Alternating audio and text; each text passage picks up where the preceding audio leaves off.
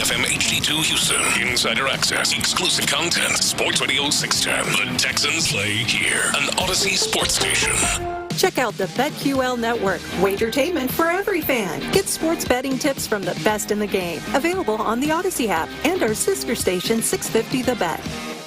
Sports Radio 610 presents Seth Payne and Pendergast. We coming to H-Town. Let's get the work in, man. Let's go. Great day, great day. Oh, give me some juice, baby. Oh, yeah. And skies this one to right. Chaz McCormick all the way back, and the no-hitter is over. 1 out away from a no-hitter. Instead, Corey Seager connects for a 2-run home run. Framber that close to becoming the second pitcher in Astros history to have 2 no-hitters. Instead, it's a 4-2 game in the bottom half of the ninth. He's staying with the heater up. Fly ball right field, deep. Chaz McCormick has room and puts it away in front of the wall. Rangers making a bid for another dramatic final inning, but Josh Hader had just enough to keep that in the stadium, and the Astros escape with a 4-2 win, and a combined one-hitter between Framber Valdez for 26 outs and Josh Hader with a little skip of the heartbeat for the 27th out. That's a good call by Todd Callis right there, because that's what that was, a skip of the heartbeat. That was a game that was just, for a 2-0 game most of the night, that was as chill as it gets, man. Framber was just mowing guys down, had a no-hitter going through 26 outs, and then Seager makes it a game with that 2-run home run, 4-2. And then, Josh Young almost ties that thing up in the bottom of the ninth, but they kept it in the ballpark. Most importantly, the Astros get a win last night, 4-2. Over the Texas Rangers, as we welcome you in on a Wednesday here on Payne and Pendergast on Sports Radio 610. Did your heart skip a beat watching that fly ball last night, Pope Zaza? I guess that would be the right way to say it. Heart skipped a beat. I think I like Framber's performance was it was a great performance, yet at the same time, for much of the game, it kept driving home my insanity with the bats over the past month or so. This is, or since the All-Star break, really. I'm in a stage with the Astros where, 2 nights ago, if the Astros had won that game, I don't know if I would have been that happy about it. And yesterday, despite an incredible performance by Framber, who had that no-hitter broken up by Corey Seager, the only man in MLB history who has now twice broken up a no-hitter in the 9th inning with 2 outs. Wow. That's a stat. That's a stat. Corey Seager, that's why I blame Espada for not instructing somebody to take Corey Seager's legs out. Like a Karate Kid situation? Yeah. Hey, look, Seager's coming up in the bottom of the 9th, probably. Yeah. We need to have some experience with stuff like that. Sweep the leg. Yeah, sweep the leg, Johnny. Yes. But other than that, Framber, he got the championship belt for both pitcher of the game and fielder of the game, because he had that inning. Was it the 3rd inning? Sometime early on. It was back to back. It was the second. He ended the 2nd inning and the 3rd inning with literally the exact same play. A little nubber out in front of home plate that he had to quick go to his right to go get, and then throw a laser to first base. And you're right.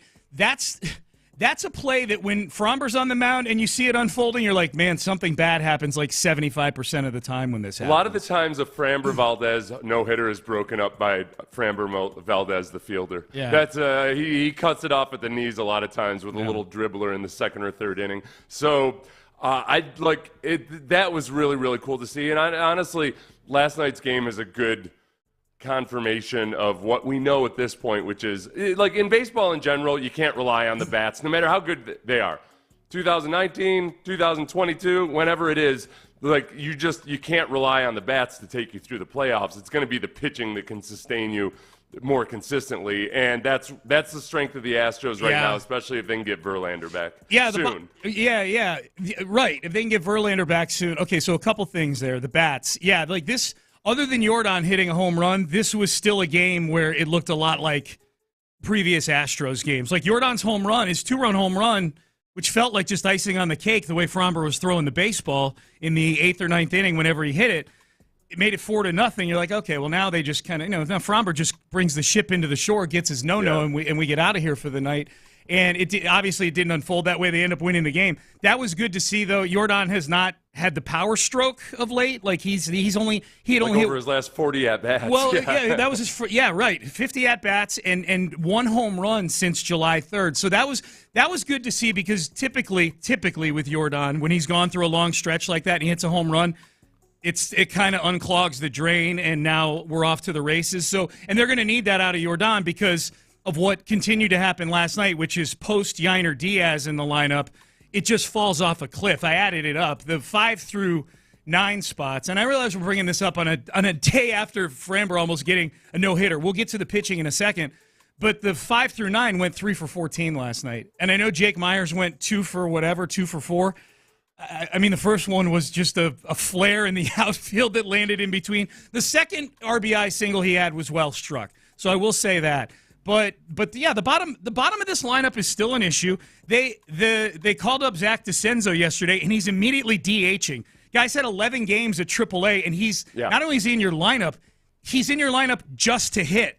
That's it. It felt like he struck out on 2 pitches in the first at bat. Yeah. It was like, let me really take this in. Yeah. See if this kid. I had the tweet all loaded. I was going to spell his name with DeCenzo with a DH at the beginning. Yeah. It was he's my DH1 DeCenzo. Oh, yeah. He screwed you out of a one-liner. I tried to do it with a DeCenzo and then also with a 9 because he's number 9 for the N in DeCenzo. That got a little too cluttered. But DeCenzo with the DH at the front looks pretty good. Oh, man. He's got to try to right now he's fielder's choice DeCenzo. Right. He's not DH DeCenzo. Right.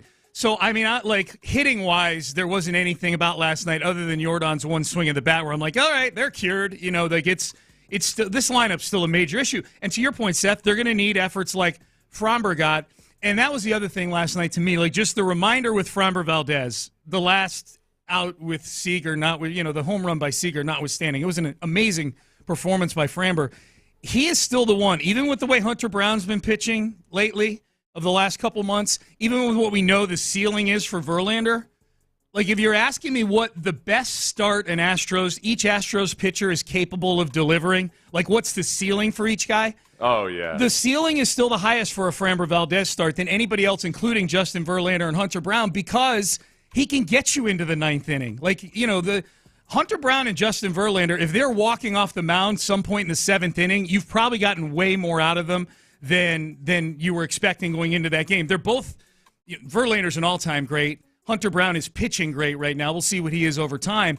But they're still guys that you go, okay, these are 6-inning guys. Man, Framber's a guy who, if you're having issues in the bullpen, if you just don't feel like injecting the unknown of bringing a new pitcher in, I mean, he is super efficient, man. Like 93 pitches going into the bottom of the 9th inning. He's still the best start capable on this Astros starting rotation is still a Framber Valdez start right now. And the big question mark is as good as Hunter Brown has been, Blanco as well. That they're both loading up innings way more so than they ever have before. Right. So you get your fingers crossed, and look, we've seen great playoff performances by young pitchers in the past. Blanco's not young, but you know what I'm talking about. And it's just that you got to keep your fingers crossed that they're gonna endure through October. Okay, and right now the Astros do sit 1/2 game behind the Mariners. So Mariners lost last night, huh? Yeah. They're 1.5 back going into yesterday, so the Mariners must have lost last night. They were 1.5 going in yesterday? Yeah, they were 1.5 back going in yesterday. So I haven't even looked at the scoreboard. I was just so enamored with Framber last night. This is a disgusting, pathetic division, but that's neither here nor there. Dude, the baseball gods have graced us with a very weak division in a year where the Astros can't capitalize it by being 20 games ahead in August. That's right. They have to be comfortable with just, hey, we're right there. We're right there in the race with yet another Mariners effort, which got off to a rip-roaring start and now is starting to deflate. Yeah, yes. Tigers 4, Mariners 2 last night in Seattle. So the Mariners lose. So the Astros, they're even in the loss column and a half game back in the standings. The Mariners have played one more game than the Astros. As far as other Astro things yesterday that are relevant to all this, we mentioned DeCenzo getting the call up and immediately getting put into the lineup as the DH. If you're looking for a sign of how few big league hitters, or at least guys hitting like big league hitters, are on this roster right now, Aledmus Diaz feels like he's occupying a roster spot just because people like having him around. Like it's a fun name to say. Yeah, and he's got a fun face. You know, he's always looks like he's smiling. Yeah. Justin Verlander is one bullpen session away, which is today, from some rehab starts in Sugar Land. So if today goes well for Verlander and everything, knock on wood, has been going well lately with Verlander, so he's close to coming back. Luis Garcia is still a no-throw, according to Joe Espada. So the question is, are we ready to call it on Luis Garcia 2024? God no. Sean, at which You're point not ready during to call it, huh? Season have various people called the entire season on the Astros? You can't go there at this point. I think with Garcia, look, it's a Tommy John surgery. Mm-hmm. I think sometimes we get a little too comfortable these days with ACLs and Tommy Johns, where we say, it's no big deal. Even Achilles, people starting to get that way with Achilles tendons. It's still a big deal, and you got to be hyper careful about just maybe you don't want to sprint to the finish on the rehab. Mm-hmm. So with Luis Garcia, I'm putting him in that category of, man, if he can just get sharp before the playoffs, and if the Astros can make the playoffs, then that's what I'm hoping for out of him. Yeah. Verlander, I'm a little bit more aggressive now because we're very, very close to the finish line. We're one of these, photo finishes where you can't quite tell because you don't understand the rules of track and field.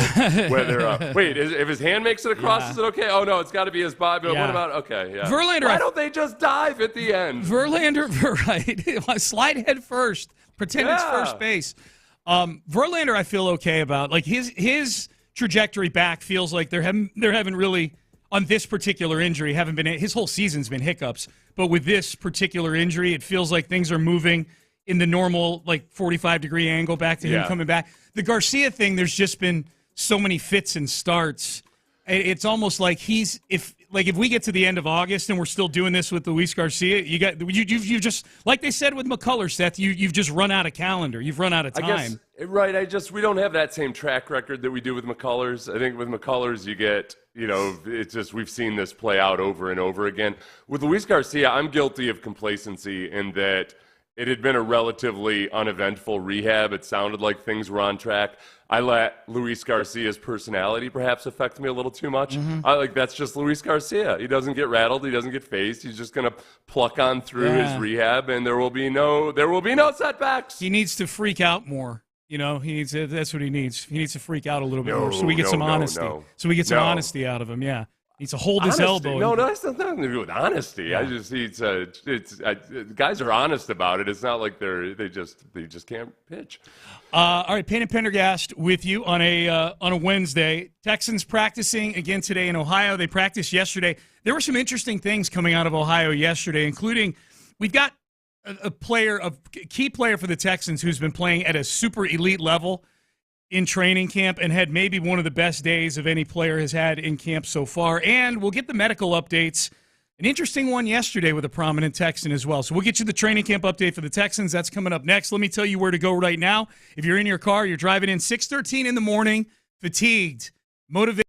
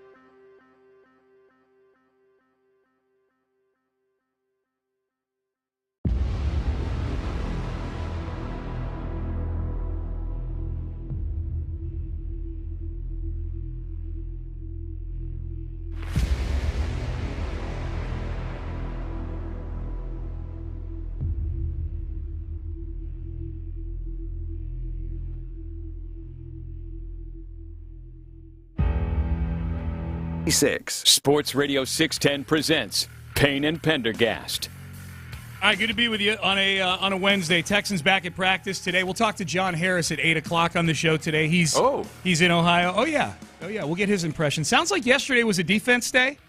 Sounds like it was. It sounds like it was kind of sloppy for the offense. Yep. Sloppy conditions, I guess. And it's something, honestly, that's starting to annoy me a little bit because Bobby Sloak says something here where he's not making excuses, but it's a common theme that keeps coming up. It's just listen to this and tell me your grumpy old man doesn't get his daubers up over this.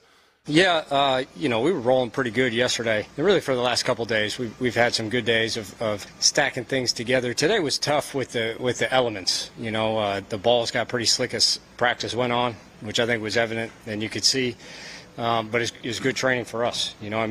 Houston's just different as far as the heat goes, but we don't deal with the wet conditions as often as I feel like you do in some other places. So it's really good training for us. Just how to adjust to that. Receivers, how to keep our feet. O-linemen, how to anchor. How we still want to approach the run game. We need it. And I think that showed today. The defense made the adjustment today, and we didn't. We will going forward. Okay.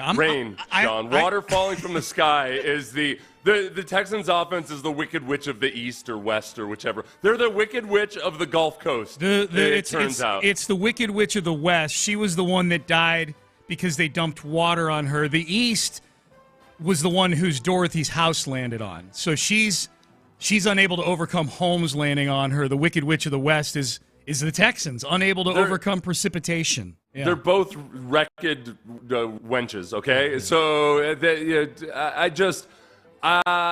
annoys me because we had the Jets game last year, and D'Amico acknowledged that after a rainy practice a couple of weeks ago when it was wet and the offense looked awful, the team got into a fight, and D'Amico acknowledged that in that Jets game, there just wasn't the energy that they needed. Mm-hmm. I can't have this potentially high-powered offense be undermined by something as simple as precipitation. It's annoying me. It's annoying me to an extreme degree because they play they play potentially in the elements some this year. They've got an outdoors game in New York. Yeah. They've got an outdoors game against Kansas City late in the year. Jaguars on December 1st, which that's when it starts to get kind of misty and ugly in Jacksonville. Yeah, I'm actually looking at the skit. New England in week 6. That's in October. Green Bay the following week in October. Green Bay has bad weather at times. I've never heard that from John Facenda. Yeah, Google it. Look it up. They do. Yeah. And then 2 weeks later, as you mentioned, the Jets. They've got Kansas City, as you said, on Christmas Day. Or, I'm sorry, Christmas weekend, the weekend prior to Christmas. And then Tennessee, they close out the year in January. That's a tough one. So they've got about a half dozen games, potentially, with elements, I would say. Don't get triggered, everybody. With this, the current weather cycle that we're on, it's pretty there's been less snowfall. There's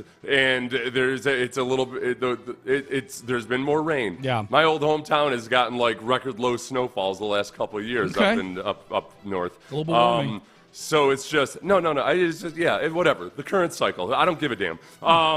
It's they're gonna face rain, especially in the playoffs. I don't want this to be an offense that's high powered in the regular season, and then like Miami and Kansas City last year that just fell apart in the playoffs with anything other than tropical weather. Well, that was negative 60 degrees outside. I give both teams a pass. That was just way too cold. One team handled it a lot better than the other one.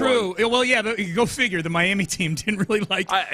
There's been a whole lot of self-congratulation by the Texans as of late. A whole lot of isn't it crazy how awesome we are? Well, no, you're not awesome yet. You got to go out and face a downpour, face an afternoon downpour, and burst through that barrier before you stop sucking as an offense in those situations. Well, the defense liked it yesterday, and particularly Derek Stingley Jr., who picked off C.J. Stroud twice towards the back end of the practice and got a lot of love for it. I guess the first one was a ball to Nico Collins, like a 50-50 ball that Stingley went up and bodied him and came down with it. We saw a similar pick from Stingley earlier in camp. I forget who the receiver was. Oh, it was Tank, because Tank tried to wrestle the ball away from him. Bodying Nico Collins up is pretty impressive.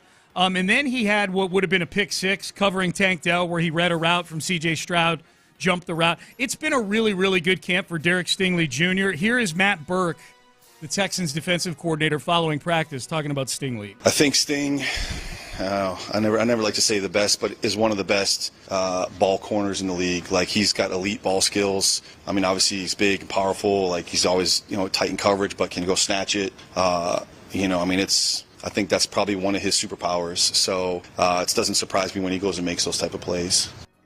I've seen some people, I would say, overreact to one-on-ones at times, because all this stuff filters out, because it's one of the only times that the media are allowed to film practice is during one-on-ones and stuff like that. So you see a lot of film of, at times, Derek Stingley getting beat by Stephon Diggs, and they'll think, oh man, Stingley must suck.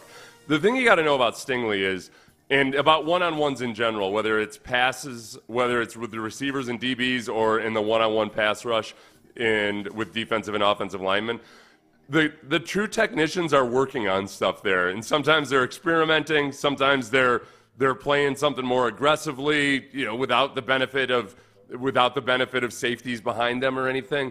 And it's like losing a one-on-one. When you're a rookie, you're trying to, you don't want to screw up. You're trying to prove yourself and everything. When guys really get to that expert level, they're working on stuff, and it means sometimes they're going to get beat and beat badly. So you just got to be really careful about reading into that stuff too much. Through the duration of camp, there's battles between Stephon Diggs and Derek Stingley. There's battles between Stephon Diggs and Nico Collins. So there's nothing about not Stephon Diggs and Nico Collins, with Derek Stingley and Nico. Yeah. So hold on, let me give myself, because I've been bad lately. I corrected myself, so there. Got the name right eventually. I think I'm excited about Derek Stingley this year. I think he's kind of really coming into his own in a lot of ways. Yeah, it's going to be a big year for him. Cody Stutes, in his summary, Cody Stutes, Houston Football, had the sentence, Fatukasi and Mario Edwards are nasty at defensive tackle. Nasty.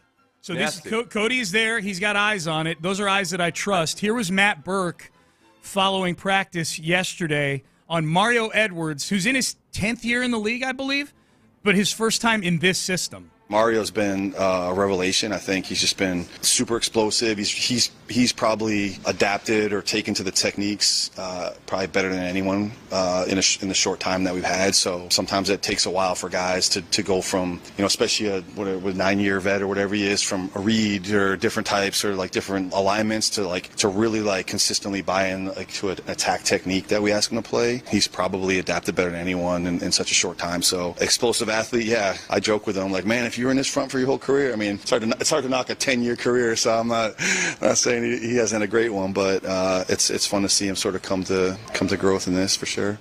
Yeah, the defensive line coach Rod Wright had said something similar a couple weeks ago about how if Mario Edwards had been in this system his whole career, it might have been statistically it might have looked a little different. When you're in read and react defenses where the defense is first, you're supposed to maintain your gap.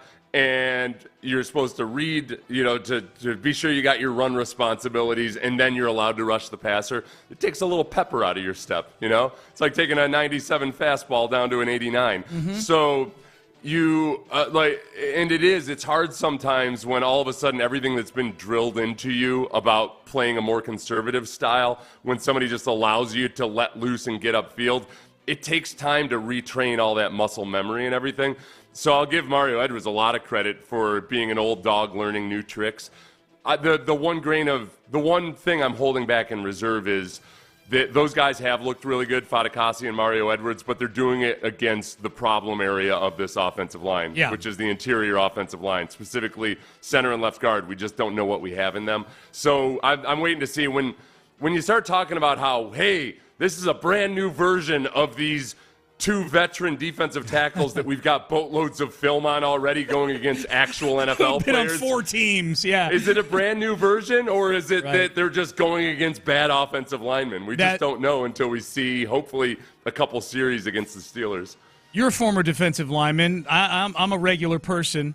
This sounds like a more fun system to play in, the one that Edwards is playing in now. It is. It's tricky because I went through the same thing in my 10th NFL year. Yep. There was the first time I played in defense where all of a sudden it was an attack front, and it took me a while, and it was a lot of fun because I ended up getting injured very early in that season, but I did think the same thing Mario Edwards is thinking, which is, oh my gosh. Like, if I think back on my career, and like if I had played in this system every year, the stat sheet would look a little bit different. Maybe fewer tackles, but more TFLs and sacks. Yeah, more of the sexy stuff. Yeah. More stuff more of the stuff that gets chicks. But it's almost like it's like somebody who was. It's like somebody who was raised super religious, like it's somebody who was raised Amish, and then but decides to leave. You don't let go of some of those old, like what was drilled into you as a youth ever. Yeah. And there's always a little bit of hesitation sometimes. You're always waiting to get slapped on the wrist with a ruler because you're playing free and loose. Yeah. And, I don't know, maybe looking at a woman's bare ankles. I don't know. Yeah. I'm allowed to do this now? Wow.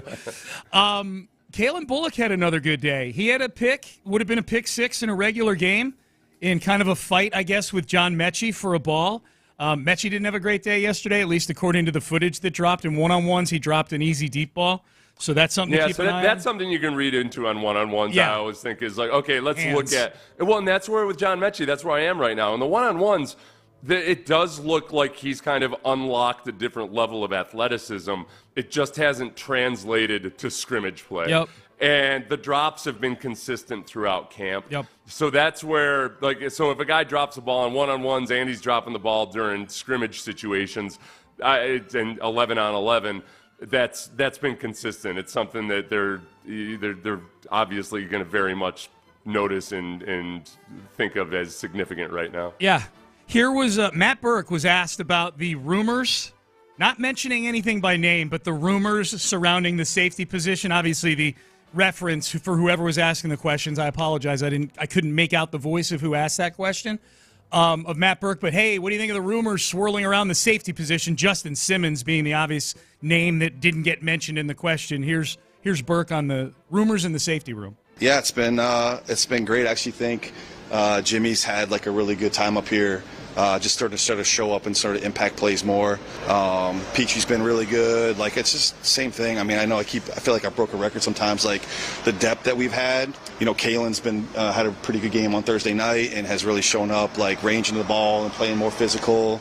And then the kind of two vet guys we have in the room with E. Murray and MJ, like, man, we've been mixing those packages a lot, again, trying to get guys in different spots and trying to get guys against different competition and whatnot. So I don't know what rumors you're talking about, but like I feel really good about our depth, and all those guys have been kind of growing in what we're asking them to do. And like I said, I feel like even a guy like Jimmy is starting to like sort of show up. You know, I feel like he's kind of forgotten man sometimes. So Jimmy's been making some plays the last few practices and starting to he's on the come a little bit. So feel good about where that whole group's working. Yeah, I honestly think that where the Texans are right now is that, look, as a football team, you're always trying to balance the long term with the short term, and I'm sure that there were multiple free agents out there this year that the Texans would have loved to go and grab and spend against the future, leverage yourself against the future, all that stuff. But you just got to be careful in how you do it, and you want to be constantly developing guys from within as well. So I think that's where they are right now. I think they like Kalen Bullock. I think they're still trying to figure out exactly what's the best fit and the best role for Jalen Pitre, and they see ways to use him creatively or just in spot duty at safety and other times at nickel linebacker. And if they add, and they do like Jimmy Ward when he's healthy. So, all right, do we bring a 31-year-old safety into this mix? Well, we already have multiple other 30-plus-year-old guys on this defense. I think they probably look at it as a break glass in case of emergency situation. If they get an injury, if Kalen Bullock all of a sudden just doesn't continue progressing, then they'd consider it. But I think right now, when they say I don't know if any football coach is ever happy, but when they say they're happy with the position group, I think I'll take it at face value. Yeah. I think they're like, yeah, we're good for now with right here, and we like where we're headed. Yeah, and I think Kalen Bullock's performance so far in camp is a big variable in that. He's been excellent. He has shown up. He's in my notes. He's in there once a day. He does something every day. He shows up on film, right? And at this stage in camp, especially, this is where I am. Like with Cade Stover. Cade Stover in that game, I thought had some really good blocks. I thought he did some really good things. And a couple of the issues that weren't even glaring issues or anything, it was more along the lines of him adapting to the speed of the game and also learning the system and the scheme more so than it was a physical issue. I think he's got a lot of potential to be a really good blocker. So like with Kalen Bullock, you look for the positives and, hey, can he physically compete? Yep. Yeah. I think some of the things I saw in the game were more along the lines of, taking which angle and all of that, like the finer elements of the game. But the fact of the matter is he simply shows up. Yeah, he's freaky. He's got an athleticism that you can't teach, for sure. All right, and real quick, Titus Howard at one point during practice yesterday went into the blue tent. He left the field riding on a cart. He wasn't carted off. Like that. This is getting annoying. Apparently where they practice, there's a lot of hills to go back to the training facility and whatnot. Uh-huh. So guys ride carts. Like Blake Fisher had to leave practice the other day, rode back to the facility on a cart, and there's people saying he got carted off the field. Like carted off means they have a debilitating usually a lower extremity injury. Uh-huh. Riding a cart is not getting carted off. It's not the same thing. But it's literally correct. Right, so but football connotation. Don't you actually me on this. There's football connotation with carted off. He didn't rode a cart. Okay. Titus tweeted it out to clarify it, did he not? Yeah, he walked off. I guess walked off the field, carted away from the facility like everybody else is the appropriate, I guess, way to have phrased it. Titus's tweet was, "Dang, I thought I walked off the field," which led a lot of people to think like, okay, did he get a concussion? He just doesn't remember what exactly happened. I thought I was the Prince of Algeria. What the hell? Same thing. You're going to tell me you're going to take away my lands and rights? Same thing. All right, we'll get to the Astros. Good night last night for the Astros, particularly Framber Valdez. A lot of news with the Astros, too, that we will get to. We'll circle back to the Texans and big NFL news going on as well with the trade that we're waiting to happen right now. We'll get to all of that in headlines coming up next. The Texans are headed to Pittsburgh for their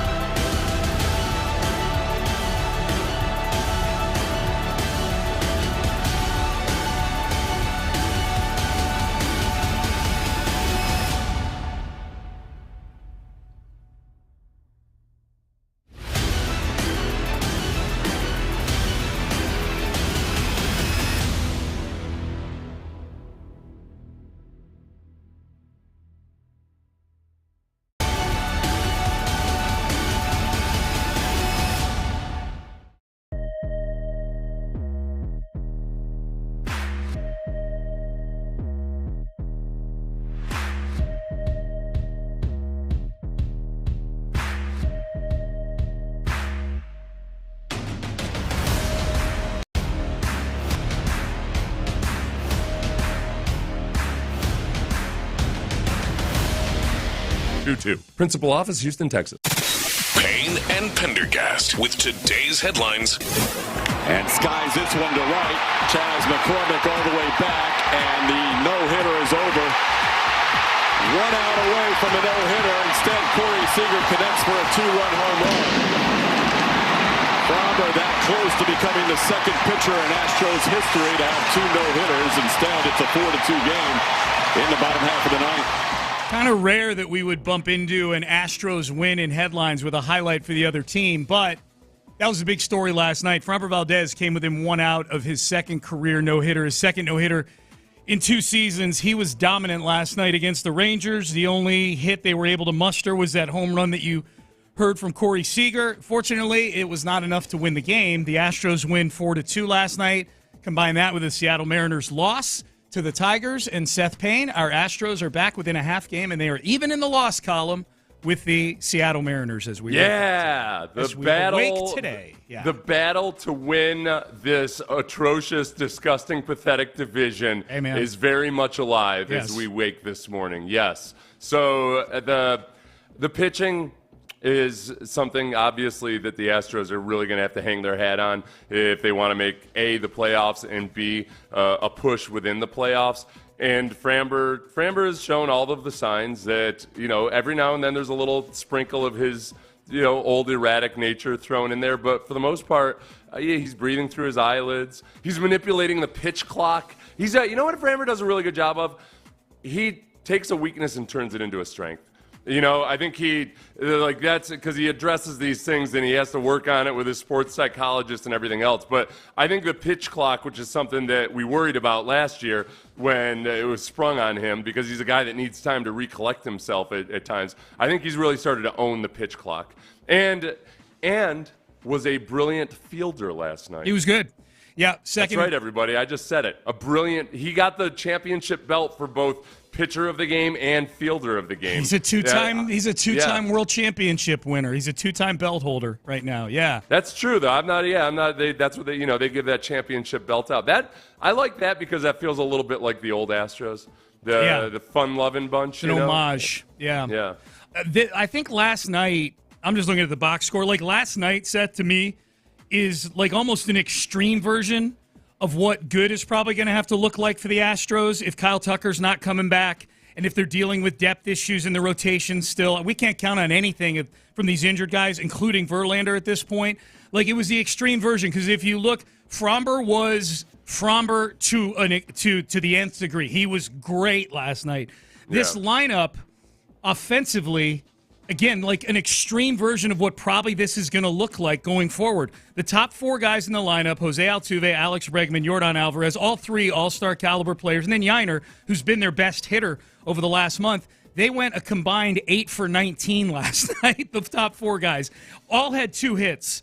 The bottom 5 in the order went a combined 3 for 14. So this is probably what it's going to look like for a while. Whatever the graphic they put up last night early in the broadcast of the Astros they've been hitting like 130 with runners in scoring position over this drought. Yeah. It's every time there's a runner in scoring position now with the Astros, Sean, I flash back to like various movies where there's like war movies where there's a division that's stranded and there's some general that's like, we don't have the resources, we can't save them, and everybody's saying, we can't just leave them out there.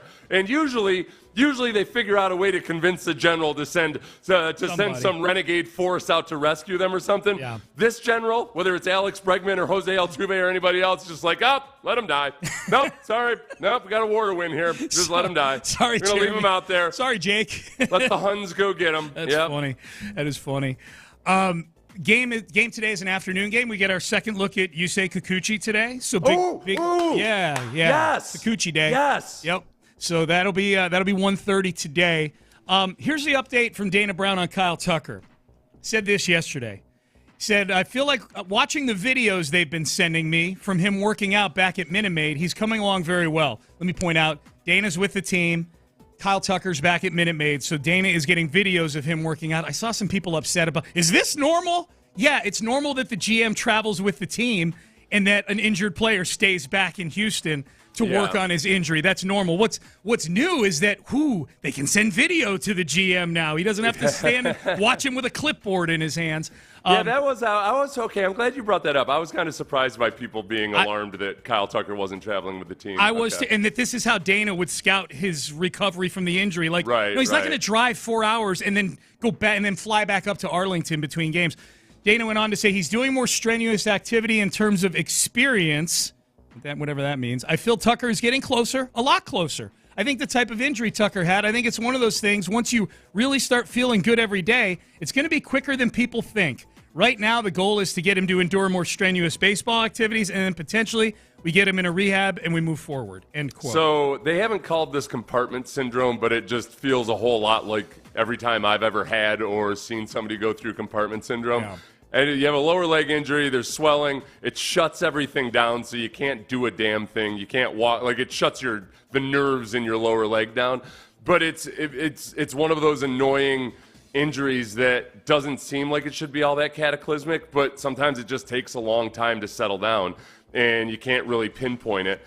But once it does clear, you can start getting back in shape, and maybe that's where he is right now. But because it shuts everything down. If it is in fact or was in fact compartment syndrome, you lose conditioning. You know, your calf muscle hasn't been worked, your ankle isn't strong, so you don't want to just say, oh, he feels better now, throw him back out there because he's going to get injured again. So I think hopefully what this means is that he's working out like a normal baseball player right now, and they just want to be sure that he's back up to in shape and that his performance and his strength and his leg is the same that it used to be. I hope that so. is my amateurish opinion, but guided by experience. I hope that's the case. I mean, if he comes back, honestly, if he comes back at 80 or 85% of what he was when he got injured, that's a huge boost to the middle of this lineup. You know, well, the thing with Tucker and Framber is, it doesn't matter where they are, whether they're slumping or not. The defense respects them. Yeah. It puts stress. The pitchers. Hold on. You said they stress the defense. No. You said Framber. I think you meant Jordan. You said Framber. You meant Jordan. I meant Jordan. Yeah. Instead of Jordan. Right. Don't double correct me. You know what you just did? You did a Bill O'Brien. No. You said Framber. You said Tucker and Framber. Yeah. But then I corrected myself, and you kept correcting me. That's why Tom Brady blew up at Bill O'Brien back in the day. Okay. It's because he kept. Brady said, "Yeah, I know, I screwed up," and O'Brien kept correcting him. I'm just making sure. If I had my druthers, I would never correct you. So I'm just trying to appease the beast. Thank you. Yeah. So Jordan and Kyle Tucker, they stress the defense. Yeah. It doesn't matter if Jordan hasn't hit a home run in however long. Right. Everybody backs up a little bit. Yep. So and the pitcher's sphincter tightens up a little bit. Yep. So I like that. Yeah, having Kyle Tucker in the lineup, even if it takes him a while to get going, it does. It adds an element that the Astros don't have right now. Our baseball talk is presented by T-Mobile. Switch to T-Mobile, and you can get tons of benefits and still save on every plan versus AT&T and Verizon. Use their savings calculator to find out how at t-mobile.com/switch. Texans back at it in Ohio today. Their last practice up in Cleveland at Nick Casario's old high school, and then they'll travel to Pittsburgh. Cause of death of Jacoby Jones was confirmed yesterday in the news. Jacoby Jones passing away just days after turning 40 a couple weeks ago. Hypertensive cardiovascular disease for Jacoby Jones. So he's had basically you have a high blood pressure for a long time, puts a lot of strain on the heart, and it's unfortunate. Yep. Obviously, it's tragic because he's very, very young. So. Yep. As that. Hey, if you're a guy, most of our listeners are guys, and a lot of them are like in that age group. Don't. A lot of times people look at heart disease as something that happens in your 60s or 70s. It starts in your 20s and 30s. Oh yeah, it's a progressive thing. Yeah, don't mess around with it. Take it. Pretend you're 68 years old and you just got told you had high blood pressure. Yep. Go to the Men's T Clinic. They take your blood pressure every week when you go in there. You're really in tune. We'll talk more about this in the 7 o'clock hour, but the Brandon Aiyuk trade is probably the top story going on around the league right now. The Patriots are out. The Steelers are back in, so it looks like it's a two-horse race as of right now between the Steelers and the Browns, which makes, you just saying that makes it really interesting because that's where it hits home like, these two are in a division with each other and play each other twice a year. That's good for Brandon Aiyuk. Not only do you have two suitors that are highly motivated to keep him away from the other suitor. two suitors who are trying to find out whether they actually have a good quarterback or not, too. Yes. Like that's that's the thing that really flips the table potentially for one of these guys. And one is paying a whole lot more to find this out. I know, yeah. One of those teams did it in a smart way. One of those teams is god awful stupid, run by a freaking alleged criminal who got off by the skin of his teeth. There you go. Yeah. All right. Man, there's so much more to get into with the NFL. We'll get into it here in the 7 o'clock hour. Position battles for the Texans. Which ones are the most intriguing? Which ones are you looking forward to on Friday? DJ Bijani, who covers the team for ESPN, he has his biggest position battle right now. This is definitely one I'm curious if Seth agrees with because of what the group is. We'll get into that coming up next. Stay there. It's official. Our guy Andre Johnson has his gold jacket, and his legacy will live forever.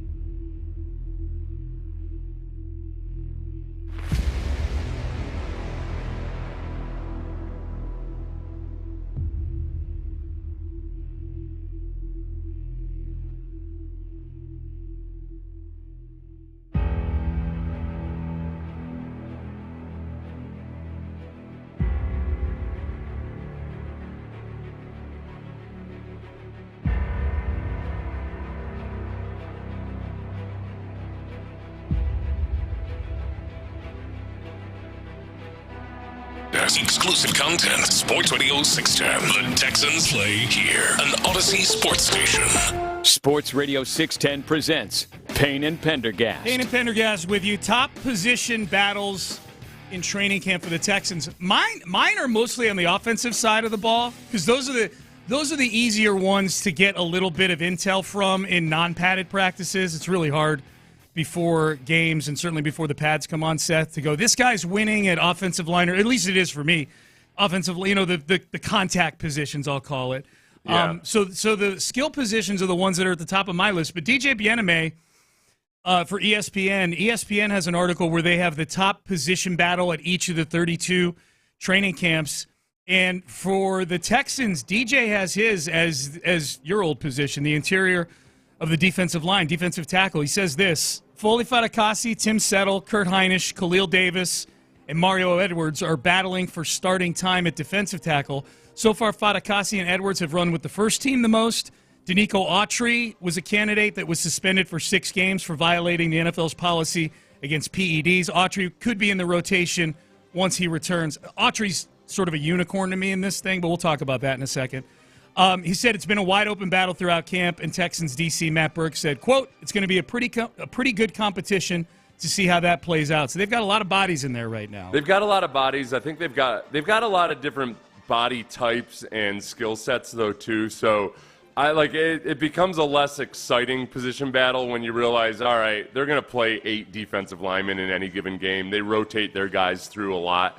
And in certain situations, in certain games, you're going to see more Mario Edwards and Danico Autry at defensive tackle. There's going to be other games, I think, where Khalil Davis and Foley Fatukasi get more reps at defensive tackle. So the battle for me is really just in making the roster. And some guys will be starting some weeks and some guys aren't, just based on which personnel you roll out on the field. I do feel good about the fact of, they do have more sheer mass in a lot of ways, I think, than they've had at defensive tackle. Yeah. And Kurt Hinish is a good example of, I tell you all the time, there's some guys that aren't just built for flashing during training camp and OTAs because they're not great athletes. And Kurt Hinish is that kind of guy. But he gets in the game, and he looked a lot more steady and consistent than a lot of the other guys who might be more athletic the other night. Mm-hmm. So, Kurt Hinish and McTelvin Agim, those guys battling for a roster spot. Marcus Harris has shown up, but he's a smaller guy that sometimes gets washed a bit in the run game, but does get across the line really quickly. I think it's going to come down to, all right, how do we get all the different players on a basketball team? We got some guys that can play that are shooting guards. We got another guy that's a center. We've got a point guard. You got to have different body types and skill sets. They've got options right now, so I feel better about the whole breadth and depth of the defensive tackle position. You bringing up Marcus Harris there made me think of that. Made me think of this. And John Harris, in his 33 or 35 points that he makes in his Harris hits, we'll talk to Johnny about an hour from now. He mentioned Marcus Harris a couple times yesterday. And it just got me thinking, Marcus Harris is a 7th-round pick, I believe. They drafted Jamal Hill in the 6th round. They drafted Jawar Jordan in the 6th round. They've already cut one of their 7th-round picks, the Henderson kid out of Michigan. He got cut before training camp even started.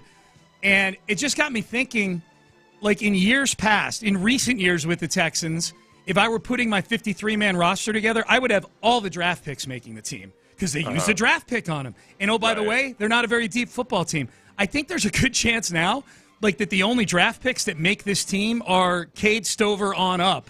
Cade Stover will be, the last stop. The 2 second-round picks and the 2 second-round picks, Kamari Lassiter and Blake Fisher. Blake Fisher, obviously, if Laramie and Titus are healthy, will have a reserve role. But Lassiter, I think, is going to play a big role. Kalen Bullock, I think, is going to play a big role. Cade Stover, for a rookie. For a rookie day 2 and day 3 pick, Cade Stover's going to play a big role. And then I don't know that any and they drafted 5 more guys. I don't know that any of them make the team. And it gets more complicated these days because of the expanded practice squad. And so just to give you a brief summary, you put somebody on practice squad and they're out there and they're practicing and everything, but they basically become free agents. So other teams can pluck them off. But there are a lot more teams. I think teams also aren't necessarily that doesn't mean they're more likely to pluck a guy from a practice squad because they've got their own guys stashed that they like. Yeah. So, a guy like Marcus Harris is 7th-round pick, but he's got upside because he's very athletic, very aggressive, and just might need some seasoning. He might be a guy that they very much like, but there's just a numbers crunch, and they can't use him right now, so they try to stash him on the practice squad. And I think that if I had to make a prediction now, I think that happens with Hill. I think it happens with Jawar Jordan, and I think it happens with Harris, who you just talked about. They're going to try to sneak them through and hope that nobody picks them up when the cutdowns happen. Like Jamal Hill is one of those guys that he converted to linebacker in college. He's only been playing it for a little bit, but you can see, man, that is a big athletic dude out there. Yeah. I can't believe they had him playing safety in college at one point. So he's still figuring it out. He's one of the guys that had some lapses in coverage in the game the other night. And you excuse it somewhat. You don't completely excuse it, but you can see that he's very raw. But there's definitely something there. Yeah, for sure. Is defensive tackle? Are you as hyped up about this position battle as DJ seems to be? I'm not hyped up about it in that I don't feel like there's some diamond in the rough that all of a sudden is gonna emerge and be an All-Pro or something like that. I just think that it's more. I think it's nice that there is that much competition and that you've got options there. I just don't. As much as people were upset about losing Malik, it's funny because people got upset about losing Sheldon Rankins, where I don't recall a gushing of emotion over how awesome Sheldon Rankins was during the season. Yeah. And Sheldon Rankins was the kind of guy that you brought in last year just as like, all right, look, we don't have any big names or anything. Give him a 1-year contract and see what we get out of him. They got more than the market predicted last year. Yep. He ends up this year, after 1 year with the Texans, getting a much better deal elsewhere. Mm-hmm. So I feel good about it in that regard, that you've got enough playmakers elsewhere on the defense that you can at least be solid at defensive tackle. Wide receiver's mine. Wide receiver is one where I almost to the point where I'm like, I don't know that there's. I feel like it's almost inarguable that the back end of the wide receiver group is the most intriguing because I think there's good play, legit, really good, not really, a legit either young guys with potential or in the case of, say, a Robert Woods, an older guy who would fit in on at least a third of the other teams in the NFL if he were to get cut, It's one of those things that's almost, I don't know, you're a survivalist and you're packing your backpack getting ready for the Civil War, and you can only carry so many weapons, and you've got all these awesome fancy ones and everything, and yet there's your old steady reliable revolver that's never failed you in any moment. So with Robert Woods, I'm I know I can rely on it, and there's a situation that might come up where I really need it. Yeah. Do I sacrifice firepower for reliability at some point? Do I sacrifice a John Mechie that might develop and go off for my old steady Robert Edwards? I don't know. Yeah. I don't know. Yeah, Robert Woods. What?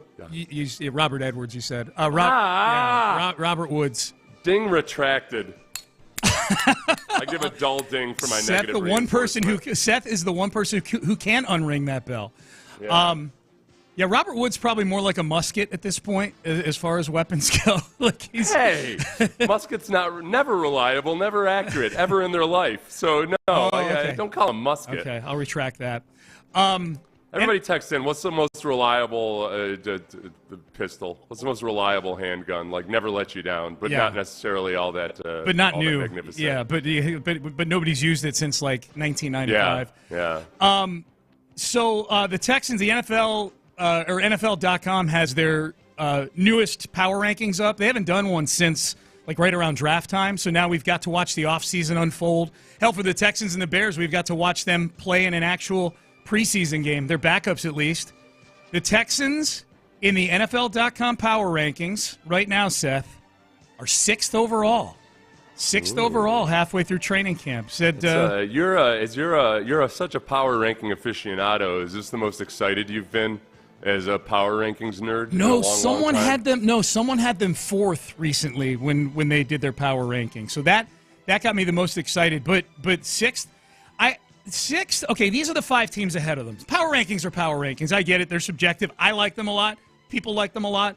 These are the 5 teams that are ahead of them. And you tell me, where, other than the Chiefs, and the 49ers, who are, I think, viewed as clearly the two best teams in football right now. Yeah. The Niners are a heavy favorite. It's almost like the Niners and everybody else in the NFC. And until Kansas City is able to get knocked off here after winning the Super Bowl twice in a row, they can look very mediocre in training camp for all I care. They're the king until somebody knocks them off the perch.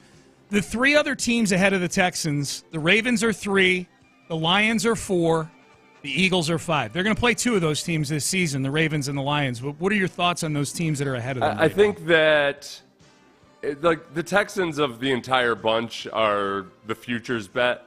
I think the Lions' big question mark is their quarterback, and just exactly what is Jared Goff, and how much of it is just the same old, all right, this guy's a product of his the talent around him and the offensive coordinator, but in big moments, is he going to fail you at some point? I think likewise with the Eagles, it's not a question as much about Jalen Hurts, but just the complete and total collapse that team had at the end of last season, and whether, like, Kellen Moore as your offensive coordinator. Remember, the Cowboys' offense, at least in terms of the regular season, got better and more efficient when they got rid of Kellen Moore as their offensive coordinator. Can Vic Fangio as the defensive coordinator right all of the mistakes and failings of that Eagles defense down the stretch? I think that's the one where I would say the Eagles are getting the most benefit of the doubt based on previous experience. The Texans are getting the most glow up from the offseason and all of that. It's still a futures bet. The Texans are above the Bills. I think the Bills are getting a little bit of a glow up too, when they might be the team that's actually like, all right, they've turned the corner into the bad neighborhood.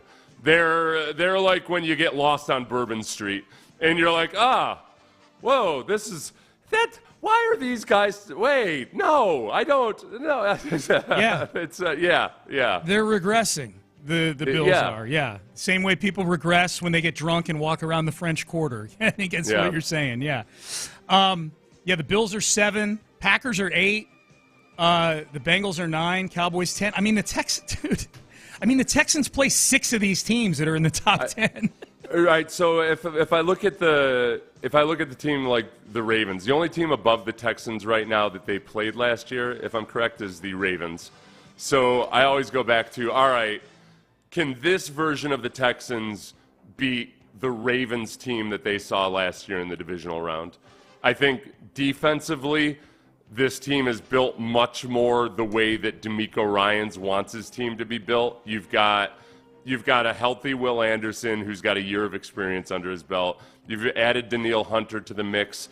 If they'll have Danico Autry theoretically by week 7. So instead of trying to blitz more than they usually do in that game, they could just run D'Amico's defense. Mm-hmm. So I think, yes, they're better suited to beat the Ravens, last year's Ravens team, that way.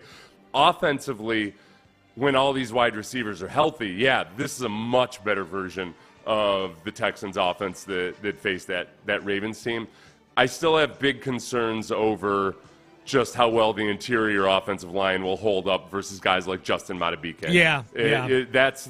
That's my big question. And can they run the ball? So we see them run the ball. We don't know for sure that they can run the ball. That's my big hanging, dangling issue right there. Yep.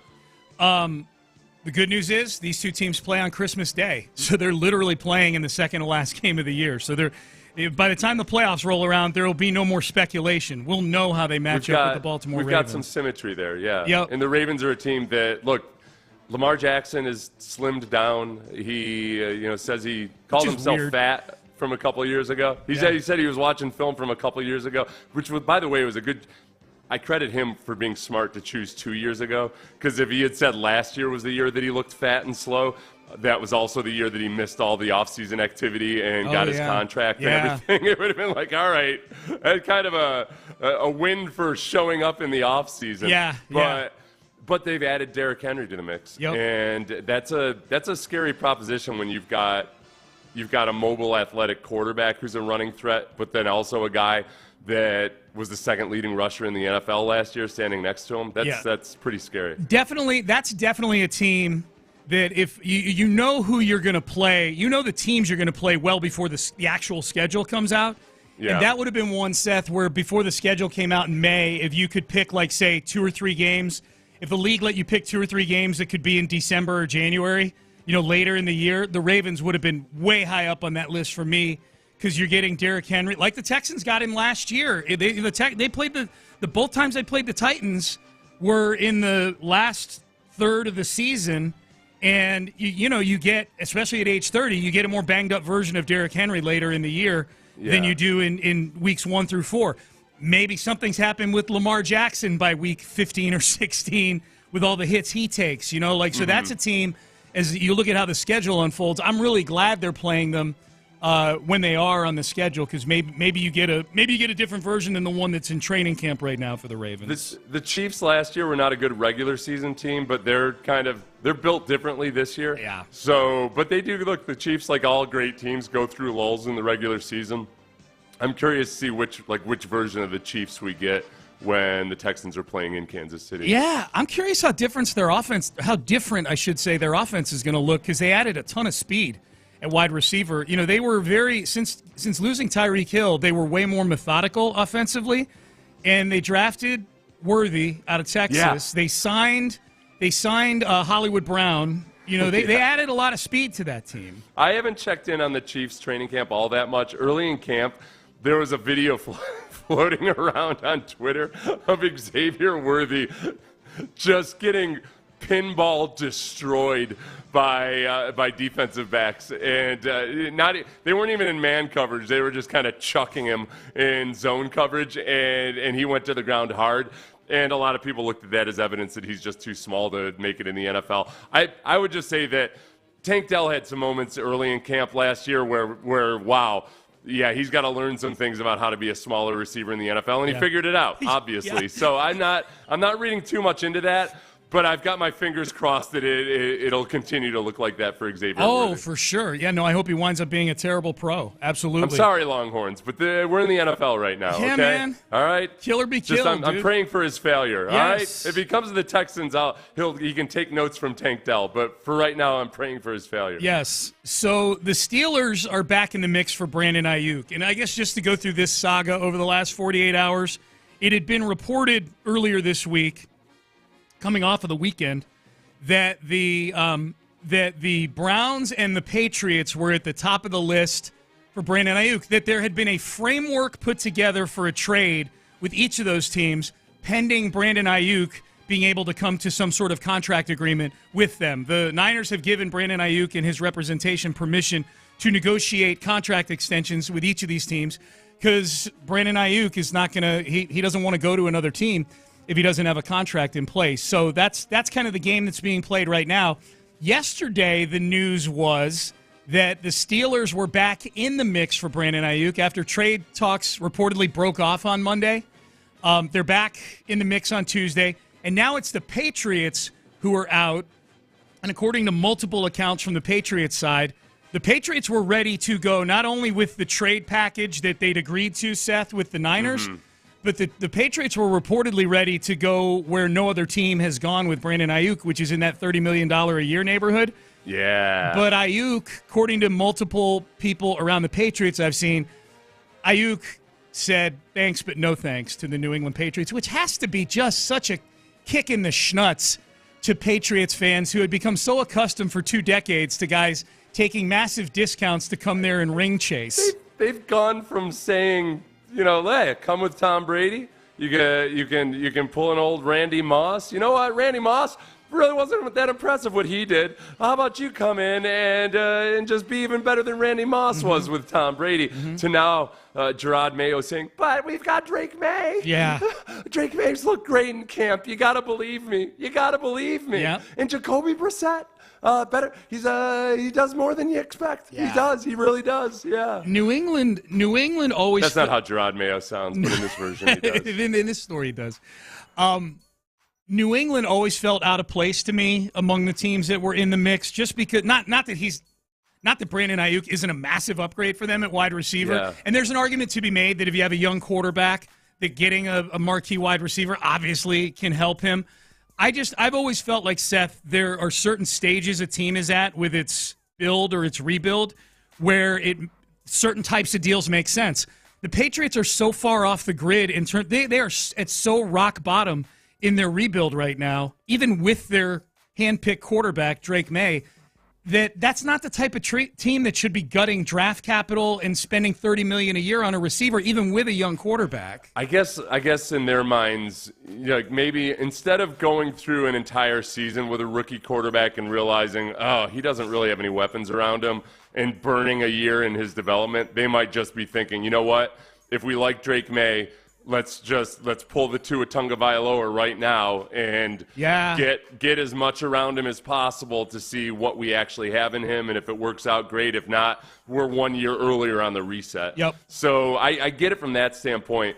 This is exactly the situation we talked about yesterday that John Lynch, the GM of the 49ers, would fear, which is that they get a great trade package from a team that just statistically and probability-wise is going to have you got a chance at a higher draft pick now. Yeah. A first rounder from the Patriots right now. It's a top 5 to be pick. Worth more than the Steelers or the Browns by far. Especially if they. So that's a tough one. And basically the player sabotaged the deal. Yeah. Now the one thing I thought about this was, from the Browns standpoint, man, you never want your current player's name leaked in trade discussion.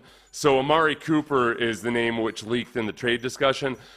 Except in this instance, because you don't want to, disrupt chemistry or anything, I got to think Amari Cooper is hoping like hell that they trade for Brandon Aiyuk and he gets to go to the 49ers. Hell yeah. That he has a chance to play with one of the best teams in the NFL with a high-powered passing attack with other guys. I bet Amari Cooper would be all about that trade. I think there's a chance that Amari Cooper could put up better numbers even with all those weapons, all those mouths to feed in San Francisco. I think there's a chance he puts up better numbers there than he does in Cleveland's offense, being the number one guy.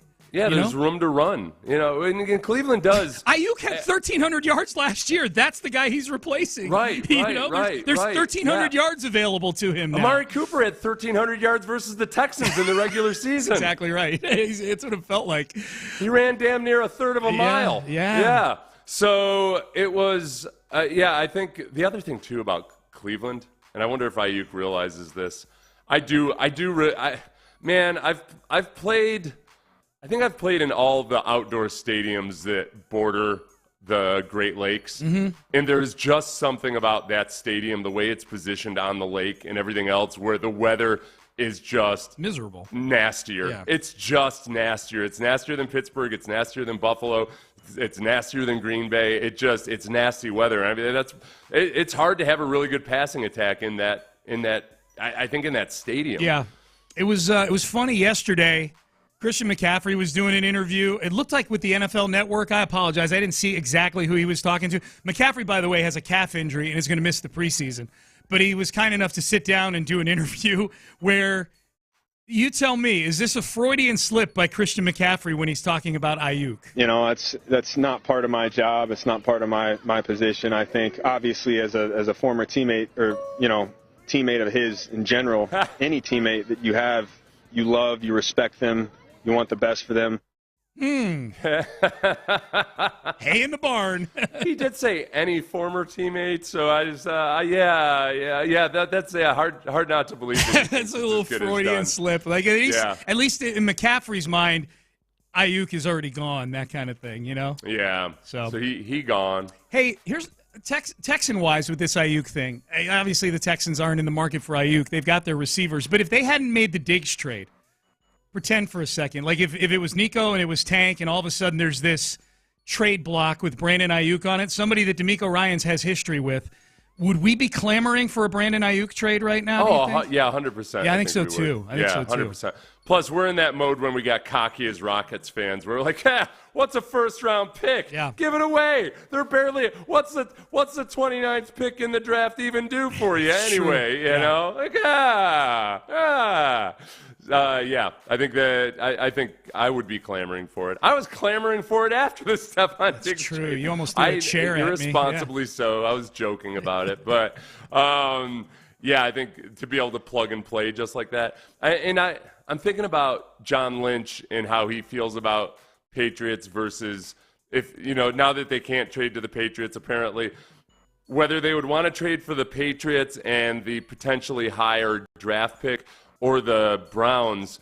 I think the Browns trade makes the most sense right now if it includes Amari Cooper, because you're not cutting yourself off at the knees in terms of what you're doing this year. Yeah. Like, they don't want to lose Brandon Aiyuk's production. No. So with Amari Cooper, they can at least maybe not completely replace it, but get a pretty good facsimile of it. Yeah, I mean, that's the tough part. You've made this. You make this point every year before the draft when teams are possibly looking to make deals like a Brandon Aiyuk trade, is that the draft itself is a bit of a deadline if you're somebody who's looking to compete in the upcoming season, because whatever asset you're going to get, and that's why in these deals for Brandon Aiyuk, it's good for the Niners that there's actually current players being mentioned in these deals, because it doesn't detract from your upcoming season. But if all you're trading for is draft capital, and you're a team that sees yourself in the mix for the upcoming season, if you don't get that deal done by the draft, now you're trading for assets that can't help you until 2025. Right, at that point, you know? Well, and that was the whole issue with the Jadeveon Clowney trade. It was the timing of it.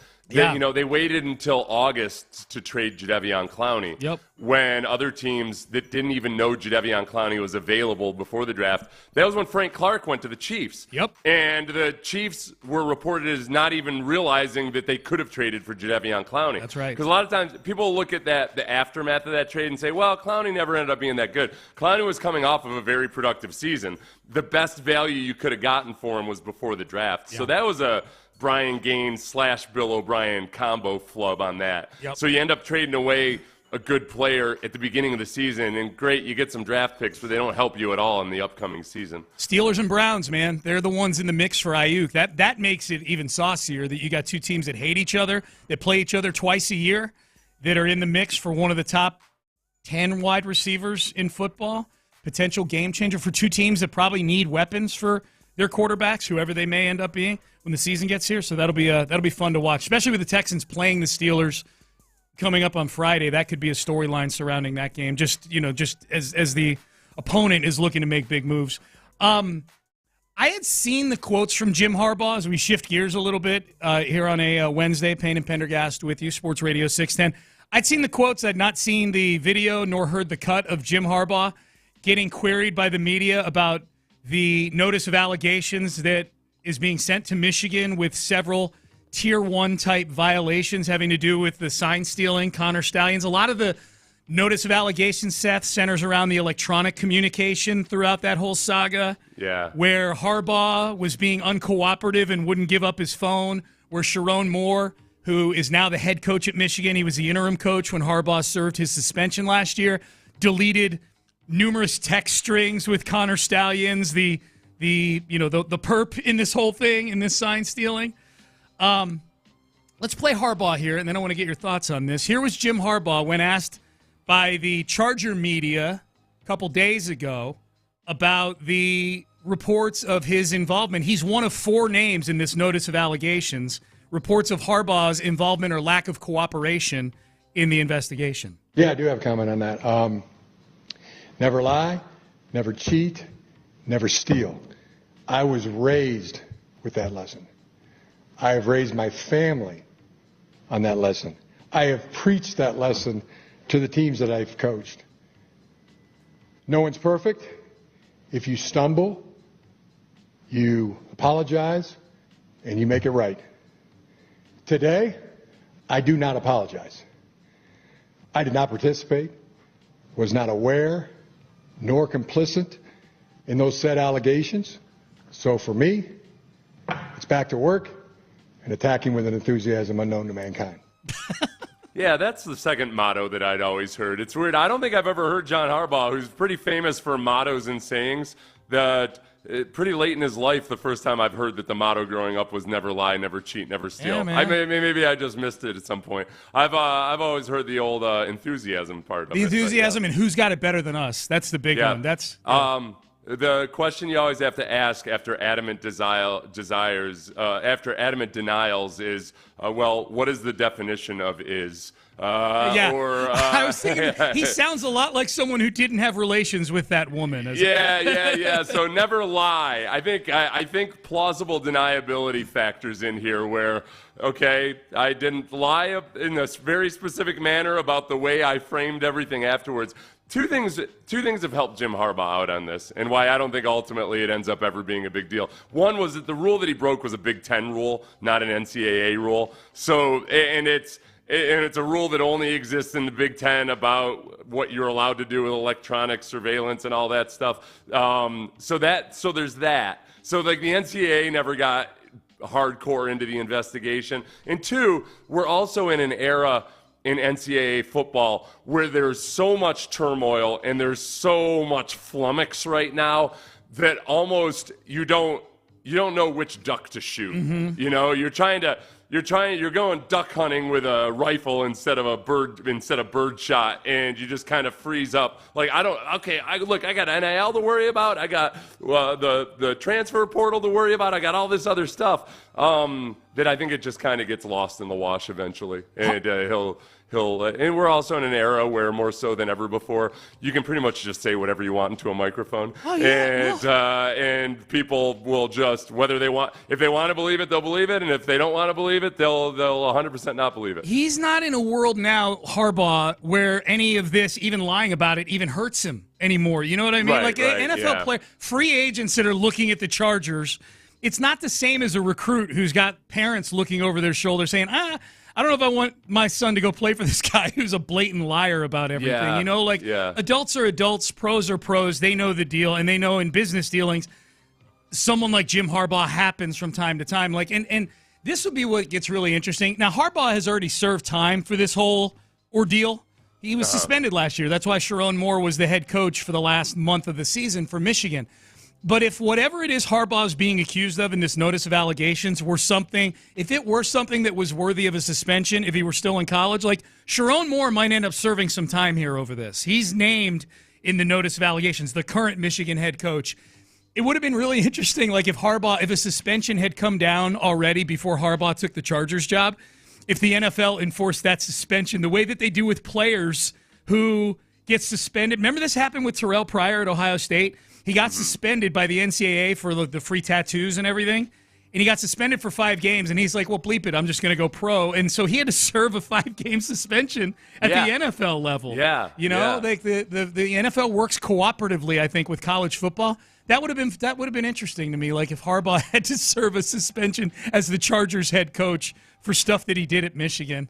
I don't think he will. Feinbaum had an interesting take on this yesterday. Yeah, Paul Feinbaum. It's an Oscar-winning performance, Creighton. I mean, I had a lot of different emotions. I mean, I wanted to throw all kinds of adjectives up on the board. I wanted to label him as a pathological liar, as someone who is delusional. But I can't do it anymore because, I think he, in many ways, is the Jack Nicholson of coaching.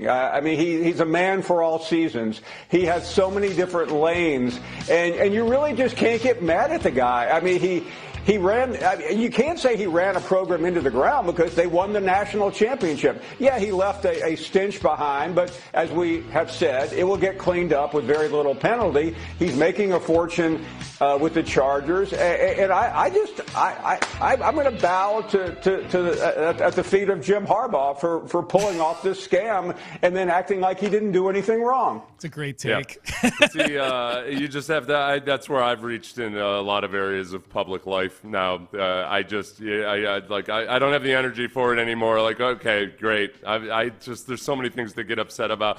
That's why I can't do Twitter anymore. I have to do it for my job, and I do it somewhat, but I just see people on various sides of any issue just flat out saying whatever they want to say with zero regard for the actual facts of like complex situations and everything, and getting full-throated approval from the masses for it. And I just all right, man, I got to worry about what I can control. It's just, all right. Yeah. I just quit. Yeah. That's definitely a broader take. That's an existential funk I'm in. Yeah. There's a lot going on there, man. We only got 45 seconds left in this segment. Harbaugh, here's the part that would have gotten interesting to me is, A, if Harbaugh hadn't taken the Chargers job, and now this is happening, and he's the head coach, and this notice of allegation. Again, he can say whatever the hell he wants. I don't think most people care about Harbaugh's involvement anymore for a couple reasons. One, he's with the Chargers. Two, they still went on and convincingly won a national championship even after Connor Stallions, the spy, was extracted from the situation. You know, like, and maybe they still found ways to sign steal. Who knows? But again, if we're just dealing with facts, they eradicated the issue, theoretically, and then they still went on to win the national title game by 21 points over Washington. Like, that was still it was still a dominant football. Look, this is in some ways this is a parallel to the Houston Astros. You know, they were still really good. You know, I think in any of those instances, like whenever there's, it's the part that's hard is that it's very easy to excuse it by saying, well, it was just one small thing. But then it's also that, like, okay, but all these little small things add up. Yeah. You know, like there's that, you can't ever pinpoint the small little things that do or do not make a difference. So you don't get to cherry pick, like, oh, yeah, okay, yeah, I cheated in this regard, but that was the only time, and it didn't even really matter all that much. Like, all right, well, great. We'll just go through this, yeah. The player who I'm most looking forward to watching on Friday is Dameon Pierce. We've heard D'Amico Ryans talk about Dameon Pierce. We've heard Bobby Slowick talk about Dameon Pierce. Now let's hear Dameon Pierce talk about Dameon Pierce and where he's at in this training camp compared to the end of last season, which was a nightmare for Pierce. We'll hear from the Texans running back coming up next. Hey, that's like it's just like building wealth. You can't necessarily ever pinpoint exactly the dollar that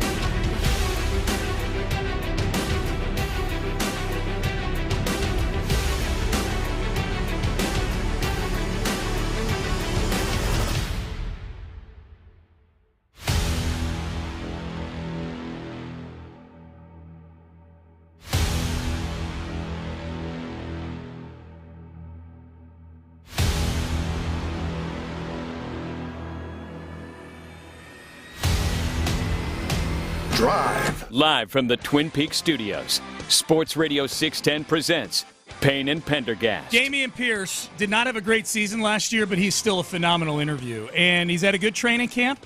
We get to see him in live action, presumably on Friday against the Steelers. So this will be, Seth, this will be our first look at Dameon Pierce on Friday in full pads going against an opponent who can drag him to the ground since the last month of last season. Dameon Pierce 3.0. Yeah. Where the second release was, which was the Windows that was really bad? Was it Windows 11 or whatever it was? It was just a mess. I don't remember. Yeah, there was a Windows text line. You helped me out with the firearms question earlier. Yeah. Thank you to everybody that texted in. Yeah, tell me which was the infamously bad Windows version? They needed that was Dameon last year. Yeah. They really need to nail this rollout. Okay, Yes. Microsoft. Yeah, we got our best computer scientists working on Dameon Pierce v3.0.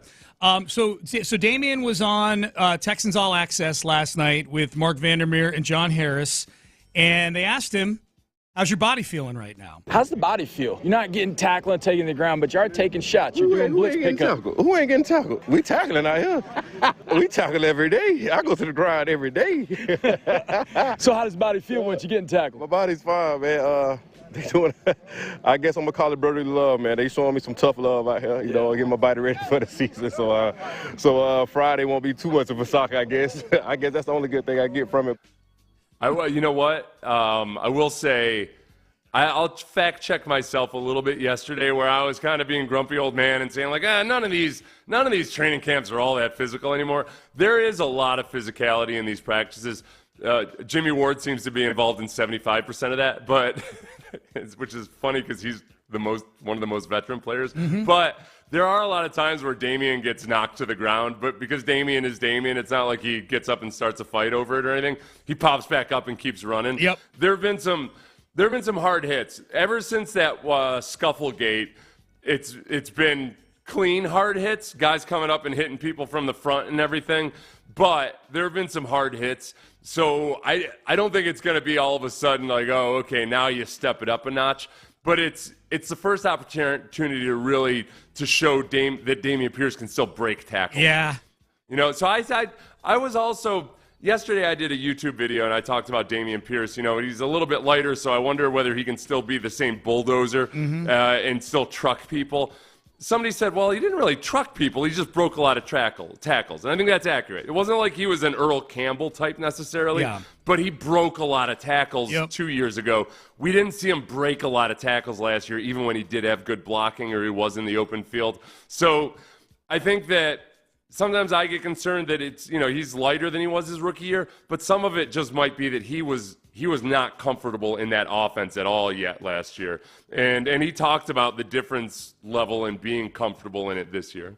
I don't see anything different about the style, but mentally I'm leaps and bounds ahead of what I was rookie year. You know, rookie year we had I won't say as big of a playbook as we do now. Yeah. So it was kind of a mental shock going from rookie year, having something so compact, then having Slow, who literally has, looks off of everything. So getting another year of that up under my belt, I feel comfortable. I feel confident on it. That's the thing, I feel confident on the field. I feel good at what I'm doing. I feel good before I even get to the play. Yeah. So it's like my pre-snap reads are, much more smoother, quicker. I'm not doing as much thing when I get the ball. It's just me playing ball at that point. Like at practice, things get fixed at practice. I'm just working on, okay, how can I hit it 100 mile per hour and don't stop? You know what I'm saying? The right way. So that's really what the difference is. It's an intellectual thing. Mentally, I'm more prepared. Mentally, I'm more clear, more confident, and just overall, just a better football player, man. Yeah, the lack of clarity pre-snap. There was one thing he said there, the pre-snap reads, and this is something I keep in mind with the offensive rookies especially. I want to look at, how are they performing when they know what they're doing. But in an offense that's more complicated, you come up to the line with a play call, but then that's going to change based on what the pre-snap coverage looks like, where the safety is, what's the alignment of the front, all those things. And it's a lot to process in the course of 10 or 15 seconds before you have to go. And I think last year there were probably a lot of times that at the snap, Dameon was a little uncertain about just exactly what the play was supposed to look like on that play. Yep. So this year, after an entire offseason with the playbook and being able to go through it with mental reps and everything, he can just let the physical part take care of itself. Yep. And that makes me feel optimistic about how he looks, hopefully, on Friday night. Yeah, fingers crossed, man. Like, if there's a guy that I'm really rooting for, like if I were to stack rank who I'm rooting for the most in camp, Dameon Pierce might be number one on my list. I'm really rooting for him to become a big part of this team again. According to the text line, last year's version of Dameon Pierce was either Windows XP, Windows 95, Windows Vista, Windows ME, or Windows 8. So Windows has had some bad rollouts, apparently. I don't know. Hey, look, I'm a wimp, everybody. All right, listen, you PC Nazis out there. I'm an Apple guy now, just because it's simpler. I don't care. You can argue all you want about this or that. It's just that they dumb it down for me. Okay. Yep. I think the best comparison was Dameon last year was like New Coke. I saw that. Kids, that's not a cocaine reference. That was when Coca-Cola rolled out New Coke back in the day. Huge marketing campaign, and it died within like 6 months. I think. People hated New Coke. They hated the new formulation. You know what New Coke is? Is the new kickoff rules. The new kickoff rules are New Coke, because those might be gone in 6 months. Joe Buck was trying to sell me on it hardcore. Yeah. I'm like, no, Joe Buck, this is a sloppy, awful mess. This is a New Coke. Yeah. Frank Ross, we'll play Frank Ross a little later in the show, because he did media. All the coordinators did media yesterday. Yeah. And Frank Ross talked about the new kickoff rules, and I was a little disappointed that nobody asked him if he thought that, if he was surprised by the level of violence, because part of the motivation of doing this new kickoff rule is to make the game safer, and I was hoping somebody would ask him after one game, do you feel like this is a safer format of kickoff? And to be clear, too, it's not even if you want more violence on the kickoffs, it's the wrong kind of violence. It's just random and haphazard. Like, all of the big hits were scary hits where guys, usually the defender was in a weird body position. Jake Hansen got banged up and left the game because of it. So, yeah, it was that's the part that concerns me.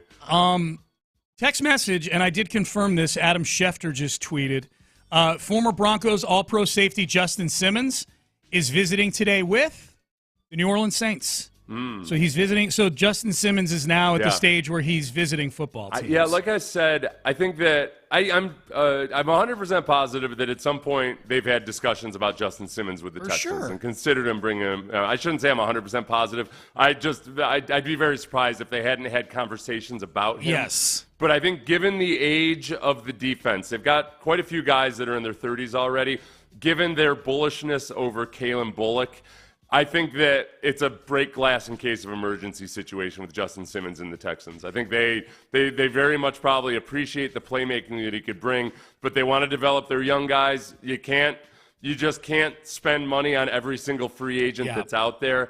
And they probably are it's something they would monitor, but right now it's not something that they're desperate to do. Yeah, there is a part of me, not a small part of me either, that just kind of hopes Justin Simmons finds a home pretty soon so we can stop asking or getting questions on the text page about it. Because I don't think, for all the reasons you just said, I don't think he's coming here. I think he would love to come. Like, on paper, I think this would fit. If he's visiting the Saints, then certainly the Texans probably fit on paper what he would be looking for in the way of a winner. But I don't know that the Texans see a fit here given the cap ramifications, what they have in that room already. So I kind of just want the topic to go away, you know? One of our listeners said the Saints, I guess he doesn't want to win. I think, well, who knows what his internal motivation is. I will say, though, too, sometimes taking a visit is a good way to rattle the cages a little bit. Oh, yeah, and if there is a team that likes, because once a guy gets in the building,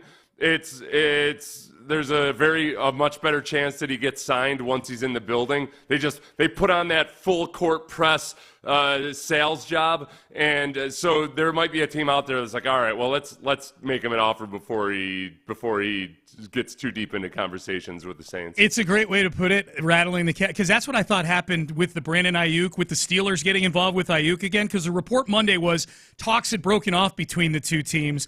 And when they immediately re-engage on Tuesday, I'm like, okay, that was not both sides thinking the talks broke off. That was one side or the other telling Adam Schefter that, put it out there, the talks broke off, and then the other side was like, they didn't break off. We just didn't talk for a few hours. What are you talking about? I did this myself, Sean. I understood the psychology of the situation when I was a free agent one year, but I was coming off of a really disgusting injury. That I had all my free agency visits lined up. This was back when free agency moved a little bit slower. But the first one wasn't until the second day of free agency. And I had the Jets scheduled for like the third day of free agency. So I told my agent, like, listen, I'm buying a ticket to New York. Tell them that my schedule is that I have to be in New York. So the 6 a.m. first day of free agency, I was on a plane to New York. I told John and Lance on the radio that morning. I wasn't on a plane. I was on my way to the airport. Did an interview, told them where I was. And by that afternoon, I had to deal with the Texans. I remember. So it was, I'm like, all right, I'm going to make it. You got to create scarcity. You got to create. You want there to be as much scarcity. You want to make it look like there's a time crunch, even if there necessarily isn't. The entirety of that story, I wish we had more time, because the best part of that story, you told it before, is that you actually went up to New York. And the poor kid that had to drive you back to the airport. Yeah. And between you leaving the facility and getting to the airport is when the Texans deal happened, right? I was on my way to dinner with, I believe, Herm Edwards. And my agent calls like, nope, tell him to turn around. You got to go to the airport right now. You know, he didn't want me to botch it. He knows I'm a sucker and I might get like talked out of it or something. So he's like, nope, go back to the airport right now. It's a great story. It's a great story. The poor kid was like, okay, we pulled over. We were on the Long Island Expressway in rush hour. And the poor kid, I was like, you got to pull over right now. I got to make a phone call. And then he's like, okay, well, I got it. So he got out of the car after I had made the phone call. And I told him, like, you're taking me to the airport. So he got out of the car and was on the phone for like 5 minutes explaining that I wasn't allowing him to drive me to the dinner with They're like, Edwards. Cody, what did you do? Yeah. What did you say to him? Probably got the poor kid fired. Oh, my God. All right, John Harris, footballtakeover.com, Texans sideline reporter. He's in Ohio. All the reports about the great day the defense had yesterday. Johnny had eyes on it. We'll talk to him about it coming up next. Hey, Kirk Holmes is the 2024 Southern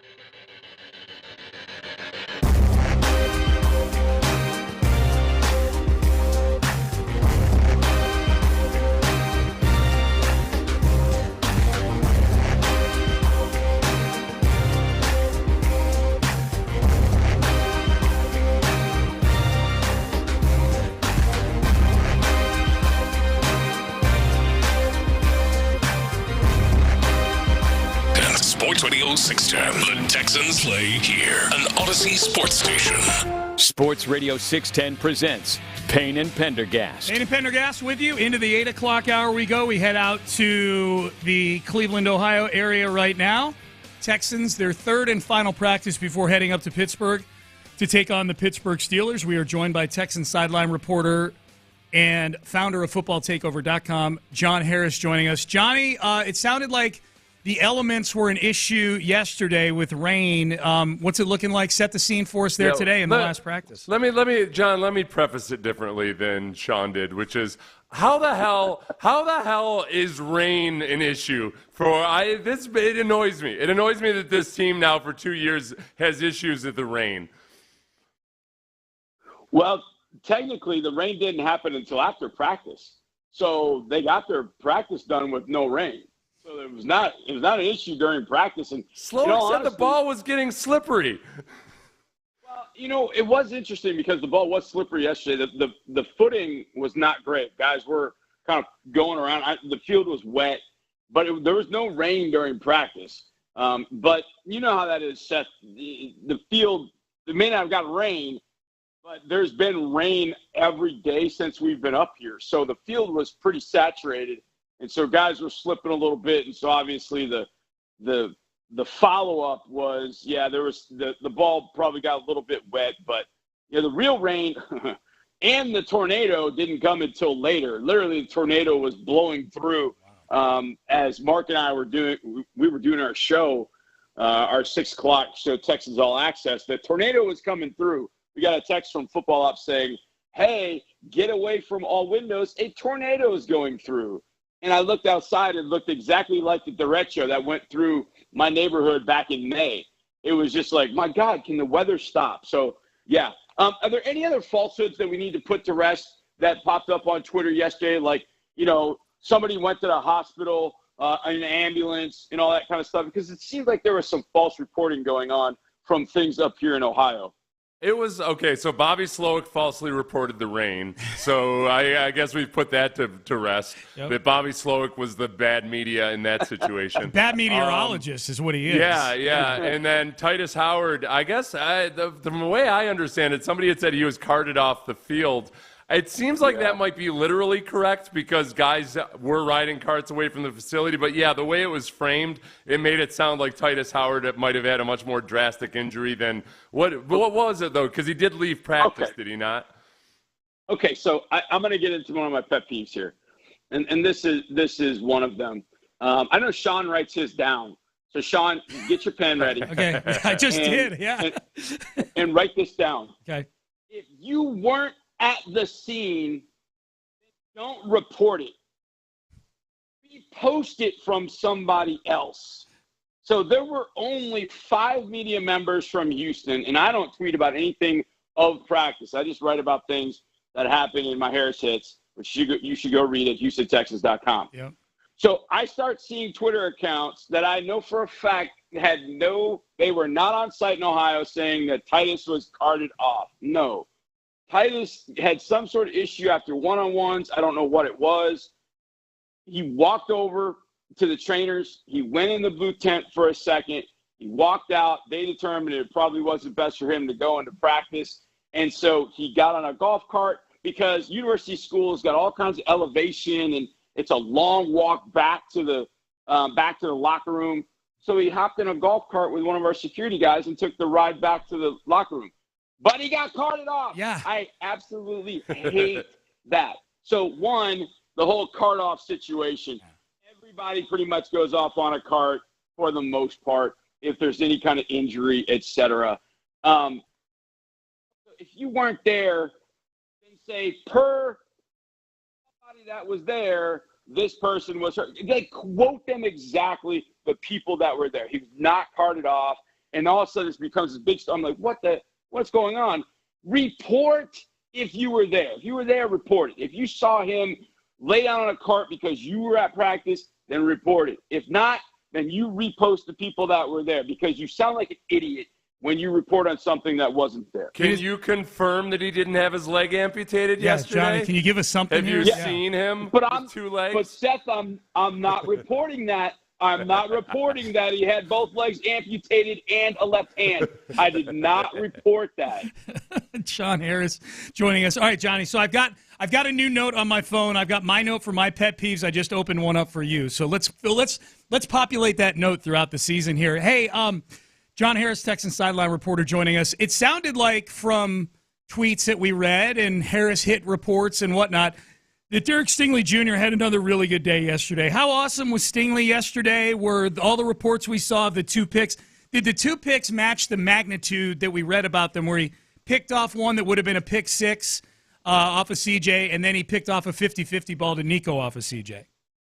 Yeah, I think the 50-50 ball was, I don't know, both of them were really, really cool because it kind of encapsulates everything that Sting is. And I said this to Mark, and Mark brought it up last night too. And I always make sure that I bring this up because Sting is a physical freak. Like the things that we see him do on a field, and I've said this too about Sting, I think he's got the best hands on the team. And I think the way he can go up and snatch the football out of the air, I mean, it's like a wide receiver. And in fact, his last year at LSU, there was talk about him playing receiver before he got hurt and then had surgery and ended that season. But the first interception he had, it was a go route by Nico. He read it perfectly. He was in phase. And so there was no way that Nico could even get to the ball. And so when you say, Sean, you said 50-50 because that's kind of the way we describe it, but it really wasn't, because there was no way Nico was going to go over Sting to get the football, because Sting had basically blocked him out. In basketball, I mean, I was 6 foot. I had to block out dudes that were as tall as 7 feet at some point. And there's just a body control you learn to make sure that you keep that person on your hip, where even though that guy's a foot taller than you, you're going to go get that rebound. And that's kind of the way Stingley was able to play that perfectly with his body control. Nico had no chance to make that catch. He makes the interception. And then, of course, Sting in a kind of a funny moment, he just kind of took the ball when he got up and he flung it back at the offense like, what y'all doing? Y'all trying me? That's so awesome. he has that pick. And then last drill of the day was a situation, minute 10 on the clock, down 3, got to drive, the whole thing that goes to the end of the game and a half situation. And the first throw was on the right side, offensive right side, defensive left, right on our sideline, Tank running the out route. And it looked like it was a switch release, so he kind of switched with Andrews back. Stingley never fell for it. He jumped the route and picked it up. And that, to me, was all about football IQ. He knew exactly what they were trying to do. He knew they had to get to the sideline, and he played. He played it smart. He knew it, and he went and jumped it. And that would have been a route that, you see all the time, the out route, where the DB jumps in front, snatches it, nobody's in his way. The receiver's running out to the sideline, so he's got no momentum. And then it's just a race between the quarterback and the defensive back to the end zone. And that's what Sting did. And I say this with those 2 picks that definitely would have been a pick 6. Those 2 have just been kind of symbolic of what he's done, emblematic of what he's done in camp. He's been really good in camp. Now, I thought Clint brought up a good point. I hadn't really thought about it this way. But the first few days of camp, there were a couple times where Nico went deep on Sting, and I think maybe Diggs did too. I don't know. There were a couple guys that got behind him a couple times, and CJ hit some deep balls, etc. But after the fight, Stingley has been just phenomenal, and I thought, you know what? The timing's about right. I do think, in addition to that, you get to that point in camp where you've seen the same route over and over and over again. It's the same offense. It's the same thing. You're working some similar situations, and you just use your smarts to say, okay, I've seen this route. I've watched this route a bunch, and Sting's really smart. So I think you start to reach that point in camp where you know what's coming. But I think that the brawl or whatever was started, and by the way, you know, Stephon Diggs and Jimmy Ward were throwing hands. Well, it was reported by people that weren't there that happened. But Derek Stingley was right in the middle of that, and he was one who went after Dalton Schultz, and it was almost like it flipped Sting's switch of whatever that is, and he just went to a different level from that point. So he has been exceptional. And we know from what he did last year against the Browns, which is something DeMeco Ryans said, we don't travel our corners. We don't travel our corners. We don't travel our corners. All of a sudden, in the playoff game, we're traveling Derek Stingley, and he's shutting down Amari Cooper. So to have that weapon, to have that ace in your hand, to be able to play it when you need to against the CeeDee Lamb, you know, receiver that caliber, Sting's probably going to travel with Justin Jefferson a little bit too, I would imagine. So there's going to be those things and those receivers that you can do that against, and you have that ability to do that because you have Derek Stingley, and he's just gotten better. Now, as you guys know, as we finish every sentence with Derek Stingley, if he's healthy, just stay healthy, and the guy can end up being, I think, the best corner in the league. John, tell me if this sounds right to you or not. Because I worry sometimes when people see reports of multiple interceptions in a practice or anything, or any C.J. Stroud interception. It feels like this year in camp that there's times where CJ has thrown interceptions or incompletions where it's almost like at the end of a play where it would have been a sack or maybe everything's broken down, but CJ's kind of like, all right, well, let's get something out of this rep. And he just kind of throws a low probability ball that he wouldn't throw in a game. Yeah, I tend to agree with that, Seth. I think there's a lot of that you're trying to do. Get something out of that particular rep. And sometimes in training camp, you know, we talk to the guys a lot, you know, guys that are in their second and third year, you know, they're trying some things. You know, we talked to Will Anderson before. I think it was probably a few days into camp, and he's like, you know, I'm working on certain things. And so those things seem to be working because he seems to be getting the quarterback all the time. But, you know, the guys are working on some things, and, you know, they want to, you know, for CJ, it might be, you know, spreading the wealth out, you know, making sure he's reading the defense, seeing what it is. And I also think that, you know, CJ doesn't have his full offensive line in front of him, but he's also used to doing that. He's not had his offensive line in front of him every single snap that he's taken.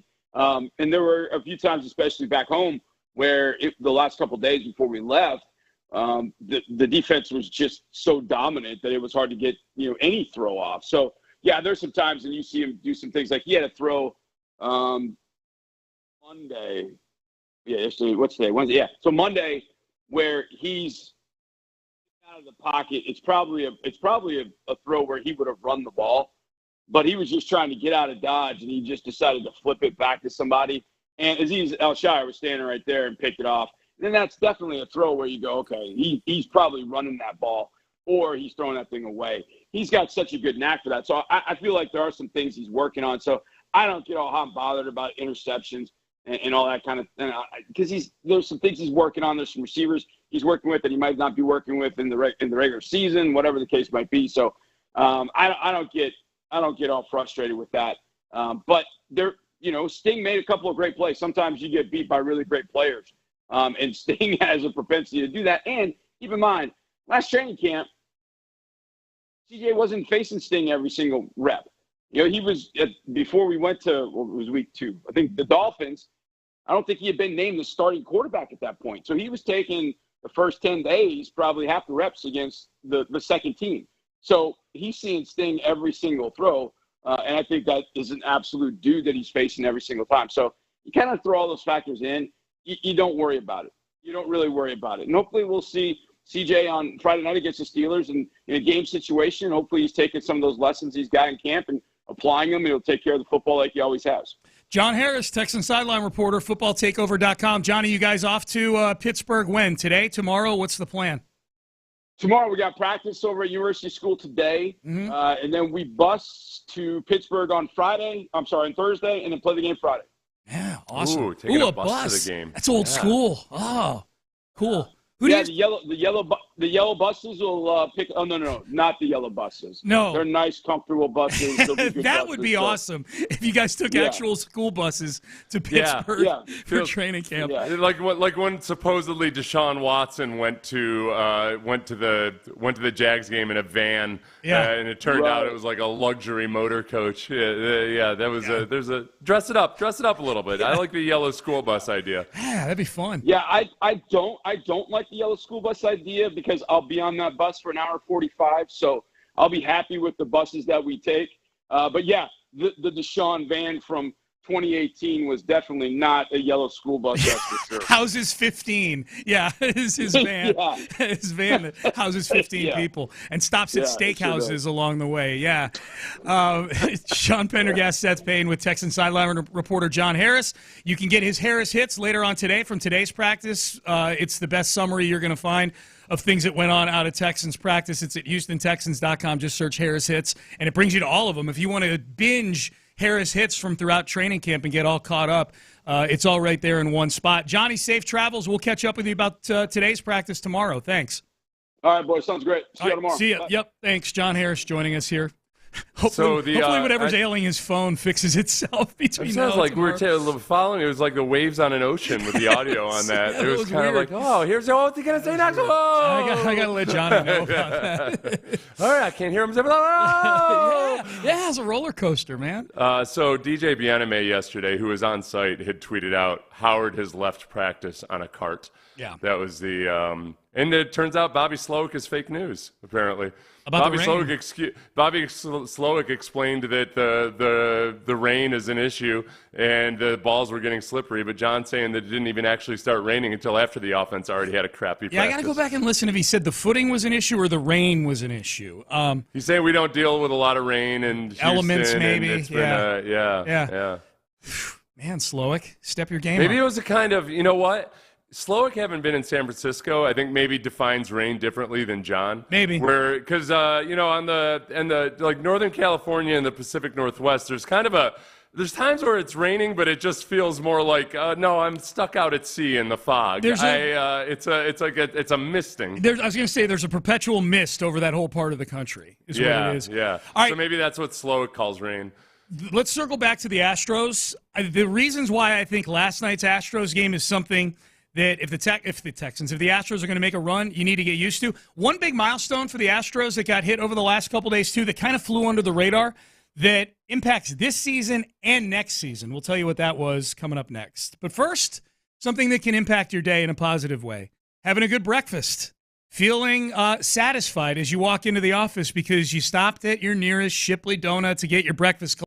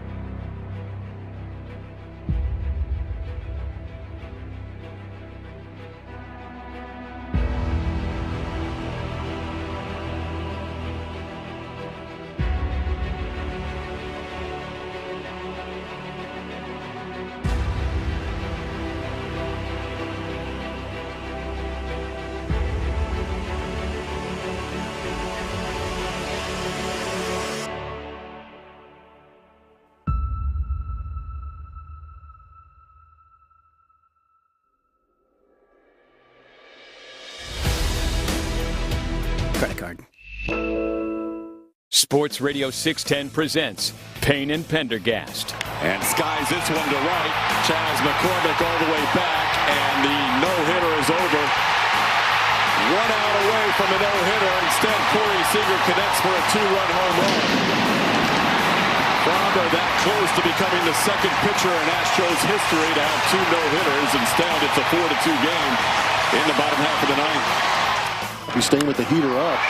Fly ball right field, deep. Chaz McCormick has room and puts it away in front of the wall.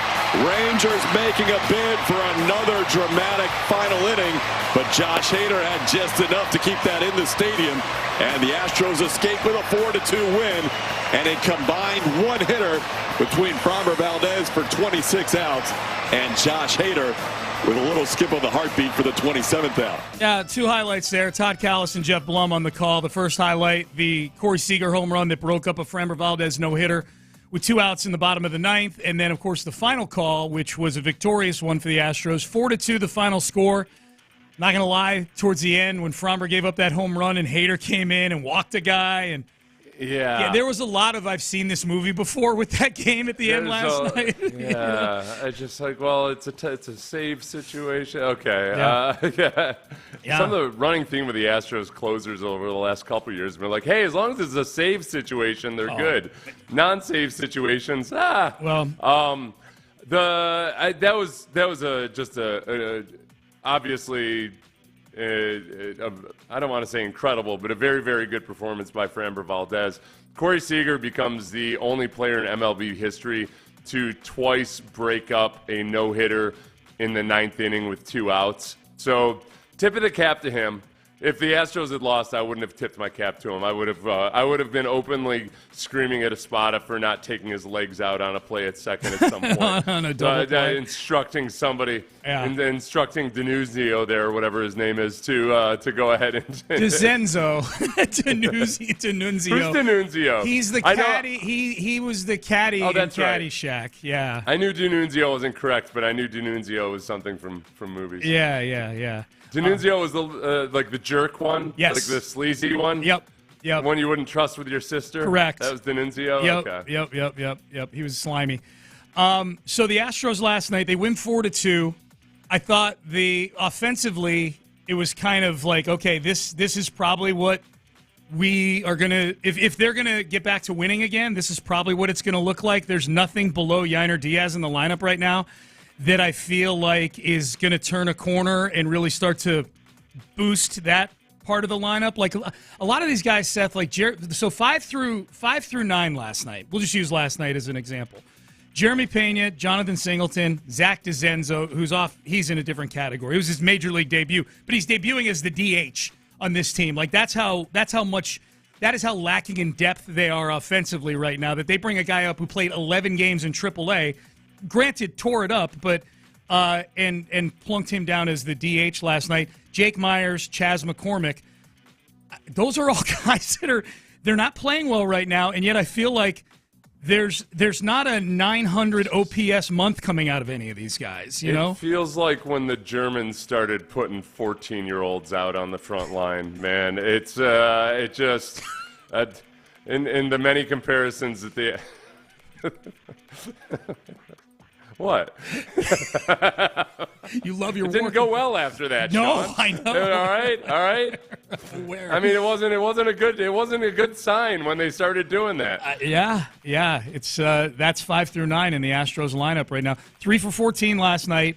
The top 4 in the lineup, who are all very capable major league hitters, 8 for 19 last night.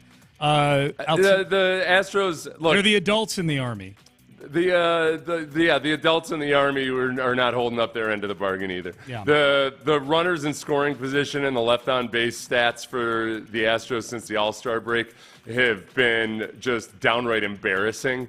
And I know that at some point between now and October, there will be another offensive surge. So, which is great, but you can't rely on it in the playoffs, obviously. Even when you're an all-time record-breaking offense, your bats are going to go dry at times during the playoffs. So, it's all about the pitching at this point. It's all about whether Framber can continue to do what he's done many times in the past and what he's been doing as of late. and whether Justin Verlander comes back in his rehab starts, which are coming up very soon, and can come back and give you a couple months of vintage Verlander. Yep.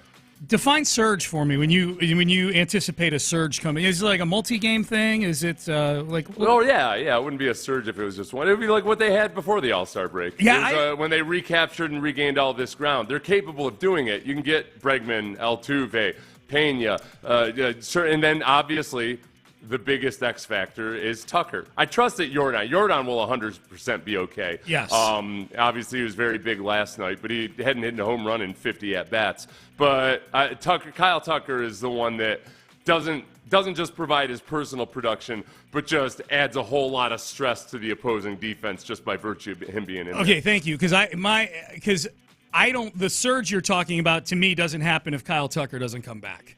If this is their lineup that they're having to go with here, I have very little confidence that they can score at a championship level multiple games in a row. The pre-All-Star break surge without Kyle Tucker was just a complete once in a lifetime occurrence. I think it was an aberration. I do. I don't think Jake Myers is a 900 OPS guy like he was in the month of May. We've got enough of a body of work now on Jeremy Pena that he can go work on his swing in a laboratory for 16 hours a day in the offseason. He's a 700 OPS guy. He's a 700 OPS guy who had an outstanding month of October his rookie year and won the MVP of the ALCS and the MVP. And Jonathan Singleton, they've tried like hell to replace Jonathan Singleton. They were replacing him with Jose Abreu for a while earlier this year. Chaz this is just not his year. I think last year is an aberration for Chaz. So yeah, and Mauricio Dubon has come back to earth. There are 4 guys in this lineup who would make me nervous if I were an opposing manager, and it's the first 4 guys in the lineup. Coming back to earth for Dubon, phrasing it that way is putting a way positive spin on it. Correct. He's a mess. Well, and look, the whole thing with people, I get it, Dubon, in some ways, Dubon's impression with the fan base, this is just my theory, was buoyed by Abreu being in the lineup because there were so many people why don't you just play Dubon every day at first base, which would, at the time, would have been a logical solution because he's way better than Jose Abreu was. The fact of the matter is, though, Mauricio Dubon is like a 260 to 270 type hitter who never walks. He's 4 for 45. His batting average is 259 this year, and his on-base percentage is 283. When your on-base percentage is only 30 or 40 points higher than your batting average, then you rarely walk, and if you rarely walk, you probably have very uncompetitive at-bats when you're not getting hits.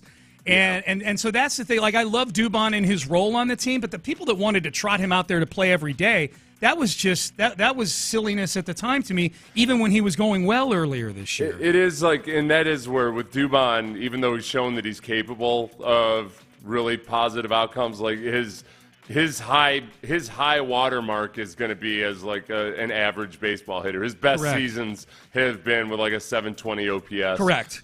So he is. He is better than he has been over the past this past really bad stretch. But that's not the thing. You can't depend on him as being one of the things that's the elixir for the offense. No, and even Yiner, as a cleanup hitter. His OPS is 764, which is above average for a major leaguer, but for a championship-level baseball team, if your cleanup hitter has an OPS in the mid-700s, you're probably having to win with your pitching, because the lineup falls off a cliff after him. So magnificent, crazy, Cy Young award-winning level performance out of what? Just 4 pitchers in the playoffs is what it has to be. It has to be a pitching run for the ages. Yes, yeah. If they're actually going to make a push, if they make the playoffs, if they make the playoffs, exactly. Which is being that's being held up by the division right now. As this team is constructed right now, and I know there was a positive report on Kyle Tucker yesterday from Dana Brown, or something that felt positive, sort of a really long quote about how they feel good, and if he feels good, this is an injury where you can come back maybe quicker than others and whatnot. Man, until I see Kyle Tucker put a baseball uniform on and play in a rehab game, I'm treating this thing like Kyle Tucker's not coming back anytime soon, if at all. And if this is the lineup they're going with, because there are no more solutions out there. They're bringing up Zach DeZenzo. That's their solution right now. So there's no answers left out there. What is in that dugout is what you're going with. If they're going to make the playoffs and then make a run in the playoffs, there's going to be a lot of soccer scores. There's going to be a lot of 3-2 and 2-1. And, just a lot of low scoring, grind it out. It is manufacture run games. Espada's gotten himself to a weird place now where in the past people would get frustrated if the Astros didn't release enough information or fill us in on various rehabs or whatever, where now it's gotten to the point almost where when Espada says anything positive, my knee-jerk reaction is like, okay, I can only assume that it's actually way worse than whatever you're saying. Yes. He has said positive things about so many guys now who have ended up being in the middle of a setback or have been like a day ahead of Tommy John surgery. Like Javier and Urquidy, Espada was all roses about them the day before they had Tommy John surgery. Yeah. So, yeah, I want to believe that, okay, Kyle Tucker is more advanced now and he is getting back to club, but I can't. I just can't because he doesn't. Espada says this about every single freaking guy. Yep. That they're all right on the verge of coming back. Yep. Oh, you and Chandler Rome have really put a drain on my positivity I have. this morning. Me and Chandler. Yes. Yes, you too. You dark clouds. It is true. You're kind of like... Framber almost threw a no-hitter last night, and I'm like dissecting how bad the lineup is. Framber was good, but did you see Mauricio Dubon? He's Mauricio Dubon. Hey, man, someone needs to tell the truth. Eeyore. You and the Texans offense, you're a couple of Eeyores. Yep. The rain comes and you just shut it down. Deal with it. You just go into a hole and die. You know what we are? Truth tellers. That's what we are. Sorry about it. Okay. All right, Payne and Pendergast with you on a Wednesday. D'Amico Ryan sat down with the NFL Network and talked about two of the key guys on his side of the ball on defense, and one of which, if this guy can stay healthy this year, how big a difference does it make for the Texans defensively? We'll hear from D'Amico Ryan's coming up next. It's official. Our guy Andre Johnson has his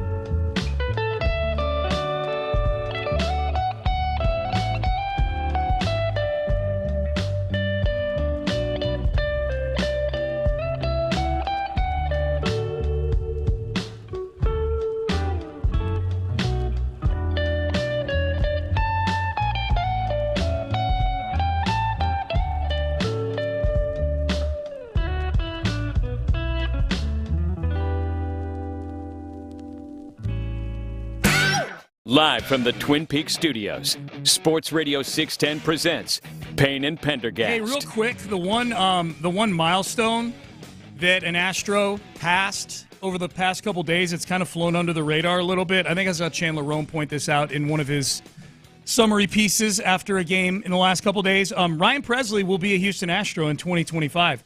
His option kicked in. He crossed the threshold of, I think he needed 45 appearances this year. He needed 110 over a 2-year period. He had 65 last year. So once he hit his 45th appearance this year, and assuming he doesn't finish the season on the IL, that's the other big caveat, his contract kicked in for next year. So Ryan Presley is going to be part of this team in 2025, barring injury, which means for the second year in a row, you got a super expensive back end of the bullpen with Presley making about $14 million for the 8th inning and Hader making $19 million for the 9th inning. I haven't thought about Justin Verlander's trigger in a long time. Are we no at the chance. point where it's mathematically impossible? No chance. Okay. Yeah. There's no chance he's going to come back and try to pitch a complete game in his in every start coming back. Yeah. I don't even know, Seth. I don't even know, given the fact that he's at least probably another 2 weeks away now. Yeah. If he did that he would make. He's only pitched like 60 innings all year. He needs 140. He's got 57 innings, and he needed how many? 140. 140? Yeah. Oh, okay, yeah. Yeah, no chance. That's not happening. No chance. Now, I do think there's a chance, and we'll get to D'Amico Ryans here in a second. I forgot to pay off on that part of the tease in the previous segment. But as long as you bring up Verlander, I do think there's a chance he's back here next year. If they make a run, make a run in the postseason, I think he could sign back here for a reasonable deal. I think he likes Houston. I think his family likes Houston. I think he and Jim Crane really like each other. And as much as we complain about this baseball team, is if Dana Brown makes some of the right moves in the offseason and they get healthy again, they get some guys back, that this should be a team that is maybe not at the tippy top of the contender list, but it should be a playoff team. And I don't know how many teams out there, even playoff teams, have the financial wherewithal or want to sign Justin Verlander to a deal that he might want. I think the Astros, Justin Verlander said he'd come back next year, like maybe 2 years, assuming he pitches well the rest of this year when he comes back. I don't know, like 2 years, 2 years for $15 million a year, 2 years, $30 million, something like that. I don't know. Someone may give him more than that. I have no idea. But he's going to be 42 years old, coming off of 2 injuries. The Mets. So that's also means the Mets are off the hook. They are. So for all of our Mets fans who listen to this show, yes, you guys are off the hook for Verlander's salary. Both of you are off the hook. Yes, for Verlander. Yeah. Verlander would have to average 9.1 innings per start. This was on August 1st. That'd be. He's literally he's intentionally sending games into extra innings. And that was on August 1st, so I don't know when they had the start date for this. But yeah, it's not going to happen. No, not even that close. Option is over. Yep, not even close. D'Amico Ryans sat down with the NFL Network out at training camp earlier this week and talked about the 2 big leaders on defense. These 2 guys are unique to D'Amico because he was with both of them in San Francisco. When you're trying to kind of import things and create your version of the 49er defense here, what better than to bring in 2 former 49ers, Azeez Al-Shaair and Jimmy Ward? Yeah, it was important to me to, get those, especially those 2 guys. One, they both love football, and they play the game the right way. They are tenacious players, physical. They understand, me and what I expect of guys. And so it's not just me preaching a style of play. It's Azeez and Jimmy upholding the standard amongst the players. And that's more powerful than me saying it. And you just watch those guys work, right? When your best players or your hardest working players, as everyone knows, that's what makes your team better. Yeah, the leadership by committee it's not something that's a negative in the NFL. It's like you have to have leaders at every position group. Ideally, it's hard to achieve, but it's there's never one guy that's going to all of a sudden change the culture of a team. It's just that you've got to have guys like that sprinkled throughout the team. I remember talking to Kyle Brady about the Patriots the year after Spygate because he was new to the team. And I was curious about it. I saw him after that a couple of years later, and I was like, so what was that like? What was the distraction like because of all that and everything? And he just said it was so unbelievable how good their veteran leadership was that it just was never one bit of an issue. Like any of that stuff, issues were taken care of within the clubhouse or within the locker room by veterans on the team, not just with that particular issue, but with things in general. and that's where D'Amico understands that, and I think it's really important for him to.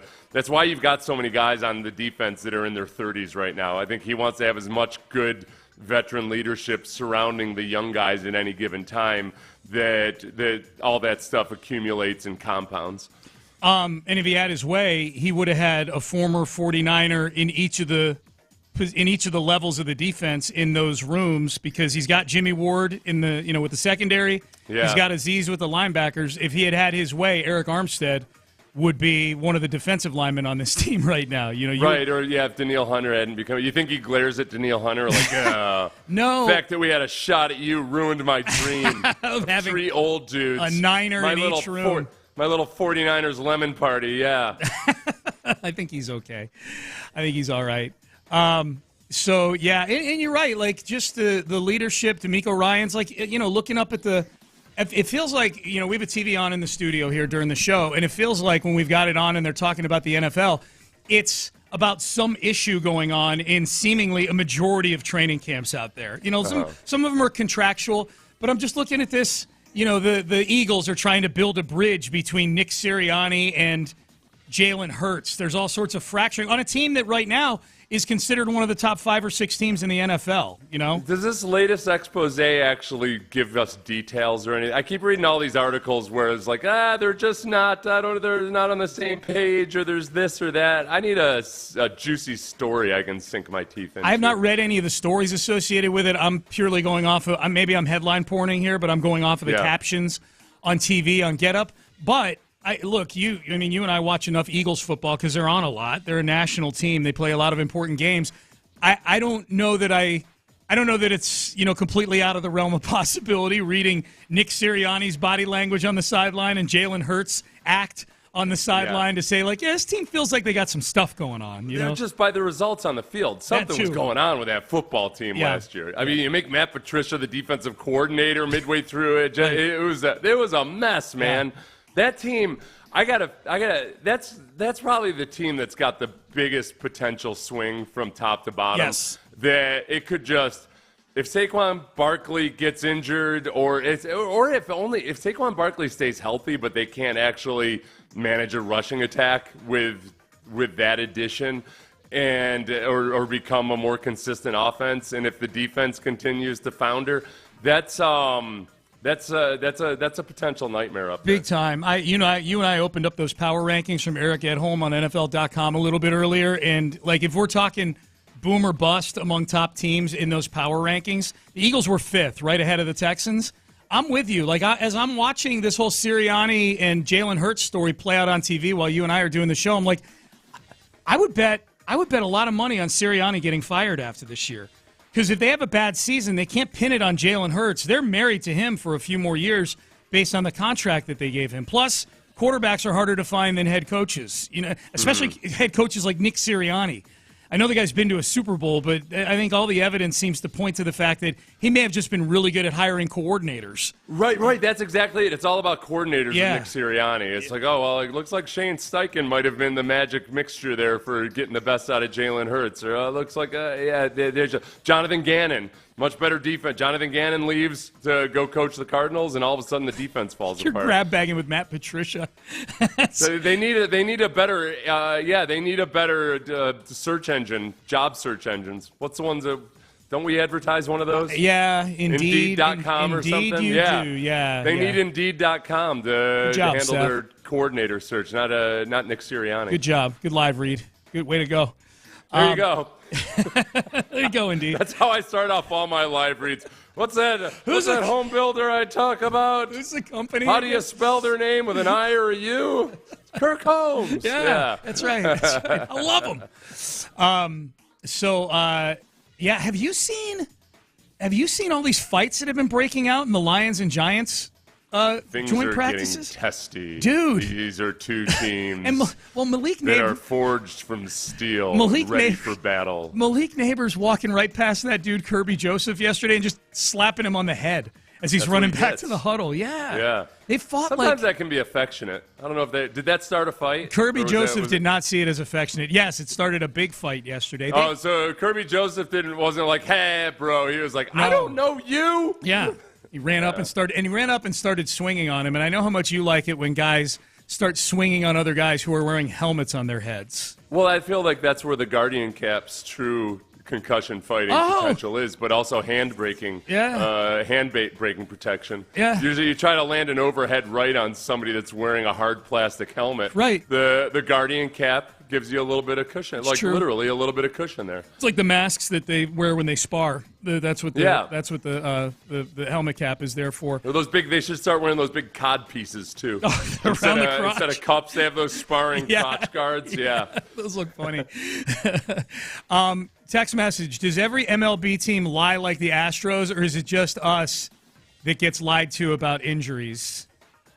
I guarantee you they're not the only team that handles it this way, but to your point, I am beyond the point where I can trust anything coming out of the Astros about injuries. I would almost prefer they just lie to me in a more sneaky way than just, trying to sell me sunshine and positivity when a guy's actually about to get a Tommy John surgery. Yeah. That's the part that you just lose all credibility. So now I don't know whether to if you don't tell me anything, then I might get agitated that you're not telling me anything. But at least I can take you at your word when you give me a positive report. True. Where with Espada, I can't believe him. And it's weird because he does seem like a good dude. Yeah. It's one of those times sometimes on the side of telling little white lies in the sake of being nice that can destroy a relationship. And our relationship is destroyed, Joe. Yep. Why don't Joe? I need you to tell me the truth. All right, Payne and Pendergast with you on a Wednesday. Let's circle back over to the Texans. Frank Ross got asked about the new kickoff rule. I don't know, man. I don't know if this thing's going to last, but Frank Ross gave us his first impressions on it. And let's hear from Case Keenum. Case Keenum, who's played with Stephon Diggs, played with C.J. Stroud. Case Keenum's is an opinion I respect when it comes to two of the most important players on the Houston Texans. We'll hear from him coming up next. Will the Texans starters make their season debut against the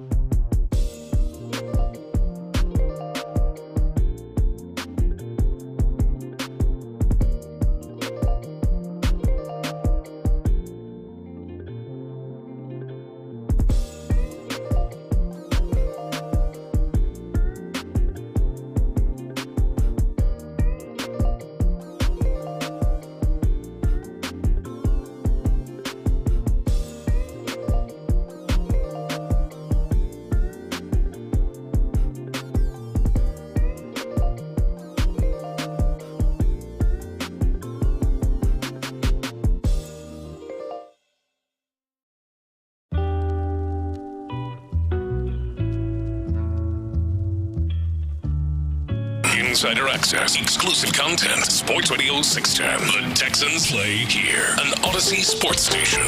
Sports Radio 610 presents Payne and Pendergast. Payne and Pendergast with you. Into the 9 o'clock hour we go. All right, so we got our first look at the new kickoff rules. I think, if I had to guess, if I'm the powers that be, Seth, in the NFL, we've only had one NFL game with the new kickoff rules. It was the Texans and the Bears. A game with a fair amount of kickoffs, actually, for a preseason, week one preseason game. You know, most of the time the total on that game was 31 points to be scored between both teams, which would translate to very few kickoffs.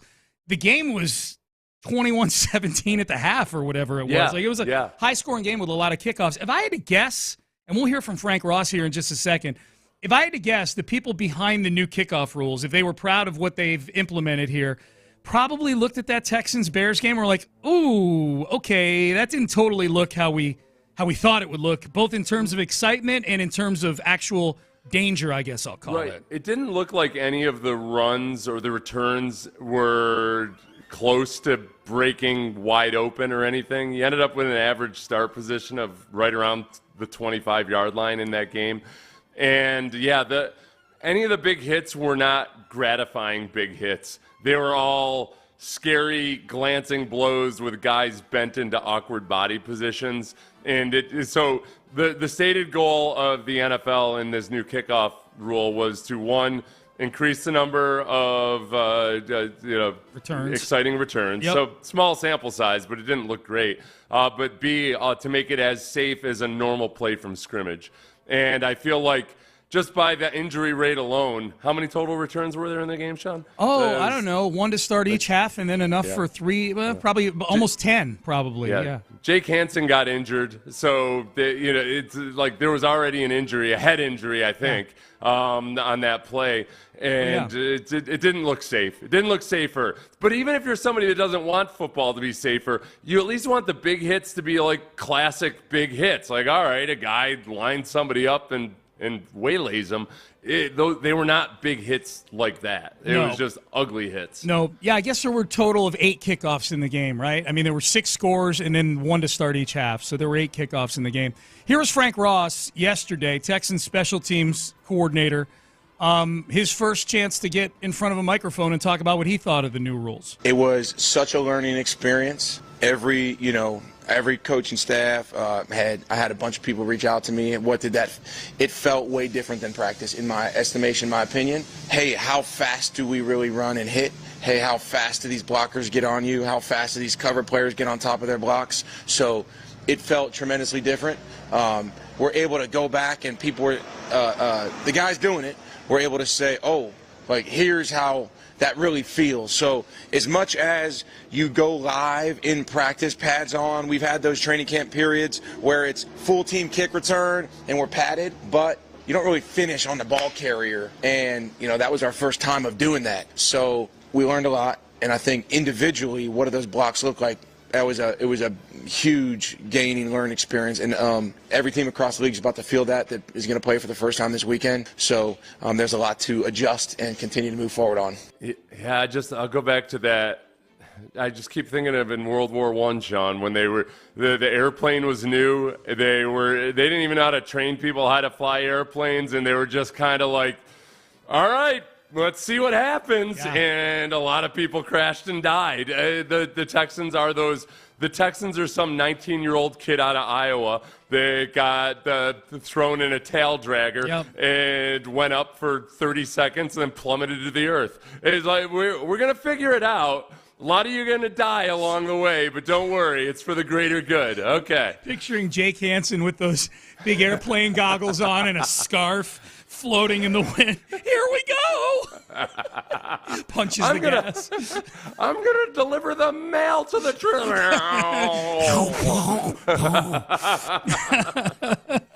Tell the world my story. You will not be remembered.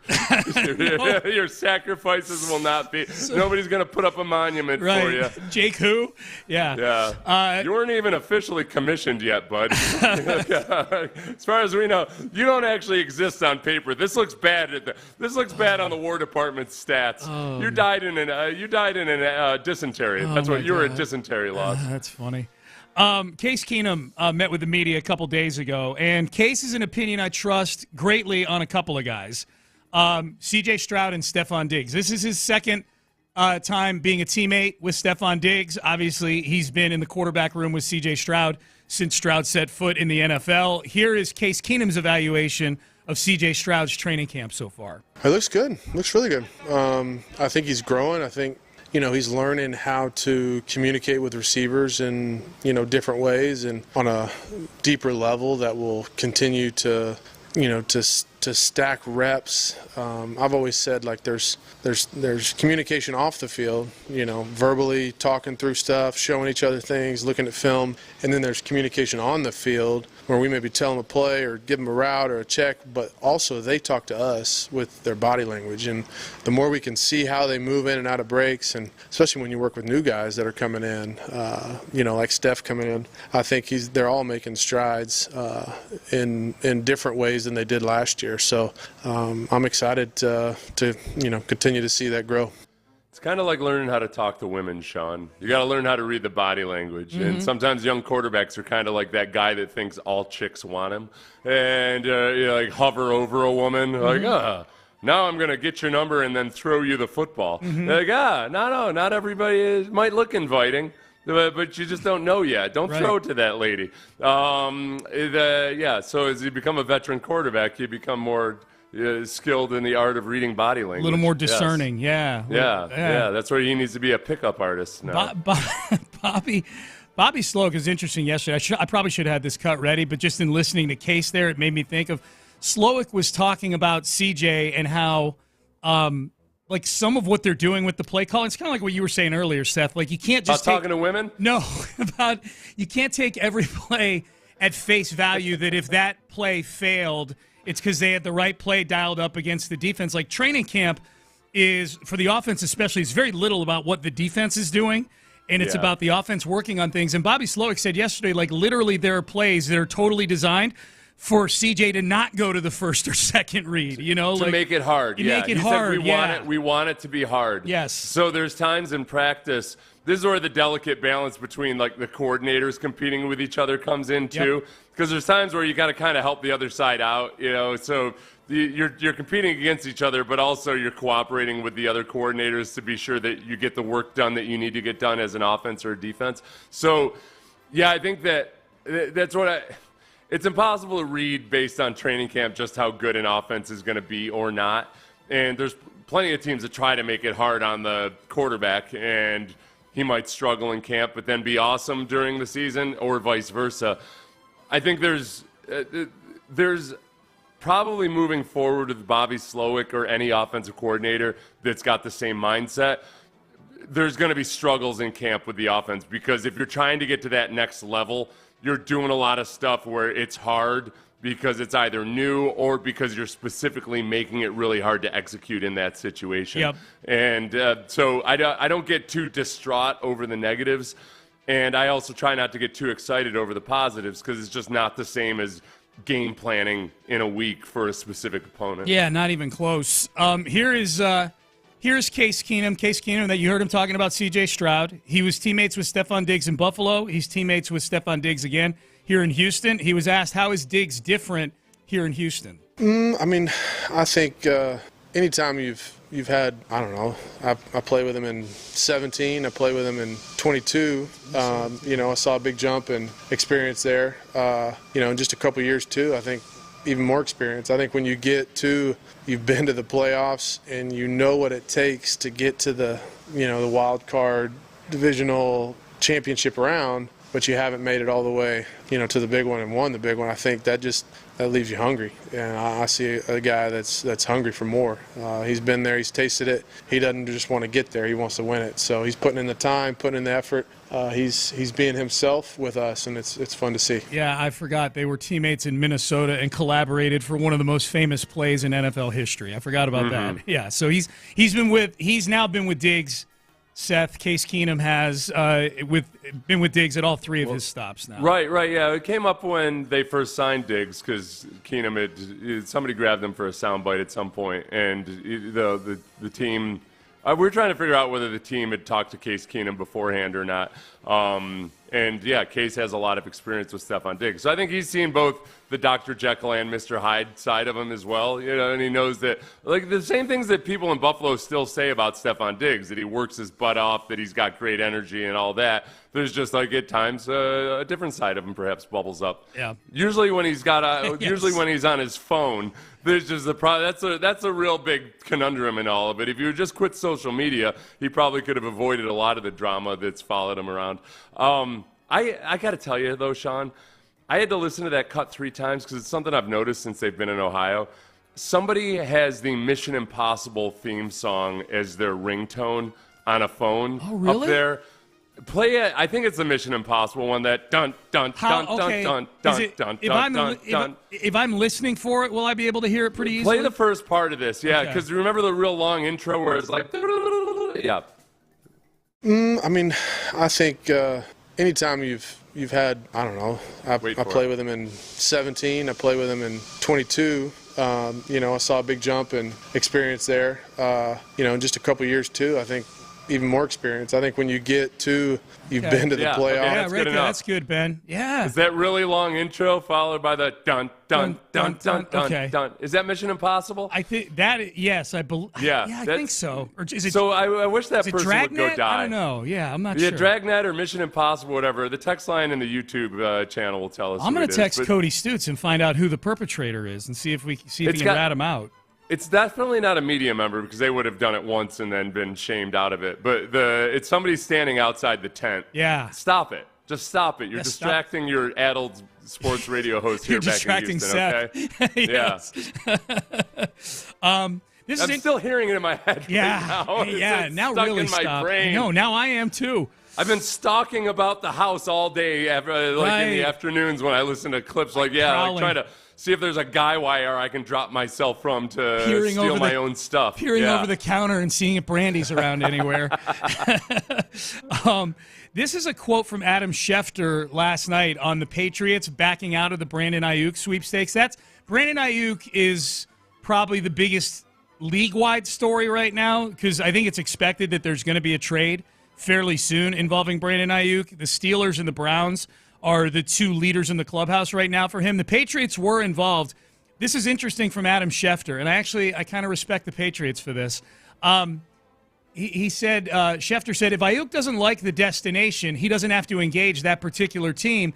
They weren't getting a good vibe here as they being the Patriots, as they tried to conduct communication with Brandon Aiyuk and his agent. The longer it went on, the worse they felt about it. And eventually they said, what are we doing here? Let's just focus on the young receivers that we have. He didn't seem overly receptive to the contract, end quote. So it was the Patriots that pulled out of this thing because Brandon Aiyuk clearly Brandon Aiyuk, it would seem, if indeed that is the case, was hoping that the Patriots would hang around long enough to help drive the price up for whoever he wound up signing with, I would guess. Yeah. This is what John Lynch would have feared is that, man, all right, you want as many people in on it as possible, but Brandon Aiyuk, don't sabotage.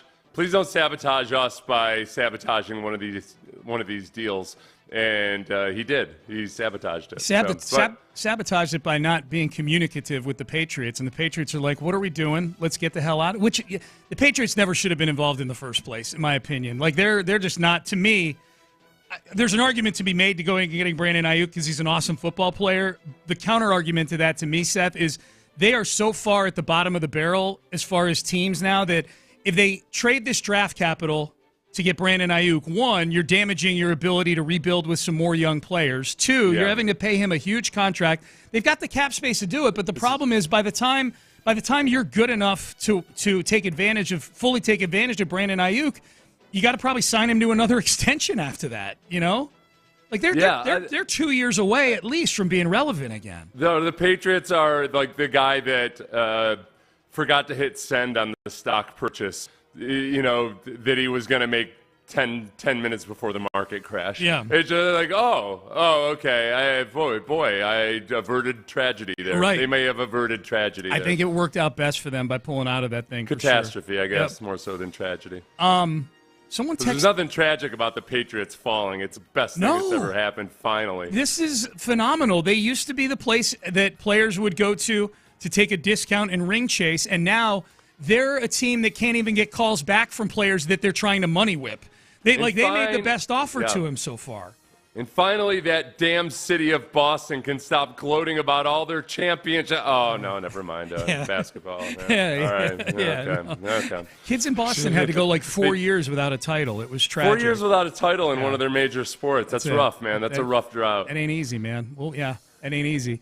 Someone said that Loper Fido came in on ESPN's top 10 plays this morning at number 7. I'm glad I didn't see that. I miss Joey Loper Fido.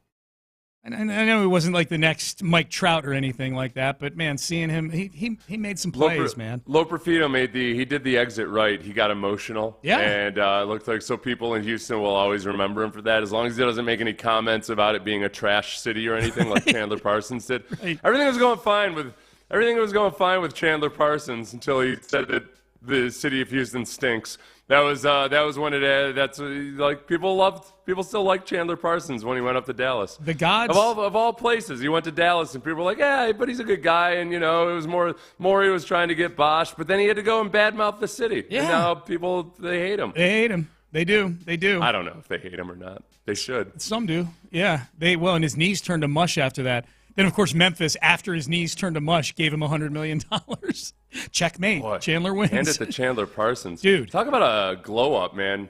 Remember him when he was a young dude? Yeah. He was just a doughy, pock-faced fool. And all of a sudden he turned into like Hollywood leading man, good looks, and lots of money. Well, and he was good at basketball when he was at his lowest paid. Like his scoring average and his income did like an X on the, like his income kept going up and his scoring average wound up at like 7 points a game at the bottom of it. I feel like Mark Cuban, I think he ended up, I think Chandler Parsons wouldn't have gotten paid the way he did if he didn't turn from an ugly duckling into a swan physically. He became that combination of, he's a glue guy, but he's also suave and debonair. Yeah. And Mark Cuban was like, this guy needs to be my wingman at the club because I'm getting old and creepy. Yeah. I need somebody next to me that makes me makes me look like I belong in this club at 2 a.m. Shark Tank ain't getting it done when I'm hitting on the ladies. I just need Chandler's waffle runoff is what I need. The 3 or 4 that aren't hanging out with Chandler, I'll just take them. All right. The biggest name possibly in free agency, it looks like will not hit free agency. We will tell you in what vocation coming up next. But first, West Point Lincoln. Chris Poulos and his family bought.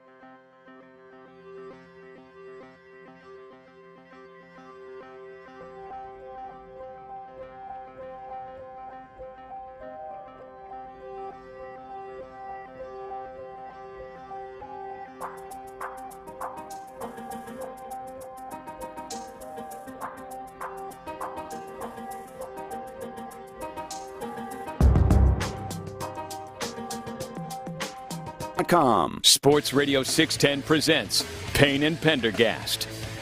Payne and Pendergast with you. We are in the 9 o'clock hour. Nice to be with you. The biggest potential free agent out there, and it's not a sport actually, it's tied to sports, would have been and could still be Charles Barkley.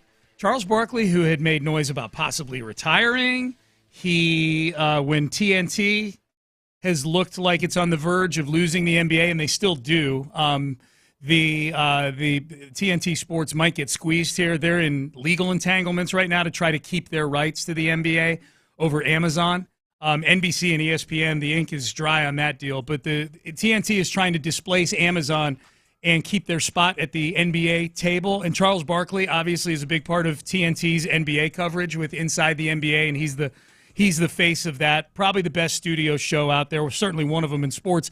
So Barkley, throughout this whole thing of TNT, are they going to lose the NBA? Are they going to not lose the NBA? What's going to happen? Charles Barkley's future has been a big topic. At one point, he said outright, "This will be my last year. I'm done with this. I'm retiring." That may have been a leverage play to try to help TNT keep the NBA. That's not happening now, Seth. Charles Barkley put out a statement yesterday or earlier this week that said, "I love my TNT sports family. My number one priority has been and always will be our people and keeping everyone together." Talks about the most amazing people. "This is the only place for me. I've been impressed by the leadership team who's fighting hard." Okay, that contradicts things he was saying on Dan Patrick's show where he was clowning the leadership of TNT for losing the NBA. Yeah. He said they've been aggressive in adding new properties to TNT, which I'm very excited about. "I'm going to give my all as we keep them entertained, as we keep the people entertained for years to come." He signed a 10-year, $200 million deal with TNT that he's only a few years into. Mm-hmm. Had I known those numbers, I would have really called BS on his retirement threat, because where else is Charles Barkley going to go, even in his 60s now, to go get $20 million a year for basically being able to chop it up on set with your buddies, you know? You think he was just saber rattling a little bit when he threatened retirement? I do. That he wasn't going to walk away from that, the remainder of that $200 million? In retrospect, yes, I do. Yeah. Just for whatever reason. So now, given what he just said about the leadership of TNT, I'm guessing they had a sit down and they sold him on their vision. They explained to him the ever-changing landscape that is television right now. Mm-hmm. And look, he's 61 years old. Yep. He's been at TNT since the year 2000.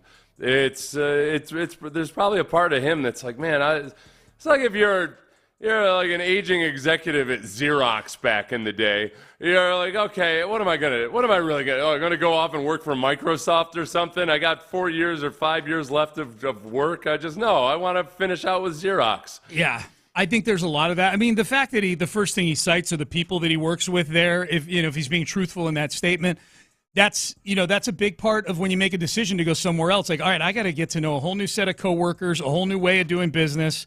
Yeah. And in his line of business, you not only have the back channels to find out what it's like there, you can watch the product on television and see what it's like and ask yourself, do I see myself in that type of environment where they use their talent that way in this right, way? Well, like ESPN, for instance, man, yes. They get it out of you. Yeah. Like Stephen A. Smith, it seems like he's on camera 18 hours a day. So, yeah, for him to go and figure out, like, okay, I know I like the way they use me here. I like the people I'm working with.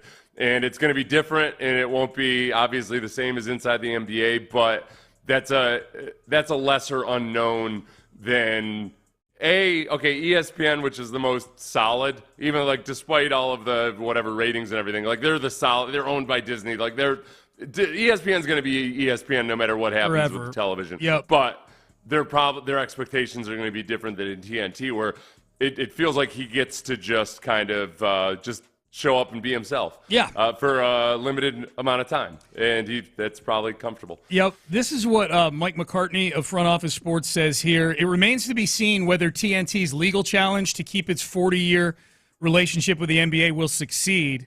Even if it doesn't, this is why I want to get your thoughts, Seth, plunking Barkley down into other ecosystems. Yeah. Because there's a reason why Inside the NBA is so good. I mean, Barkley's entertainment value is a big part of that, but he also, and Shaq and Kenny and Ernie, know the NBA better than anything else. So here's what McCartney says. Even if it doesn't, TNT wants Barkley to chip in across its sports programming lineup, whether it's March Madness, college basketball and football, the NHL, and made-for-TV golf events such as The Match. Yeah, I'm skeptical of this because I think Barkley is a nice change of rhythm and change of pace when he shows up outside the sphere of NBA basketball, but it's only because he's known as that guy in NBA basketball. If all of a sudden you're asking me to look at him as like more than just being a pleasant diversion in a golf broadcast, I don't know what people's appetite is for that. That's where I'm curious about how that all goes. His force of personality is very, very strong. It's just that it's within a certain context. Yeah. So I'm just curious. I'm curious about how that all plays out. Yeah, nobody's a bigger Barkley fan than I am. Like I've loved Charles since the day he set foot in the NBA. Like he's been my favorite player forever, and obviously I love him as a broadcaster. He's super entertaining. But yeah, there is something like I start to think like, okay, when has it worked where you take somebody that's a complete outsider in the sports world I'm talking about, that's a complete outsider, and you've plunked them into that situation on a regular basis just to provide entertainment value. Like Monday Night Football's tried it multiple times, and it doesn't work. People backlash. I don't know. Like I'll take the Manning cast as an example.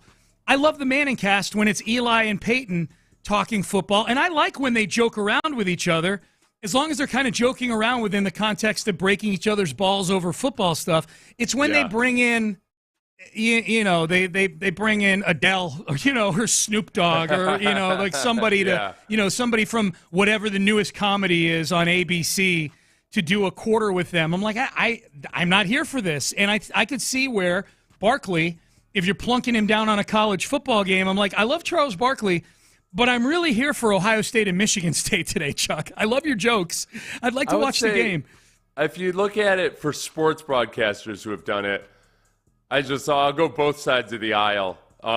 Keith Olbermann and Clay Travis. Yeah. I think they've both gone from sports into the political realm. Yes. And I don't know where Keith Olbermann is on that side of it right now. It looks like Clay Travis is being pretty successful on the political side of it. Mm-hmm.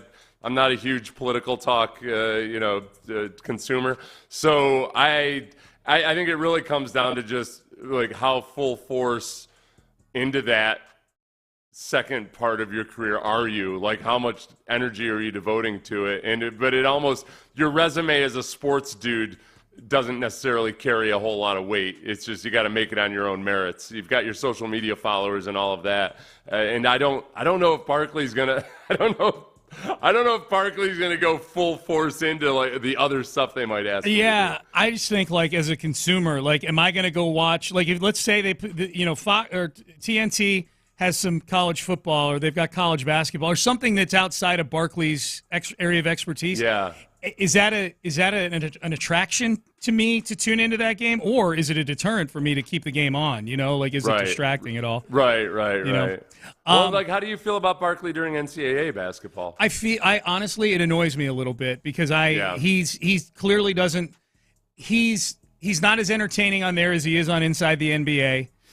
I like some of the moments that pop up on social media that come out of that, but I'm a big fan of March Madness, and I'm a big fan of my analysts teaching me something and making me feel smarter. And I'm like, I watch more college basketball than Kenny and Charles combined. Right. And that's where I think like back, and it's probably changed over the years, where back when college basketball was, like, for one, you actually knew who the players were. Right. There were big national storylines about multiple teams throughout the entire season. Barkley was probably better in that regard, probably better at it then, where now when it takes, if I'm going to talk about the NBA draft, I got to be watching YouTube of Eastern Europeans whose names I can't pronounce and everything. It's just a whole different level of preparation. Text message. This is middle screen texting in. Back to Brandon Aiyuk. If Aiyuk was represented by David Mulugeta, he would 100% have gone to the team he didn't want to in the New England Patriots. Mulugeta is unreal at getting guys money with the teams they don't want to play for, i.e. Watson in Cleveland and Christian Wilkins in Las Vegas. Yeah. That's Deshaun flat out didn't want to go to the Browns to the point of having excluded them from the conversation until the Browns showed up with a boatload of cash. It's kind of like the old W.C. Fields story of asking a woman if she'll sleep with him for $100, and she says no. Then he asks for $1,000. Oh no! This is how it goes. Yes. First, will you sleep with me for $1 million? She says, hell yes. Then he says, okay, well, what about $100? And she says, what kind of a lady do you take me for? And he says, I've already established what kind of a lady I take you for. Now I'm just negotiating price. That's where Deshaun was a whore for the Browns. He was. Deshaun sleeping with an old man with a cigar in his mouth because that's what he's into now, apparently. Jimmy Haslam, yes. Yeah. Christian Wilkins is a good one. I'd forgotten about that. Forgotten how much I wanted Christian Wilkins to be a Houston Texan. I'm glad it worked out the way it did. I'd rather be spending big bucks on a 2-year deal for Danielle Hunter than spending 4 years worth of big bucks for Christian Wilkins. I think that worked out fine. I don't know if that Christian Wilkins, that was going to be his first big payday. I think he might have gone that on his own route. He was just probably available to the highest bidder at that point. Clearly, yeah. I mean, the Raiders paid him huge. Absolutely. Well, plus, Antonio Pierce he probably does a pretty good sales job, especially for the defensive players. I could see him. Oh yeah. He probably never had the opportunity to talk to Christian Wilkins. That deal was done beforehand. Yeah, before the coaches are involved. Unless you're the Falcons or the Eagles who like to tamper with coaches, and then they probably had long conversations with them before that. Payne and Pendergast with you on a Wednesday. Texans are on the practice field as we speak. I'll check Twitter during the break and just see what attendance looks like for today, so we'll find that out. And we'll hear from Dameon Pierce. We've heard people talking about Dameon Pierce. D'Amico Ryans, very bullish on him. Bobby Slowick, good things to say about Dameon Pierce in the running backs room. How's Dameon Pierce feeling about Dameon Pierce? He was on Texans All Access, and we'll hear it coming up next. The Texans are headed to Pittsburgh for their second.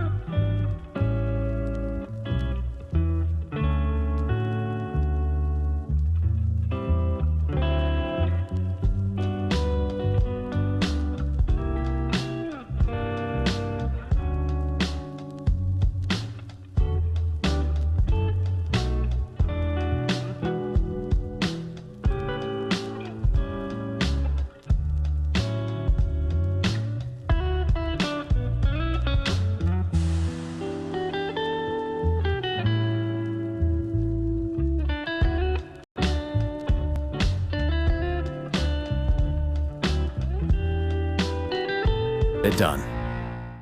Live from the Twin Peaks studios, Sports Radio 610 presents Payne and Pendergast. All right, Dameon Pierce. To me, we'll over the next couple days go over what we're going to be watching for on Friday night. Steelers, Texans. A lot of storylines for an early preseason game for both teams here in this thing. To me, the number one Texan on my list to watch on Friday is Dameon Pierce, considering how last year ended for him on the bench. Off of a rookie year where he was one of the most successful rookies in the league, ran for almost 1,000 yards on a bad football team, and then just wasn't grasping things last year. And by the end of the year, it was a Devin Singletary show. By all accounts, Dameon Pierce has had a good offseason. From everything we've got to see out of Dameon at practice, he looks like a more decisive and better runner, but the proof will be when he goes out there against opponents that are able to tackle and bring him to the ground and play real football. Here's Dameon Pierce on Texans All Access with John Harris and Mark Vandermeer. Johnny asking him, how you feeling? How's your body feeling? How's the body feel? You're not getting tackled and taking the ground, but you are taking shots. You're doing blitz pickup. Who ain't getting tackled? We tackling out here. We tackle every day. I go to the ground every day. So how does the body feel once you're getting tackled? My body's fine, man. They doing, I guess I'm going to call it brotherly love, man. They showing me some tough love out here, get my body ready for the season. So Friday won't be too much of a shock, I guess. I guess that's the only good thing I get from it.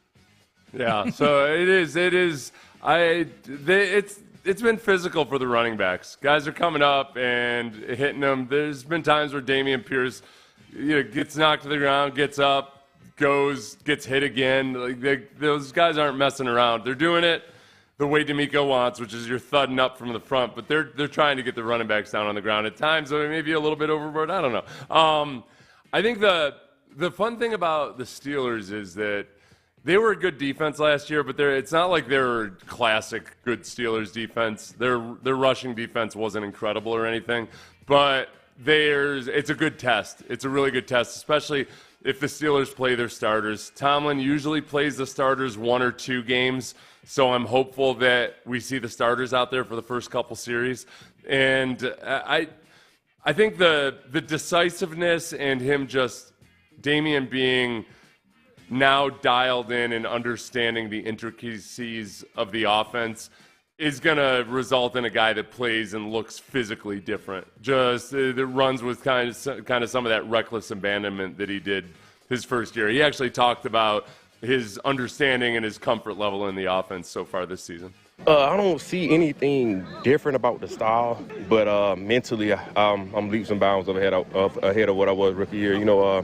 Rookie year, we had I won't say as big of a playbook as we do now. Yeah. So it was kind of a mental shock going from rookie year, having something so compact, then having Slow, who literally has, looks off of everything. So getting another year of that up under my belt, I feel comfortable. I feel confident on the field. That's the thing, I feel confident on the field. I feel good at what I'm doing. I feel good before I even get to the play. Yeah. So it's like my pre-snap reads are, much more smoother, quicker. I'm not doing as much thing when I get the ball. It's just me playing ball at that point. Like at practice, things get fixed at practice. I'm just working on, okay, how can I hit it 100 mile per hour and don't stop? You know what I'm saying? The right way. So that's really what the difference is. It's an intellectual thing. Mentally, I'm more prepared. Mentally, I'm more clear, more confident, and just overall, just a better football player, man.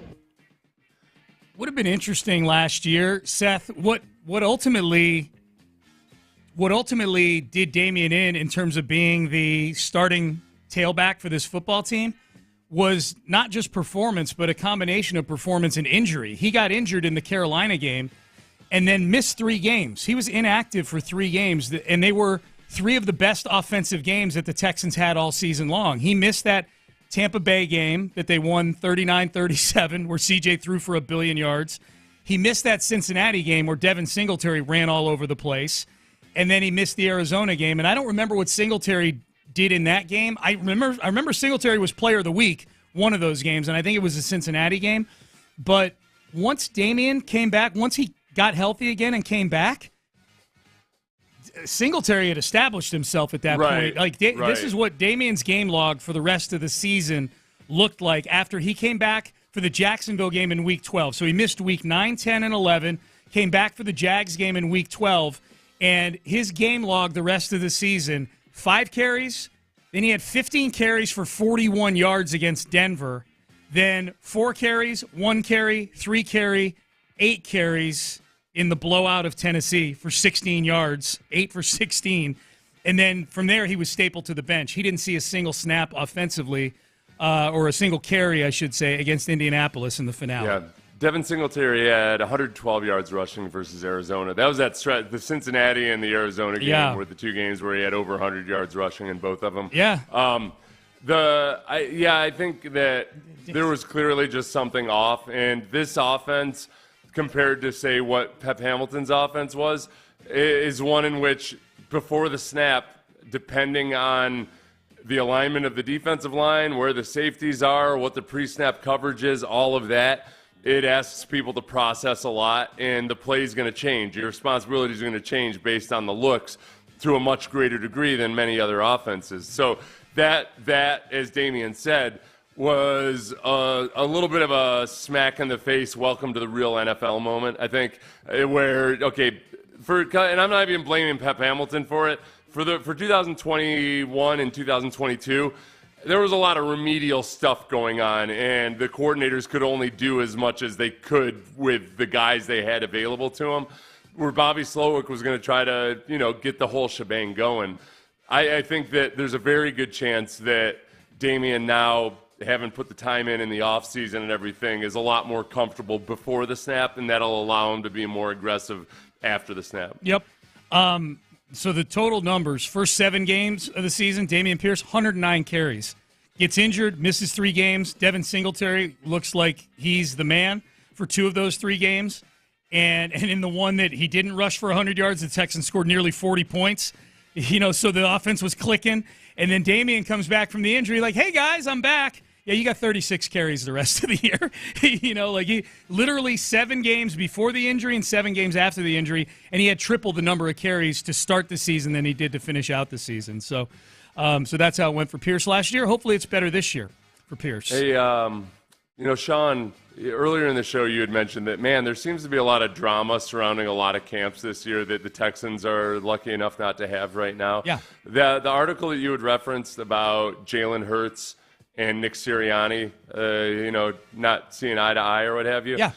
Part of that article is that at some point in the offseason, Jalen Hurts called up Wink Martindale, who was the recently deposed defensive coordinator of the Giants, who had some good performances versus the Eagles offense, and just talked to Wink Martindale for a half hour about what he had seen, like how they had game planned against the Eagles offense and where some of the issues might be, and things like that. So this feels a whole lot like when Mac Jones called up. Who did Mac Jones call up looking for advice? I don't remember the Mac Jones Mac story. Jones, yeah, that was one of the stories about Mac Jones when he was frustrated that he had called up one of his former coaches to kind of try to dig in for answers or what have you. Yeah, I could. I personally, if I'm an Eagles fan, I like that out of Jalen Hurts. Like, this guy's calling it. It's not, Wink Martindale was unemployed at the time before he took the job at Michigan. It wasn't like he was calling up an active opponent's coach or anything, and he just wanted to kibitz with him for a little bit. Yes. I found the article. Of course, it takes forever to find the actual name. I'll read it for you. Yeah. With the playoffs approaching and the hunt for improvement unending, Hurts made an unusual move. He called former Giants defensive coordinator Wink Martindale, who had parted ways with New York.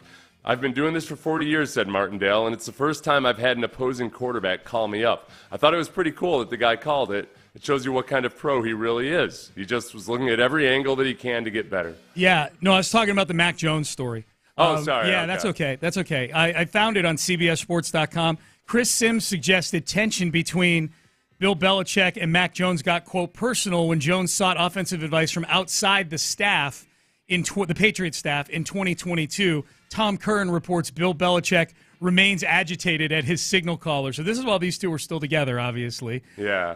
Curran told WEEI the yelling and the gesticulations during the game was irritating enough, but going outside the building for counsel, that really pissed Bill off. Disloyalty in Bill's mind is almost worse than bad play, end quote.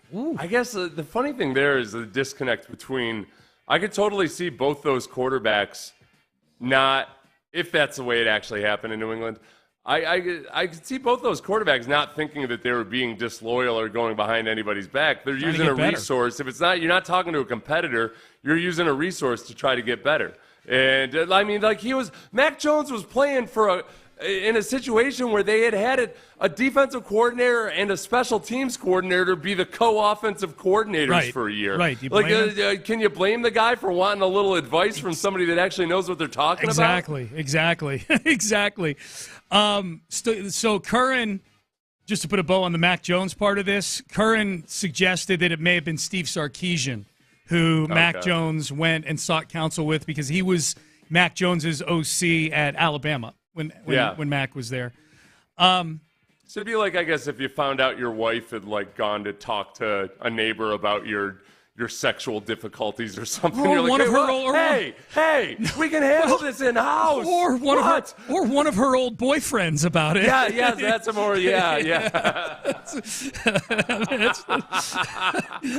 Hey, you used to really get it out of me. How don't you help Sean out? Can you give him some tips or something? That move you used to use on me. Can you teach that to Belichick or Joe Judge? That would be great. Aaron Wilson tweets out the list of Texans not practicing. He is putting the old 280 character limit to the test here. Thankfully, you can have longer tweets now because there's a lot of guys not practicing for the Texans. Titus Howard, probably not a big surprise just based on him leaving practice yesterday that he's got today off, I suppose. Not on a cart. Everybody desperately wants you to know that even though he left on a cart, he did not leave on a cart. He was not carted off. He left on a cart. He left on a cart. But he wasn't carted off. He wasn't. I thought about this earlier, Seth. If I use a real-life example for that, like when someone leaves a place in regular society, not a football field, and they say they were taken away in ... or they were taken off in, that usually means they were either arrested or injured. Even though literally if someone said he was taken away in an Uber, you could be like, well, that's literally correct. He was taken away in an Uber. Yeah. So that's I'm bigger on the carted off thing than you are. I think it's misleading. Carted off implies a debilitating injury.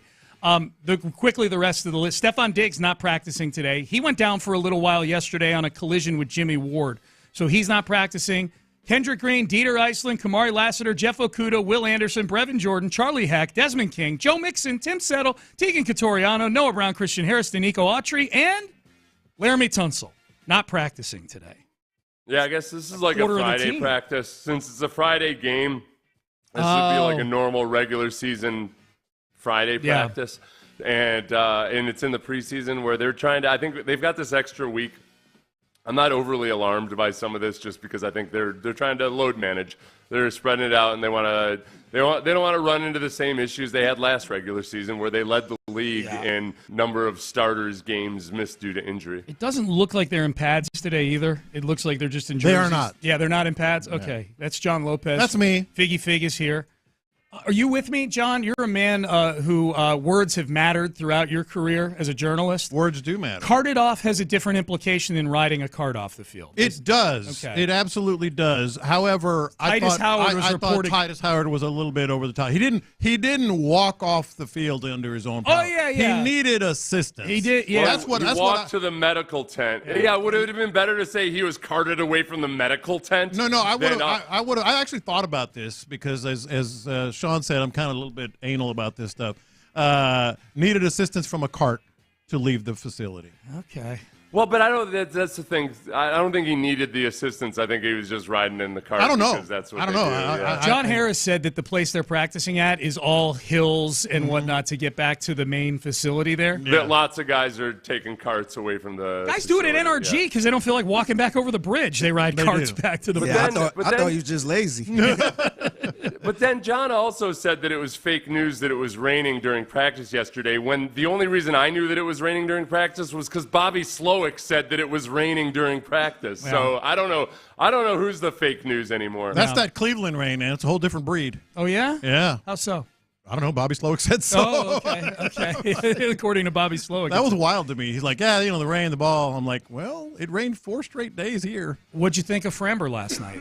Man, I actually wasn't discouraged, by it because that's exactly what they needed, that kind of effort. But it was just, come on. That's that's the toughest way to lose it. To lose the no with 2 outs. Yeah. I just went at that point. Once Hader comes in and walks the first guy, I'm like, they're going to lose this game. And then another shot. Yeah, dude. Yeah, like a deep fly ball. And another shot. A deep fly ball. Yeah. That was good to see, though, man. Good to see. Just what they needed. Top part of the lineup got some things done. Mm-hmm. So that was good. And we get afternoon baseball today. So so that's exciting. What do you guys got going on?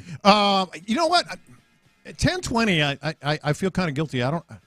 Is it okay to criticize D'Amico Ryans?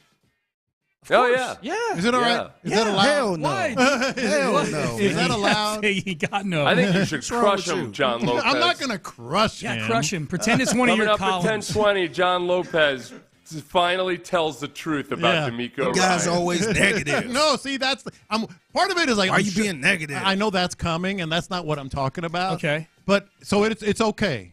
Yeah, for sure. Well, talk about something positive. Can you give me a little more context? I'll give you everything. Yeah. No, because it's not till 10:20, and we'll dig in a little more. Okay. I don't like what he said about playing guys in the preseason a lot. Oh, okay. I don't. I just flat out don't. Yeah. I think that's open to criticism. Okay. I mean, just look around the league. Look around the league every year. Look at injuries in the preseason. I get it. You got inter-squad practices, but I don't agree with it. I just, you know what, though, John? Every year there's teams that go into hyper load management zone, and then they suck the first 3 games of the season. I mean, that's maybe. the biggest. I feel like you got to find a balance somehow between the two. I feel guilty that I'm like, D'Amico, I don't like this. That you're criticizing D'Amico Ryans? I don't like this. Well, if it's any consolation, I think he'll get over it. I think he'll be okay. I think he'll be fine. I don't think you're going to hurt his feelings. I don't know. Maybe he won't be. I think you're going to hurt him. I am nervous. I'm a little nervous about CJ with a rookie left tackle. That makes me a little bit nervous, but, we'll see. Yeah. Plus, John, you're not criticizing him. You're disagreeing with his approach. Okay. I'm going to frame it that way. The argument is always between the ideas, not the people. No, call him a dummy. Yeah. I'm gonna compare. Get personal. I'm going to compare him to Jack Easterby. There you go. All right. John Lopez and Figgy Fig, Chris Santiago, they're in the loop today. Seth, I will see you tomorrow, 6 a.m. Antibodies. Antibodies to you, and based on recommendations from the listener, the reliable sidearm I will use is either a Colt revolver or a Glock. The Glock. So I'm making that decision. Yes. The Glock 19 got a lot of love on the text page. Oh, big shock. All right, we're done. We're out of time. Get out. Yeah. Listening to KILT and KILT HD2, an Odyssey station. Figgy Fig, John Lopez, Chris Santiago. They're in the loop and they start now. All right. I guess we got to start with an attendance again, just like high school. You're going to need a lot of time. Sean Pendergast. Yeah. Here. Figgy. Yeah. Present. Chris Santiago. Here. Titus Howard. Crickets. Stephon Diggs.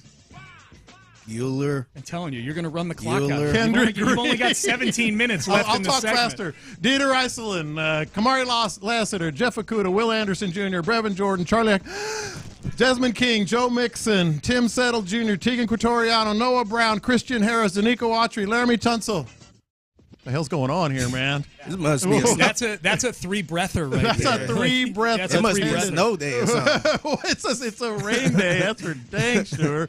So look, and that's going to tie in with what we're just talking about at 10:20. And see if I can get away with, I guess, criticizing, disagreeing with D'Amico Ryans. It's a huge day for the Texans. This is their Friday, I think. Yeah, this is their Friday. Saturday, no access tomorrow. We'll probably hear from Jonathan Alexander, get an update tomorrow, but that's tomorrow. Keeping an eye on the offense today, how they're going to respond. I think it's a big day. I think that's one of the reasons that we're going to see the starters on Friday. But we got to start right here. Right here. And skies this one to right. Chaz McCormick all the way back, and the no-hitter is over. 1 out away from a no-hitter. Instead, Corey Seager connects for a 2-run home run.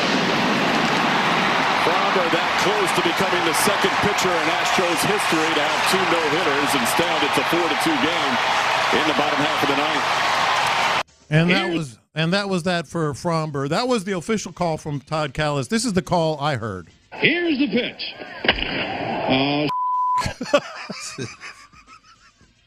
That's exact. Let me hear that again, because this is what I was saying in my head. Here's the pitch.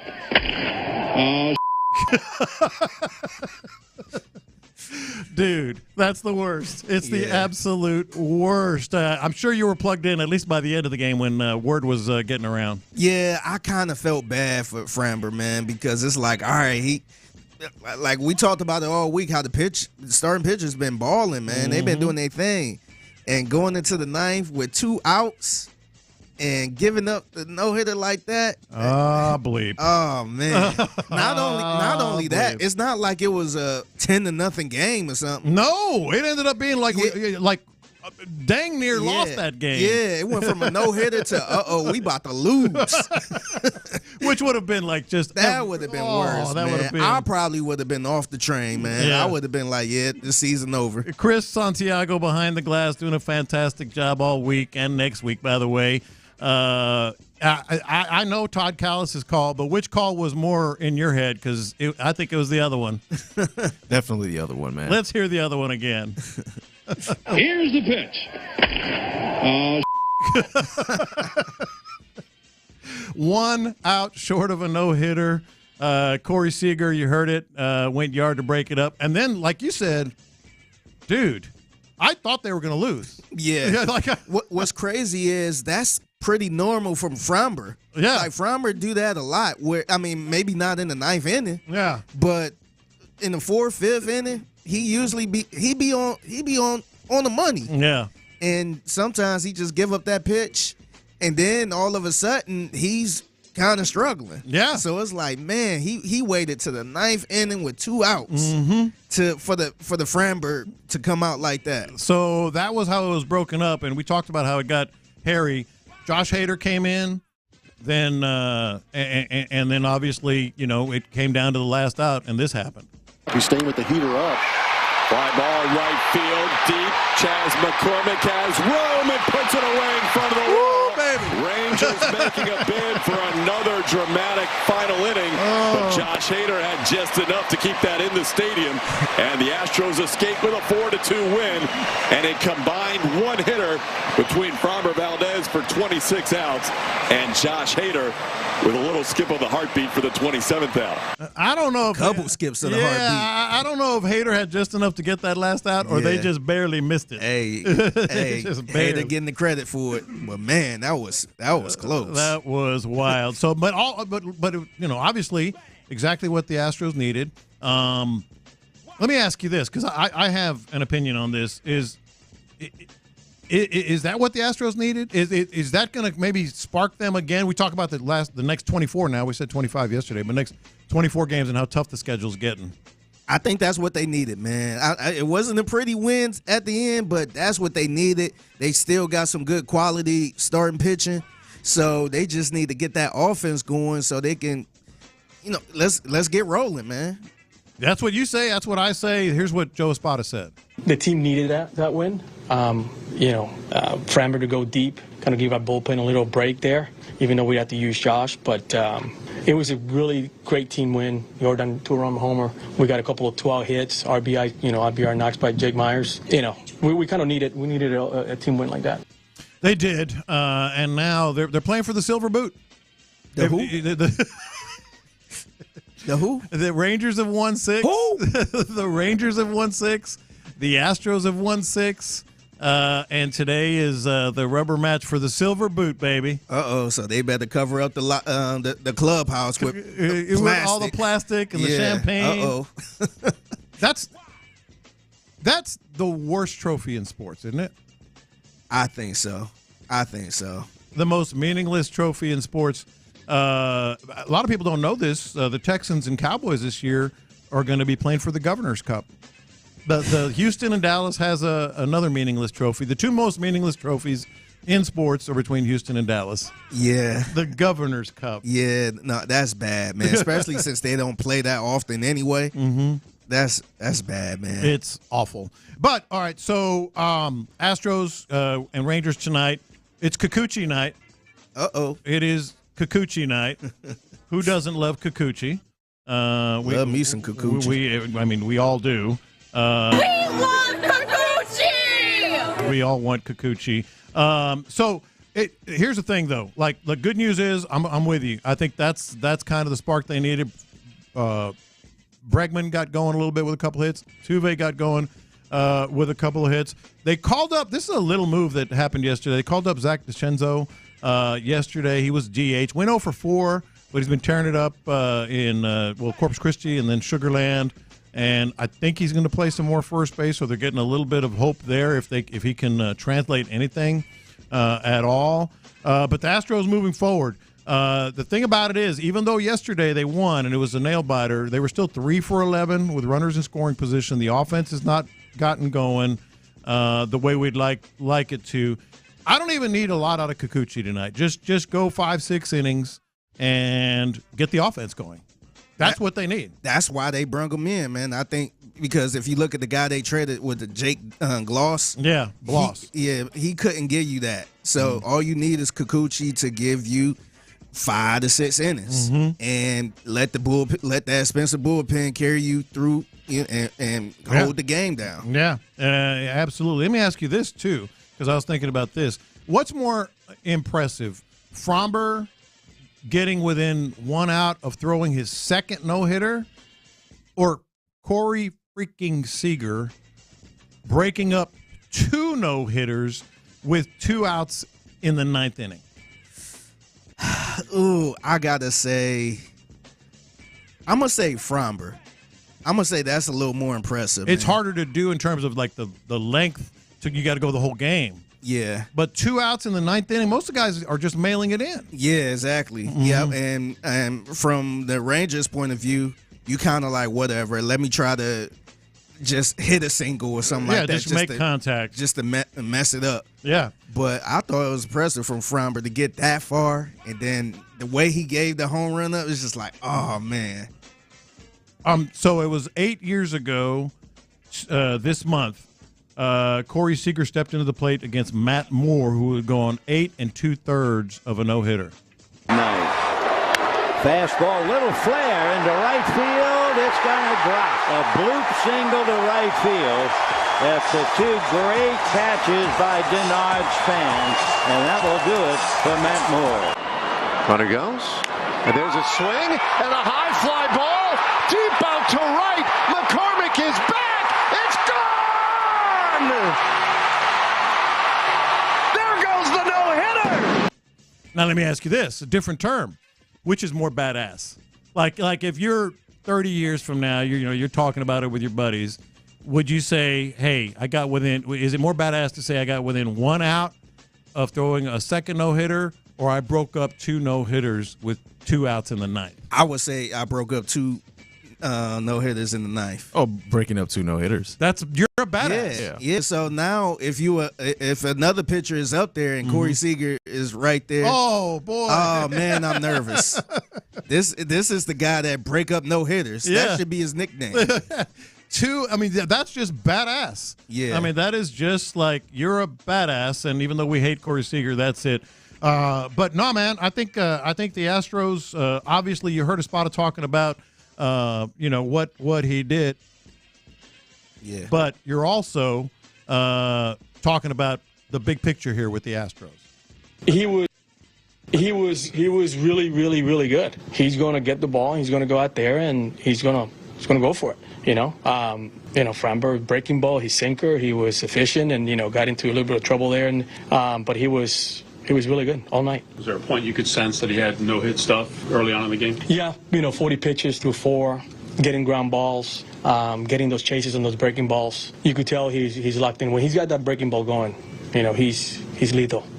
I mean, you heard it. If Framber can keep the breaking ball going, if Hunter Brown can do the his slider or whatever it might be, I think it's kind of a cutter or whatever, keeps people down. That's how he gets going. I mean, starting pitching right now has to carry the way. So if those 2 guys all of a sudden become key.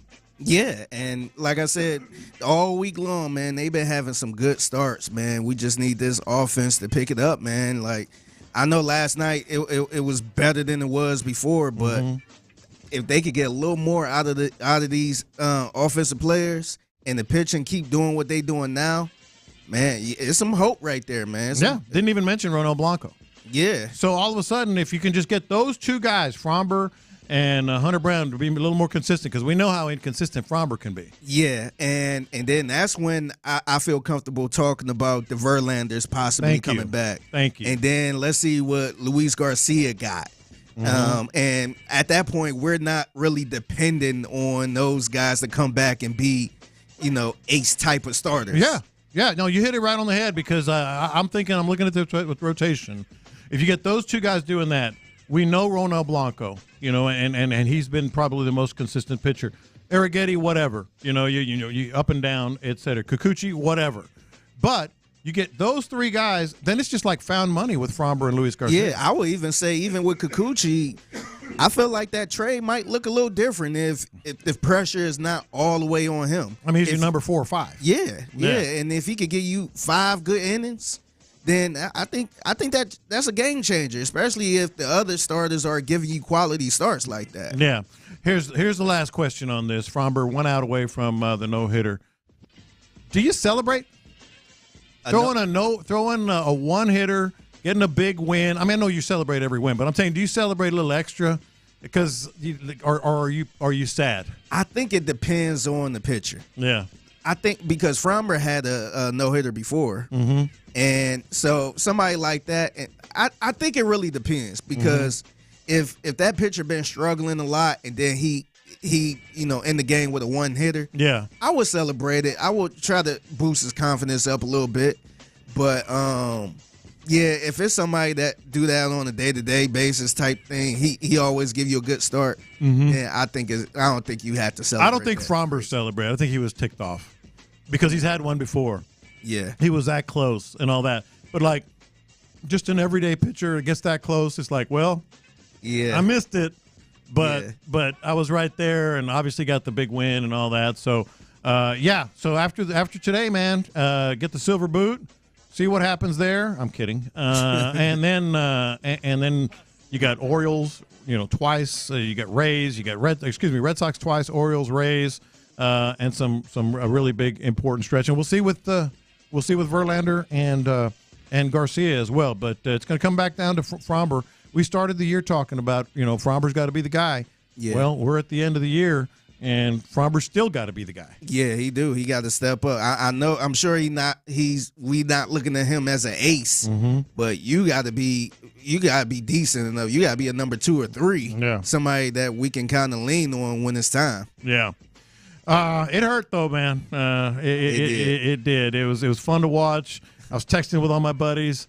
And Captain Scott from the Bite Me podcast was like, I could see it coming as soon as he walked up with the guy. Yeah, I kind of could too. Like when he walked in, because Fromber, like he was focused, but his big thing is like losing focus. Yeah. He easily get distracted at times. Like if something don't go right, then that's why we always see Fromber just go off the rails after one bad pitch. Yeah, and it's like, man, he totally lost it, and he waited to the 9th inning with 2 outs to totally lose it. But, I mean, it's easy to say, but I kind of went like, oh, yeah. Actually, let me hear that call again. Here's the pitch.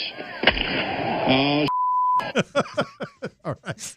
Hey, man, baseball talk presented by T-Mobile. Switch to T-Mobile, and you can get tons of benefits. Still save on every plan versus AT&T and Verizon. Use their savings calculator to find out how at T-Mobile.com/switch. All right, coming up, really simple question, and I do feel bad asking it because I am there. Are we allowed to criticize D'Amico Ryans? That's next.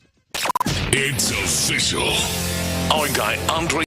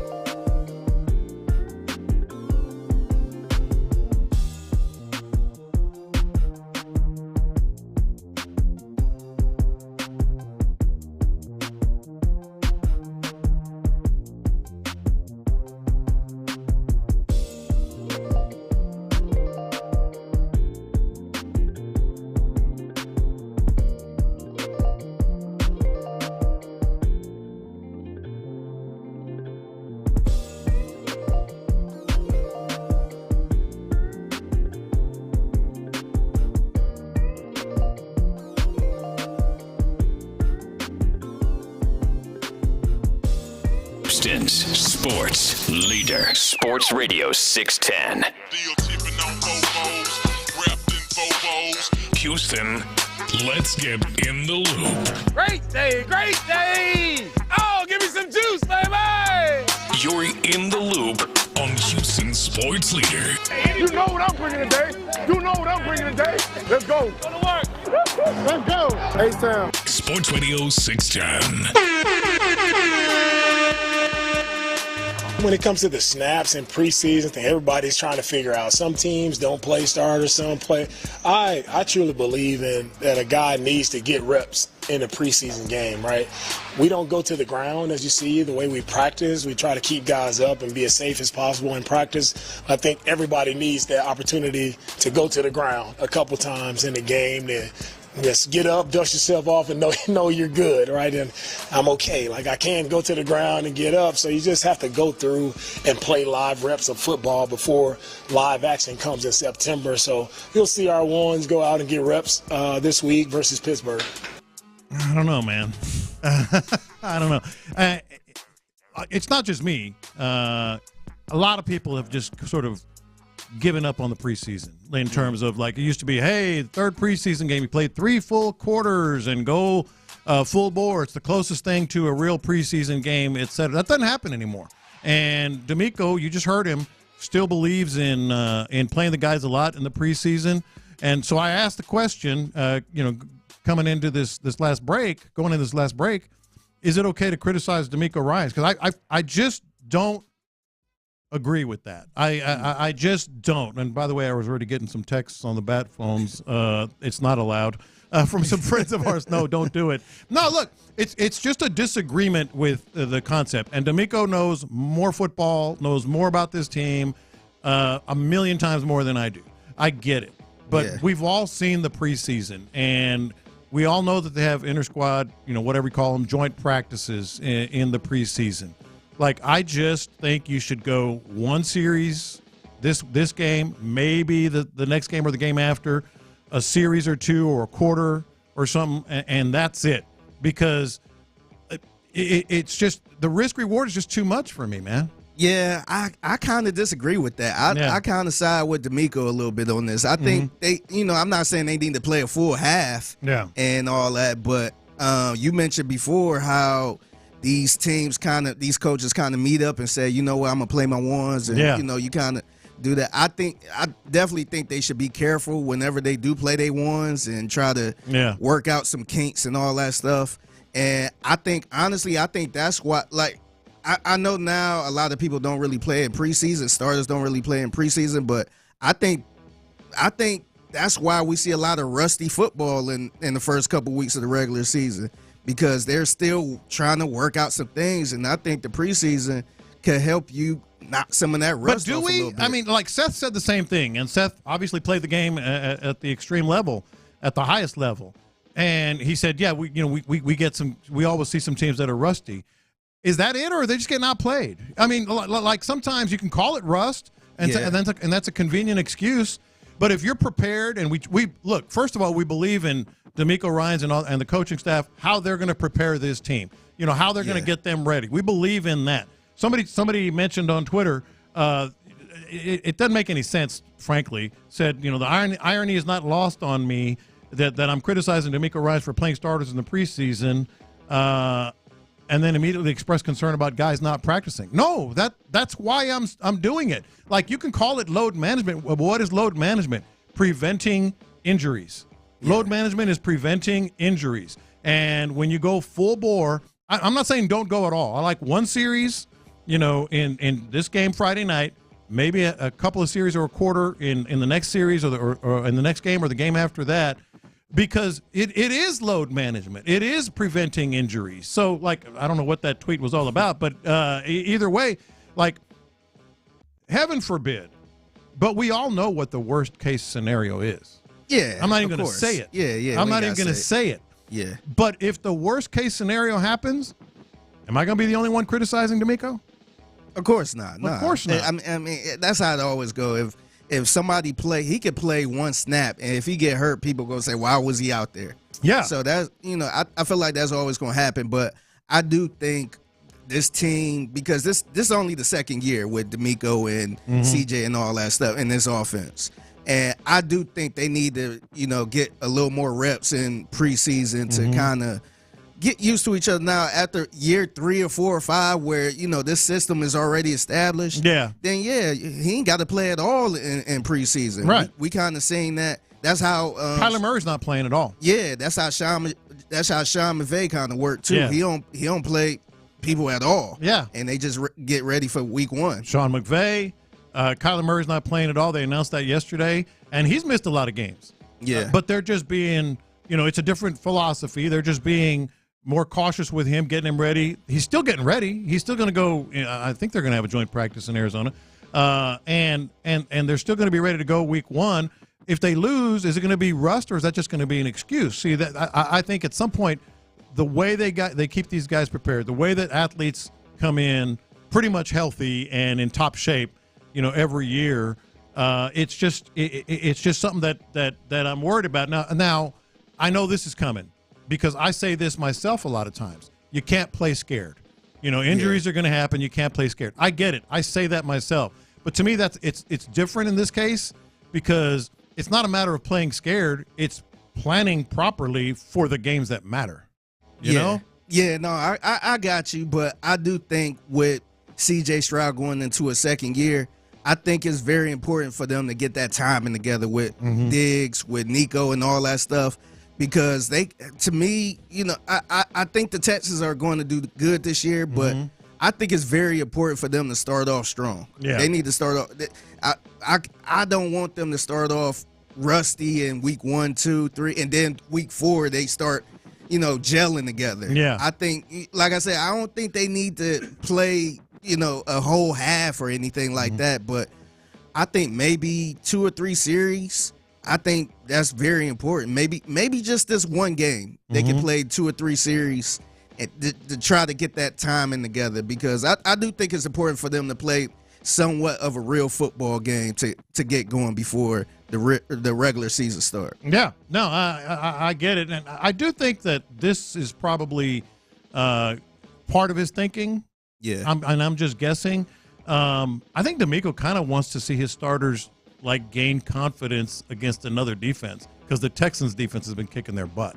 Yeah. So yeah, a texter said, he didn't say he's going to play him a lot. He said he's going to play him. No, I get it, and if it's just a series, I'll take all this back, because I do think they need to get that timing, a series or two, that kind of everything that you just said.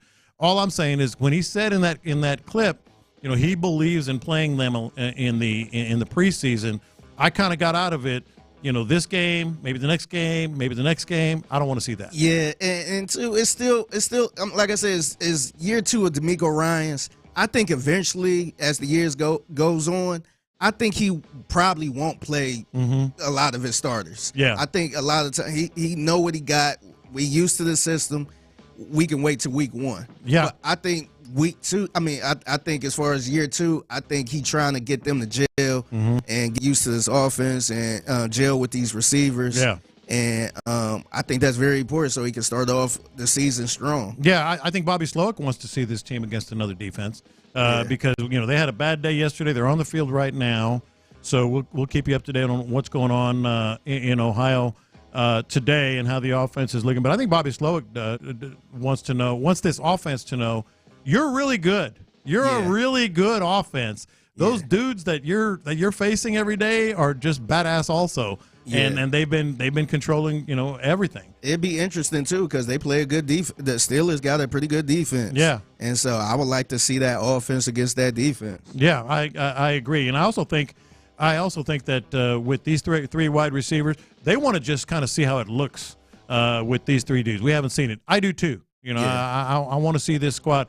I'm just like, boy, I heard out of that. I got out of that. We're gonna see these guys more than is comfortable. Yeah, hopefully he's not like a Tom Coughlin. Oh God, who sit there and be a hard ass all through training camp and playing starters for 3 quarters in preseason, all that stuff. Yeah, but I think I kind of roll with him on this one. I think it should be about 2 or 3 series, and then get him off and wait to. And when do you want to see him again?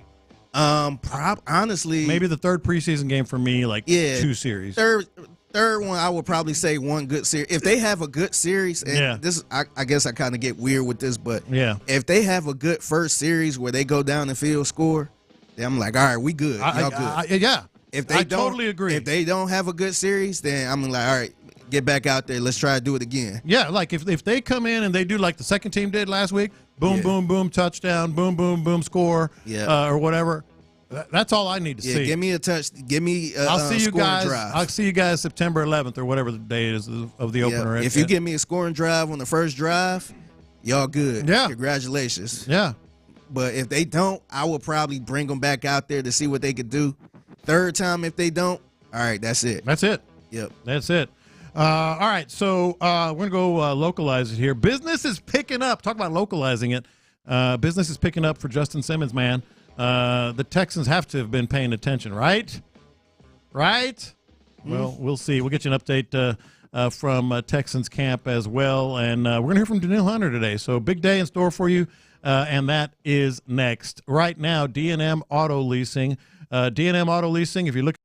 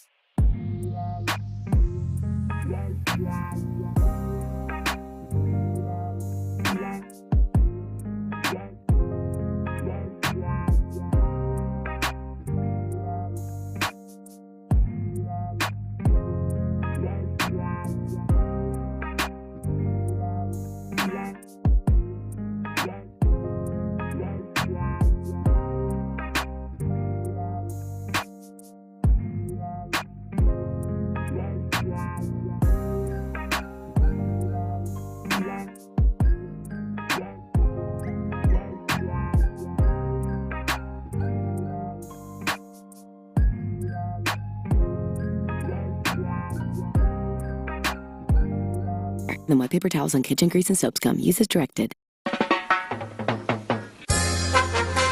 We're making the stories from outside the loop matter to you. This is Localize It. Don't you know I'm local? You're in the loop on Houston's sports leader. Sports Radio 610. So that's a wrap on Justin Simmons, isn't it? Yeah. A wrap from him being here? Yeah. Yeah. Oh, yeah. It's over with. So Why is that? I actually agree with Figgy on this one, Chris. Like the Saints, actually Adam Schefter brought it up, but Josina Anderson is updating it as we speak.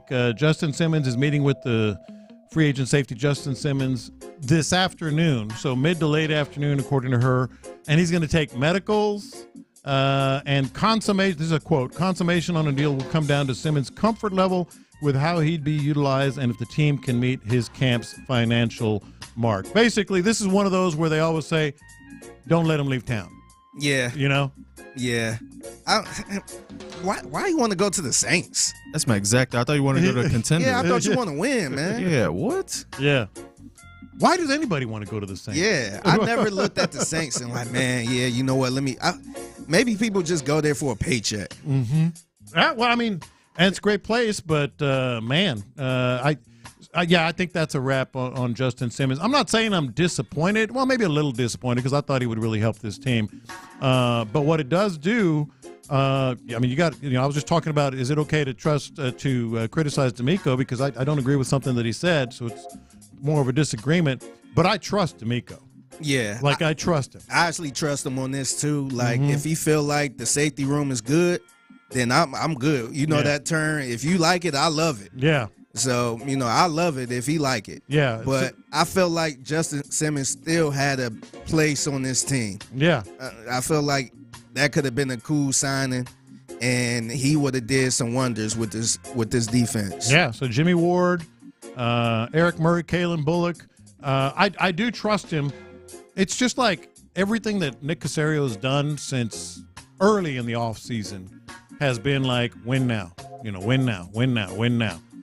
I guess they think they can win now as is, man. Yeah. Yeah, so, I mean, I ain't got no pushback on it. I am a little worried, but like I said, if they are comfortable with this safety room, okay. Yeah. Let's roll. Now, if they don't work out, if there's some big problems, I know Petrie's been mostly a nickel, but let's say they play him, run him some at safety, and same things happen. If he become unplayable and benched, and we sitting there looking at MJ Stewart and Eric Murray. Jimmy Ward's 33. Then Murray. Yeah, then we will probably revisit this conversation. Yeah, exactly. That's exactly what I was going to say. I think he ain't going to be a Texan, but you got to trust D'Amico on this one. As long as he's not a coach, I'm fine. Yeah, the Saints is like a no problem. Yeah, like cool. All right, cool. Get out of here. Yeah, we'll see you occasionally when we're watching Red Zone. I mean, that's about it right there. Man, I'm so glad I'm out of this business. Like the Texans have done this like year after year after, especially during the Bill O'Brien years. You got two quarterbacks, you got no quarterbacks. This was Mike Tomlin, Friday's opponent, talking about what's happening at the quarterback position. Now, I will say this. Russell Wilson is listed as the first team quarterback, but listen to Mike Tomlin. Would you still categorize this as a quarterback competition? If it is, how do you weight what happens on the practice field here versus what happens in a stadium? Very much is a competition. What happens in stadium is weighted heavier than what happens in a practice setting because it's more game-like. So, God, I'm glad I'm not in that business anymore. Quarterback competition. Or two quarterbacks that neither one is great. Yeah. Now, Russell Wilson's been great, but he ain't great anymore. Yeah, they recycling quarterbacks, and and Pittsburgh is in a tough position too because they never tank. So it's not like they can get the number 1 overall pick and pick up a quarterback. Yeah, they just keep recycling these washed up quarterbacks, and hopefully they hit on one of them. So yeah, I'm glad to not be in that business, just being on a mediocre treadmill. Yeah. Man, I'm so glad you brought that up because this is actually going on, and it went on yesterday afternoon in Pittsburgh. So I'm so glad we're out of the competition of that whole who's our quarterback thing. But at the same time, the Steelers are so good. Like, I want you to listen to this whole conversation about Mike Tomlin. So I'm going to ask you this question. Is Mike Tomlin a Hall of Famer? I guess so. I don't know, man. I don't even know what a Hall of Fame coach is anymore because Mike Tomlin is what it looks like. I don't understand what this standard is in terms of how you're judging coaches. We're literally talking about Mike Tomlin being a Hall of Fame coach. He will waltz into the Hall of Fame 5 years after he's done coaching his because all of these guys had long tenures with Hall of Fame quarterbacks and won one Super Bowl. By the quarterback standard, that's an under. We were talking about it with Aaron Rodgers and Mike McCarthy yesterday. I don't know how it's possible to be an underachiever and be in a Hall of Fame. That doesn't make sense to me. Yeah. That math don't make sense to me. So I can't continue this conversation because I don't understand it. I said I'm so glad we're out of that other thing. I can't wait for the Texans and us or whomever on the radio to be wondering if DeMeco Ryans is a Hall of Famer after he's won a Super Bowl and never had a losing record. Yeah. Like, that's a different world. It is. That's Chris Canty, by the way, who was like, I don't get it. Yeah, and what's crazy is, and, y'all know I hate Pittsburgh. Yeah. But I think some of the hate is because I'm a little jealous. Yes. They had only had 3 head coaches in their existence. Yes. And I'm not a big Bill Cowher fan, but he's in the Hall of Fame. Yeah.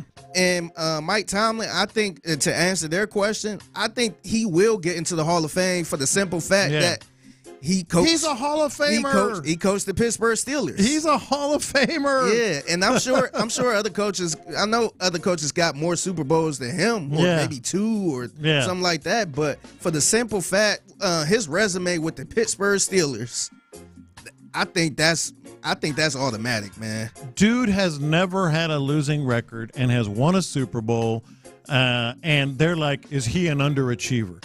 I want those problems. And see, I want those and problems. Pittsburgh Steelers fans are so spoiled, man. I want to be spoiled like that. They've been talking about firing this dude for the last 5 years. Yes.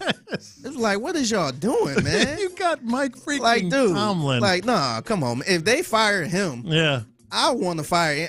I ain't gonna say fire DeMeco Ryans, but if I was another team, I will give him whatever he wants. Now, I will say, if you fast forward 12 years from now, and C.J. Stroud is one, elite super quarterback, and he only has 1 Super Bowl, I think it's fair to say, boy, it kind of left us wanting more.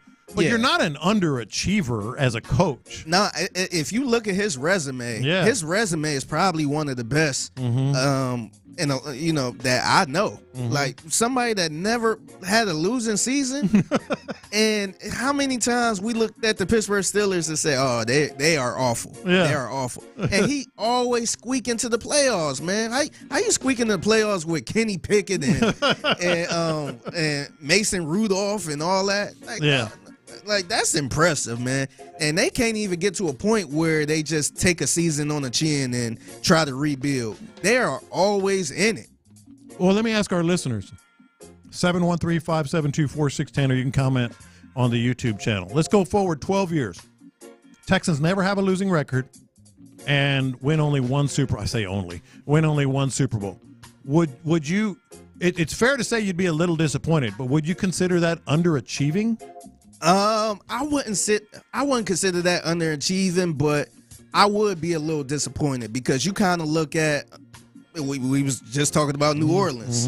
Sean Payton, he won a Super Bowl. Yeah. But I felt like they could have won at least 2 or 3. You had Drew Brees, you had one of the best coaches in Sean Payton. And you only got you only won 1 Super Bowl, man. I felt like you could have won at least another one. Yeah. And New Orleans had a couple heartbreaks. Yes. Where it was just like, dang. So, I wouldn't call that underachieving, but I would be a little disappointed where I feel like they could have had a couple more Super Bowls. I'd say just a little bit. I mean, Mike Tomlin, quarterbacks that he's had are completely different than what C.J. Stroud is. Yeah. So it's just like, if you have C.J. Stroud, and you talk about he's going to be an elite quarterback in this league, I'd call it just a little bit a little underachieving because of how good C.J. Stroud is. I don't mind being a little disappointed because we're all greedy. Yeah. Like, here we are already counting multiple Super Bowls. Dude's entering his second year. Yeah. Like, that's just silly. But it's also kind of the reality of what we're feeling. So, yeah, I'm with you, Chris. I'd be a little disappointed, but I wouldn't call it underachieving for DeMeco Ryans. Like, you mentioned Sean Payton and obviously Mike Tomlin.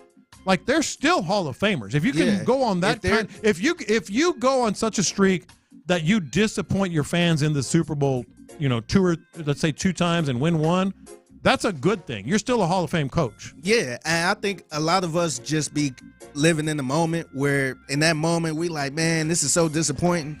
But if their career is over and you look at their resume, that's a Hall of Fame coach. He had a really good career. I wouldn't say his career was disappointing. Mm-hmm. It's just in that moment where we thought if you have a franchise quarterback, you have a great head coach, you should have won at least 2 or 3 more Super Bowls. Yeah. Boy, a texter brought up a great example.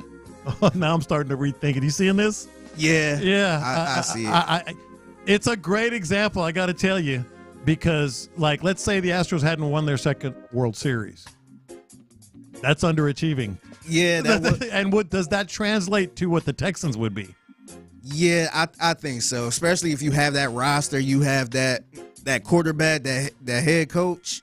I think that would fall in place with that, man. And I think with them getting that second World Series, I think at that point it's like, all right. They're not underachieving now. It's just really, really hard. Yeah. But, yeah, if the Texans – But even with the Astros, when it's all said and done, when this is all over, we're going to look back at the Astros like, man, that was a dominating team right there. Yeah. 7 straight ALCS. They got to the World Series how many times? They won 2 of them. So right now, some people might be like, man, we should have had more than that.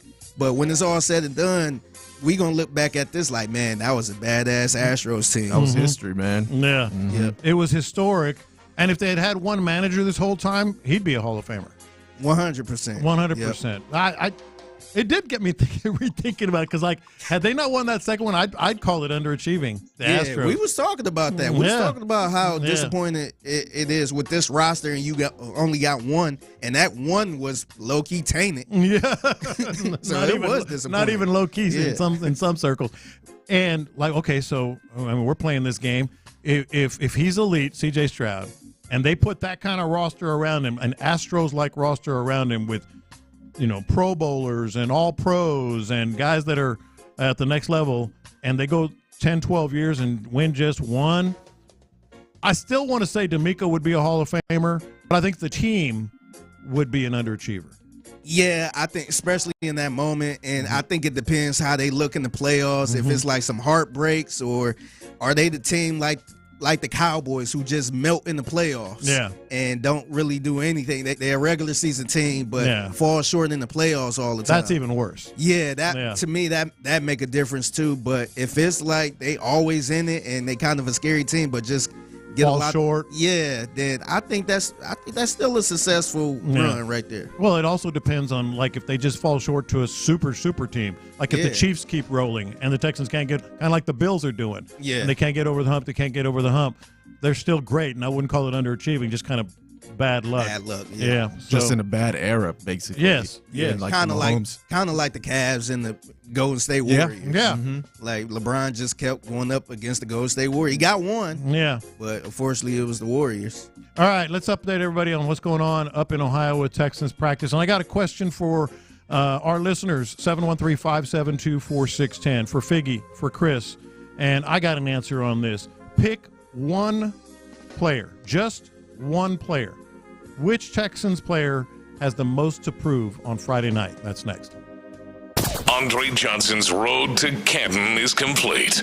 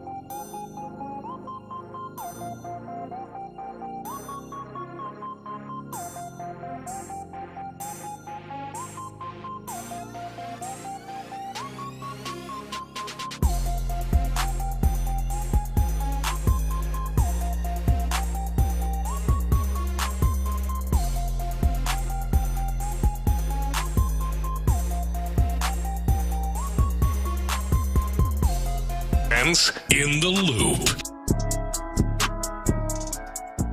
All right, I got a question for you guys. 713-572-4610. Figgy, you, Chris, you. We know now that the Texans are going to play their starters. Maybe. We don't know exactly how long. I'm thinking a couple series maybe. We'll see. But we're going to get something out of it, man. Like, we're going to get something out of it.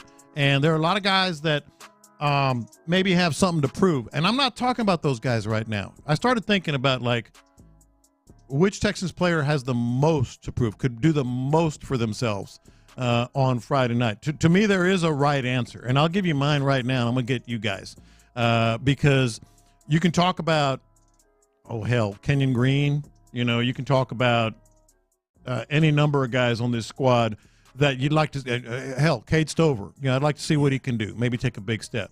But I'm talking about one guy that has the most to prove. I don't know if you agree or disagree. We might have the same one. We might. And I'm going to give it away here because Joe Mixon is out. He ain't going to play. Dario Gumbawale, we know what he's going to be. And he might be even better. He's shown a little bit in the first preseason game. Yeah. Cam Akers, maybe. I don't know. We'll see. I don't know how much they're going to use him. J.J. Taylor, I don't know what your expectation would be. The right answer is Dameon Pierce. That's mine. Chris? I like that one, but I'm going to go with Jalen Petrie. That's another one we're going to get to that was on the list. But here's the thing about Dameon Pierce. You know, we talked yesterday about what if this defense is really, really good? Like, not just good, but really, really good. What if Dameon Pierce is 2022 Dameon Pierce? And you got that and Joe Mixon. I think that solves the running back concerns. Yeah. Because I've been saying it from the beginning. I think you need that 1-2 punch. Mm-hmm. I think everybody does. Yeah, I don't believe in workhorses. Like, this ain't Derrick Henry. Yeah. Like, I think you need that 1-2 punch. And if you have Joe Mixon with 2022 Dameon Pierce, I think that's a solid 1-2 punch. I think it's more than solid. Yeah. Especially with the receivers and CJ and Mixon coming out of the backfield. Who knows if Pierce is going to improve coming out of the backfield as a receiver or not. But Super Bowl teams have a 1-2 punch, like a good one. Yeah. Cam Akers will tell you all about it. Yeah. You know, the Rams had plenty. Yeah, and even outside the Super Bowl teams, I look at a team like the Baltimore Ravens. Yeah. I feel like they have 4 or 5 dudes that just come in where I'll be like, who the hell is that? Yeah, and this dude breaking off a 20-yard run. Like, who is that dude? Some days you won't see Gus Edwards or whoever they had. Yeah. Somebody else just I like that type of style, man. Mm-hmm. I think it's only a few running backs that you can lean on as a workhorse. Yep. But I think, man, I don't want to do that to Joe Mixon, man. I know some people look at him and as he a can workhorse. do it. He's done it in the past. He could. But boy, if he doesn't have to. Yeah, man. Like, if I can last longer in the NFL just by having a number 2 behind me who can take the load off of me, pause. And I think that's a good thing to have. Yeah. I mean, if it's 3rd and 1 and Pierce can be a reliable guy, 4th and goal and Pierce can be a reliable guy, like everything. Obviously, we're going to be watching everything on Friday night, and we're going to take our notes and see who's doing, who's up, who's down, who looks good, who doesn't look good. I'm going to be watching Dameon Pierce more than anybody else. This was D'Amico on Dameon. Dameon has done a great job since the spring. I just see a guy who has a clear mind, fast feet. He's playing decisive, right? I mean, he's explosive. So you're back to seeing that rookie Dameon who can gain a lot of yards for us, and he has a physical mindset to him that I really love. Love how he finishes the runs. I'm excited to see him, play on Friday so everyone can see, right. This new / old Dameon, how he was his rookie year. Dude. Like, he can't – I mean, that's almost over the top. Like, he's going to be – or I could see that rookie Dameon Pierce, the new / old Dameon Pierce. I mean, that flat out, I heard that yesterday, and I'm like, okay, I'm excited. Yeah, no, that would be the perfect Dameon Pierce. And I know in 2022, Dameon Pierce was doing this thing, but I was scared to kind of lean into Dameon Pierce because that was a 4th-round pick. He wasn't like a – he wasn't like this first or second round pick, and he didn't play that. He ain't play that many snaps in or had that many carries at Florida. Yeah. So I think this role is the perfect ideal role for Dameon Pierce to be that number 2 and probably knock off about 10, 12 carries, man, and take the load off of Joe Mixon. And if he can be that 2022 Dameon Pierce, it's on. It's on, man. I'm not really worried about Joe Mixon as much. Of course, I want him healthy. Yeah. But I don't want to lean on Dameon Pierce when Joe Mixon is not healthy and we got 2023 Dameon Pierce. That's not good. He got benched. Yeah. Or he got out of the starting lineup. Yeah. They was rolling with Dare. They were rolling with Dare in key situations. So, that's it for me. We're going to get to some other possibilities here, but Dameon Pierce says he's feeling better, man. How's the body feel? You're not getting tackled and taking the ground, but you are taking shots. You're doing blitz pickup. Who ain't getting tackled? We tackling out here. We tackle every day. I go to the ground every day. So how does the body feel once you're getting tackled? My body's fine, man. They doing. I guess I'm gonna call it brotherly love, man. They showing me some tough love out here, get my body ready for the season. So Friday won't be too much of a shock, I guess. I guess that's the only good thing I get from it. But yeah, man, my body feeling good. Anytime I feel anything little happen, whether it's a bruise, whether I'm sore, I'm on top of it with Ro and the staff. They do a great job of making sure, they're on top of things, and we got a great communication line with those guys too. The training room is always open. They're always here for us. Same thing with Coach Mike and his staff. We're always taking preventative measures. We're doing stretches. We was in the pool the other day, like the way we work out, and they always track our steps. Like, hey, DP, you was a little high today. We're gonna look out for you in the lift, or we're not doing these jumps X, Y, Z. They always cater us, and that's one thing I can appreciate from the strength staff and the ATR guys. They take care of us, and they let us just go out and play ball, man. They take all the thinking out of it when it comes to our body, because they 9 times out of 10 they already got something planned for us, and we just follow their rules, and we just come out here and play fast, man. All right, you probably don't want to tell the NFLPA about all that tackling stuff. But that's Texans All Access, obviously John Harris. And he's talking about the physical thing there and feeling right, but it's a mental thing with him. It's grasping the offense. And D'Amico, talking about what he's seeing out there, that tells me he's grasping the offense. Yeah, and this will be year 2 for Dameon Pierce in this offense. And he said, I think he said last year or earlier this year, how last season was the best season of his career, I guess, from a mental standpoint. Yeah, he learned what he had to do. Yeah, and so if he learned this offense, if he's okay mentally and accept his role as a number 2, I think that's a good thing, man. And I don't think he have to have the same exact year as his first year. But if he can be playable and somebody that we feel comfortable with back there when Joe Mixon is on the side, or if Joe Mixon had to miss a game, then Dameon Pierce is starting, and we're fine with that. I think that's a great thing, man. Yeah, it absolutely is. One more from Dameon Pierce here, though, because this is about Friday night's game, specifically what we want to see. Oh, man, I think I'm speaking on behalf of everybody, man. We're ready to, get out on the field and just go live, just have some live reps. Like Coach Miko said, man, it's kind of hard to prepare for the season if you haven't got, real-life football, real-life speed, game reps, and just seeing how that timing looks in real time and seeing how those cuts look, how those run lanes feel, how pass blocking feel. I think it's a good opportunity for everybody to get those live reps and prepare for September. That's the story. That's the story. How's he going to read the blocks? How's he going to make those cuts? It's a different world. Any player will tell you when they get into that zone blocking scheme, and he lived it. Like, he couldn't do it last year. So if he can do it this year, like, no question, I'm going to, all eyes on Dameon Pierce on Friday night. But if he can do it, total game changer. Who are you more confident in having a better bounce back season, Petrie or Pierce? Pierce, 100%. Me too. How about you, Chris? I'm gonna go with Pierce. Yeah, just I feel like the running back position just seems a little bit more easier for him to. I think also he's admitted it. Like he earlier when we had him on and we talked to him during training camp, he's like, yeah, man, I had to learn my lesson last year. Yeah, that's a big step.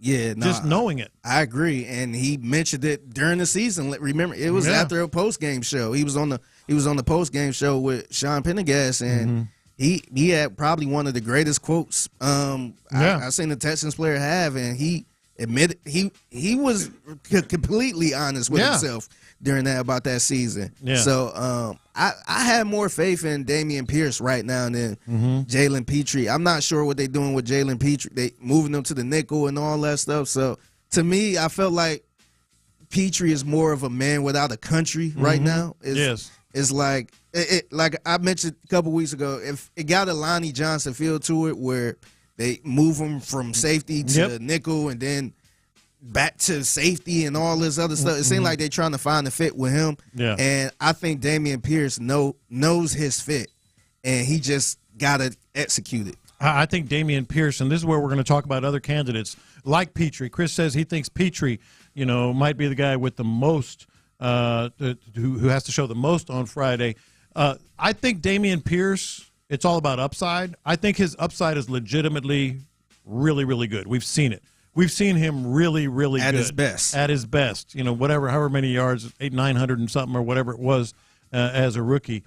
But Petrie's on the list. I don't know if I have the confidence that – and we've seen him make plays. I mean, obviously, all the big plays he made as a rookie and all that. But I don't think it was the same as Dameon Pierce. Like, I know Petrie would be on this list, and he is for me too, Chris. But I don't expect him to, take that big leap, Yeah. I don't know who else would be on the list. Somebody on the text board mentioned John Mechie. No expectation for John Mechie other than make the team and maybe contribute. Yeah, he's not going to help you win big time.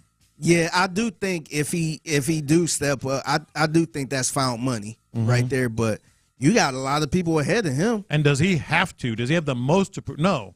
Because they got receivers. They got their guys. Yeah, they got their guys. Yeah, so with or without him, they're gonna be fine. I don't think you depending on John Mechie, but I think you are depending on Dameon Pierce, especially if Joe Mixon is not fully healthy, and it looked like he's not really fully healthy right now. So you're gonna have to depend on Dameon Pierce at some point. Even Petrie, you're gonna have to depend on Petrie at some point, but I don't know about Mechie. I think they'd be fine without Mechie. I actually have one. Go ahead, Chris. With the Pierce things, especially if you want to make a deep playoff run, you're going to want to have healthy running backs, and you want to have another guy that can contribute like Pierce. So that's why I understand with the whole Pierce thing. So I'm with y'all with Pierce as well. Yeah, no, and somebody I'd put above Petrie though, even because it's so important, especially in this offense, and that's Kate Stover. By the way, I guess yesterday Brevin Jordan and Quatoriano did not practice. The most to prove, you could obviously argue Brevin Jordan too, because he's been up and down. He's had some signs of this or that. But I think the biggest upside, the guy that could be like a big time contributor, like a Dameon Pierce, if he's real good, all of a sudden everything changes. I think that's Kate Stover. I think so too, and that's somebody they kind of missed last season because Quatoriano wasn't healthy last year, and Brevin Jordan he was up and down, and I wouldn't even put him in that position of a traditional tight end. Yeah, but if you could get some decent production from a Kate Stover, I think that's really good, man. If he's another option, and you go 2 tight ends, and then you got. Let's say it all comes together. You got those 3 wide receivers. You got Pierce, being something of a monster like he was as a rookie. Then you got 2 tight ends. Yeah, like that. Yeah, I mean, we cooking now. Then we're having some fun. Yeah, yeah. No, I think Stover. I think that's he can be kind of like I don't want to say like Pierce was in his rookie year, but somebody you drafted in the 4th or 5th round, whatever round he was drafted in, and who can be another option, like a good option. Yeah, I think that's a good thing. Even Kenyon Green is not a must. He's not a must. You've got options. It would be great, but I don't think it's in the same category as like Pierce. No, it's not. I think right now with Kenyon Green, if he could just hold his side and just be available for 16 games, 17 games, and just be decent, I think that's a good thing. Like I said earlier, I threw out the 1st round pick. I threw that out the window. Yeah. If you could just be available and just do your thing right there, you ain't got to be all pro. You ain't got to make no Pro Bowls. If you could just be there and just handle your business, then I think that's a win right there. I got one more that I think is a must, but I don't know his name. I'm serious. Like I think there's a must out there, but I don't know his name. Some linebacker. Give me a linebacker. Give me a Blake Cashman. Like, we didn't have expectations for Blake Cashman. Is it Neville Hewitt? Doubtful. Is it Toto? Maybe. We'll see. Maybe. Is it Jake Hansen? Maybe. Yeah. Like, to me, it's a must you get another linebacker that steps up. Yeah, maybe that's where the D'Amico Ryans pitch he does can come around, and maybe he could use it on Toa or Jake Hansen. Maybe Jamal Hill. Maybe. That a sixth rounder. Yeah, that could be. But you need one of these guys to step up. I feel way more comfortable if we can find a Blake Cashman out of one of these dudes. Yeah. Christian Harris still in practicing, but, I don't really worry about that too much. We know Al-Shaair is going to be that. After that? Yeah. I don't know. Question marks, man. Yeah. It's a little tough. That's all it is. It's tough. So Dameon Pierce, Cade Stover, top 2 on my list. And number 3 on my list is somebody. Anyone. LB. A player to be named later is on my list for sure. But man, I think it's going to be those two guys. All eyes on them. All right, so let's not ignore big ball game for the Astros last night. We're going to get into that, and we're going to get into what is exactly happening. I've been promising this on the practice field today as the Texans are on the field in Ohio. That is next. But right now, let's go with the Loken Group. The Loken.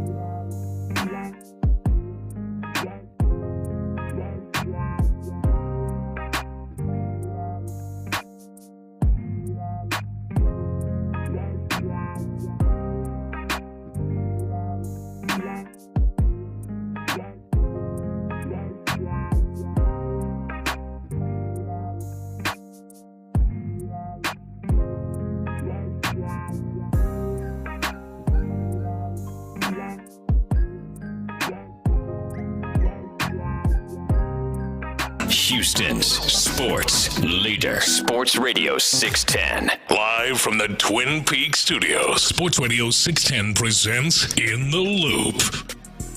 All right, a lot of news happening all over the NFL. Let's start with the Texans, though. And on the field right now, we're going to hear from D'Amico Ryans at noon in about 27 minutes, live right off the practice field. Last practice before they face the Steelers. And I'm going to get to that here in a second. The Steelers are making some big news, reportedly. And a lot of guys not practicing, like I said. Titus Howard, after his injury yesterday, I'm sure D'Amico's going to be asked about that, not practicing. Stephon Diggs.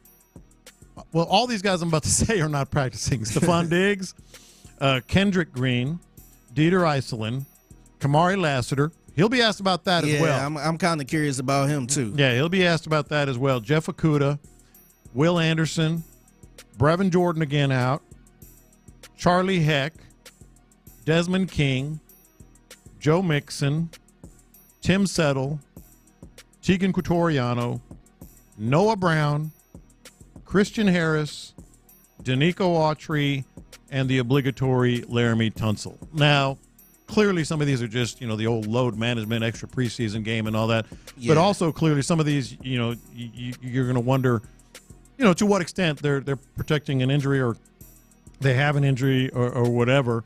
So we'll hear from D'Amico on that. But yeah, we're going to get to a little bit of the Astros here, but a lot of NFL news that we can't ignore. First off, the trade that apparently now is going through, according to Andrew Filippani from Pittsburgh. Pittsburgh beat writer. 93.7 The Fan. 93.7 The Fan. Quote, the Steelers have a verbal agreement in place with the 49ers for Brandon Aiyuk. All the terms of the deal and contract details are being hammered out now. The wide receiver is coming to Pittsburgh. Okay. Cleveland's going to be interesting. Yeah. Because that was the other rumor. He going to get booed when he goes to Cleveland. Because he had to agree to that. Yeah. He picked Pittsburgh over Cleveland. Let me ask you this. It didn't happen, but the whole Amari Cooper is going to be involved. I think Amari Cooper's better than Brandon Aiyuk. I think so, too. Yeah. And I get it from the Cleveland standpoint. Maybe they want to get younger. And Amari Cooper, I want to say he's like 30, 31 or something like that. And then, on the last year of his contract. But I'd rather have Amari Cooper. Yeah. And I think if I was the 49ers, I would rather get Amari Cooper back for Brandon Aiyuk. Yeah. For one, if I could have Amari Cooper for 1 year, and you're going all in. Yeah, a Super Bowl or bust. I know Aiyuk runs incredible routes. I mean, that's his strength. and certainly has the experience in the postseason. But for the money you was gonna pay him, because I think he was looking for like $30 million a year. Yeah. I'd rather have Amari Cooper. That's just me. Me too. Maybe I could be wrong, but I'd rather have Amari Cooper. And some pretty bad stuff happening at Falcons training camp. Wide receiver Rondale Moore has they canceled practice. He hurt his right leg pretty severely, apparently, according to reports, and has been taken to the Baptist Health and Medical Facility over there in Atlanta. Practice was called off. I mean, this is what we're talking about, man. That's scary, man. That's scary when you cancel practice over injury like that. Yeah. That's not. That means everybody not good. was affected. Yeah. And saw it, and obviously it got the people mentally. Yeah, exactly. And we'll go to the Astros now, but before we get to last night, a couple of injury updates being reported from Dana Brown. And I think it's mostly good news, to be honest. Justin Verlander apparently is going to have a rehab start this weekend in Sugar Land. Quote, he's made progress. So we were just talking about it. You got those three dudes that are pitching pretty well. Framber and Blanco and Hunter Brown, and certainly has it in him. Anything from Justin Verlander is going to be gravy. Yeah. It's not that much. It's not that pressure to come back, and you got to be old Justin Verlander. Yeah. The same thing with Luis Garcia.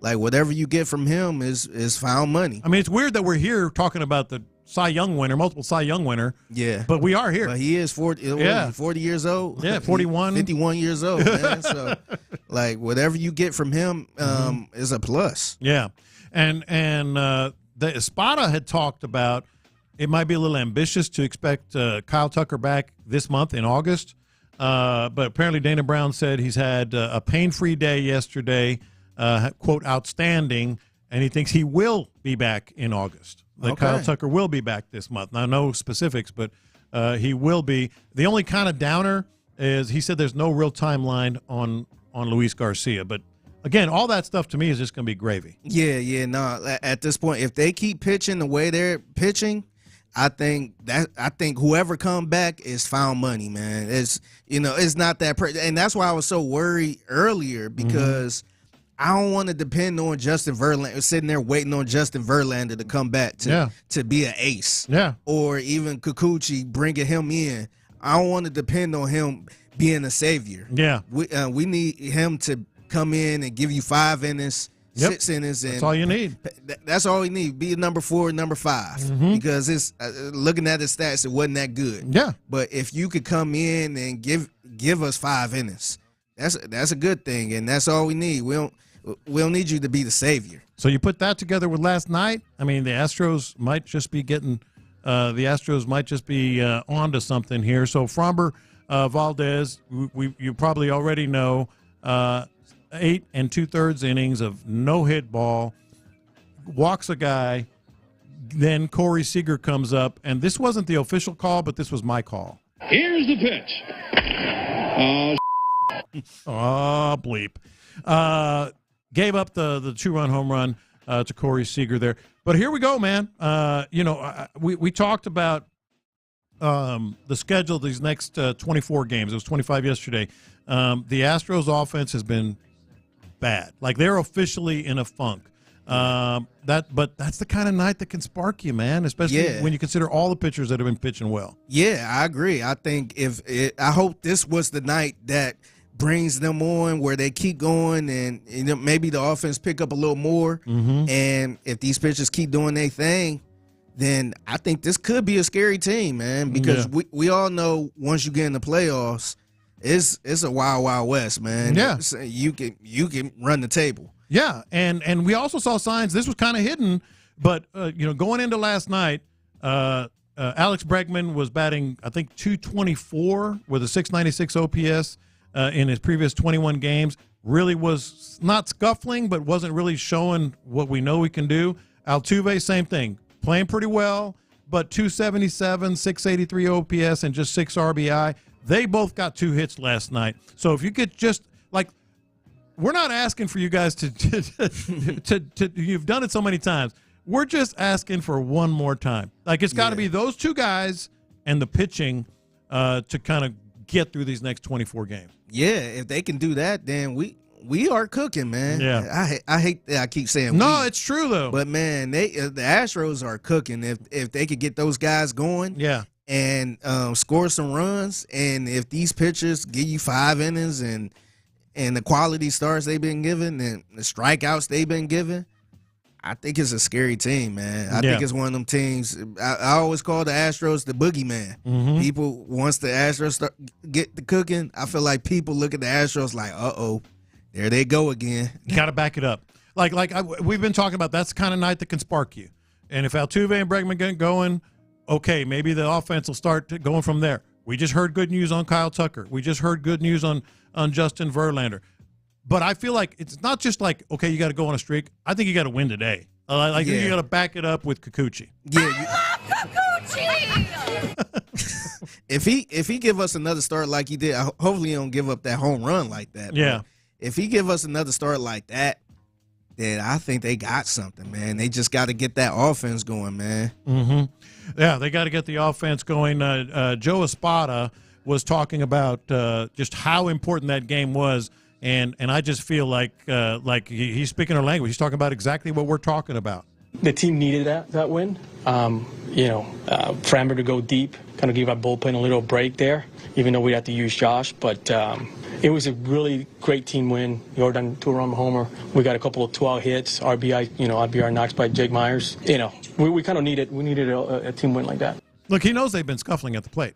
He knows it. He also knows that you can't always count on Framber being this Framber. If he's throwing that sinker, he is. Yeah. But it's hit and miss. All those ground balls yesterday, I think he had 12, struck out 5. If he's throwing that, yes. But we all know he could come back and not have that. Same thing with Hunter Brown. If he's got that little cutter working and it's keeping it low, good stuff. But he knows, you ain't going nowhere if this offense goes. Yeah, you got to take advantage of Hunter Brown and Framber, And you can't waste them. Yeah, you cannot waste them. They almost wasted last night. They did. That would have been a gut punch, man. I mean, let's be honest. If Jordan doesn't hit that home run, we're different game. Well, yeah, it's 2-2. Mm-hmm. Yeah. And then that last shot, which we have the call of the final out. First of all, there was another guy walked. No hitter has been eliminated, has been knocked out. And all of a sudden, kind of the air comes out of the whole team. Hader walks a guy, and then this happens. He's staying with the heater up. Fly ball right field, deep. Chas McCormick has room and puts it away in front of the wall. Rangers making a bid for another dramatic final inning, but Josh Hader had just enough to keep that in the stadium, and the Astros escape with a 4-2 win, and a combined one-hitter between Framber Valdez for 26 outs and Josh Hader with a little skip of the heartbeat for the 27th out. Man. It was that close. You can't waste these. That was a loud out. That was a loud out. It was, and he said Hader had just enough. I don't know if he had just enough or if they just barely missed the ball. Hey, I give that to Hader. He had just enough, man. I guess technically he did. He absolutely did. All right, so let's play some hits next. There's a big time streak is over, and I told you about Chuck, man. I told you about Charles Barkley, and you saw this as well. So the hits, and we're going to get to those next. It's official. Our guy Andre Johnson.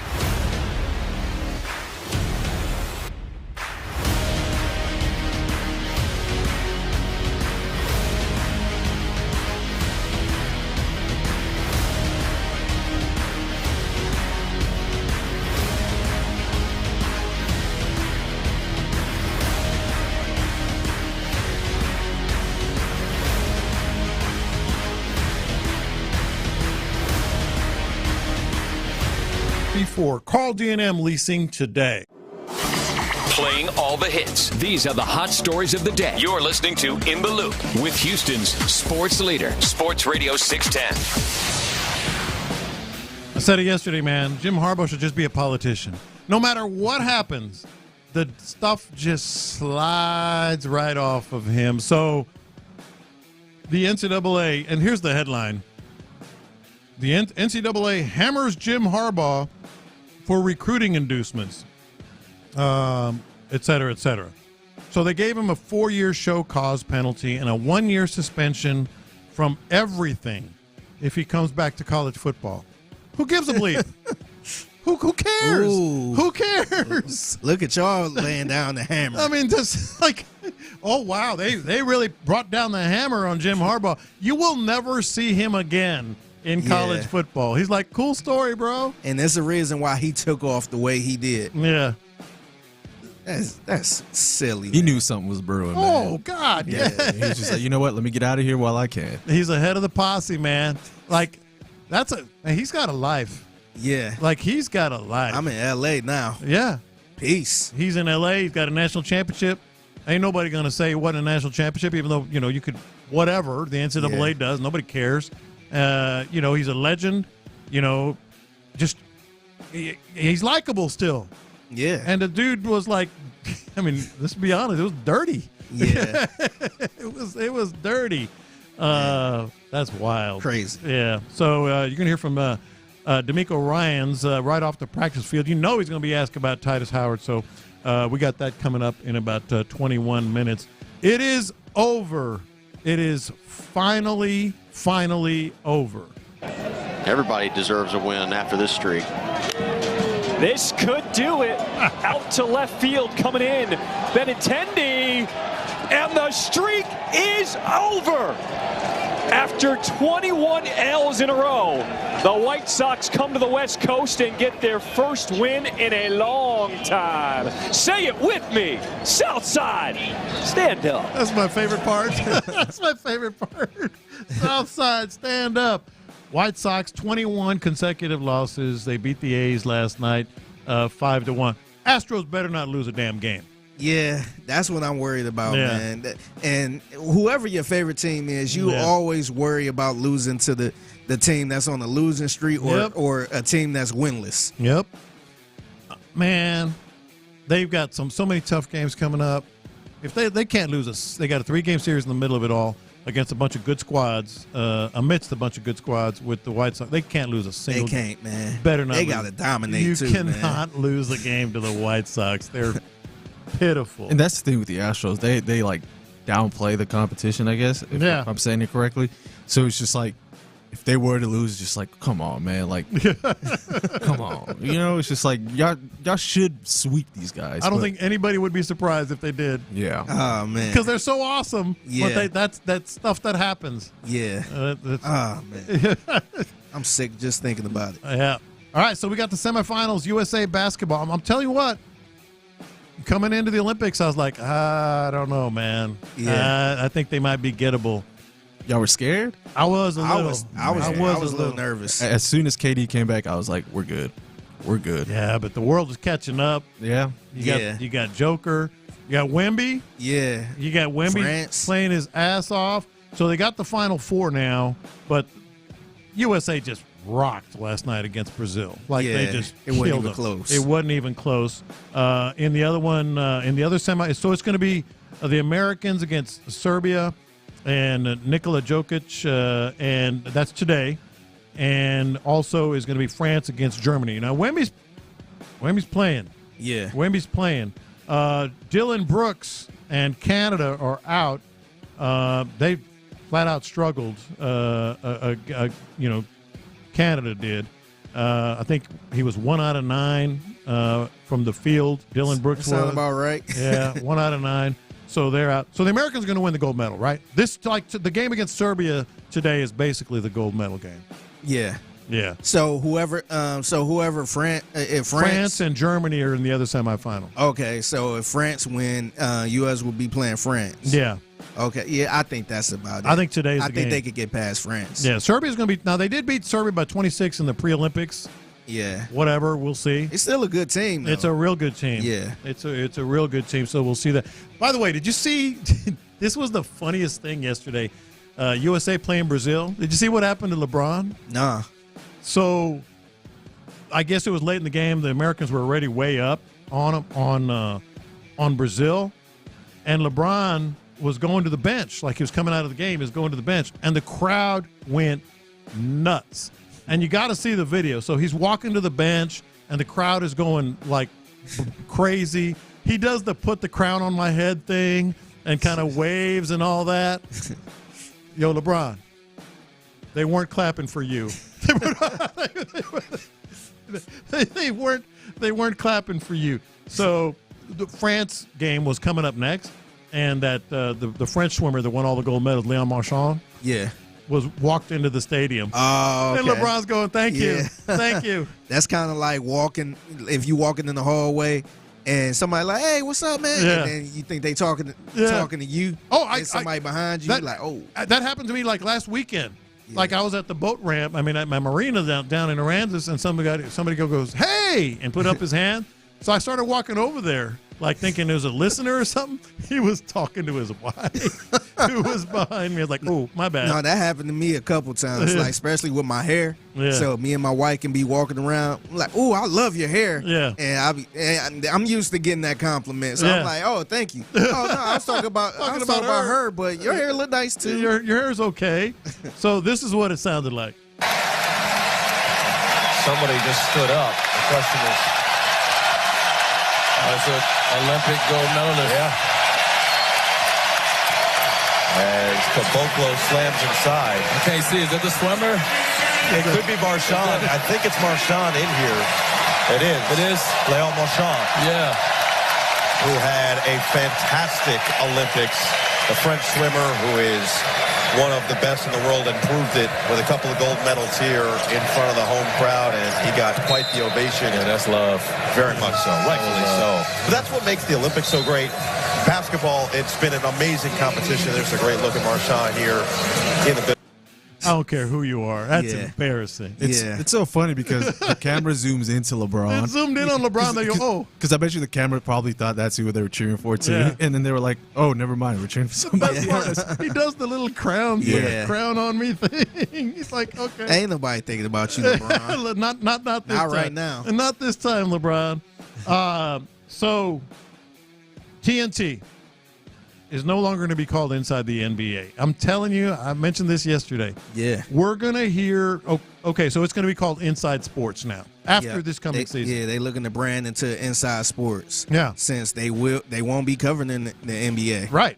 But they're going to still have Charles Barkley and the crew, or I think most of the crew, there.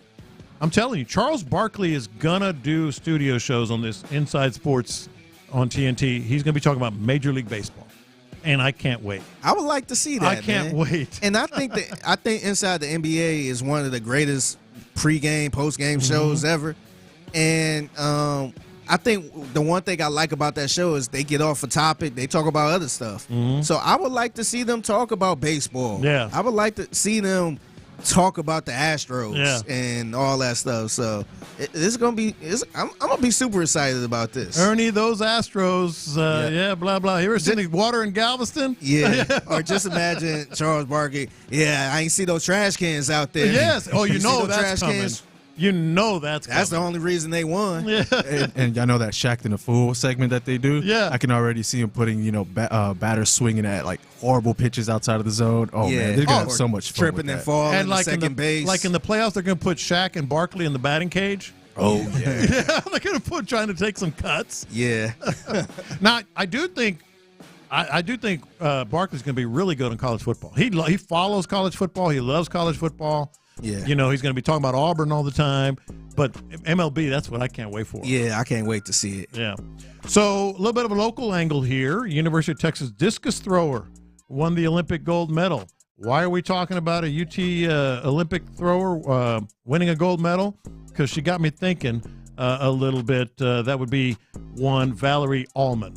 Wait to get home and celebrate. The first thing you're going to do when you get home is do what? I'm going to Terry Black's barbecue. You know it. I cannot wait to go all out on their meats. Terry Black's barbecue. So she's been training. I've never been to Terry Black's. Apparently it's pretty damn good because I'm. Is it in Houston or in Austin? Okay. Yeah, it's in Austin, Central Texas, it says. And so she's been training, Olympics, wins the medal, gets home. First thing she's gonna do is go to Terry Black's barbecue. I tried to think first place I do. Now I've done this like on some of my trips covering the Olympics and covering, World Cup or whatever. Like I can't wait to get home and do this, eat here or whatever. Where would you go? Like you just spent a month. You just spent a month training for whatever, or you're out covering the Olympics, and you come home. What would be the first place? Ooh, I would probably say, man, because I kind of had that situation being up in Cleveland, and I didn't realize when it's late at night, a lot of places are closed. It's not a lot of 24-hour fast food spots. Yeah. And our program director, Parker, he mentioned, like, man, this would be a good time for some Whataburger. Oh, so I didn't even think about Whataburger. So I'm like, man, that would probably be one. Of course, barbecue. I'm a Killings guy. I like Pinkertons too. Another thing is, and this got to be in the season, obviously, but crawfish, man. Yeah. What about wings? Wings, of course. Wings is like an everyday food for me. But you can get that everywhere too. Yeah, I'm talking about like you're gone a month, Chris, and it's Houston centric.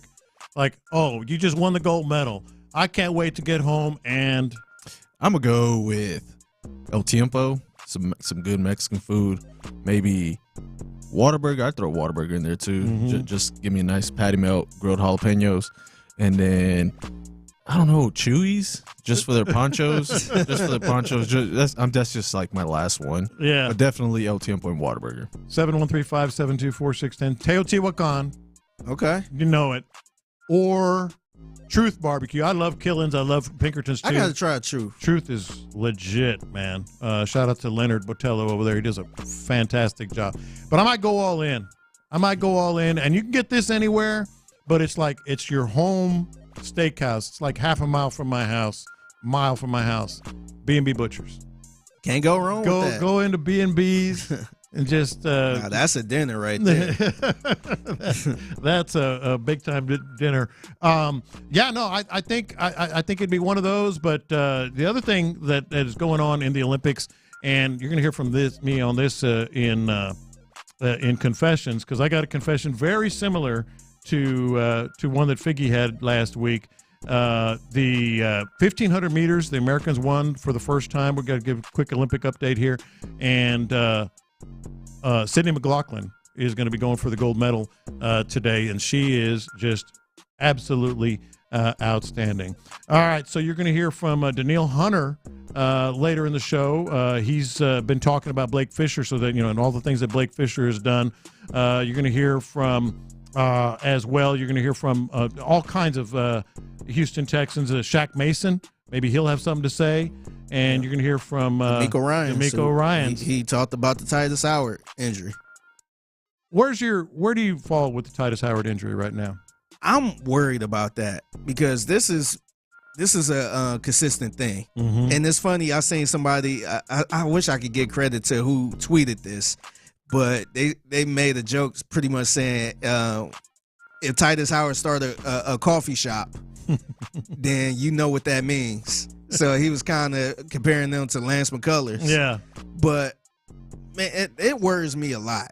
And I know D'Amico ain't going to give all the juicy stuff up to us to know what's going on with Titus Howard, but he's always hurt, man. And I don't know, man. I think it was a good call for Nick Caserio to draft Fisher, man. See, that's where I am. Like, if they didn't draft Blake Fisher, shout out to Caserio, I'd be real worried and I'd be real mad. Yeah. I'm not even that. I'm not. I don't know, Chris. I don't know if we're just like, look, he's a rookie. He's got a lot to learn. They were, D'Amico was talking about him yesterday about, he's coming along in the pass protection, but who knows where he is, ultimately if he's as good as we think he might be. I don't care. Like the fact that Titus Howard is injured again to some degree. We'll find out. I should be upset. I should be worried. For some reason, I'm not. Yeah, I'm a little worried. I'm not really upset, but that's an expensive offensive line, man. Yeah. He getting paid a lot of money to be a right tackle. And this dude is never available, man. So eventually you start getting a little frustrated. No, it's frustrating. No, it's absolutely frustrating, but I don't feel like worried. Yeah. I probably should, but I don't. I mean, we'll see. Yeah. And we'll see what D'Amico has to say about it. You're going to hear about that next from D'Amico.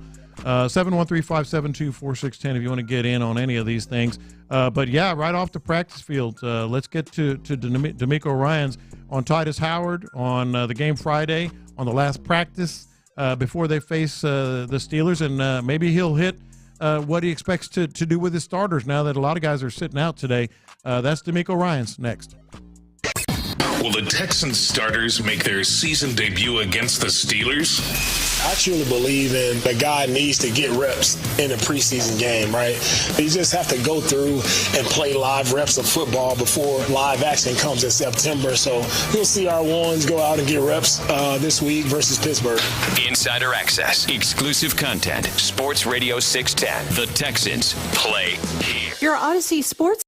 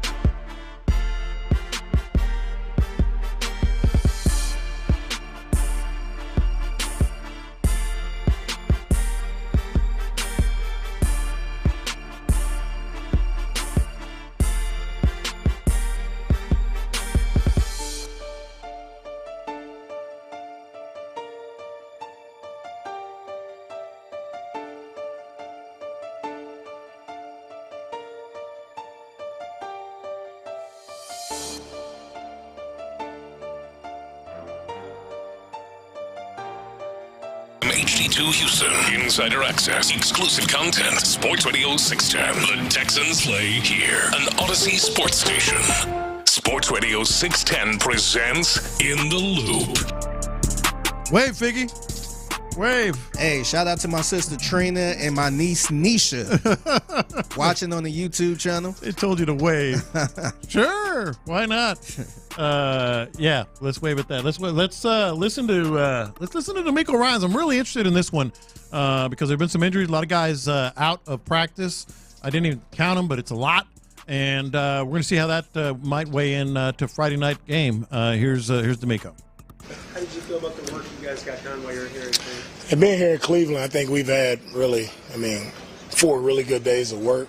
I was telling some guys, I felt like we finally had real camp practice, just how efficient we were offensively, defensively being where we're supposed to be. It felt like real camp practices. So I was happy to get the work in. I think we accomplished a lot by being here. I know you have all had some various injuries on the offensive line. Does that change at all any of your thinking of who you might start in the preseason game? No, doesn't change it at all. No, we keep going with our offensive line. We're always, moving guys around, having guys play different positions. So it doesn't. Whoever's available and ready to go, they'll be out there for preseason. Coach, do you think that being out here at this high school gives guys some of that old school feel about when they were going? You got a lot of young guys, but when they were playing high school ball and things like that, the atmosphere. Yeah, anytime you step on a high school campus again, I think the nostalgia kicks in and we all go back to, I remember my high school feel, whether it's how the stadium looks. You just start to think immediately how it was on those Friday nights playing in high school. It takes us all back to, and what I truly believe in, when you were playing for the pure joy of the game, the fun of the game. And I hope our guys were able to recollect on that and bring up some old memories for them being out here at the high school today. And we're very, appreciative of University School for having us here. They've done a great job of hosting us. What you made of what Jake Hansen's been able to do? He's had quite the journey, undrafted free agent, made the team for you guys last year.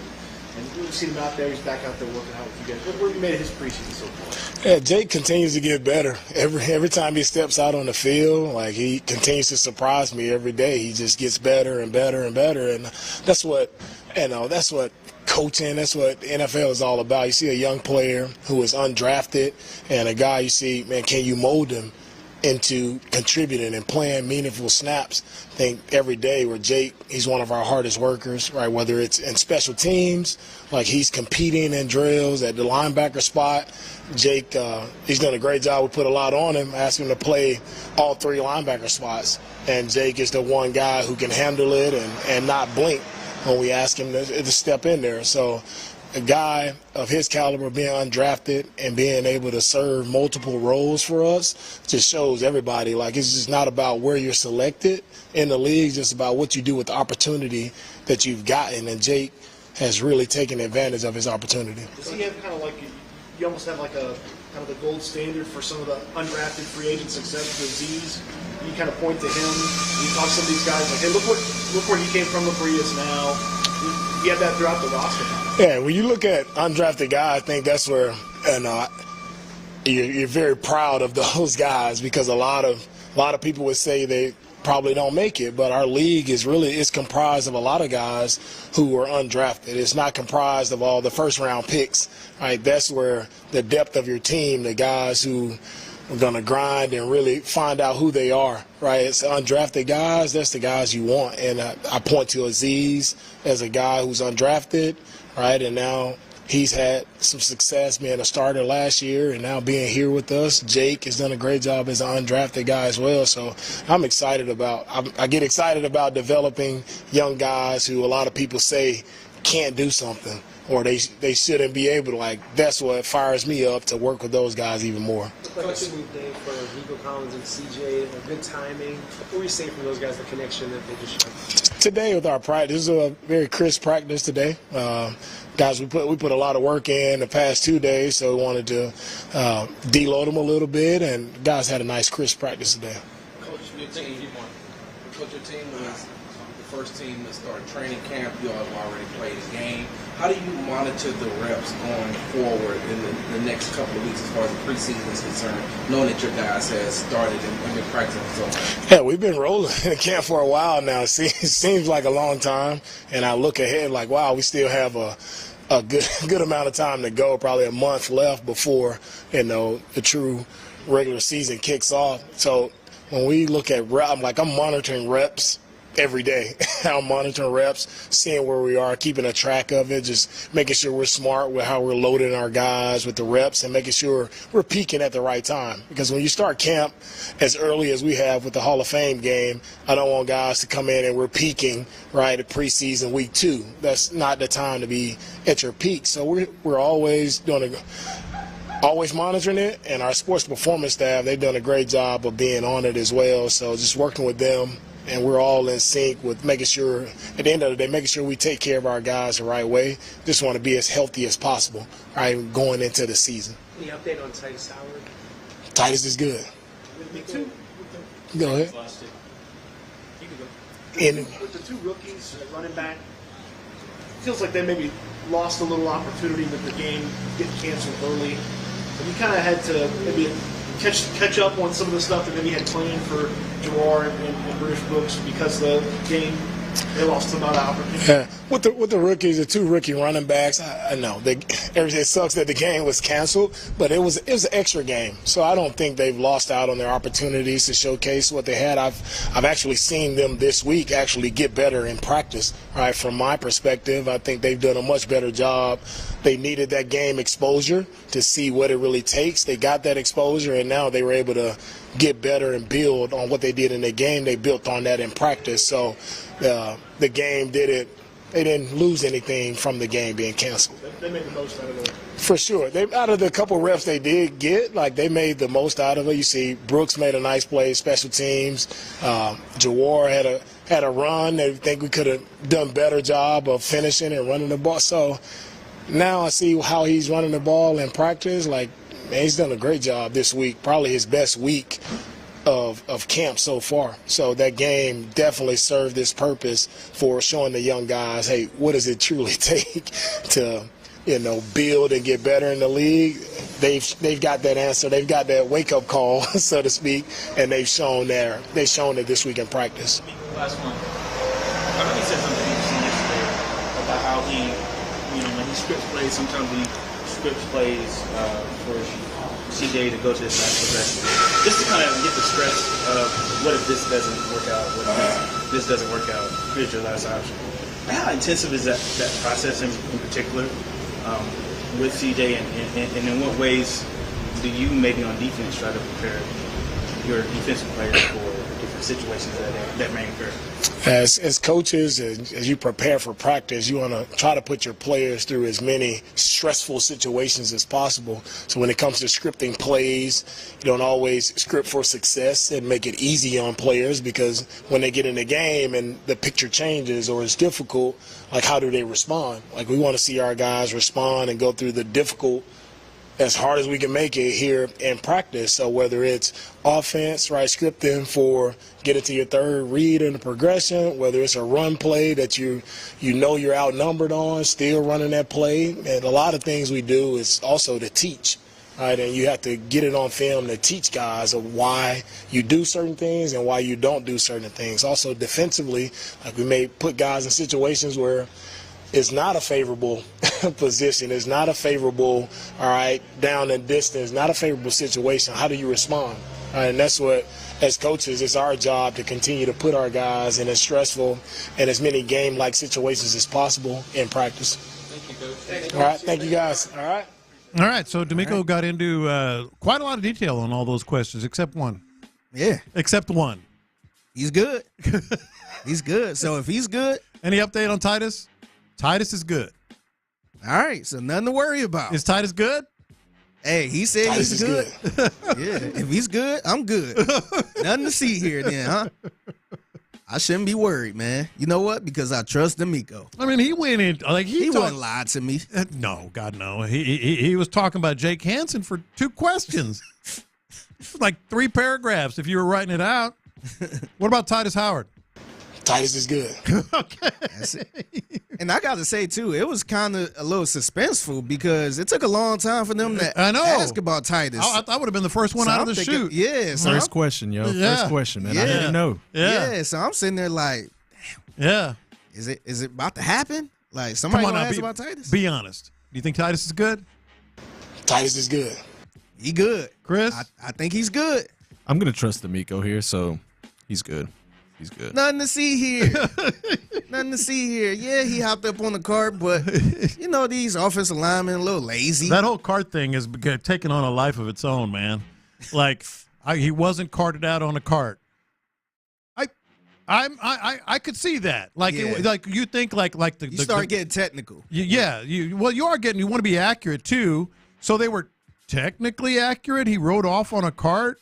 But, I mean, Laramie Tunsil might have ridden off on a cart, too. Yeah. You know, just I think it's a big difference if he's on the field and they bring the cart out and he can't even walk off on the field. But I guess technically he walked off the field. He walked off the field and then took like a golf cart. I guess like sitting. I didn't see the video, but I guess like sitting or maybe whatever on the golf cart. But there's also a medical cart that has like a longer bed. Yeah. And they can like sit up and stretch their legs or lay down or whatever. So, yeah, technically he wasn't carted off like classically, you know, like you would expect, like the kid at like the receiver in Atlanta that apparently suffered a pretty bad injury. He was carted off like in traditional medical emergency, carted off. Yeah. Titus just rode the cart. Yeah. All I know is Buddy better be ready week 1. Let me ask again. Is he good? He good. Are you sure? I think so. Titus is good. All right. Hey, man, nothing to worry about, man. We overreacting. I'm not going to say he's bad. I'm not going to say I'm worried. But I think there's something going on. He's good. You heard him. Titus is good. All right, just concerned, right? Just a little bit curious, concerned, update. Maybe a better update would be better for us all. But I get it. They're gonna protect the player and all that stuff.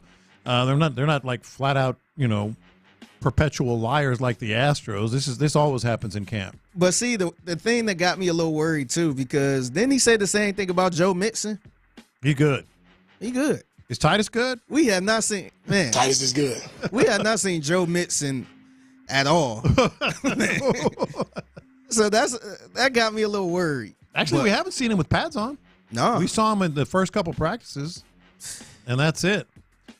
I will say, I think the Texans, I feel better about the Texans offensive line because of Blake Fisher. Yeah. They did pick up some insurance. That was insurance. Yeah. For something like that, because Titus Howard, you see, he missed a lot of time last season. Yeah. And they were scrambling at the beginning. Mm-hmm. Eventually, they found their mojo, but remember they ended up having Michael Dieter at the, and that was it was rough trying to find that replacement. But now, if Titus Howard is out and if he's not good, then you have a for sure replacement there ready for him. Now, I think it's going to be a little bit of a tell. First of all the guys that were out today, I don't expect to play. Jonathan Alexander was talking about that too, just because it's a Friday practice, and if you're going to treat it like a regular season, sort of ramp up to a game, if you don't practice on Friday, you don't play on Sunday. Yeah. So today is their Friday practice on Hump Day. So I don't expect them to play, but I think it's going to be telling. Like he was asked about, keep going with the offensive line, and CJ's out there against maybe an offensive line that's going to be pieced together a little bit. He didn't seem concerned about that, and I think maybe Blake Fisher was a big part of that.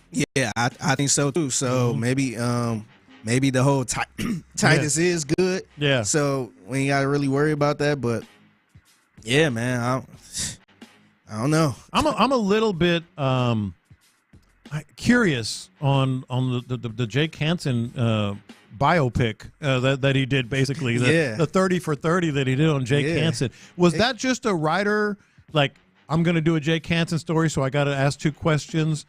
Or because if you listen to his answers, like he was raving about Jake Hansen. Yeah, it kind of got me hyped a little bit because we were just talking about it earlier. You had question marks about the linebackers. Yeah, and maybe that's the Pitsy Dust candidate right there. Yeah. So maybe talking about how he plays all three linebacker spots, how he's a great story. Doesn't matter where you drafted, is what you do with the opportunity and all that. But I know how this. We all know how this works. Yeah. Like sometimes as a writer, it says, "Oh, I got to do a Jake Hansen story," so they just go back and because this is their only access, they go back to that same topic over and over again. Like if he were doing a story on Henry To'oTo'o, would we be saying the same thing about Henry To'oTo'o? You know what I mean? Yeah. I think that's fair to say. I think we probably would. I mean, remember he did it with Brevin Jordan earlier. He was raving about Brevin Jordan a couple times, and we like, dang, maybe he got something. No, right somebody there. was doing a story on Brevin Jordan. Yeah, it could be. And they are going to monitor the reps, and this ties in with what we were talking about at the start of the show today. Like, I'm a little bit. Difference of opinion, not necessarily critical of D'Amico Ryans because we love him and we know how awesome he is, but difference of opinion on how they're going to play in the regular season. He didn't seem concerned about that because he's got confidence. He's going to monitor all these reps, and they asked about that. I just don't want like C.J. Stroud and some of these guys to play more than like 2 series, maybe 4 series in the entire preseason. Yeah, I think they should play. We talked about this a little earlier. I think if the offense go out, the number ones go out there and they march down the field, that's score, key. Yeah. Then all right, we good. Yeah. Hey, y'all good. But if they, maybe do a 3 and out or something like that, I will trot them back out there to try to, just work them kinks out while you can right now before the regular season. I also think they're going to be doing it as much for Bobby Slowick as anybody on the offense because they've been getting worked a little bit, especially lately, by the defense. Maybe they just want to put them out there and gain their confidence against a good defense, but not a defense that's just been seeing them every day and has their number, Yeah, I think that's very important, too, because we seen last season against Baltimore, and Bobby Slowick admitted it on this show. Yeah. He said, I kind of got my boat rocked a little bit. Yeah. Same thing with CJ. So maybe it's a confidence for Slowick as much as the offense. Yeah, I just think they need to get the juice going. They need to gel as much as they can in the preseason to get ready for week 1 so they don't get their boat rocked or have a little rust. Yeah, no, I totally agree. All right, so our confessions are next, and I got one that's going to tie in with Figgy's Olympic crush. Yeah, I'm gonna talk about that next. Andre Johnson's road to Canton is complete. And of course,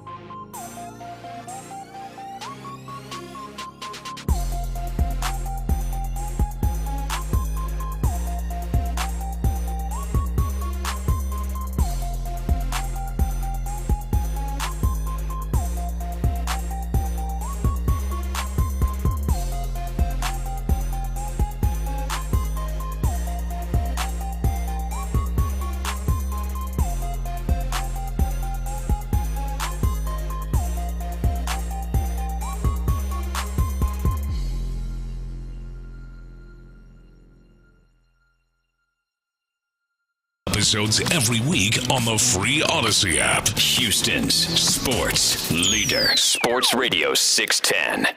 Watch this. These are my confessions.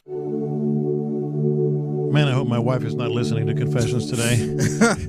For both of my confessions, I could get in trouble for, but one more than the other, for sure. And that. Do you like your wife listening to the show? I don't care who listens. None of that stuff ever bothers me, but her more than her for some reason a little bit, because it's like. First of all, I don't want to necessarily talk about all this right now with you. Yeah. You know what I mean? It's like this and this and this. Man, like, my wife do not listen to the show at all, even if she have a chance. Mm-hmm. One day I was, I think I was off, and we was in the car driving. Yeah. And I tried to put it on to see what y'all was talking about. Yeah. She's like, man, cut this station off. Don't nobody want to listen to no AM radio. I was just like, bite your tongue. Yeah, I'm just listen like, on the Odyssey app. I'm just like, dang. Yeah, that's where I work. I think I'm the only person whose wife don't listen to the show at all and have no desire to listen. Oh, don't worry, my girlfriend doesn't either. Yeah, my girlfriend. The good thing is I can talk a whole bunch of smack about it. Here's the thing, like, okay, I'm gonna get in all kinds of trouble with my wife. Like, she'll say some opinions on something we were talking about, and if it was anybody else, I'd like torch them. I'd like, what the hell are you talking about? But I'm like, oh, really? Yeah, okay. Yeah, that's one way to look at it. I'm like, okay. Well, she's not going to like any of my confessions. I'll start with this one. Watch this. These are my confessions. Okay, so remember just yesterday, I was like, Figgy, that Your Honor is, we watched season 1, episode 1. Of Your Honor. We're talking about binging shows. And I was talking about how binging a show that doesn't have a finish is so frustrating. But you said Your Honor goes 2 seasons, has an ending, one of the best shows that you've ever seen. Yeah. All right? So we watched season 1, and there was a little gore in in episode 1. And so we started episode 2, and we're about 30 minutes in, 20 minutes in, and she's like, I can't. Oh, man. She goes, this is too much. Because it got real hairy. Yeah. Like it got real hairy. Yeah. And she just doesn't like that gore, that real violent stuff. Yeah. And so my confession is I've done this with 2 or 3 shows that she just doesn't like. I'm gonna have to watch it on the down low, man. Yeah. That's. Do you have any like that? Yeah, I did that a couple times where it was a couple shows that my wife, she was into, but every time I tried to turn it on, she was like, oh, I don't want to watch this right now. Yes. And I'm like, well, I got to sit here. I want to watch it right now. Yeah. And it was a couple times where I just went on and finished the show. And then later on, months later, she's like, oh, yeah, let's start on that show again. I kept telling her, and I had to fake it. I had to fake it like I'd never seen it, knowing damn well I knew how it was going in. Well, like, Chris, do you have any like that with your girl? Yeah, I do, actually. Breaking Bad, she just can't get into it. Same thing with Better Call Saul. I tried Better Call Saul, and she was just like, I can't. So I ended up watching them by myself, and ever since then, she just doesn't want to watch them. Yeah, no, and that's frustrating, man, because like a lot of times you want to kind of share it, and talk about it and all that. And she tried. I'll give her that credit. And about 20 minutes, she goes, I can't. Now, if you keep going and she in on it, she'll get. Does it stay like real violent? Like the first 2 episodes? Yes and no. It get That's really. not a good answer. It get really. My thing is, it get really intense. Where you just like, I don't mind it, man. Yeah. So it get really intense where stuff start crashing together. Where you like, oh man, where you got to keep going. Yeah. So tell her stick in there. There was one. I'm trying to remember what it was. It had a lot of violence in it, and I would just watch it when I'd go fishing. At night, and I watched the whole thing like that. Watch this. These are my confessions. All right, so I finally found out why a lot of people were hating on Noah Lyles. When he won that race, and I seen a whole bunch of people just randomly like, congratulations, cornball. I seen somebody call him cornball Jamal, a square from Delaware. Congratulations. I'm just like, why are they hating on the gold medal winner? Yeah, so I did the silver medal winner. Yeah, so I did some research. I'm like, what did he say? What happened? I totally forgot this was the same guy that said this about the NBA. You know, the thing that hurts me the most is that I have to watch the NBA Finals, and they have world champion on their head. World champion of what? The United States? Don't get me wrong. I love the U.S. at times, but that ain't the world. That is not the world. We are the world.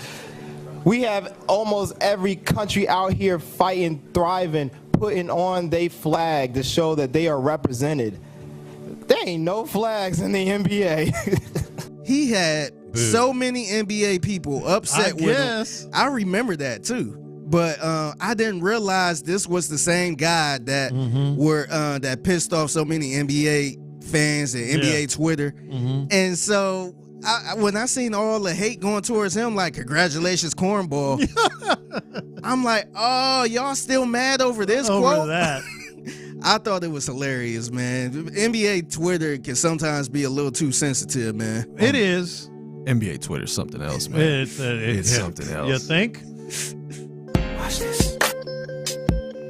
These are my confessions. Look, man, there's another one that my wife's going to get mad at me about, and it's okay. So you've got Rebecca Andrade, the Brazilian. She's Bay, the Brazilian gymnast. To me, like I kind of played along. She's awesome, Rebecca Andrade, etc. But it ain't even close for me, man. It ain't really? it ain't even close. We all have our Olympic crushes. Mine is so far ahead. It's like she's actually running on the track. Interesting fact why Sydney was able to handle this semifinal heat with such class. If you were to remove the hurdles from everybody else in the field, their PR at 400 meters is still slower than Sydney's PR over 400-meter hurdles. Let that sink in. Oh my No one in the field can run faster without hurdles. And no one is as close to Sydney McLaughlin. Lord have mercy, as you say. She all right, man. I'm looking right now. She all right. I wasn't familiar with her work. I remember her from 4 years ago. And she wasn't married then. And I did that same thing that stupid people do. You know, she wasn't married 4 years ago, and I thought, ooh. Yeah. Now she's Sydney McLaughlin Love or something like that. Yeah. And I did the same stupid thing. Oh, she got married? Like yeah, okay. You had a chance. We always do that. She doesn't like 60-year-old Hispanic men? Nah, we do that all the time. Like, it could be a hot girl. Yeah. As soon as she get tied down, like, damn, she's just like, man, I'm done with it. I'm out, man. I'm out. Man. Yeah, unfollow. I was considering it. Yeah. I was considering. You had a chance, man. You blew it. Watch this. These are my confessions.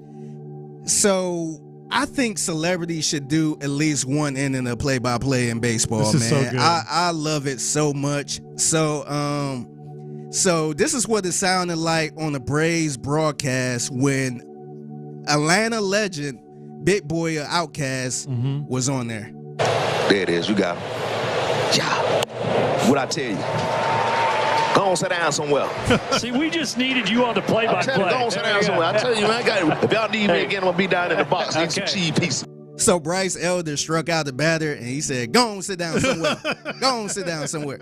I think celebrities need to do at least one inning of play-by-play, man. It's really so entertaining because I know sometimes baseball can be a little boring, especially listening to it, but having a random celebrity in there just watching the game and reacting live to it, it's so good, man. I just wish more play-by-play announcers or celebrities would do play-by-play like that. Like not the old baseball. Well, there's a ground ball to third and gets him out by a step. But sometimes I want to hear more. Go on, sit down somewhere. Yeah, but you know baseball. A lot of that would be awesome. No, I literally when I'm watching the game and someone strikes out, I'm just like, go sit down. Like sit your ass down. Go sit down, Garcia. Yeah. Why can't we have that, even if it's a celebrity or not? But see, baseball, it's a bunch of old farts in there that feel like, baseball have to be like this. A certain way. Yeah, get Big Boy in there, get Snoop in there more often. And Snoop has done his share. Yeah, because we all watch baseball. We don't watch baseball just like how the play-by-play people announcing. And they're awesome. Look, I'm not ripping It's play, really but good. I just wish there would be more like this. I like it. Yeah. I wouldn't say I want more play-by-play announcers to call it like Big Boy. Yeah. But just bring in a celebrity once in a while and bring in the fan experience of it. Yeah. Watching a baseball game, like, sit your ass down somewhere. Get back to the dugout. I need more of that. Yes, out of here. No, I totally agree. I got a quick one here before we move on to the running back position. Watch this. These are my confessions. We mentioned this Monday, and if you weren't listening, we're going to have a new In the Loop with a new co-host. August 19th. August 19th. Set your clocks, set your alarms, whatever it may be. My confession is I'm starting to get pretty pumped up. Like you and I were involved. Yeah. We did some mock shows and that went through the whole process, and we saw 150-something or more applicants and all that. But as we're getting a little closer here, it's going to be a week from Monday, and we're kind of starting to really get our feet on the ground with the new show. Like, this has been a blast, and shout out to some of the listeners that really like what we're doing here with Chris and Figgy this week and next week, by the way.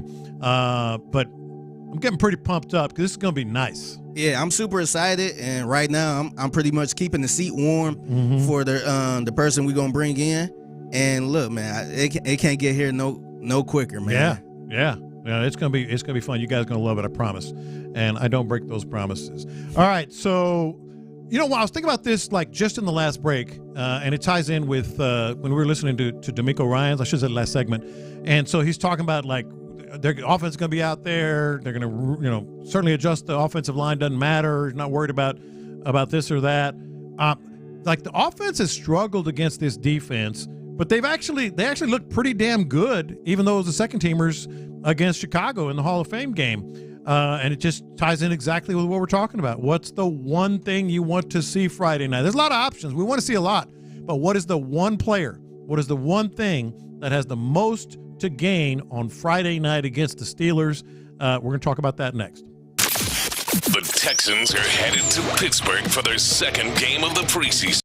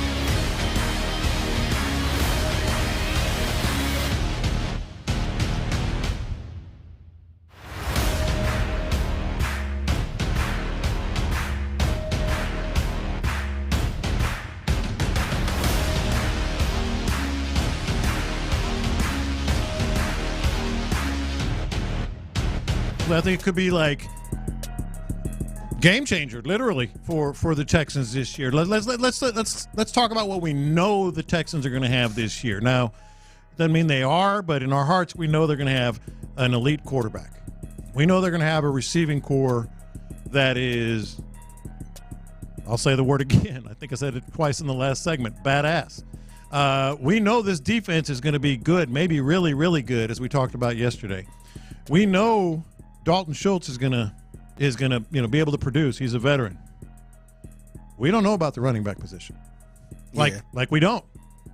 We think we know what Joe Mixon's going to be.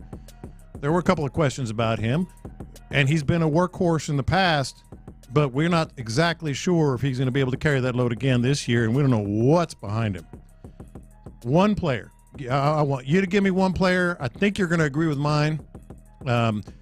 And Chris Santiago, I want you to give us one. This is like for preseason game. I think this is going to go a long way when it comes to Dameon Pierce. Yeah. I think Dameon Pierce is just going to, like, if he's that guy that we saw in 2022, then everything changes. I agree. I mean, think about it. Yeah, I agree. And that's pretty much what they need from a running back too, the second running back. And if they can get that type of production from Dameon Pierce, and it ain't got to be 900 yards or nothing like that. Yeah. But if he could come in and still produce, and I don't want to put a number on it, but let's say maybe he give you, let's say 400, 500. No, let's go 7 or 8. 7 or 8, like because of every Super Bowl team, and we're mentioning it. I mean, I guess we have to, because we're talking about how good this team's going to be. They got a stud number 2. Yeah, and I think he could be that. Like I said, he wasn't like a first-round pick where you got to, give him everything so he can try to see what you got out of him. Mm-hmm. He was a 4th-round pick. Yeah. And so if he could be a good number 2, that's a win right there. Yeah. And I think it's possible he could be, man. I just listening to him talk and seeing how excited D'Amico Ryans is about him, I think it's a possibility he could have a bounce-back year. Well, let's hear how excited D'Amico Ryans is about him. Dameon has done a great job since the spring. I just see a guy who has a clear mind, fast feet. He's playing decisive, right? I mean, he's explosive. So you're back to seeing that rookie Dameon who can gain a lot of yards for us, and he has a physical mindset to him that I really love. Love how he finishes the runs. I'm excited to see him, play on Friday so everyone can see, right. This new/old Dameon, how he was his rookie year. I'm excited. And if you just get anything close to 2022, and by the way, D'Amico is really good at pumping up his players that are working hard and all that, but that just seemed even a little extra for him. That was very extra. Yeah. So I think I'm a little bit sold on Dameon Pierce. I don't think he's going to have the year he had last season where he eventually get benched and eventually unplayable. I think he will be a big part of this offense, and like I said, he don't have to be the workhorse, but if he could just come in and give Joe Mixon a breather and keep the pace going, I think that's a really good thing, man. Yeah. And I've been saying all off season, man, they need another running back. And I didn't think Dameon Pierce was that other running back. I thought you needed somebody else. Yeah. And if Dameon Pierce can prove me wrong, prove us wrong, and be that second running back, I think it's a perfect chance that this offense could click, especially with 2 running backs. Like, I don't know if I was skeptical. I was hopeful, for Dameon Pierce to finally get it. And it was really cool and enlightening, and I think very telling on just kind of the work that he was going to put in and has put in, like picking up Bobby Slowick's offense and this blocking style, et cetera. Like, he sort of fell on the sword last year with us. Yeah. When we were talking with him about, it was tough grasping it and all that. Well, now we really even haven't, even at training camp when they go full bore, as I like to say, 11 on 11, we really haven't seen it because they're not going all the way to the ground, so it kind of looks like he's running well, but you're not sure. Well, Friday night you're going to be sure, and I think that's why I'm just so excited about if he is that guy, then we're really on the side. Yeah, I think you're good, and I think Dari can stay in his role because I don't think his role was to be a second running back. I think, He did a lot of special team stuff, but if he can go back to his old role and Dameon Pierce could be running back too, then I think you're good. Yeah. Well, let's hear from Dameon Pierce about exactly what we're talking about. How's the body feel? You're not getting tackled and taking the ground, but you are taking shots. You're doing blitz pickup. Who ain't getting tackled? We tackling out here. We tackle every day. I go to the ground every day. So how does the body feel once you're getting tackled? My body's fine, man. They doing. I guess I'm gonna call it brotherly love, man. They showing me some tough love out here. You know, get my body ready for the season. So Friday won't be too much of a shock, I guess. I guess that's the only good thing I get from it. But yeah, man, my body feeling good. Anytime I feel anything little happen, whether it's a bruise, whether I'm sore, you know, I'm on top of it with Ro and staff. They do a great job of making sure, you know, they're on top of things, and we got a great communication line with those guys too. You know, the training room is always open. They're always here for us. Same thing with Coach Mike and his staff. You know, we're always taking preventative measures. You know, we're doing stretches. We was in the pool the other day, like the way we work out, like, and they always track our steps. Like, hey, DPU was a little high today. You know, we're gonna look out for you in the lift, or you know, we're not doing these jumps X, Y, Z. You know, they always cater us, and that's one thing I can appreciate from the strength staff and the ATR guys. You know, they take care of us, and they let us just go out and play ball, man. They take all the thinking out of it when it comes to our body, because they 9 times out of 10 they already got something planned for us, and we just follow their rules, and we just come out here and play fast, man. Some of that was about the strength and conditioning staff, but what he was really saying there early was about how he's starting to get it a little bit. He's starting to feel more comfortable with what they're doing, and like that's why, like, there are a lot of guys that you want to see do well. You want to see if they can make the team or make the depth chart. The one that comes to mind immediately is John Mechie. I'm not talking about that. I'm talking about a guy that can be a guy that changes everything for this offense. Yeah. And that's Dameon. That's Dameon Pierce. Yep. I think he could be that guy. And you mentioned Mechie. I think if you get a good Mechie, I think that's great. That's cool. I think that's found cool money. Yeah. But if you don't have that type of Mechie, I think the Texans would still be fine. Can the Texans be great if Mechie is not playing at a higher level? Yes. Can the Texans be great if Kenyon Green doesn't necessarily pan out? Yes. Yeah. Can the Texans be great? What's another one that's kind of on the, you know, that you want to see more of and could certainly help this team? I'll say Toto. Yeah. Yes, they can still be great. But can they be great if they don't have that number 2 running back? I think that's a bigger ask. Yeah, and seeing how Mixon haven't been practicing as much in training camp, I don't know how that's going to be in the season. Maybe he is going to step into the season fully healthy and never miss a snap or a beat.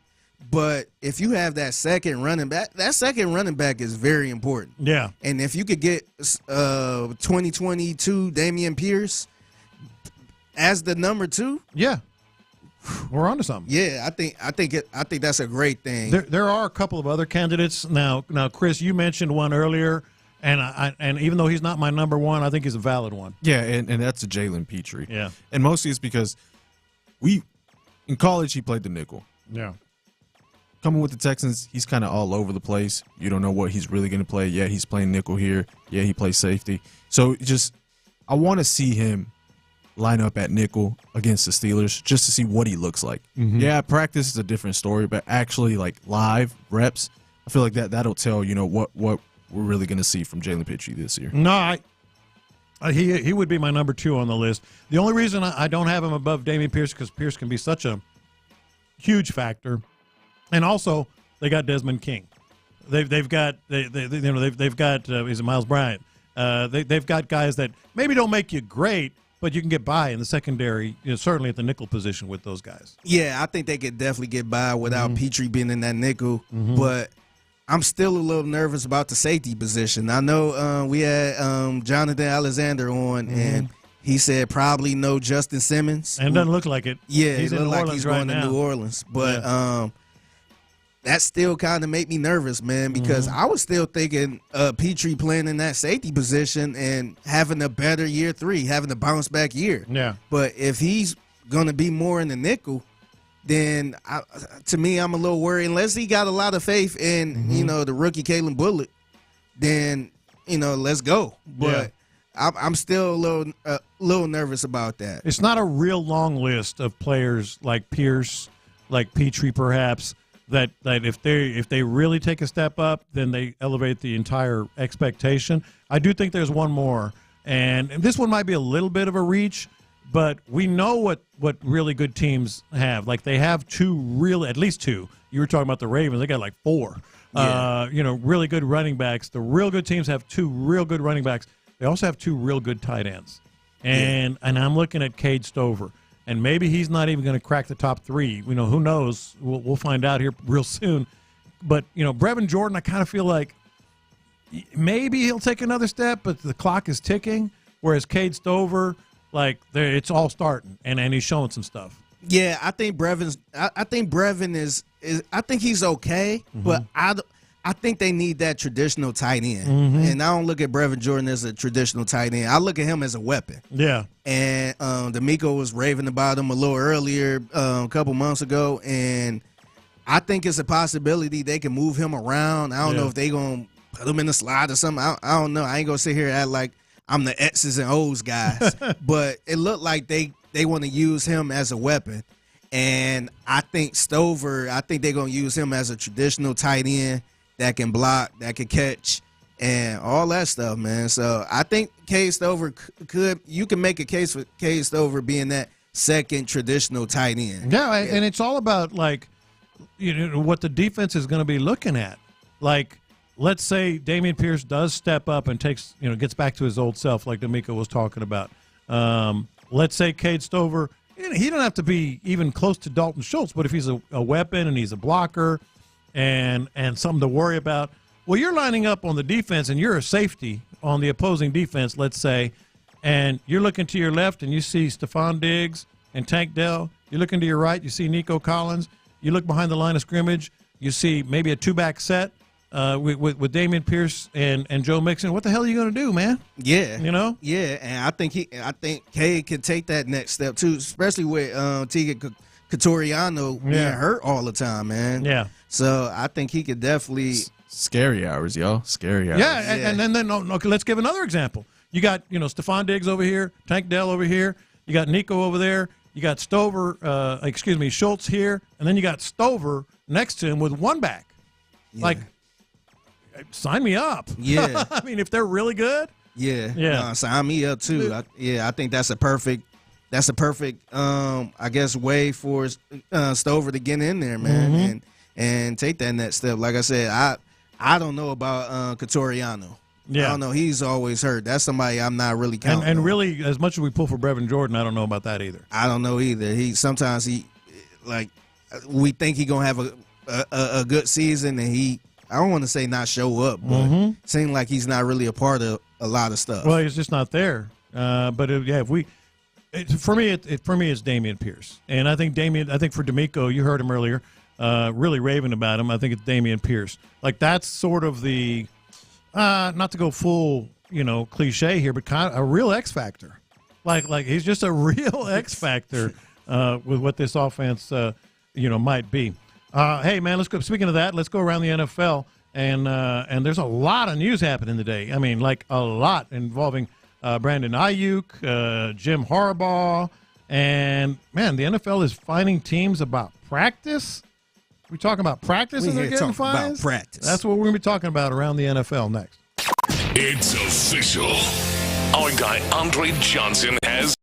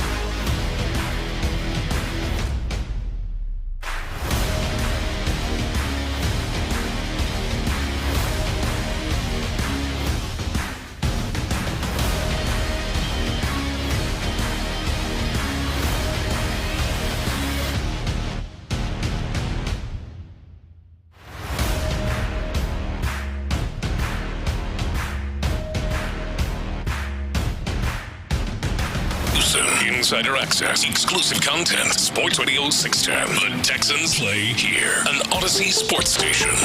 Let's go around the NFL to keep you in the loop. This is Houston's sports leader, Sports Radio 610. Yeah, we are talking about practice. NFL with $200,000 fine today. $200,000 fine. Have we ever had that before? I think it's something that's being emphasized this year. Apparently, they sent out a memo before the season. They don't want to tolerate, fights in training camps and inter-squad practices, etc. But I never heard of this, so I think it must be new. And it's our guy Malik Neighbors, man. Lions and Giants were having joint practices. 2 big fights. One like throwing hands. We were talking about it yesterday, hitting each other in the helmets and everything else. The NFL brought down a $200,000 fight for multiple fights. It says it broke out at the joint practices.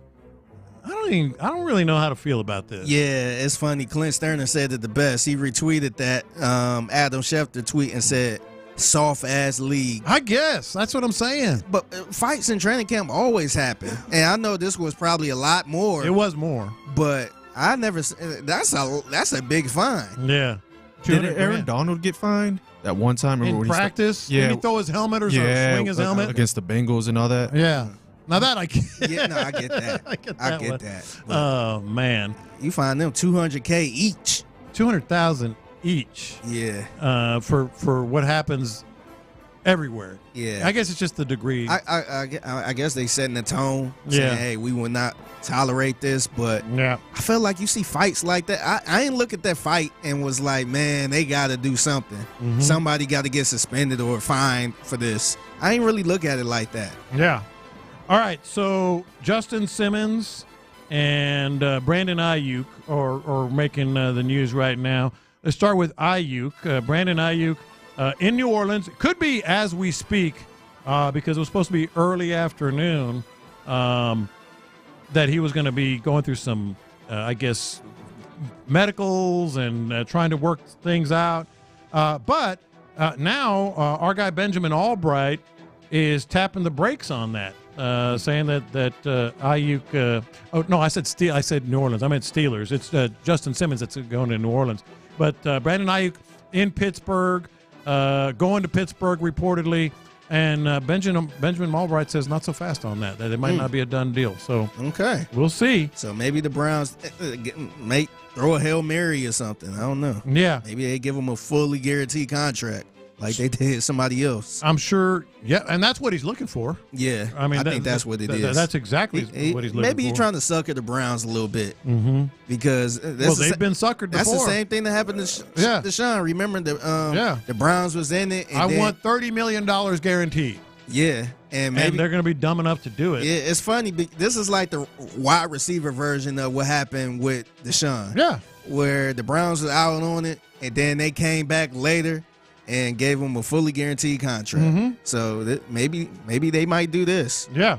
So I don't know. Well, we'll see how it ends up playing out. But it seems like he's going to be traded to the Pittsburgh Steelers. A couple of guys are starting to wonder on that. Other NFL news as we go around the NFL here. Justin Simmons. I was kind of getting ahead of myself. He's in New Orleans going through all the medicals, doing the same thing. It looks as if they're going to offer a contract. I feel like that's a wrap. Like they've gone a long way. They're going a long way to get Justin Simmons. Yeah, it will be something shocking if he don't sign with them. It got to be something a medical condition or something they not really comfortable with, and which will probably explain why he been on the market this long. Yeah. But I don't think that will happen. Yeah. Yeah, it should be. He should be signed by the New Orleans Saints pretty soon. And there is kind of the localized Texans angle here because that means D'Amico says we're good. We good. We're good with Jimmy Ward and with obviously Kalen Bullock and what's his name, MJ Stewart, Eric Murray. So still one place I'm still a little bit that in depth at linebacker, a little bit worried. Yeah, I'm still a little bit worried. I wish they could have signed Justin Simmons. He was right there, and hell, when he got on the market for the first time, I'm like, oh, he gonna be gone he should be gone in the snap of a finger. Yeah. But he stayed on the market the whole time. I didn't know what was going on, but I felt like the Texans had they could have got somebody else at safety too. I feel like they're not done. Yeah, because they can always pick up someone. But Justin Simmons was the it seemed like it was a perfect match. Yeah, and if he wanted to go somewhere and win and compete, I felt like that was the perfect place for him to come and win. But I don't know, maybe D'Amico maybe is good with it. So if he's good, I'm good. I mean, even for like a 1-year contract deal, I mean, you have Kalen Bullock, who's a rookie. He can learn behind him. You know, he can learn behind Justin Simmons. He can learn behind Jimmy Who Ward. knows what kind of deal you're going to give him? Yeah, so it's just like it wouldn't have been a bad idea. But I mean, like you said, if D'Amico's fine, Matt Burke said, "Hey, we're good with our safety room." We're good. Yeah, I kind of got a little confidence too because if Kalen Bullock is that good, we like him. Had nothing to do with him. Yeah. If he's that confident in him and a rookie, where you can pass on Justin Simmons, like, all right, I guess we got something right now. Then. Yeah, maybe Jim Harbaugh, the Teflon man. I guess that's what we got to call him right now. This dude is just like nothing sticks, man. So we all know what happened. We all know what happened. He left Michigan after winning a national championship. Could have stayed there as long as he wanted. Could have gotten a life contract. Could have named the field after him. But no, he left, and it was right ahead of the posse because Jim Harbaugh, the NCAA has come down on him with I believe it was a 4-year show cause penalty, and that if he ever comes back to college football, he's going to not be able to participate in anything. And that's literally what that said in there, anything. In college football. Cool story. He ain't coming back to college football. Nah, he knew exactly what he was doing. He knew that because it would have been perfect if he stayed there and tried to repeat. But no, he like I said, he's skedaddled. I am out. He dipped out, man. I never seen nobody dip out that fast. You know he's having a big laugh about this. Yeah. Oh, I'm on 4-year probation. Yeah. Oh, poor me. Yeah, it's just like the LeBron gif when he was just like, ooh. Oh, no. Ooh, I can't do anything in college football again? Well, I've already done everything. I've done everything in college. I got my fix. Yeah. I got my championship. I'm out. So I want to. So can he not like step into like Michigan at all? Can he visit or do any of that? That's a good question. Yeah. Like if they have a reunion or whatever, I think he can. If I had to guess, because this has to do with coaching. Like you are not allowed for 1 year to do anything if you were ever back in college football. I mean, I could be wrong, but hell, that's going to slide off of him too. They're going to let him back. That's going to slide off of him too. Yeah, it's crazy. All right, so Texans, Steelers, day after tomorrow. The Texans, we've talked about their depth chart. The Steelers released their depth chart, and they have one Russell Wilson as the starting quarterback. But Mike Tomlin said today, not so fast, my friends. Would you still categorize this as a quarterback competition? If it is, how do you weight what happens on the practice field here versus what happens in a stadium? Very much is a competition. What happens in stadium is weighted heavier than what happens in a practice setting because it's more game-like. All right, so he says it's still a competition. I talked about this earlier. The best thing about listening to this audio is that we don't have to go through that anymore. Yeah. We're out of that business. Shoot, it was a little bit frustrating last season when they tried to make it like, CJ's not the starter. Oh, yeah. It's like, come on, man. I mean, we knew better. Yeah, we knew. But still, you're like, we'd been through it. Yeah. You know, Ryan Mallett or, Ryan Fitzpatrick or whatever. Hell, Deshaun Watson and Tom Savage. Tom Savage. Yeah. Yeah, Savage started the first game. Yeah, the first half. Yep. Yes. So, we are out of that business. But it is going to be, like, this is the biggest challenge for Mike Tomlin. Never had, by the way, you want to be listening at 140 because blew me away, and it does tie in with the Texans, something that happened with Mike Tomlin on a radio station up there. But this is going to be his toughest one to not finish with a losing record, I feel. Yeah, I think so, too. And they have a good team. They just had questions at quarterback, man. I just don't know how they could get through the season. And I know they will. That's the crazy thing about it, man. I don't think they're going to be a bad team. Yeah. They just, somehow, they just always finish over 500 or they always squeak into the playoffs. He never had a losing record. So it's just, I don't know, it's a little bit frustrating whenever I see that, but it's Mike Tomlin, man. Yeah, I think they'll do it again, to be honest. If anybody can get the most out of Russell Wilson, it'll be that team. I'm not going to say him, but that team. And then who knows? All you got to do is be better than Kenny Pickett. Yeah. That's all you got to do. Yeah. So this is an interesting one that you brought up, and it got me thinking about something else. So speaking of depth charts, the Denver Broncos put out their depth chart. And let's look at the quarterbacks for the Denver Broncos. Starting quarterback, Jarrett Stidham.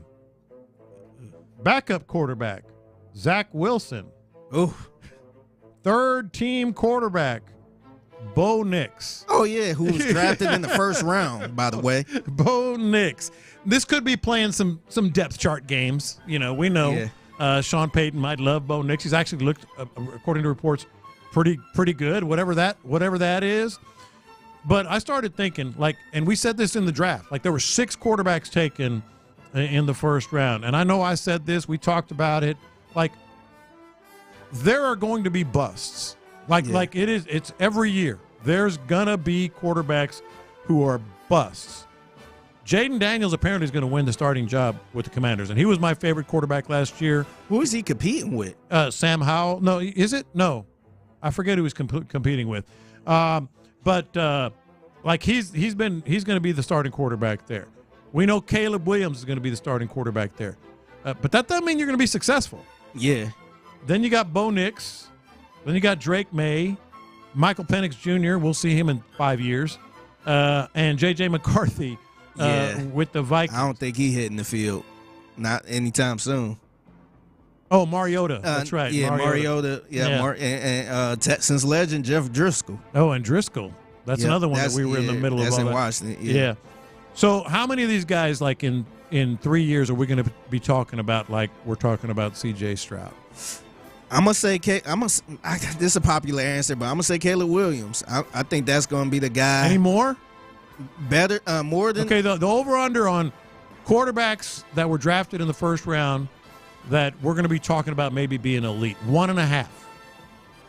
Yeah. You going to take the over?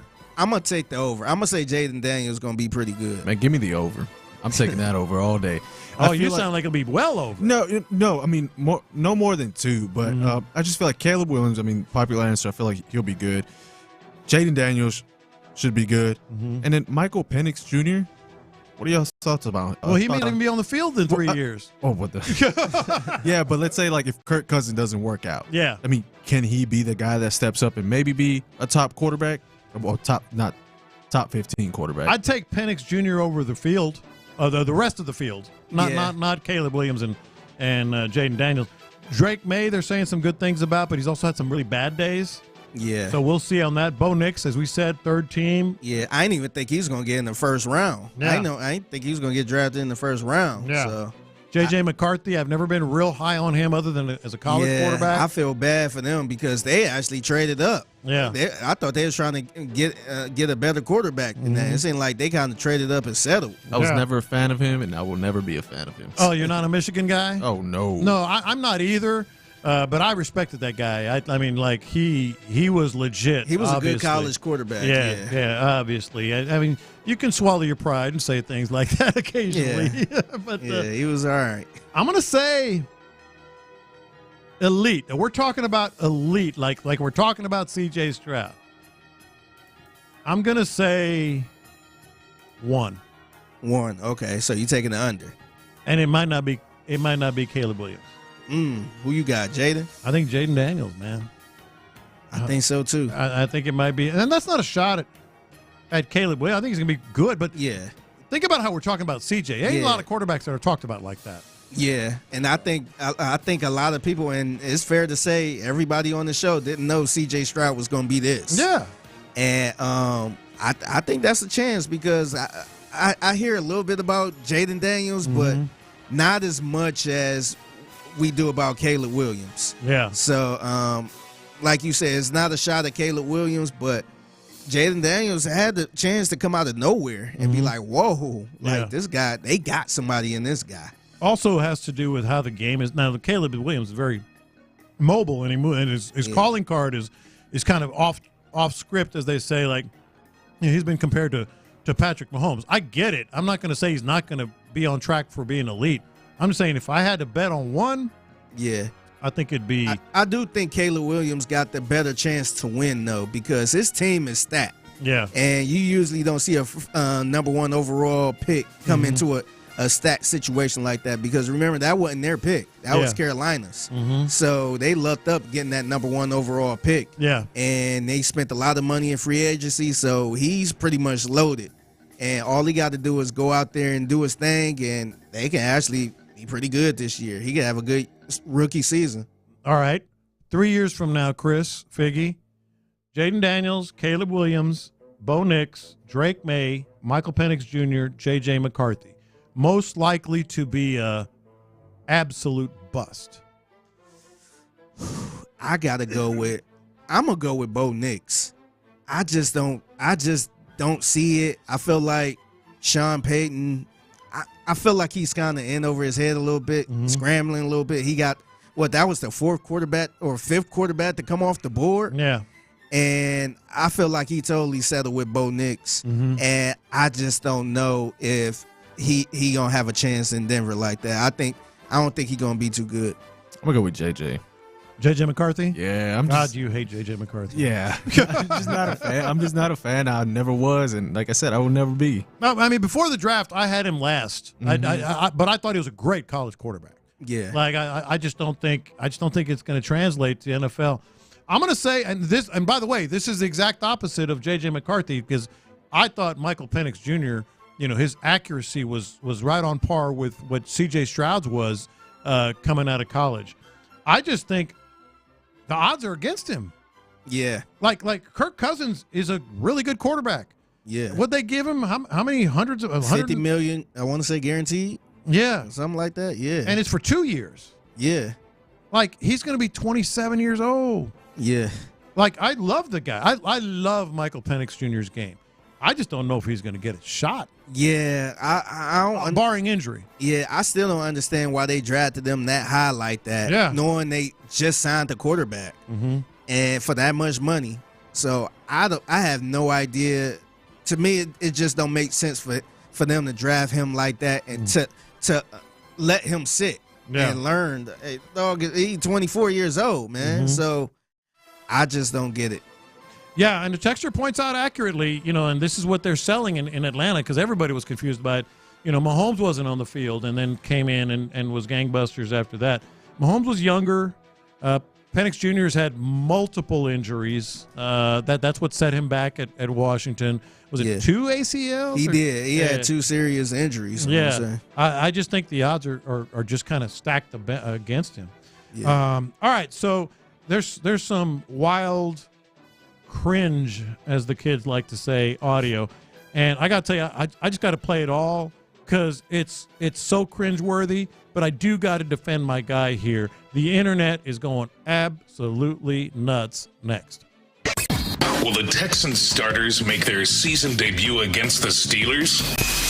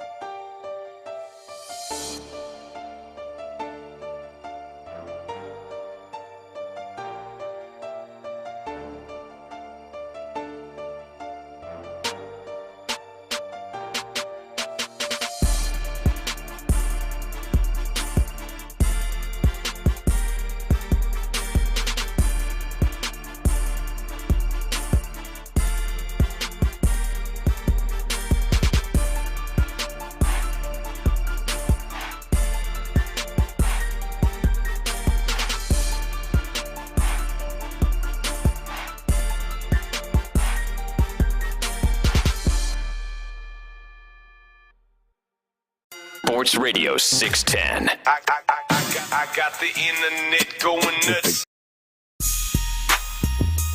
All right, I bear with us here. This is a little longer cut. It's just about 2 minutes than we normally play, but you got to listen to the whole thing.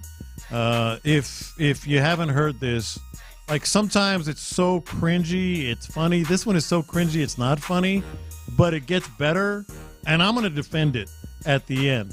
So Mad Dog Russo, during a show, got news that Billy Beane died. The word that we're getting right now is that the general manager of the A's, Billy Beane, may have passed away. Wow. Was he ill? Wasn't aware of this. I mean, he's not that old. Jeez, was it sudden? We'll see if we can get some information. Wow, that is a terrible story.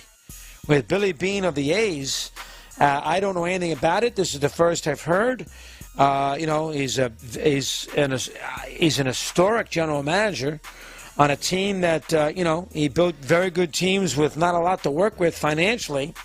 The movie, of course, with Brad Pitt, he's probably no more than 62 or 3. 60. Wow. Leukemia. That's a terrible story.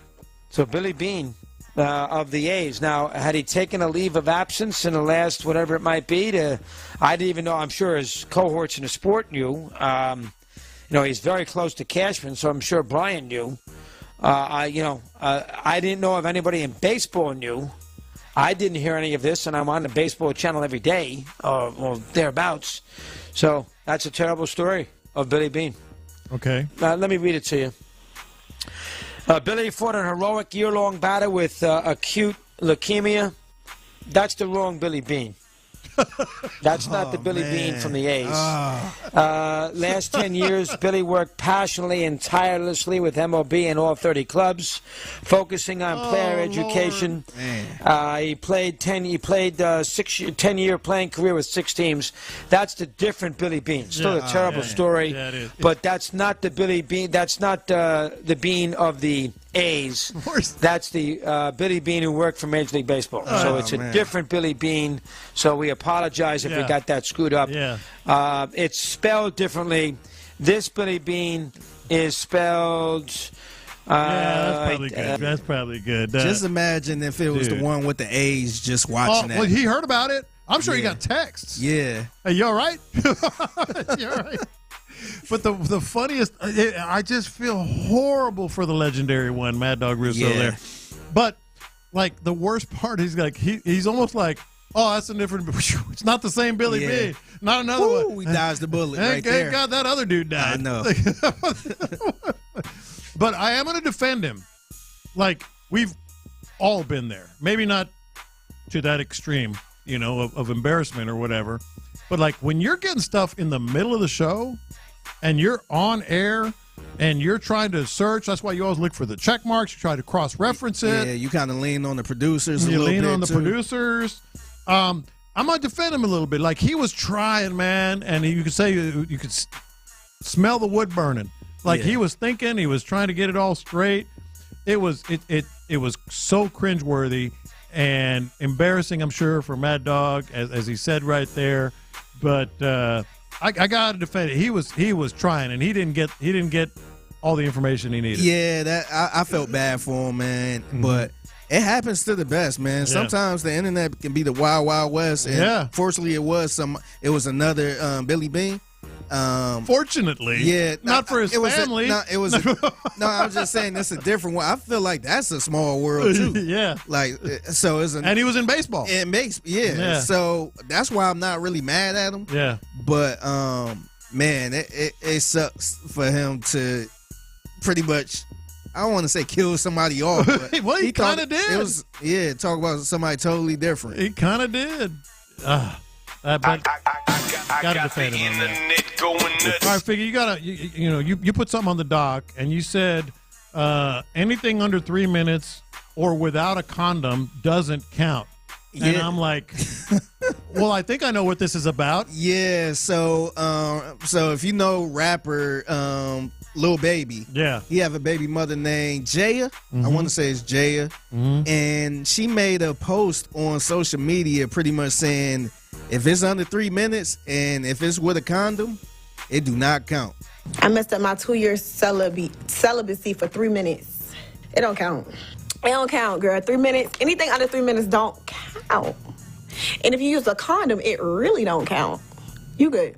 You can still say you celibate. That's information I could have used in high school.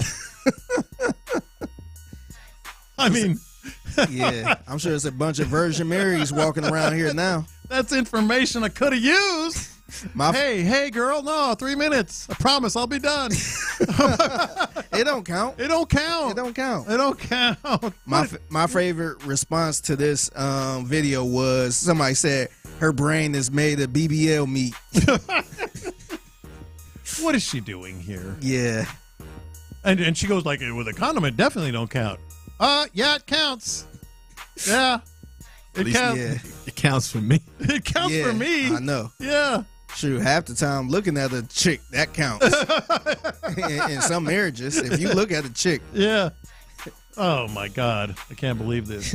I got the internet going nuts. So Christian McCaffrey kind of told us, without telling us, that Brandon Aiyuk, he gone.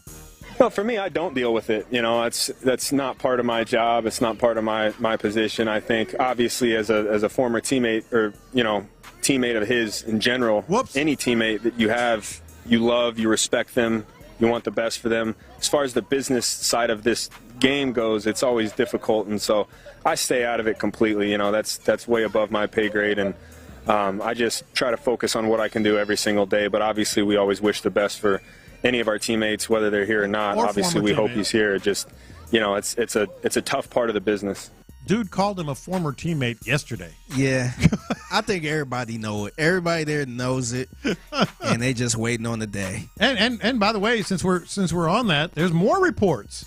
This one, who's this from? Anyway, that there's still no deal between the 49ers and the Steelers, per multiple sources. They have spoken, continue to speak. Situation remains fluid, but as of this post, no agreement. He's just taking him, like holding him hostage. Yeah. I think, and too, Pittsburgh is a tough team to deal with.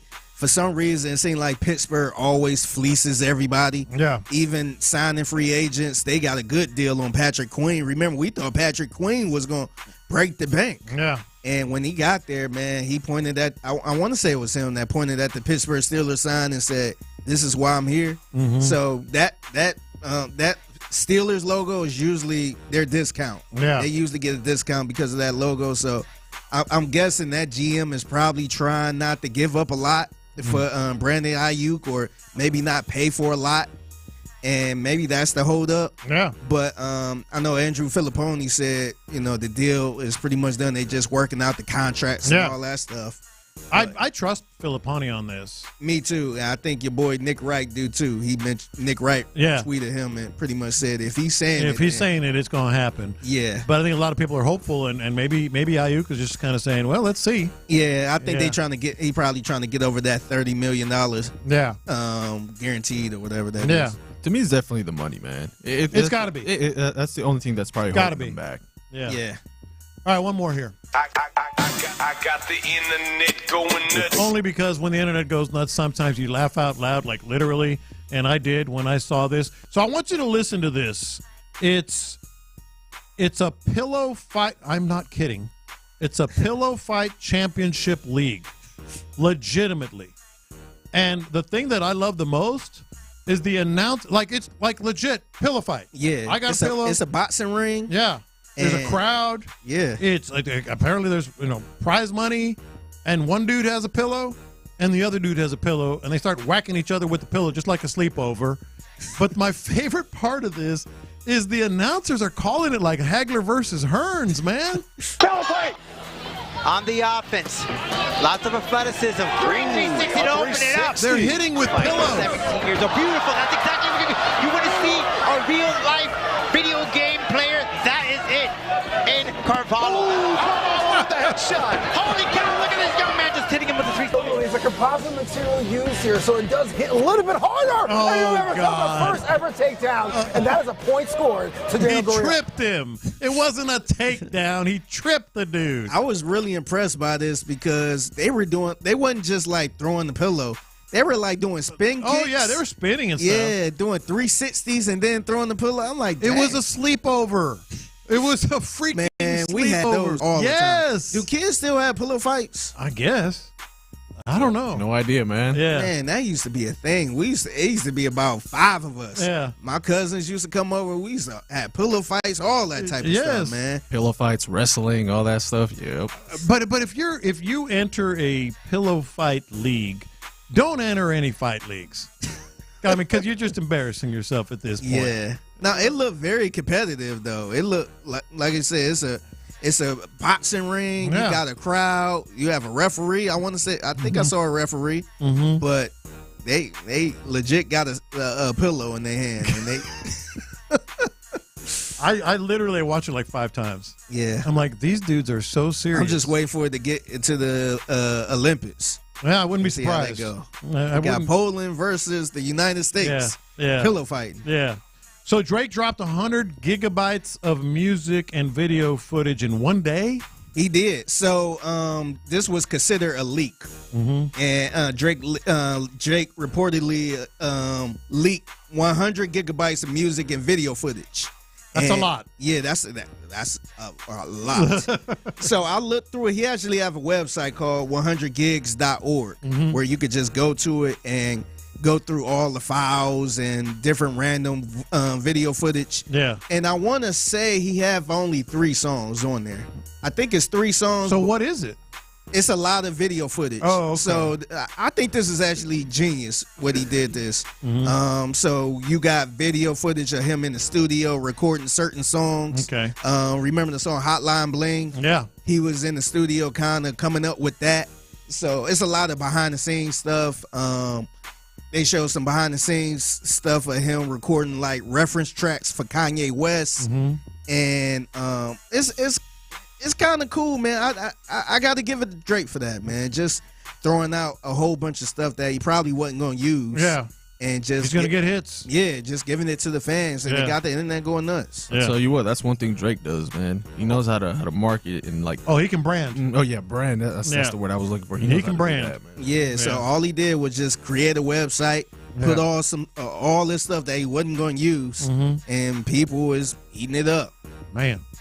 All right, got a question for you here before we pass it along to the drive. What if C.J. Stroud is truly elite for the next dozen years? What if D'Amico Ryans is the coach the whole time? What if they win just one Super Bowl? Are they going to be underachieving? Because they're talking about an underachieving coach who did exactly that around the NFL. Next. Andre Johnson's road to Canton is complete. And of course,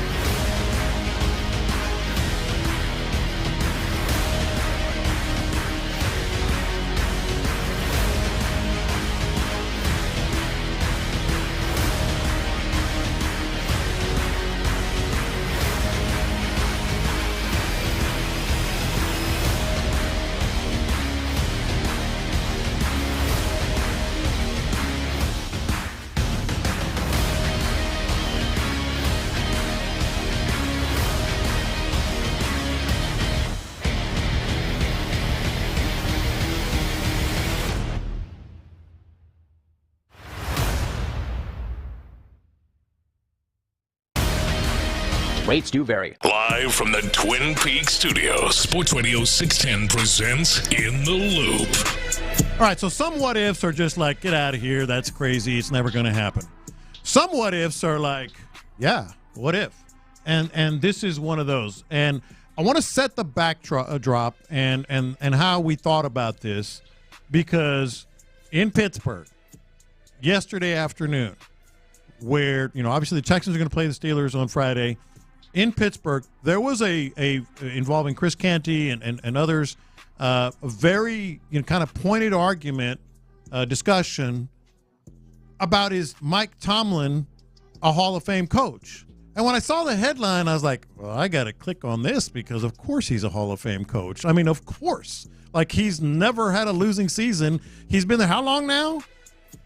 What, 16? 2007, 2006, somewhere around there. Yeah, he's been there a long time. He's been there forever, never lost, won a Super Bowl.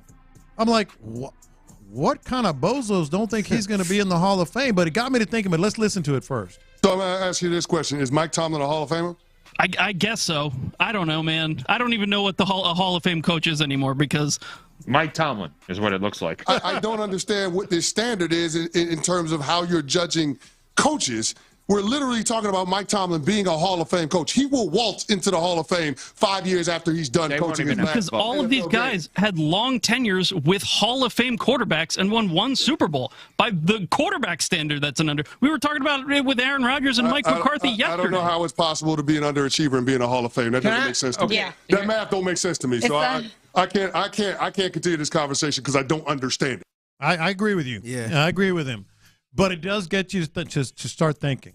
Like, if I think everybody here, maybe everybody in the city agrees, C.J. Stroud's going to be an elite quarterback.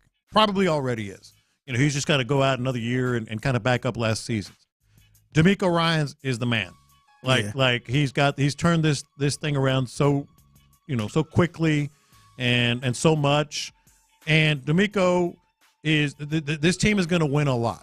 So let's say we get 12 years of C.J. Stroud, just as an example, hopefully more. But let's say we get 12 years of C.J. Stroud. Let's say DeMeco has a career that parallels Mike Tomlin's. None of these are big what-ifs if what we're feeling is real, and what a lot of people do believe is real. And C.J. Stroud takes the city of Houston to a Super Bowl and wins a Super Bowl. Like, we're going nuts. It's the greatest era of football in the history of Houston. But what they said right there, if he's elite, and DeMeco, coaches this team the whole time, but they win just one Super Bowl with an elite quarterback like that, is it underachieving? See, it's a little tricky, man. I think it's a little tricky because, like, in the moment, I would think that's underachieving because I would feel like he should have more Super Bowls than that. Even like with Aaron Rodgers, I want to say Aaron Rodgers only got one Super Bowl. Mm-hmm. In the moment, you look at Green it like, Bay. Yeah, you think like, man, that was so underachieving because this is one of the greatest quarterbacks ever, and he only got one Super Bowl. But once they hang it up, then you look back at the resume, you say, man, this guy was dominant. Yeah. And unfortunately, he probably run into some hurdles, but I wouldn't look at that as underachieving. Maybe a little disappointing. Yeah. Maybe you wish you could have had more, but I wouldn't look at that as underachieving. Just a little bit. And the reason is because you talk about having an elite quarterback like C.J. Stroud. You should have one more. Now, of course, more than one. Yeah. Now, of course, there's going to be a lot of different factors that come in because you don't know what other quarterbacks are still playing. You don't know if you're still. What if Mahomes wins 8? Yeah, sometimes he could just keep going against Mahomes and maybe getting the bad part of it. And so maybe he just only got him one time. Yeah. But I wouldn't look at his resume and be like, nah, he underachieved. Mm-hmm. Nah, it was a good career. But unfortunately, you just keep running into the greatest quarterback of all time. Yeah. I would be disappointed. I would feel unfulfilled. Like, maybe, boy, we could have had more. Like if he's Aaron Rodgers, again, listen to what we're saying. We're kind of dumb about it, Yeah. but it's a discussion that a lot of people are kind of dancing around in your head. Like, we think he's going to be that good. If he's that good, and Aaron Rodgers I think Green Bay fans are unfulfilled. Yeah. I really do. Yeah. I don't think they regret having Aaron Rodgers. Another example is the freaking Astros. Let's say the only World Series they had was in 2017, and they hadn't won the other one. I'd feel like that was a little, maybe even underachieving, considering how dominant they were and what kind of talent they had. And look at the roster, man. Yeah. You got an MVP in Jose Altuve. You got just a stacked roster, man. And you only got one World Series. It's like, man, we supposed to have about 2 or 3 or 4 of them things. But I think, like I said, I'm glad they got the second World Series. Yeah. And now you can look and be like, man, they went the 7 straight ALCS. They went to the World Series. How many times? 3 times? 4 times? Yeah. They went to the World Series. They got 2 of them, but man, it was so dominant. And you could just look at the resume like that. Even now, honestly, I wish they could have got one more, man. I think they should have. The one they lost with AJ Hinch throwing out the was it Will Harris? Yeah. They should have won that one to me. And that one kind of hurt, but I know once it's all said and done. They should have definitely won that one. Yeah. Once it's said and done, then you can look at the resume and be like, man, that was a bad Astros team in that era. Yeah. And a texter says Lopez is in a state of dreaming. Let the Texans have one good season with this group before we start talking all this elite BS. Pump the brakes. Hey, they did have one good season. One really, really good season. And if you don't think that most people watching football think that C.J. Stroud is on the cusp and if not already elite, then you're on an island. So, like, if we're assuming, and I think it's safe to assume that he's elite, we're assuming D'Amico Ryans is really, really good, and they go 10, 12 years and win one Super Bowl. I just refuse to believe that I'm gonna say the word underachieving after that run, just because it's been such a long stretch for Houston. But I'm with Chris. I'd be like, sort of like, dang. Yeah. Like Peyton Manning in Indianapolis. Yeah. I felt like he should have got more. Yeah. I don't think anybody's like mad. You just kind of feel like, well, darn. Yeah. You know what I mean? And you know who we kept running against? Tom Brady. That's the other factor. Kept going against Tom Brady. So sometimes when you look at it like that, then it's like, dang, we should have had more. But if you look at his resume, he had a good career, man. And one thing for sure, and this ties in with what they're talking about in Pittsburgh on that show, D'Amico would absolutely be in the Hall of Fame as a coach. You go 10, 12 years, you make these big runs. Let's say you fall short 2 or 3 times, whether it's in the Super Bowl or AFC Championship game or whatever, but you win one. That's a Hall of Fame quarterback, coach. Yeah. I think if D'Amico was here for the next 16 years, let's say he get to a Super Bowl, win one, he get to another one, lose one, and never had a losing record. Yeah, I would say that's a Hall of Fame coach. Yeah. I think that's a Hall of Fame coach, but I also think Mike Tomlin, him being a Pittsburgh Steeler, I think that play a lot in it too, man.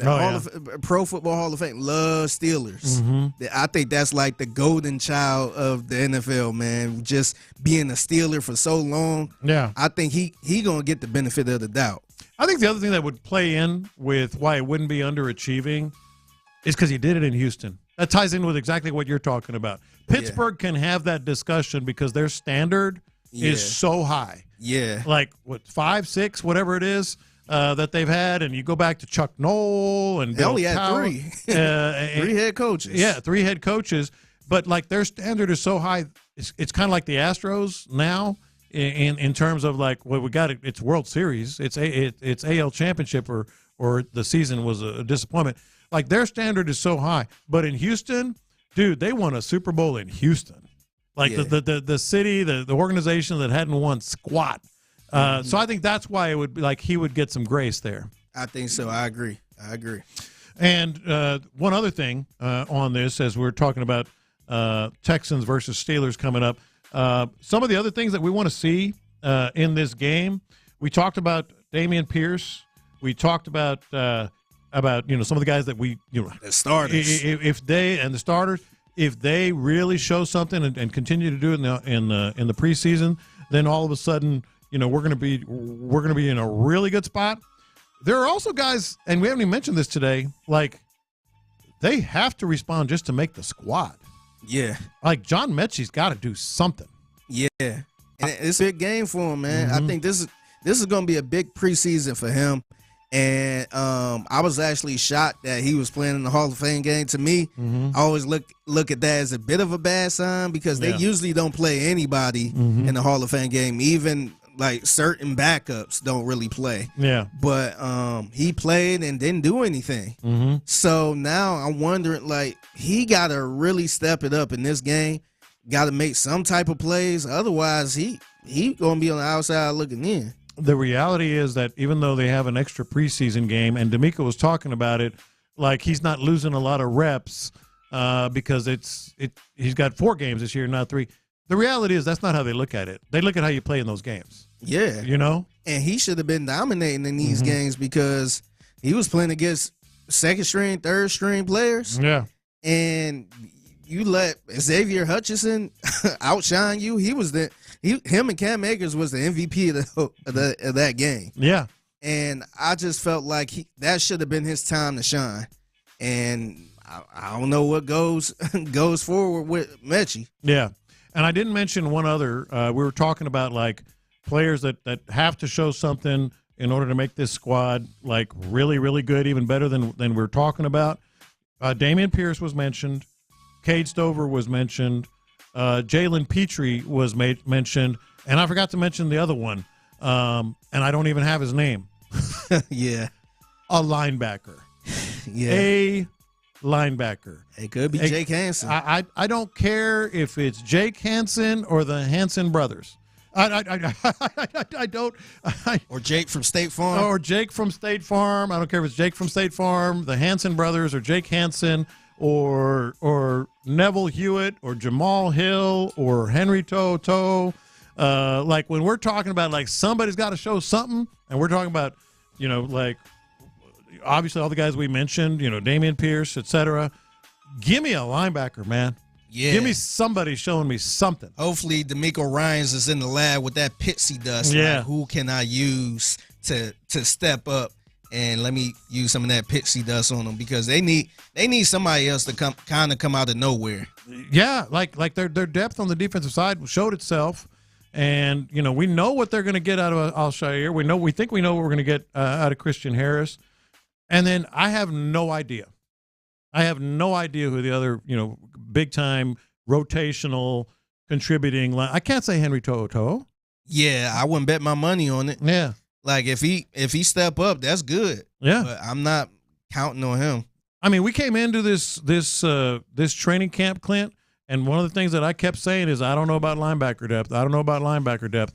Dude, we're 2 weeks in, and I don't know about linebacker depth. Yeah, look, I think that the depth is, which is a beautiful thing, by the way. We're the big that we're talking about. Yeah, we're not talking about who the starting quarterback is. Yeah. You got to find the quarterback, got to find weapons. We're talking about depth here. Yeah. And look, I do. I think depth is the issue at a couple of different positions.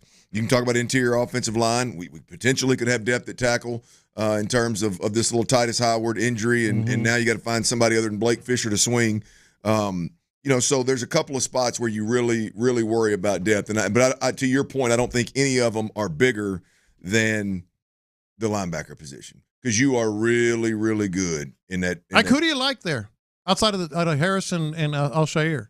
Who's showing you anything? I like 13. Phillips, yeah. I like 13. Now that a lot of that is based off of build and athlete. Isn't he more of a cover guy? Yes. Yeah. But that's why, right? Yeah. I don't look. I just think there's only going to be a handful of times where you need a guy that'll just stick his head in there. You need guys that can run, and if he can tackle well, I'll be good with it. But you got to have guys with this schedule you're fixing to face. You got to have guys that can tackle. I'm sorry, cover. Yeah, cover and cover. If you're a linebacker and you can't tackle, your ass is gonna have a short career. You got to be able to cover, and you got to be able to run in D'Amico's defense. And so I like 13 just because he looks the part. I ain't seen nothing yet. He was getting some good reps too. Got some good reps in the first game. But again, nobody. But else I can't did. say, hell, give me Deshaun Phillips. Yes, agree. I can't. Agree. I can't sit here and say that. Like that's what we got. Yeah, I got no names for you. Well, I sure can't wait to see Christian Harris. Yeah, eventually, huh? We will see him. How long is this go? Like, how long is this go? Have you seen him? And they still say hammy, right? I haven't really. I've seen soft tissue. I haven't really understood. I thought I heard. Did you get hammy? Maybe that was off the record, and I shouldn't have said that. It's on the record now, boys. It's on the record. I just hadn't seen him. That was. We got to be close to a month of camp. Yeah. So at least you get out there. You've seen Mixon on the other field. You've seen Tunsil every day 100% on the other field. I just ain't much of Christian Harris. Mm-hmm. I have not personally laid my eyes on him at all. I mean, I haven't been looking, but that's what I'm saying. Not only has he not practiced, I've not seen him since camp has started. Is he alive? Is he around? 713-572-4662. I think he's still with us, but I mean, I just.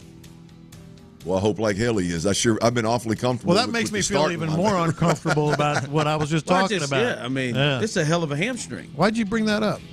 I'm just assuming. I mean, you know who you're talking to? Nah, man. Here, let's act like. Nah, man. Just I'm look not at doing Aziz. I'm talking about Clint. Yeah, let's look at Aziz. Y'all ever talking about Henry Toa, and I'm just saying. Yeah, I got no clue on him either. We had seen one of them that you say you feel. We ever talking about linebacker depth. We have still yet to see the starter. I'm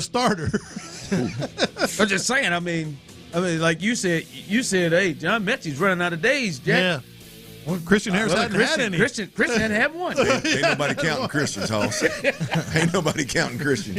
All right, boys. He'll be ready. It's that time. It's that time for my two guys and that guy behind the glass as well. You're listening to KLT HD2, Odyssey Sports Station, and the drive is live. You're damn right. The drive is live. You hear Clint. There is Tyler, the guy behind the window, who is feeling himself, and he should be, as the Astros come right out. Well, I'm telling you, they don't really like that bases loaded thing. They at least were able to scratch one across in this series, but they're gonna get to this dude. This dude is just, I mean, he is behind every batter, and then there have been balls that have been hit hard, including the rookie got his first hit. Got a double down the line, How about that for the young boy, fella? Zach Attack. Yeah. There you go, Zaxter. All right, that was a 4-pitch walk, but the umpire gave him leeway with Altuve. So it is 1-0 on a ground out with the bases loaded from Jeremy Pena. They had a chance to get a really big inning while this pitcher for the Rangers is struggling, and he continues as he walks on a gentleman's walk on Altuve. Runners on the corners with one out, and Bregman and Alvarez coming up. So hopefully the Astros can add on more to give themselves a chance to win this series, because you know what today is. What is it? It's Kikuchi Day. It's Kikuchi Day. Boy, if Kikuchi starts stacking good days, oh, look out now. I love Kikuchi! You too? Hey, I love Kikuchi! Driving him crazy. Who doesn't? Who doesn't love it? Who doesn't love him, brother? I know I do. Who doesn't love him? So well done. And the Astros are trying to give him help, but here it is, man. They got a chance to really, almost put this game away right now. They've had it the first two innings. They've been runners all over the place, and right now it's only 1-0. They got a chance to really jump on the Rangers and go ahead and finish this thing off. Yes, sir, they do. It's like you said, boy, them bases loaded numbers and recently are rough. I mean, I don't remember the exact number, but our stat they were talking about, I think it was batting average or OPS maybe with bases loaded. And the comment was not a number. The graphic had the number on it, but the comment from, I believe, Blum was, there ain't but one team in baseball that's been worse with bases loaded this year, and it's them sorry-ass White Sox you talked about. By the way, they lose again? No, they pulled it off. They broke it. I told you they would. I told you. I wanted history. Yeah, Cannon was on the mound. He is that guy is, oddly enough, had 6 consecutive quality starts. So yeah. I thought they had a chance with the A's. They got a chance to be legal to drive, and then that was it. And then they didn't want to go to 22. It's really selfish of them. Yeah, you had a chance at history, man. You got to think bigger picture. You get a chance at history, you got to break that thing. Yeah. I'm with you. Or spit on that thing. Speaking of the chance at history, I'll be honest with you. I think the first thing I said was F you, Corey Seager. Oh, yeah. He's an asshat for that. Now, I don't know if he's an asshat. No, he is. Tyler, he's not an ass. He did his job. I mean, it was just the fan hated you. You had a chance to see something special. He was dealing. By the way, big ups to Framber Valdez. He had himself an evening, even though, like, I feel bad for him because the line looks a lot worse than his performance was. My man is God dog. These Astros just can't.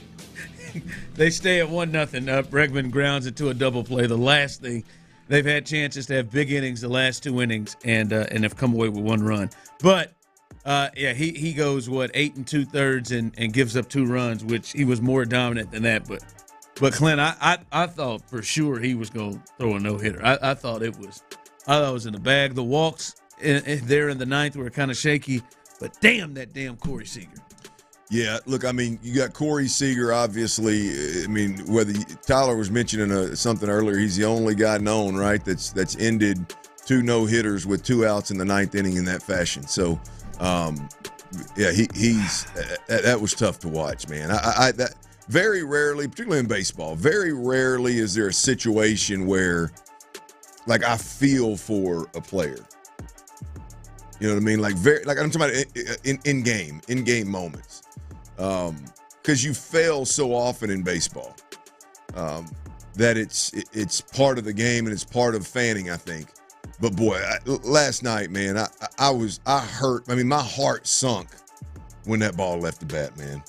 My heart sunk, and then I got to sit there and watch Framber Valdez, the look on his face. I mean, it was I hurt for my man. That was bad. That was tough to watch. And it was the move to get him out immediately. Because you know that would. Could you imagine? All right, let's see if we can get this last out through a complete game. That would have been in his head. I got to leave him in there. You would have left him in there? Absolutely. Really? Well, I'd have let him see one more. I'd have let him see one more. Yeah. Well, I mean, look, I don't know that I would have let him. I wouldn't give the lead. I wouldn't know that. I wouldn't be real comfortable with him facing the tie and run at the plate. But you would let him give nobody on up 2 needs 1 out. Yeah, I'd let him see one more. We're gonna at least get this complete game out of this deal. I know it's no hitter, but we're gonna get this complete game, shutout, 1 hitter. I mean, I guess it wasn't a shutout because it's a bomb, but we're gonna get this complete game. 1 hitter out. We're gonna get something out of this deal. But see, for me, like, he walked 2 in the inning, and then you know how he can get upstairs. That looked like I want to walk around the mound just to get myself. Oh, man. I got a no hitter. There's no doubt. Run. For him, man, let's go ahead and get you up on that. The look on his face, man. Oh boy, it was painful. Oh man, I hurt for him, man. It wasn't nothing about being an Astro fan. It wasn't nothing about, boy, here we go in the 9th inning, we're gonna give this lead up. It was strictly about Framber Valdez and what that means in the game of baseball and what that does for a man's career, for him to do it this often and have another shot at it, man. Wow. What's he got? Does he got 1 or 2? I know he has at least 1. The one from last year against the Guardians. Man, boy. It felt like it ripped my nuts off. It did, and I wasn't even going out there pitching. Yeah, it was. Yeah, it was.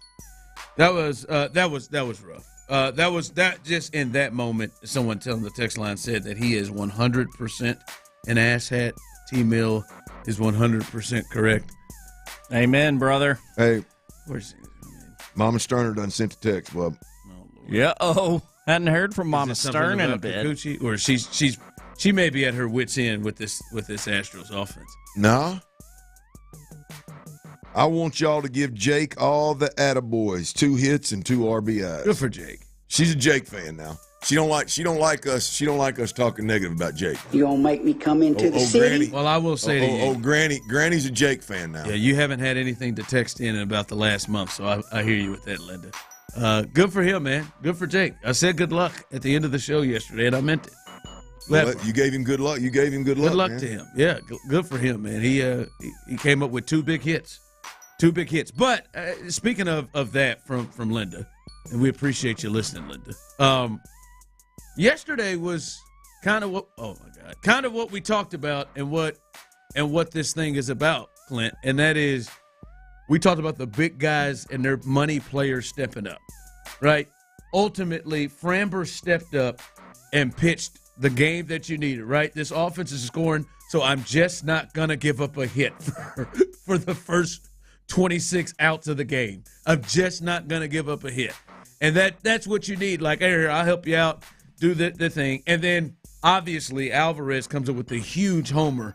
Clearly, it became really huge after Seager goes deep. That would have tied it had he had not come up with that big hit in the ninth. And then you get help from the others. And Jake, to what Linda was saying, was the help with the others as he had his two singles to add on now 11 hits for Jake since the All-Star break, to add on to give them a 2-0 lead in this game. So that's what you need your top guys. Altuve, Alvarez, Bregman at the top. All three of them had at least 2 hits. They got on base 7 times between the three of them. That's what you needed to kind of help have runners on base. And that's what the Astros are going to have happen for them, is their money players are going to have to step up and hold it together. Yeah, to me, that's what it's all about, right? I mean, with this particular pitching staff, even though 3 of them are awfully young, they've shown, 2 of them at least have shown the ability to be shut down, and the top of the order is going to have to produce. I mean, I hope we're having a ton of conversations about the 6 through 9 hitter,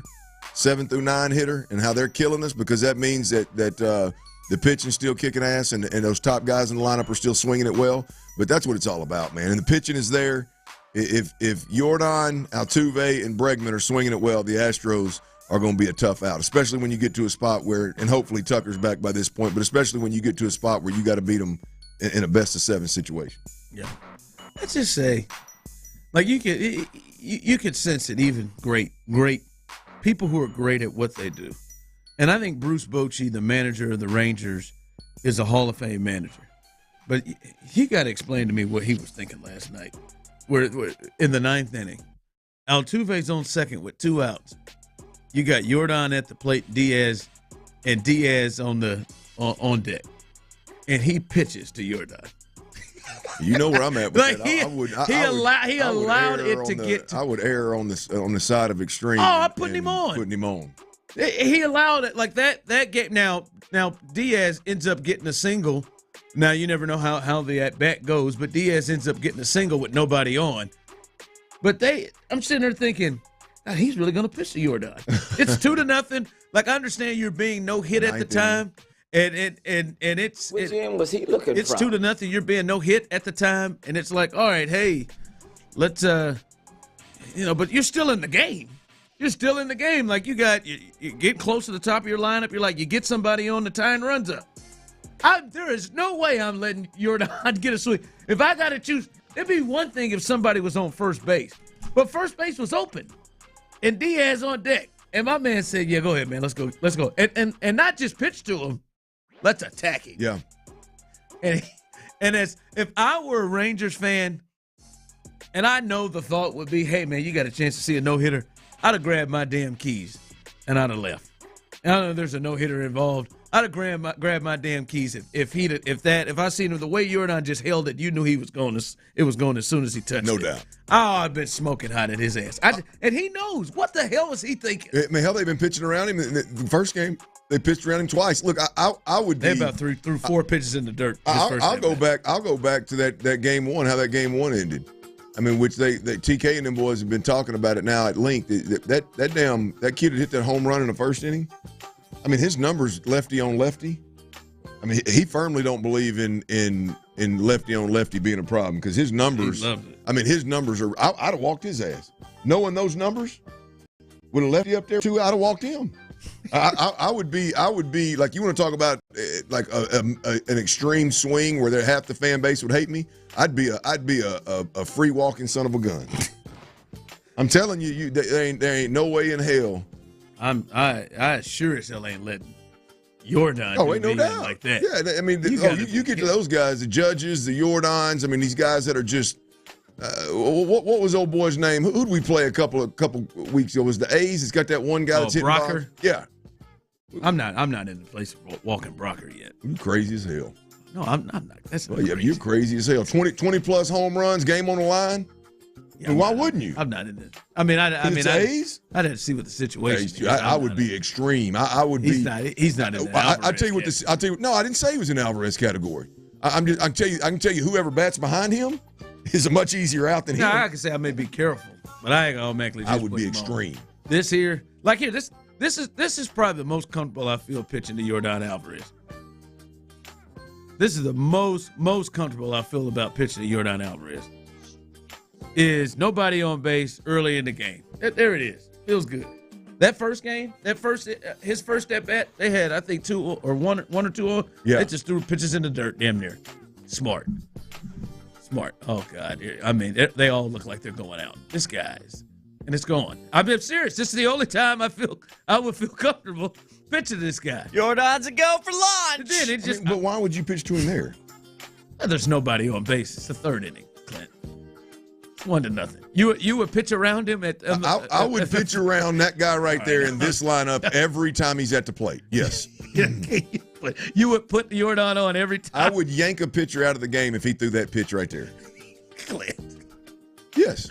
I mean, there ain't no sense. He just hit a P-Rod 420 feet. I know he did. He's that good. It doesn't make sense. Here, Tyler.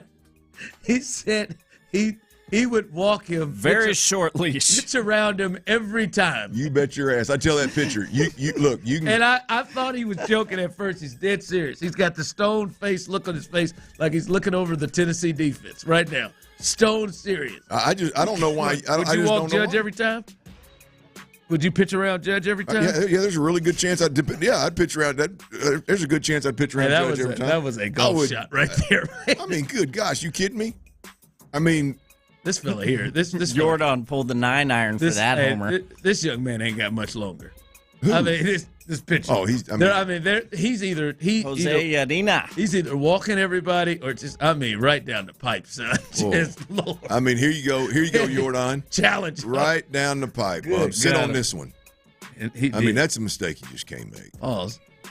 Is that a pause? Sit on this one. Oh, that's probably a little aggressive. I'm sorry, I got a little pause happy there real quick. By the way, you spoke up Kyle Tucker. Tuck.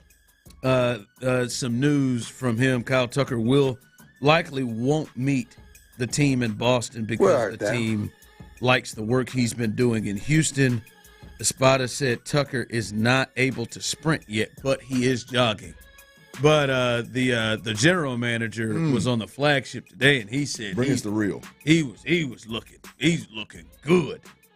He is looking good, is what Dana said. I'll tell you what I think, Ron. I think. I think I could see with Kyle Tucker at this point, 2+ months. I could see where running full speed would be possible, but it's the stopping that hurts. I can see that.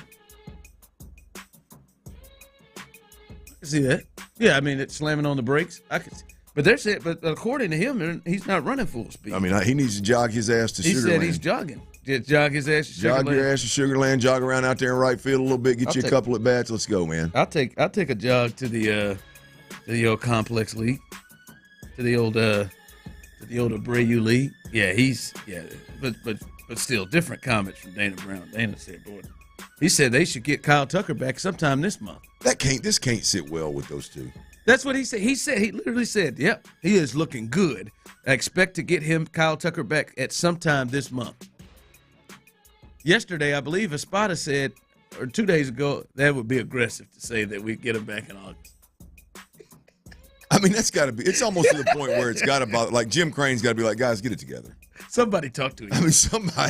I mean, can we just have one of y'all comment on Tucker and Verlander moving forward? I am led to believe they don't have any conversations with each other with that thing there. 2-0 as the Astros have a chance to even break this thing open even more. They have runners on first and second with the Jakester up. Linda's probably up here on the couch jumping up and down with the Jakester up in 1 out. So they got a chance to jump all over the Texas Rangers, try to win this series. This has been our baseball talk.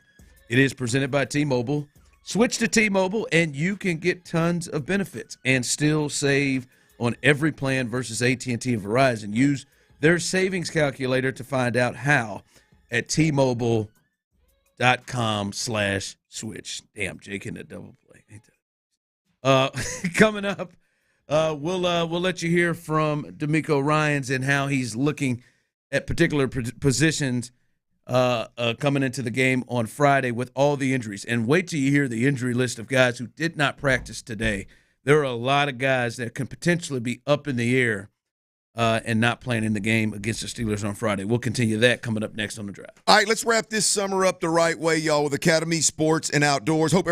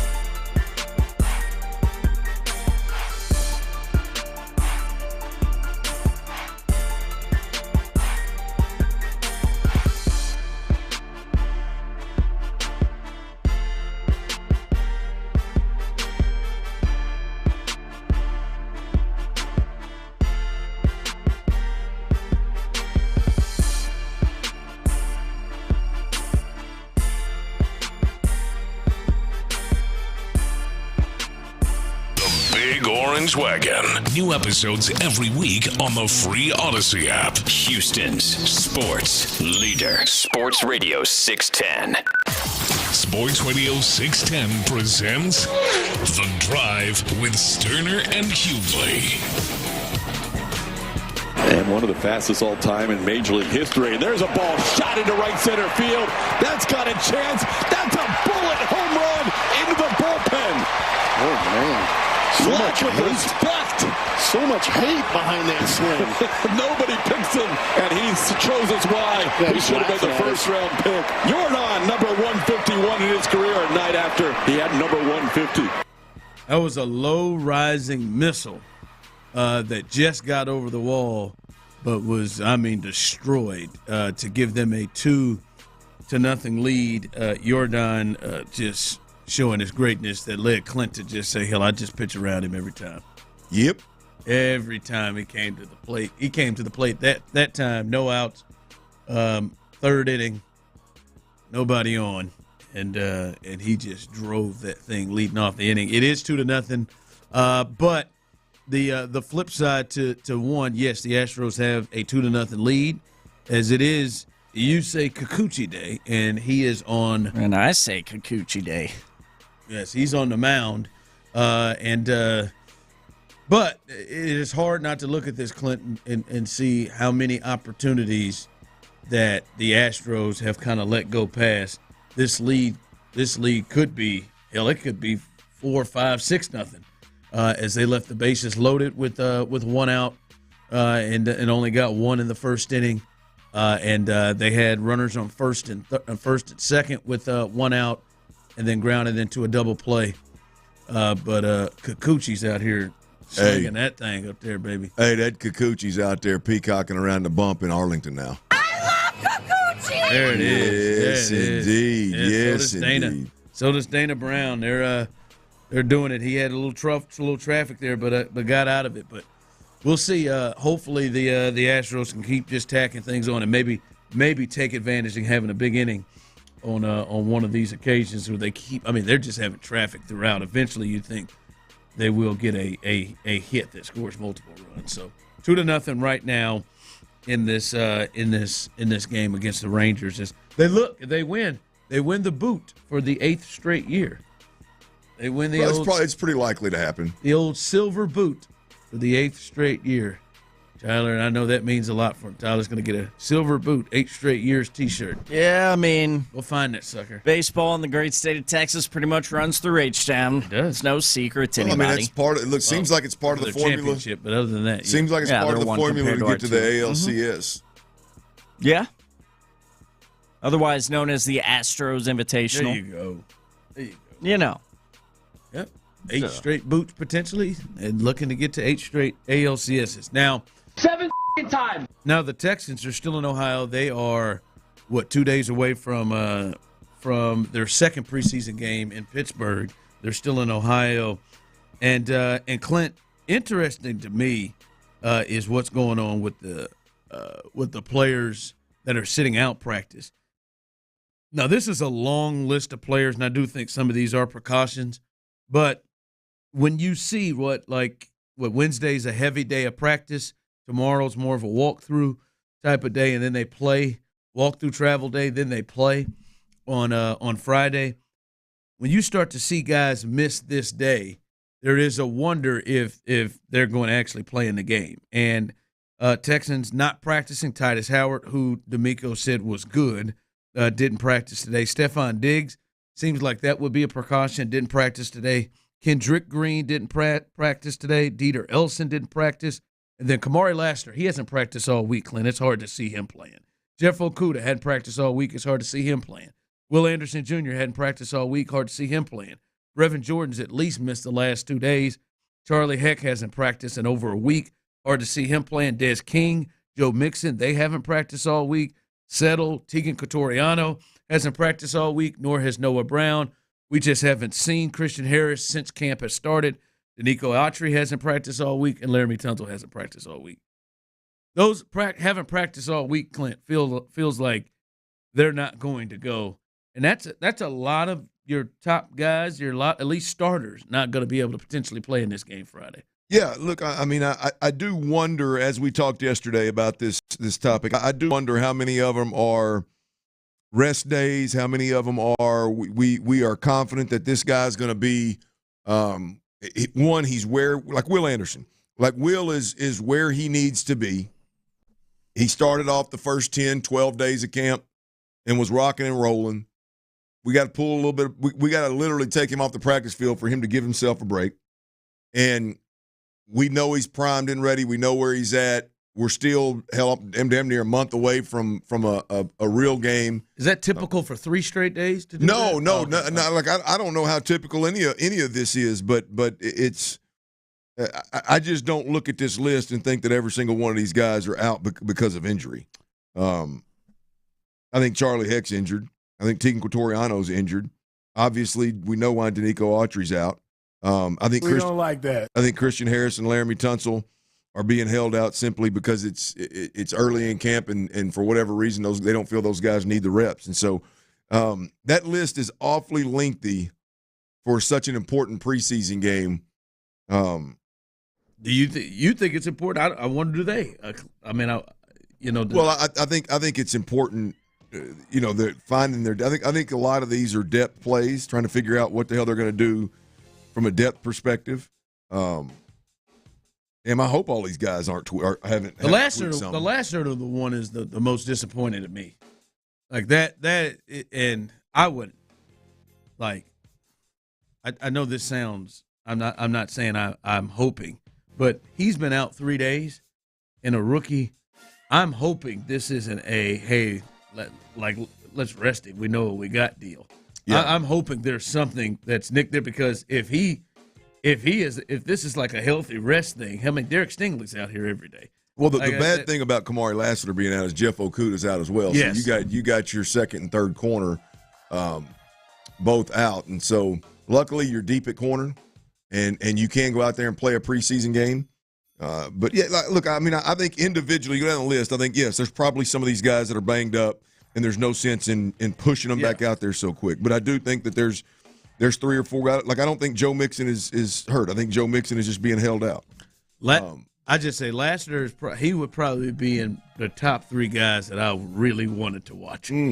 Yeah. Like in a game setting, against George Pickens, if that happens, or whoever the Steelers roll out there. Mike Tomlin said they're going to play a lot of their starters. He's up there along with the Dameon Pierces. Like, he's right up there in guys that I really wanted to see in the game play against other competition. And I'd be surprised with him missing. Like John Harris said, he hasn't done anything since they've been in Cleveland. And they got in there or Canton, Cleveland. They got there for the game on Thursday. So that's the one that's kind of disappointing to me to not see him be able to be out there. All right, okay, college football's on us. Who? College football's on us, and Tyler's Aggies. They are once again they're high on these Aggies, and nobody can tell you why. They are favorite. And not just the first game of the season against a top 10 team at home. They're favored in a lot of their games. Maybe everyone I saw on the board. Now, I didn't have every week, just to be clear. Didn't have every week, but everyone I saw on the board, they were favored. Yeah, I setting them up, setting these Tylers up at Florida versus LSU, Tylers up. Missouri, ring, baby. Yeah, they talk a little college football coming up next. Let's do it. Before we do that, though, college football.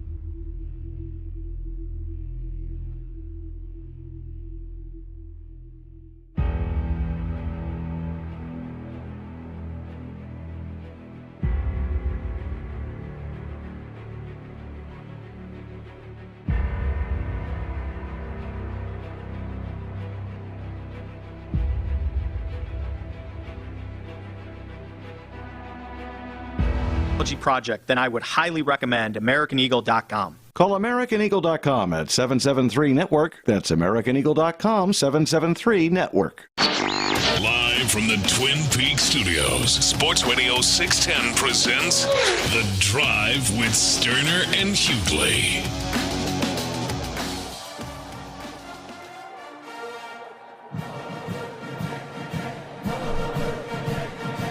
Kikuchi is getting close to making Tyler some money. What you need? 3 more strikeouts. He's got 4 in the first. 4 in the first 4. Got 1 out in the 4th. He is rolling. You need 7?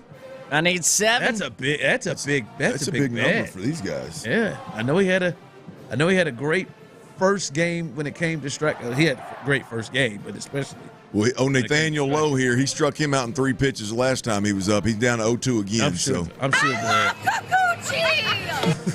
that gets me every time. I'm glad Nathaniel Lowe shaved that mustache he was wearing last year off. He just had the lone stash there. It made him look different. Yeah, look, I'll be honest with you, man. Scary. The mustache is that air's over, man. But he had it real skinny. It was a rough look. Yeah, it's just not a. I mean, it's the new kid. The new kid's got one. The new kid's got one. Who? Zach. Oh, that's just very tough to pull off. Very tough to pull off. Tyler, let's all try it. Let's try to just pull no off chance. 0 chance. Tyler's got one. I would love to see Tyler all of his facial hair off except for that stash. Never gonna happen. When is the last time you've gone clean shaven like Clint? I have clean shaved my face once in the last 11-ish years. I was gonna say I've never seen you. I have never seen. Please do it one time. It's not my look. I want to see your face butt naked. I want to see it bad. It's not my look, man. I look. I think I look much more desirable with the beard. I bet you. I want to see your face. I want to see your face. Why does that? I want to see your face naked, man. I look much more desirable with the beard, in my opinion. I want to see it, man. I Shave do it too, off. man. Nah, one time ain't happening. You need to start your beard over anyway. I bet you he would look younger, fresher. He would have, I think, a real Will Kunkel look. He does have championship hair. If he shaved it all off, Clint, and then took the hat off and really, like the day after he gets his hair cut, where he kind of has the part and he looks good. What if I just rock the cookie duster down here? No, I want you to clean it all off. The cookie duster. I've never heard it referred really? to, but I'll pencil that in. I mean, what is that cookie a reference to? What kind of cookie are we talking about? You know. Cookie duster, man. So what's Kikuchi doing on that mound today? Hey, 58 pitches, man, 4 innings. He's rocking and rolling, bub. Yeah, that's good, Kikuchi. I just think you should think about it. I think you should think about that thing. No, ain't never gonna happen. So A&M is a 1.5 point favorite at home against Notre Dame. Suck it, Sean. Notre Dame, a top 10 team. Like, is Notre Dame's what, 7 coming in the coaches poll? I've seen them potentially higher in other polls, but is this not like good, Sean. Is this one where the expectation should be that the Aggies win?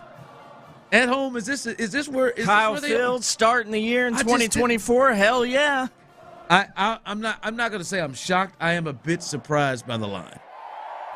I mean, I guess it is just. I mean, you're getting 3 for being at home, but just a coming into the Thunderdome, a top 7 team that has lost some players, or top 7 team going against a team I know on the road, but has lost some players and has a whole new coaching staff. Look, I'm a bit surprised. I'm It's little a program that a handful of months ago was in such a bad spot they had to fire their coach and paid him $80 million where the hell it was to get out. And the savior offensive coordinator they let. Yes, it is very, very difficult for me to get to a point. And I like A&M.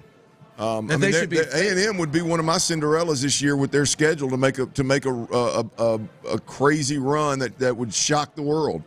I can't get to a spot where I got them as a favorite versus a top 10 football team off the jump. Like, Tyler, do you, honest to God, is this one where you walk in like where your expectation is they win this game? Yes. Really? But I'm not saying that is logical. Okay. Whenever, to be completely honest, pulling the carpet back, as you would say, whenever I saw this line come out, I was a bit surprised. I was going to say, like, yeah. I want to get logical. Like, if they played Georgia at home, that's your expectation isn't for them to win the game, is it? That would be correct. It is? No. Okay. No. All right. I'm just trying. I'm trying to get level. I'm trying to get levels to this thing. Yeah, I got you. So Notre Dame is in a different space. They are, but I mean, I just wanted to make sure. Is it any top 10 team you have this expectation because it's not logical? Just Notre Dame. Mm-hmm. Okay. Yeah, that's that feels. We're going to be there, right, boys? Well, if they didn't constantly do this with Jimbo Fisher's Aggies, I could lean into this a little bit, to be honest with you. I was going to say you like them. I like them a lot, man. I mean, it's. I've got confidence in Elko. Any coach that has recently, and when I say this, I don't mean lower level coaching. I'm talking about when you go to a conference like the ACC and you leave Duke a much better place. You win immediately, and you leave Duke in a much better place than where you took over. I mean, that dude can flat out. He gets it. However he's getting it done, he flat gets it. If you're not going to Duke and winning the way he win, if you're not recruiting, and if you're not they got that quarterback that they really, really like, which they got one at A&M. I mean, I think his quarterback is going to be at Notre Dame. Is at Notre Dame? Yes, which scares me because that's a kid can play, man. Tyler just threw his hands up. But yeah, look, I mean, I like A&M, man. I believe in Elko. I believe that. I mean, hell, it's on paper. Jimbo Fisher was recruiting his ass off. However they were getting it done, they were getting it done. I know they lost a lot of those guys, but they didn't lose all of them. And so it's not like Elko's taking over a program that was a legit. How many games they win last year, Tyler? 7. 7. I mean, it's not like he's taking over a dumpster fire. I think you get in there, he injects a little discipline into that locker room, gets these guys all on board and with football, not all the other crap going on in College Station, and cleans up the locker room where you don't have guys smoking weed in the damn locker room on the road and things of that nature. I think they can shock the world. They ain't gonna be favorites versus top 10 teams out of the gate for me. I mean, you look at this; they're favorite. They're the favorite against Notre Dame, and I know it's only 1.5 points, so you get the home field stuff. I get it, but still, they're favorite. 12 LSU, they're the favorite. Where's that game at? College Station. That's at College Station. Mizzou, number 11 right now, they're favored in that game. Are all these home games? I can't remember where Mizzou was. If the Missouri one is in Columbia, I'm downright shocked at that one. Yeah. If they're getting the 3 points also in Columbia, that is shocking. Now, they're not favored against Texas. Yeah, I can't get there with them, but I do like I am high on Elko and the Aggies, man. That right now they are any college conversation I have, that is my Cinderella pick. There's too many stars aligning for them to not be in that squarely in that conversation, if not the favorite in terms of Cinderellas. I really like them there. Yeah, someone texted in. Does anyone really feel like Notre Dame is actually that high, that good a team? I've not been real high. Their quarterbacks, they've been bingo. Switching out these quarterbacks every year. But this one, what's it? Riley Leonard. He can run, throw, and obviously he's got experience from when his time in Duke. So I mean, I think he got injured against Notre Dame. He's going to be a big time pro prospect. I mean, he's already one of the top quarterbacks in the country. And like, to me, that's been the hang up with Notre Dame for years.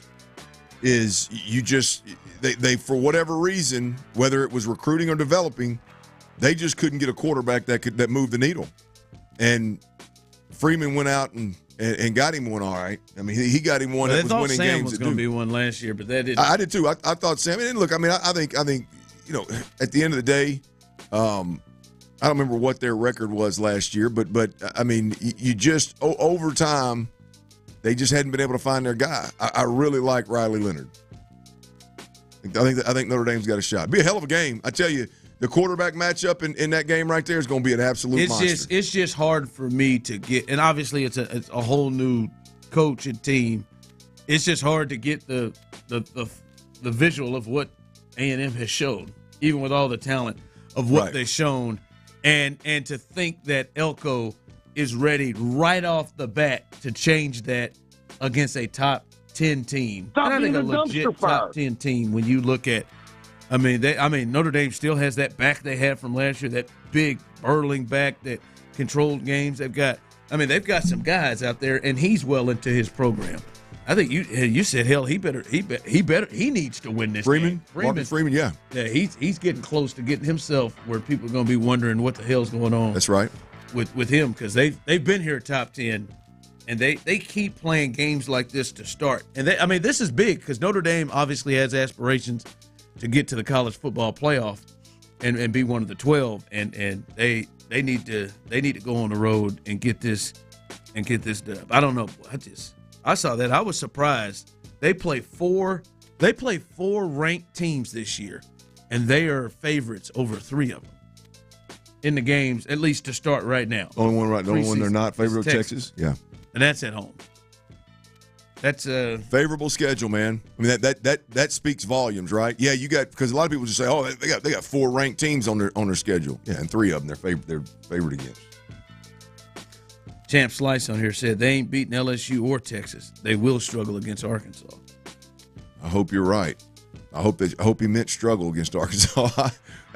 They're double-digit favorites against Arkansas, man. And boy, Taylor Green. Something like that feels strong. They're double-digit. 10.5, I think. 10.5 or 11.5. In Dallas, in a neutral site, they're double-digit favorites. Well, look through all of Jimbo Fisher's mess, they still didn't fall to Arkansas. So I imagine they're leaning into that. Shut up, Tyler. 110 out of the last 11 years. Fun factoid. I mean, that's a little fact. When you're picked to finish in the tops and get in the college football playoffs and you don't do it, you got to lean into beating Arkansas 10 straight years. I get it, man. And we do. I get it, man. Can you hear him? And we do. Yes, I get it, man. It's Hey man, I gotta say something to keep myself from crying. We went 5-7 a couple years ago, but damn it, we beat Arkansas. We beat Arkansas, man. We got KJ Jefferson's Hey, ass. we beat Bama too. With they got Bama too. Yeah. Old Haynes King it was Calzada. That was Calzada. The other guy y'all ran out of town. Yeah, that other scrub. Yeah. The one guy who got him an Orange Bowl victory, he can't stand. Don't respect him. Kellen Mond. Where is Kellen Mond now, by the way? Hey, with his ring. his orange. He's got his Orange Bowl ring. Kellen might have sold that thing off. All right, coming up, we'll get you updated on the Astros as they are trying to win this series.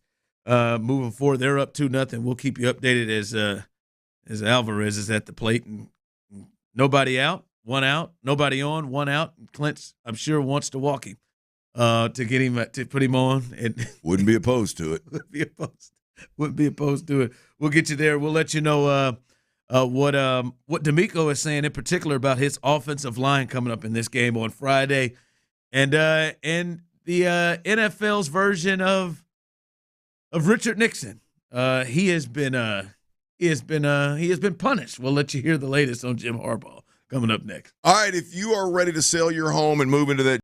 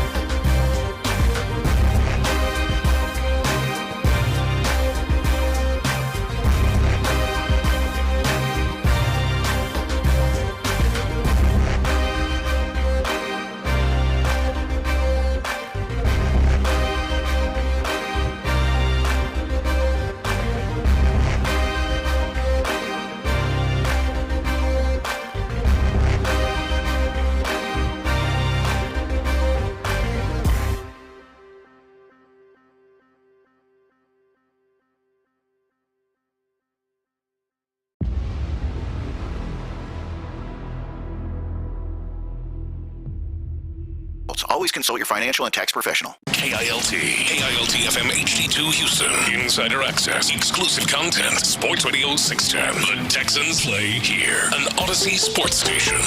Yeah, I just hit that. You're all right, but...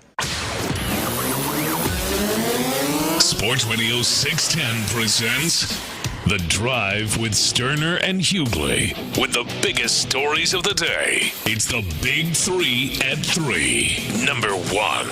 And one of the fastest all time in Major League history. There's a ball shot into right center field. That's got a chance. That's a bullet home run into the bullpen. Oh, man. So much respect. So much hate behind that swing.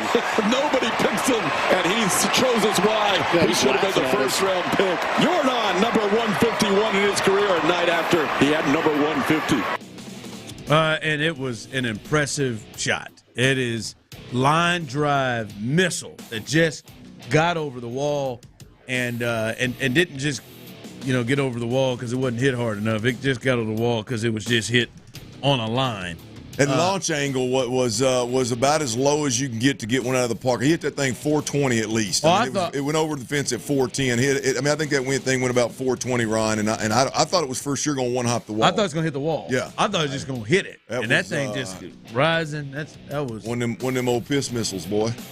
I'm telling you, boy. That's one of them that was a shot. One of them golf shots that break a window. Yeah, it looked like one of my golf shots that I bladed. Oh yeah. Yeah, and it went over the green. It went over the green by about 50 yards. Just kept rising. But yes, it is 2-0. That made it 2-0. And Yusei Kikuchi is off to another great start in this game. He is at 4 2/3 innings, 3 hits, no runs, 6 strikeouts. I love Kikuchi. Oh yeah, with 2 walks. As he is looking to try to get through the 5th and get through this Rangers lineup.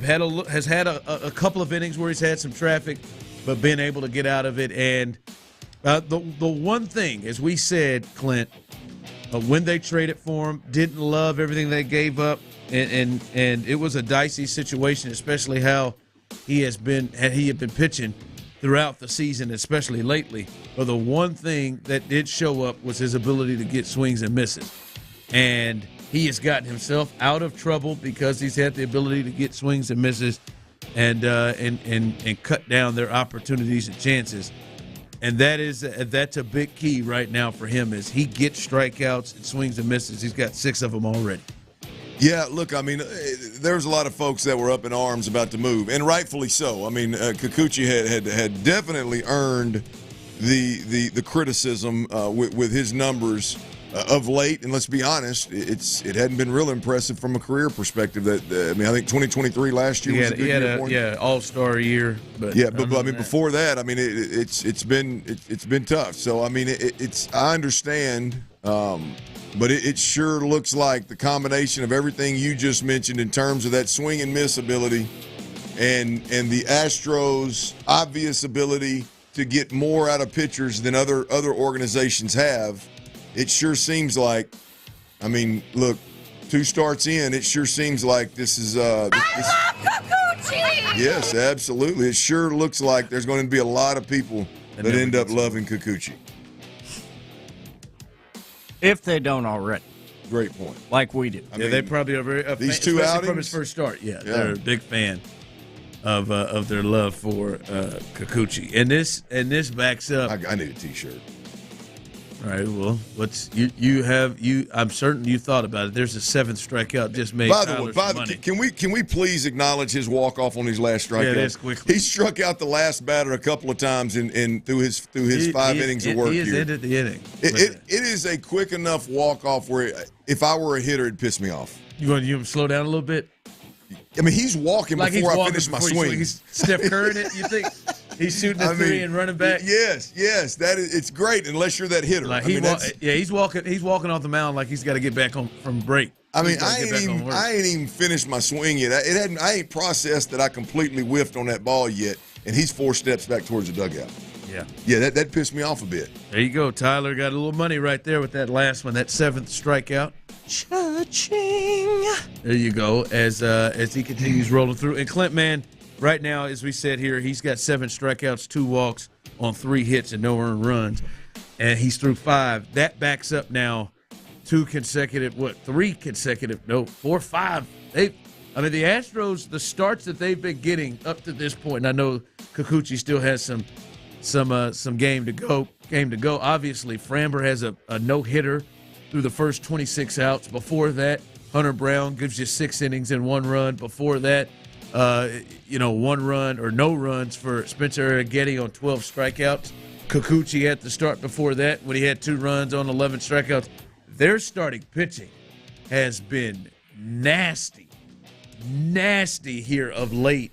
And as I said yesterday, I know a texter said, Ron, it doesn't mean all the pitching doesn't mean scoring runs. No, but what it means, if you continue to get the Houston Astros, with at least the few bats they have in their lineup, they're going to be able to get wins if they're getting this type of performance from their rotation. Absolutely. I mean, it's even without Kyle Tucker. It's hard to believe that these guys have thrown it as well as they have of late. But I mean, with August being as difficult as it is a month, I mean, that's exactly what they're going to need. Because you make the point, Ron. If you had to pick great hitting or great pitching is what you want, right? Oh, every time. The hitting's going to come and go, and when you've got 2 or 3 guys in your lineup that can absolutely change the game with one swing of the bat, which the Astros still have, you're going to win a lot more games than you lose, given this formula right now with the pitchers pitching the way that they are. Yeah. So this is big. Again, we got a shout out here on this big 3.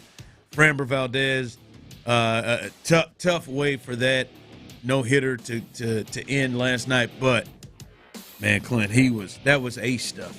That was big. He was moment. nails, man. Needed a win. You lost game 1. Needed a win. That was Cy Young worthy of a performance he gave last night. I agree. I mean that was special. I mean, how do you feel about Tyler just blatantly tweeting about what he's doing the whole time through? I have no problem with it. Just throwing it in all the faces of all the people that don't believe you should talk about it. I have no problem with it, and it has improved our friendship because he did so. I feel close. Oh, it really moved the needle. Oh, it moved me. It moved. I didn't know this. I didn't know you were such I think it's the stupidest thing. Oh, really? Yeah, don't talk about the no-hitter. Like, your words have something to do with him throwing that pitch to Corey Seager. Right. Tyler's tweets didn't. I'll step on a line coming off the field. I'll do it all. Your superstition. Guess that. It's fine. Tweet about it. You're giving the news. You're talking about the biggest thing that's happening in sports right then. And we're not supposed to talk about it? No, I don't. He kept me good and updated. I just wondered how you felt about it. But Tyler, clearly, I didn't know you felt so strongly about it. I know you got pushback, Tyler. Did it make that's why he was doing it. Did it make you want to do it more? I actually didn't see anyone jump into my replies. I'm not saying someone didn't. Maybe somebody did and I just missed it. But I didn't see anyone really in my. You were trying.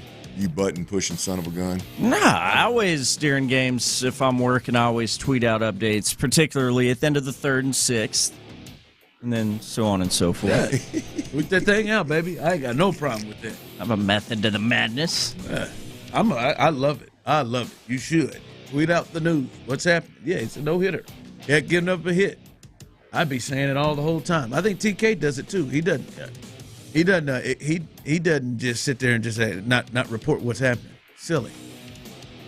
Me and Adam Spillane, we got closer on that conversation. Oh, is Adam a don't talk about it guy? Hold on. No, Adam is like, no, report what's happening. Oh, okay. Talk about it. Me and him we got closer on that. I'm proud of you, Tyler. Very proud of you. Big 3 at 3. Number 2. I meant that's a point. Sorry. Really felt the love on that hand signal. Not on that one. I didn't mean that.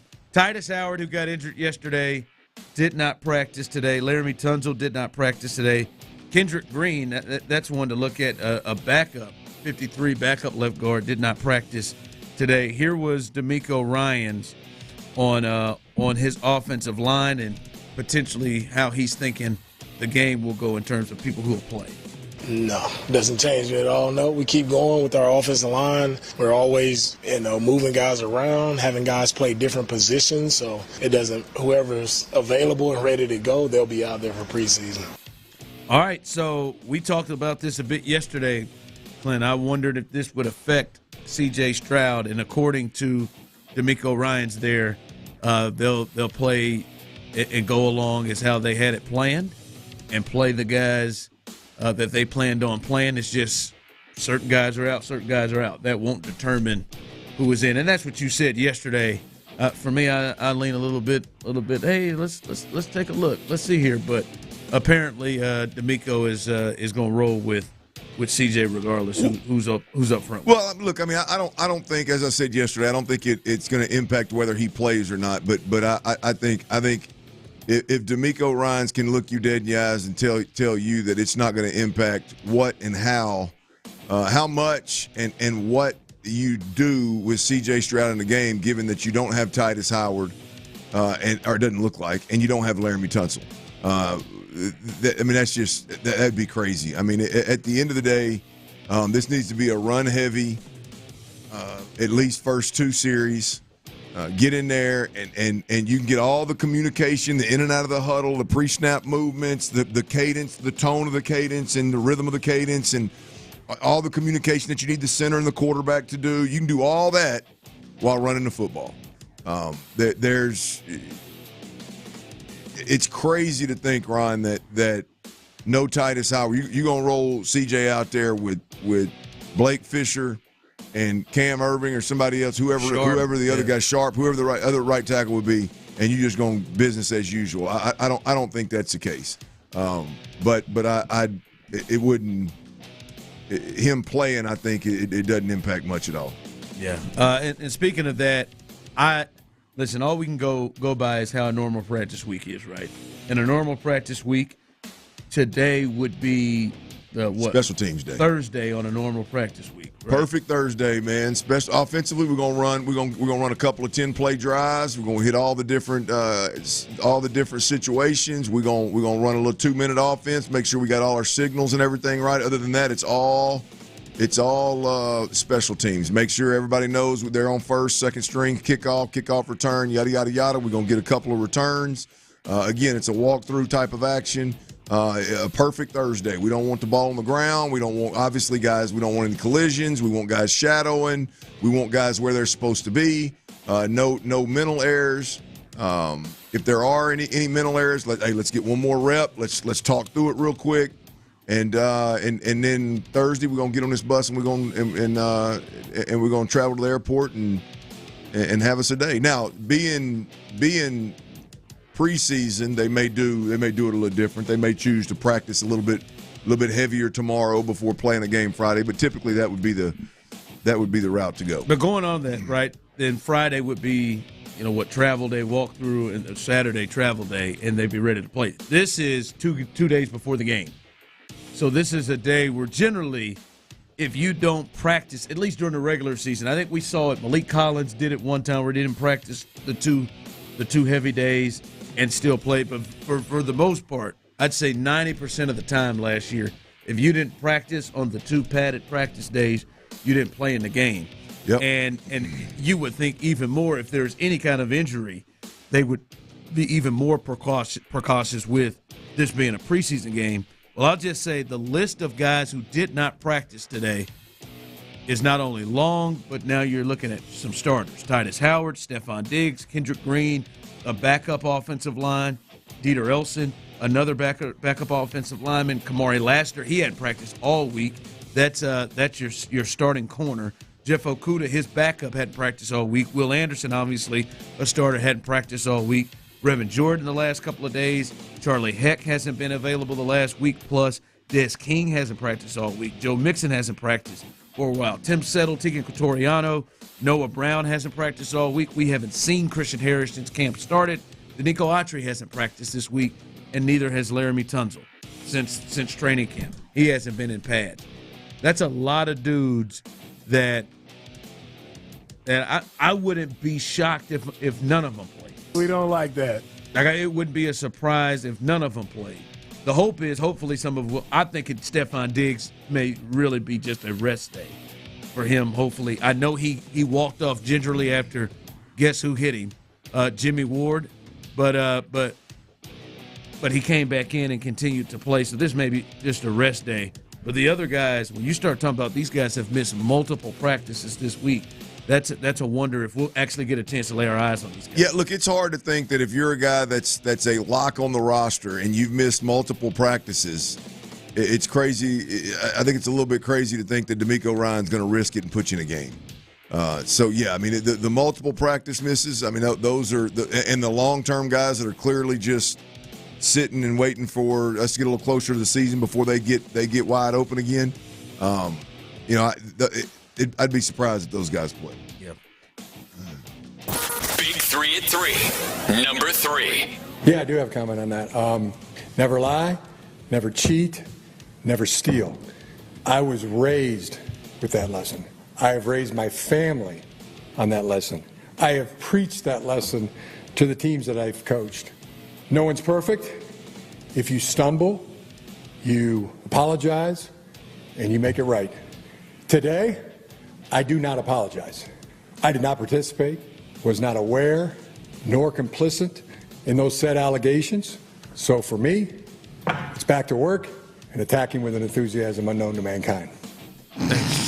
Thanks, Jim. I want to say in the Emmy for best lie in a drama goes to Jim Harbaugh. Hold on, so Head coach, it's Ron of the Los Angeles Chargers. Listen, Jim may not have gotten in trouble yet for that particular one, but Jim has been handed a 4-year show cause for recruiting violations during the COVID period, where he had talked about at that time. We're just talking about hamburgers, is what he talked about at that time. He cannot coach in college football for 4 years.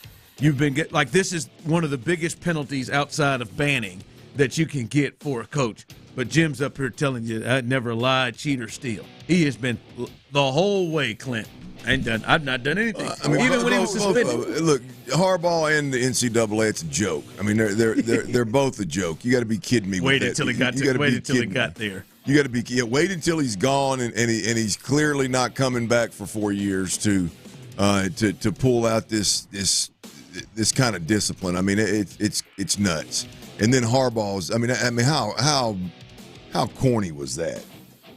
I mean, a guy goes up there literally and says that, and the next day the NCAA that's been investigating comes down with him with a 4-year show clause. I mean, how stupid do you think people really are to believe that? He believes it. I've not done anything. That's the but scary today part. I'm not apologizing. That's the scary part about these guys. I mean, that's what's scary about these dudes is because there's a lot of them in the coaching world, a lot of very successful ones in the coaching world, is that they have the ability to stand up there and just confidently, arrogantly, flippantly give you that line of bull jive the day before he gets hit with a 4-year show clause.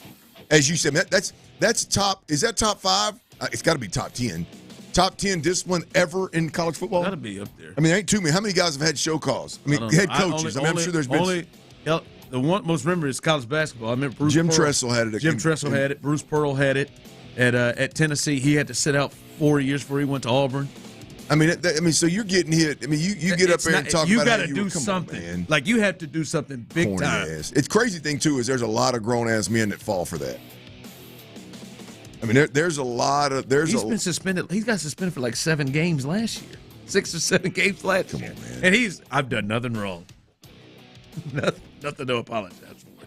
Meanwhile, the coach who took over for him is about to get drilled for probably 3 or 4 games himself. Yeah, now he's going to get hit. He's going to get hit. Hopefully he doesn't get hit with that same stuff. Because if Jim is telling the truth and it was just a handful of guys, which it's the head coach, Sharon Moore, the head coach that's at Michigan now, I believe that he's dead in the middle of it. Got to be. Yeah. I mean, his text message has been deleted, stuff like that. 52 of them. So, I mean, look, if there's any doubt that Harbaugh was or wasn't involved, I don't think that same doubt is going to apply to Sharon Moore. And if you go 4-year show clause with the head coach, which makes sense, well, I don't know how you come down lightly on Moore. Well, it's ridiculous. All right, a dream that many Texans fans have been dreaming here for the last couple of months may potentially come to an end. We'll discuss that coming up next. Well, when I dream of somewhere nice, hanging out, just chilling. Sometimes.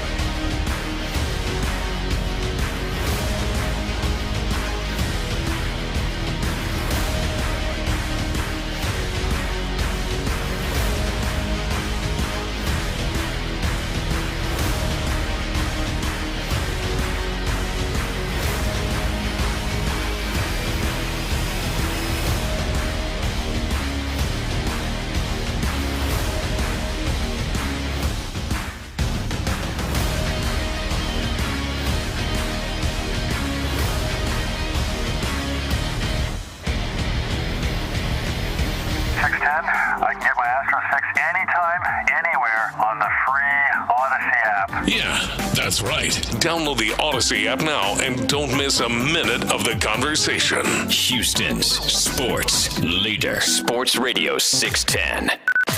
Sports Radio 610 presents The Drive with Stoerner and Hughley.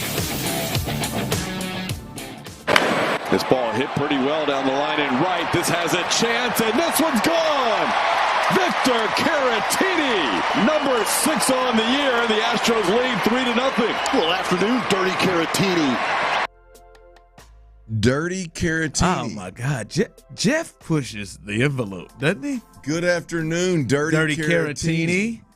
Can we get us a Dirty Caratini? I mean, shake him up, shake him up. I mean, that sounds... I think I like it. Shake him up. Give me a little Dirty Caratini. I mean, that's a good one. I'm typically... He's been thinking of that one. That's one he set up and thought about. Dirty. Feels huge. Dirty Teeny. I like it. Give me a Dirty Teeny. Well done, man. Should he just say Dirty Teeny, though? Because he said, didn't he say the whole...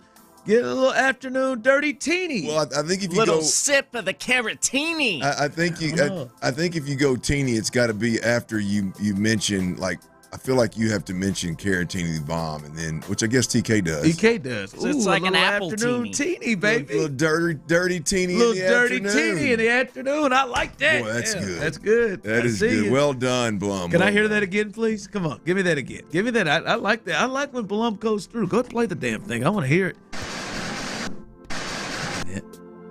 Little Dirty Caratini. This ball hit pretty well down the line and right. This has a chance, and this one's gone. Victor Caratini, number 6 on the year, and the Astros lead 3-0. Well, afternoon, Dirty Caratini. I just need that care off. There he is again. That was good. That was good. Good job, Blum. Well done, sir. The Italian goes deep again. Victor Caratini. Mm-hmm. That's one of the ones that caught me off guard right there. They had that interpreter. I said, wow, he must be from Rome. It went the other way around. The current score, 5-1. They were able to add on. Finally, they were able to have a big inning. And you say Kikuchi is out of the game at this point. But he goes 5 2/3. Couldn't quite get out. He had 8 strikeouts. When you get 8 strikeouts, you're probably running that pitch count up a lot. So there it is. We do too. And he is now out of the game. And Taylor Scott comes on to try to get the final out of the 6th inning. So it's 5-1. Kikuchi with a big time start and is what is that, Ron? What is that, Ron? That's 2 starts, 11 innings. 19 strikeouts. What do you have, 11 in the first one, yeah? What is it, 1 run? What do you do in the first? 2 runs. No, he gave 2. To get 3 runs. 3 runs total. 3 runs total, yeah. In the 2 games. Yeah, we can win with that. Yeah, you can do something with that, yeah. Nobody's talking about Joey Loperfido except for Adam, who's going to just probably push the kid on, just throw the kid under the bus. How's he doing, by the way? I don't know. He was 2 for 3 the last time I checked. Now that was. No, I saw him on SportsCenter's top 10 making a play in the field. Did he? That may have been last night. That's all right. DeCenzo's 2 for 3 too, boys. Oh God! How in the hell? This might be an inside the park homer. This might be an. No, they're stopping it. Nah, Speedy Jordan got out there. That's Big Low running that thing. He forgot about that. Yeah, Jordan. What in the hell was that? I got to see that. That's not a left fielder playing a lot of left field. Oh, here you go. Just saying. Went up there and misjudged that puppy. They get a lot of run out there. It is now 5-2, as now that is tack on another run to Kikuchi. That is 4 runs he's given up in his 2 starts. But still, as you said, that cannot be earned. I don't know. I mean, that's got to be an error. You think so? Are you kidding me? We'll see. Garcia could really make this a different game. I mean, that has got to be. We'll see if it's earned or not. It's a little funk. But I do want to pass this news across, Clint, and this may be the dream of certain Texans fans, and I know one that works middays here, and John Lopez is really all over this, the Justin Simmons thing. Okay. This been reports out that the Saints are meeting with free agent safety Justin Simmons, this afternoon following all his medicals. Per sources, they could get a deal done. They're looking at money and financials to see if they can get things together. But it looks like things are potentially moving with Justin Simmons and the Saints. And that is a safety, a player that there are a lot of people, a lot of Texans fans who are hoping. I heard Lopez saying, I'm just waiting for the day that happens. And I'm going to tell you what, Clint, I don't think the Texans have given any serious thought with Justin Simmons. I think they are very, very fine and not just fine, happy with what they have. When you look at the safeties they have, maybe in a different way than others, but when I say others, certain fans for the Texans, I don't think they've even given any serious thought to Justin Simmons. I don't think they have either. I think they are very, very happy with Jimmy Ward. I think that when you look at Eric Murray, I know again, he got hammered after he signed that $7 million a year deal, and nobody. I mean, he's played well. He's had a good camp. I think they're confident with those two guys back there, and I think they are. Extremely excited about Kalen Bullock. Word on the street is we're not there. Obviously, the team's in Cleveland. Word on the street is he's had a good little solid week of camp. But they've liked him. They've liked him the entire time. Yeah, well, you can see it. I mean, there's just it's hard to not like, if you know what I mean. So I'm with you. I think the Justin Simmons thing has been a long shot all the way through. Yeah, I think it's been a fan thing as opposed to a Texans thing. I don't think Nick and D'Amico have ever been really serious about it. I think they're happy with like you said, Murray, Petrie can do different things if they need him to. Jimmy Ward, and then the new young kid they drafted out of USC. All right, coming up, our guy Robert Flores, MLB Network. He joins us and we'll give you an update on what's happening with the Astros. But he joins us to kind of get what's going on with this race and what the Astros are going to do moving forward. That's coming up next. All right, before we do that, I got to tell you about advanced hair. Look, fellas, ladies, if you look in the mirror and you don't like what's staring back at you, man, there's a receding hairline, a thinning issue, maybe an all-out balding issue.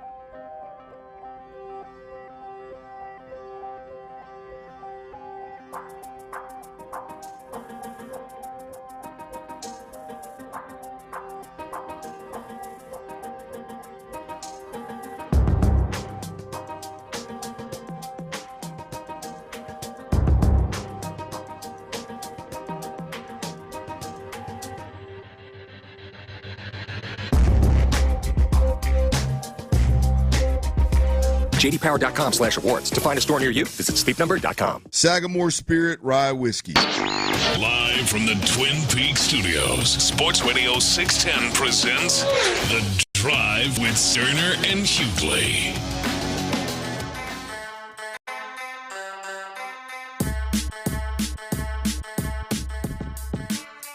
All right, welcome back in. A little update. The Astros gave up a couple there. Now it is 5-3 as they end the sixth. As Yusei Kikuchi was pitching a great game. Still pitched a great one. His line ends up 5 2/3. We'll see if that last one was an error on Yordan Alvarez, but it'll end up being 1 or 2 runs that he gave up with 8 strikeouts. So 2 promising first 2 starts for a guy that had been struggling coming in with the Blue Jays. Promising first 2 starts for him, but 5-3 right now as the Rangers are trying to get back in. They better not put that on Kikuchi.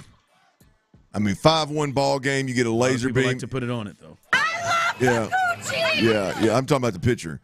They better not put that run on Kikuchi.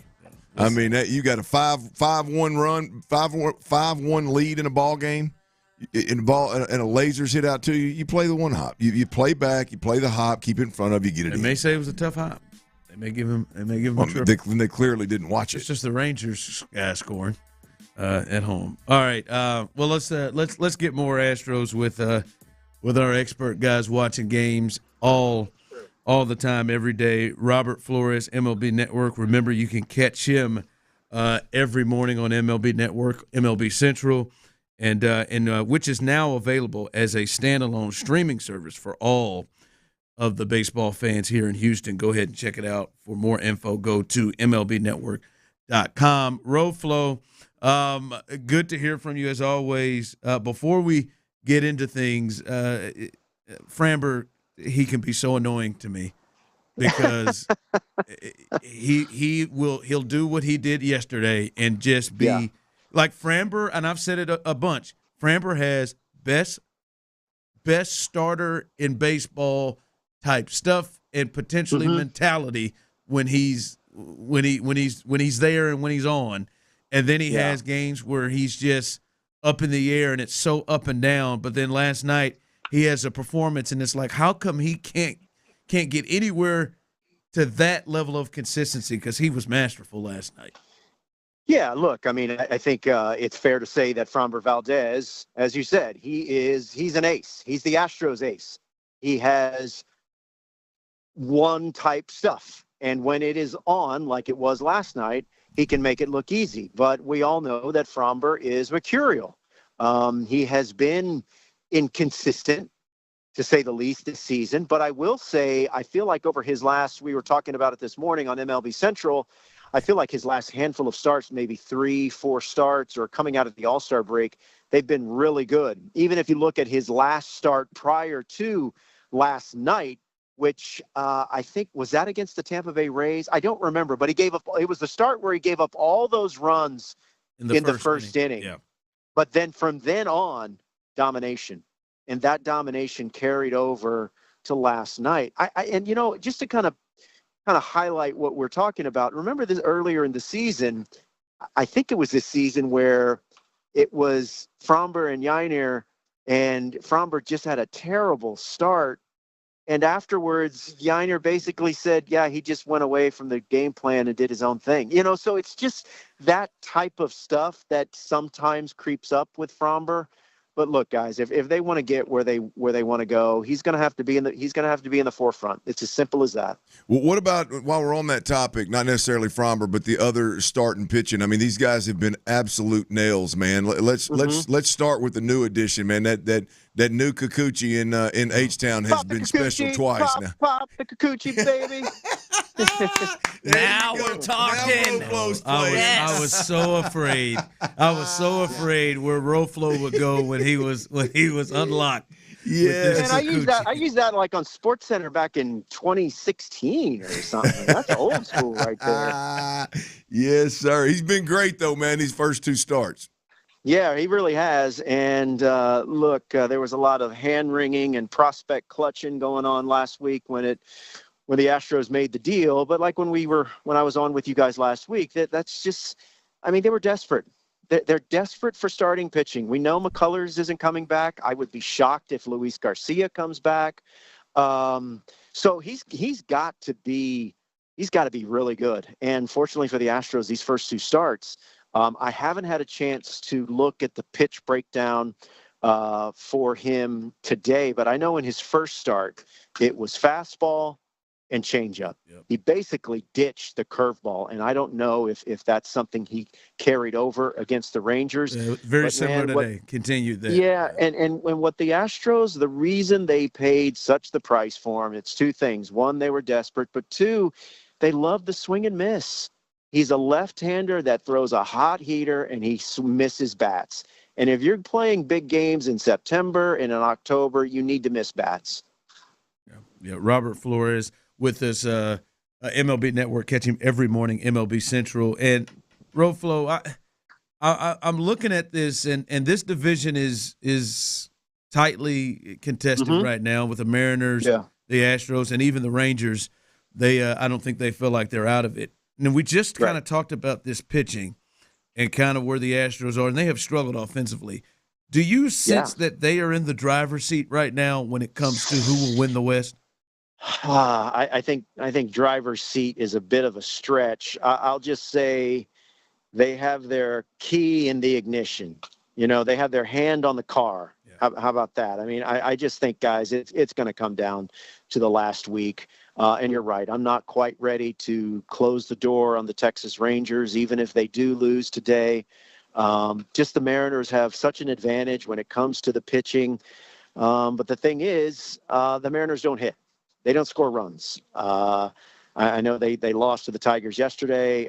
They get a Rosarena. I think J-Rod is still on the injured list. So it's really going to be fascinating to see what happens. I can't tell you. And anyone that feels confident and is confident that they know what's going to happen, I think they're fooling you, because it's just going to come down to the final weeks. Because like you said, I think it's a razor-thin margin between the 2, even 3 teams. Hey, look, again, in the vein of that conversation, Roflo, the answer to the question is obviously better, but how much better? When the Astros get Justin Verlander back and Tucker back in this, I mean, when you look at like kind of how this division is shaped up right now, and then we had the conversation we just had, and then you look and you go, yeah, but one team in this mix is getting Verlander back and it's got a bunch of young ones that are throwing it well, and that new Kikuchi, and then all of a sudden you're getting Kyle Tucker back in this lineup. I mean, those are 2 major. We think you're getting Kyle Tucker back. Yeah, we think we're getting him back. I mean, so just when you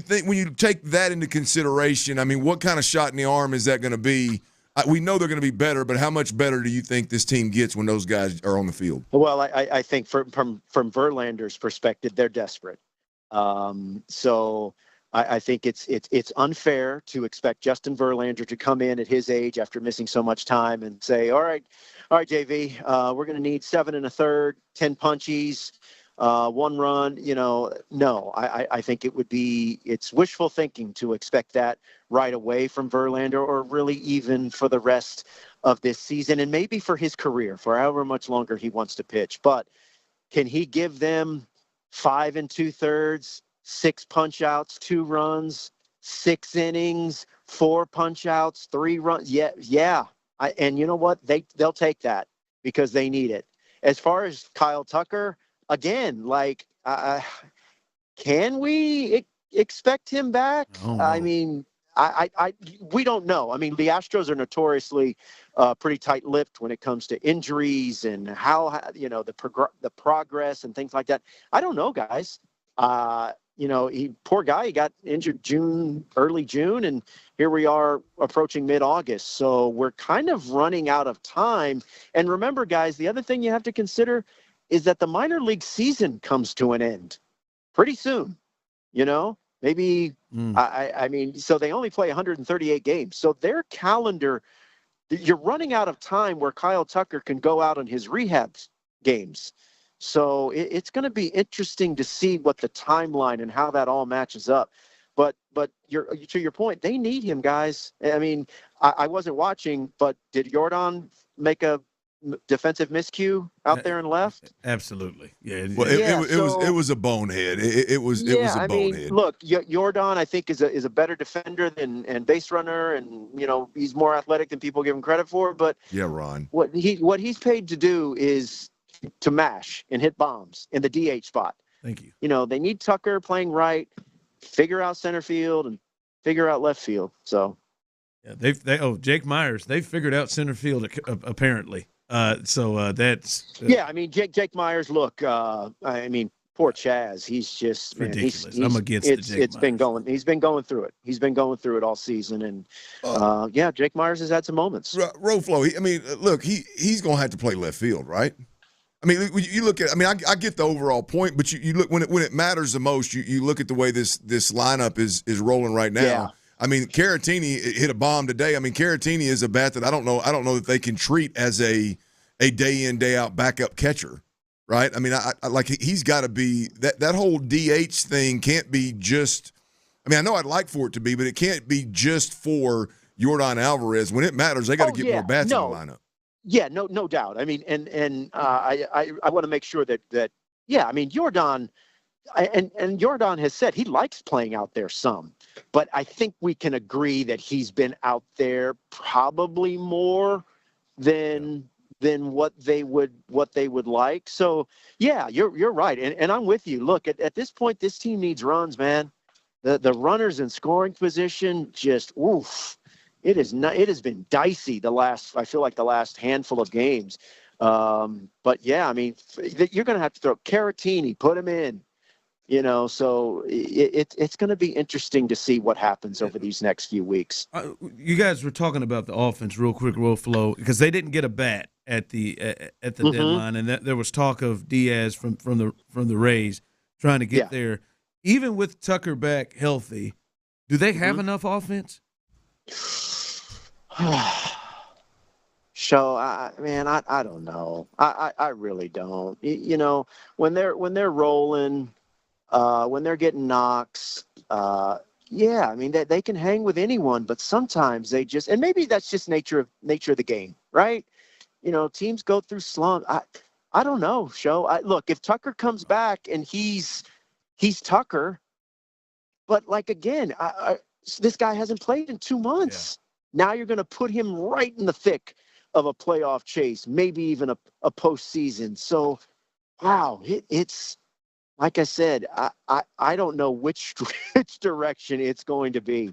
If they get in, maybe they're the most dangerous, quote unquote, underdog in the postseason, because they're not going to be the favorite, I don't think, in the American League. So, but man, they got the pedigree, and there's a lot of prideful dudes in that clubhouse. All right, Roflo of MLB Network, man. Thanks for joining us, brother. We greatly appreciate you doing so, as always, man. You got it, guys. Have a great week and a great weekend. All right, remember, you can catch Roflo on MLB Network, which is now available as a standalone streaming service for all of your baseball fans. For more info, go to MLBnetwork.com. Coming up next, we got a lot of Texans that are injured.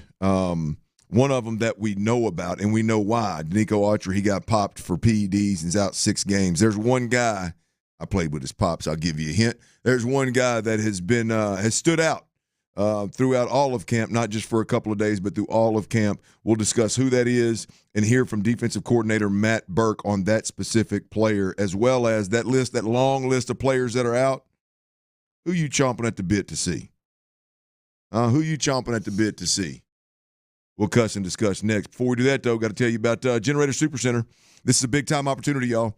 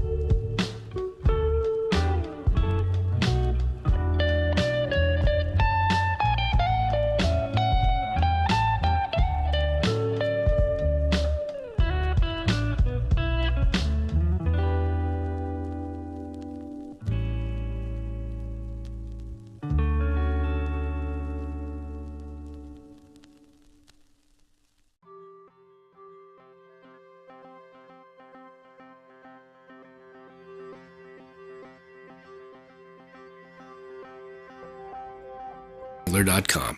Keep it twisted all year long with Twisted Tea Hard Iced Tea. Twisted Tea is real iced tea that packs a punch with 5% alcohol. Tastes great at the beach, the mountains, or even in your backyard. Look for the bright yellow Twisted Tea cans. Twisted Tea Brewing Company, Cincinnati, Ohio. Please drink responsibly. KILT FM HD2 Houston. Insider access, exclusive content. Sports Radio 610. The Texans play here. An Odyssey sports station. Clint, bro, I love you, man. Sports Radio 610 presents The Drive with Stoerner and Hughley. Dive into the mind of former NFL quarterback Clint Stoerner. I like a good time. I like to have a party. I know you do. It's Dirty's Daily. Yeah, it is. Stick around a little bit, boy. We like to party when them Astros win, when we're on the clock, if you know what I mean. Between 2 and 6, them Astros, when they win a ball game, we're going to celebrate a little bit. I like to do that. That's right. Hopefully I'm not jinxing anybody. Well, you can get you a drink. There's one over there in the bar area. You can get you a little old drink. Probably going to go good with your little cookies you over there eating. But not cookies. But little crackers. Is that what that is? Little crunchy crackers. Do you consider a graham cracker a cookie? I think it's closer to a cookie than it is a cracker. Nope. No, crackers in the name. Yeah, it's a cracker. Just like animal crackers. Oh, that's what we're going to do. Yes. I get you if the cinnamon ones kind of slide over to that range, but still cracker. Well, I mean, you can put anything in the form of a cracker and call it a cracker. I mean, when it's all said and done, that sweetness in that. By the way, one of the we should include that in some of the food conversations we have. A good graham cracker is very versatile and has a phenomenal taste. Crushing that up at the bottom of a cheesecake is absolutely tremendous. Delicacy, right? The fire pit nights when you camping nights when you do the s'mores with the graham cracker, absolutely clutch. And it's standalone. I mean, you could enjoy one just any given moment. Right now, I would absolutely crush. I like mine caked up with cinnamon. You like to put extra cinnamon on it? No, I mean I like the ones that get the cinnamon ones. Not if I'm gonna eat it plain, not just the ones that. Do they have plain ones with cinnamon on them? Oh yeah. Well, that sounds tremendous. Oh yeah. I mean, just a very, very underrated cracker or snack, however you want to look at it. Jonathan Alexander, the Houston Chronicle, live from Texans training camp. He'll be with us today at 4:40. Get you some boots on the ground, some eyes on the action, if you will. We're not there. Jonathan is. Catch up on all the action today, as well as Kay Adams. She'll be on Texans All Access tonight. Well, and I don't know. I don't know. She is an attractive young lady, and I know. She is also a very talented young lady, and she is on tour around all the training camps, and she's apparently at the Texans camp today. Isn't that amazing? It's in all seriousness, you're not the only she's one of my biggest crushes, man. She is an angel. She is beautiful. She's strong. I'm going to be visualizing her in my mind's eye the entire time Rock and Roll Meow Vandermeer is with her. He got me, man. What did he do? I swear before God, when that man said, in all honesty, I thought he was going to talk about her professional work. No, and she is But very, he said, in all talented. Honesty, she is one of my greatest crushes. Like I thought, she is an angel. I thought he would say, no, she really is great at what she does. I think she is one of my idols in the bit. I thought that's what he was going to say. She looks damn good while she's doing it. You thought he was going to be professional. No, when he said, what were you thinking? When he said, in all honesty, I thought he was going to move away from anything that had to be based upon her looks and how they can go together. Though I appreciate her work, and her. I thought you were going to put them together, but you weren't. Kay's one of them chicks. Kay's one of them chicks that obviously she's very professional, but we've moved on and we're talking about her attractiveness. She's one of them chicks that, like, however you view her, whatever number you believe you want to put on her beauty. Her personality, at least as much as I know, I know her. Hell, I've only seen her on TV and social media. But she goes. You can bump that thing 2 numbers for me. She's a sweetheart. Yeah. I mean, her personality is a +2 bump. Tyler, you just can't get away from the boner alert part of this thing, can you? I mean, you're saying bumps, and then you keep talking about Kay Adams. I can't hold back when it comes to Kay.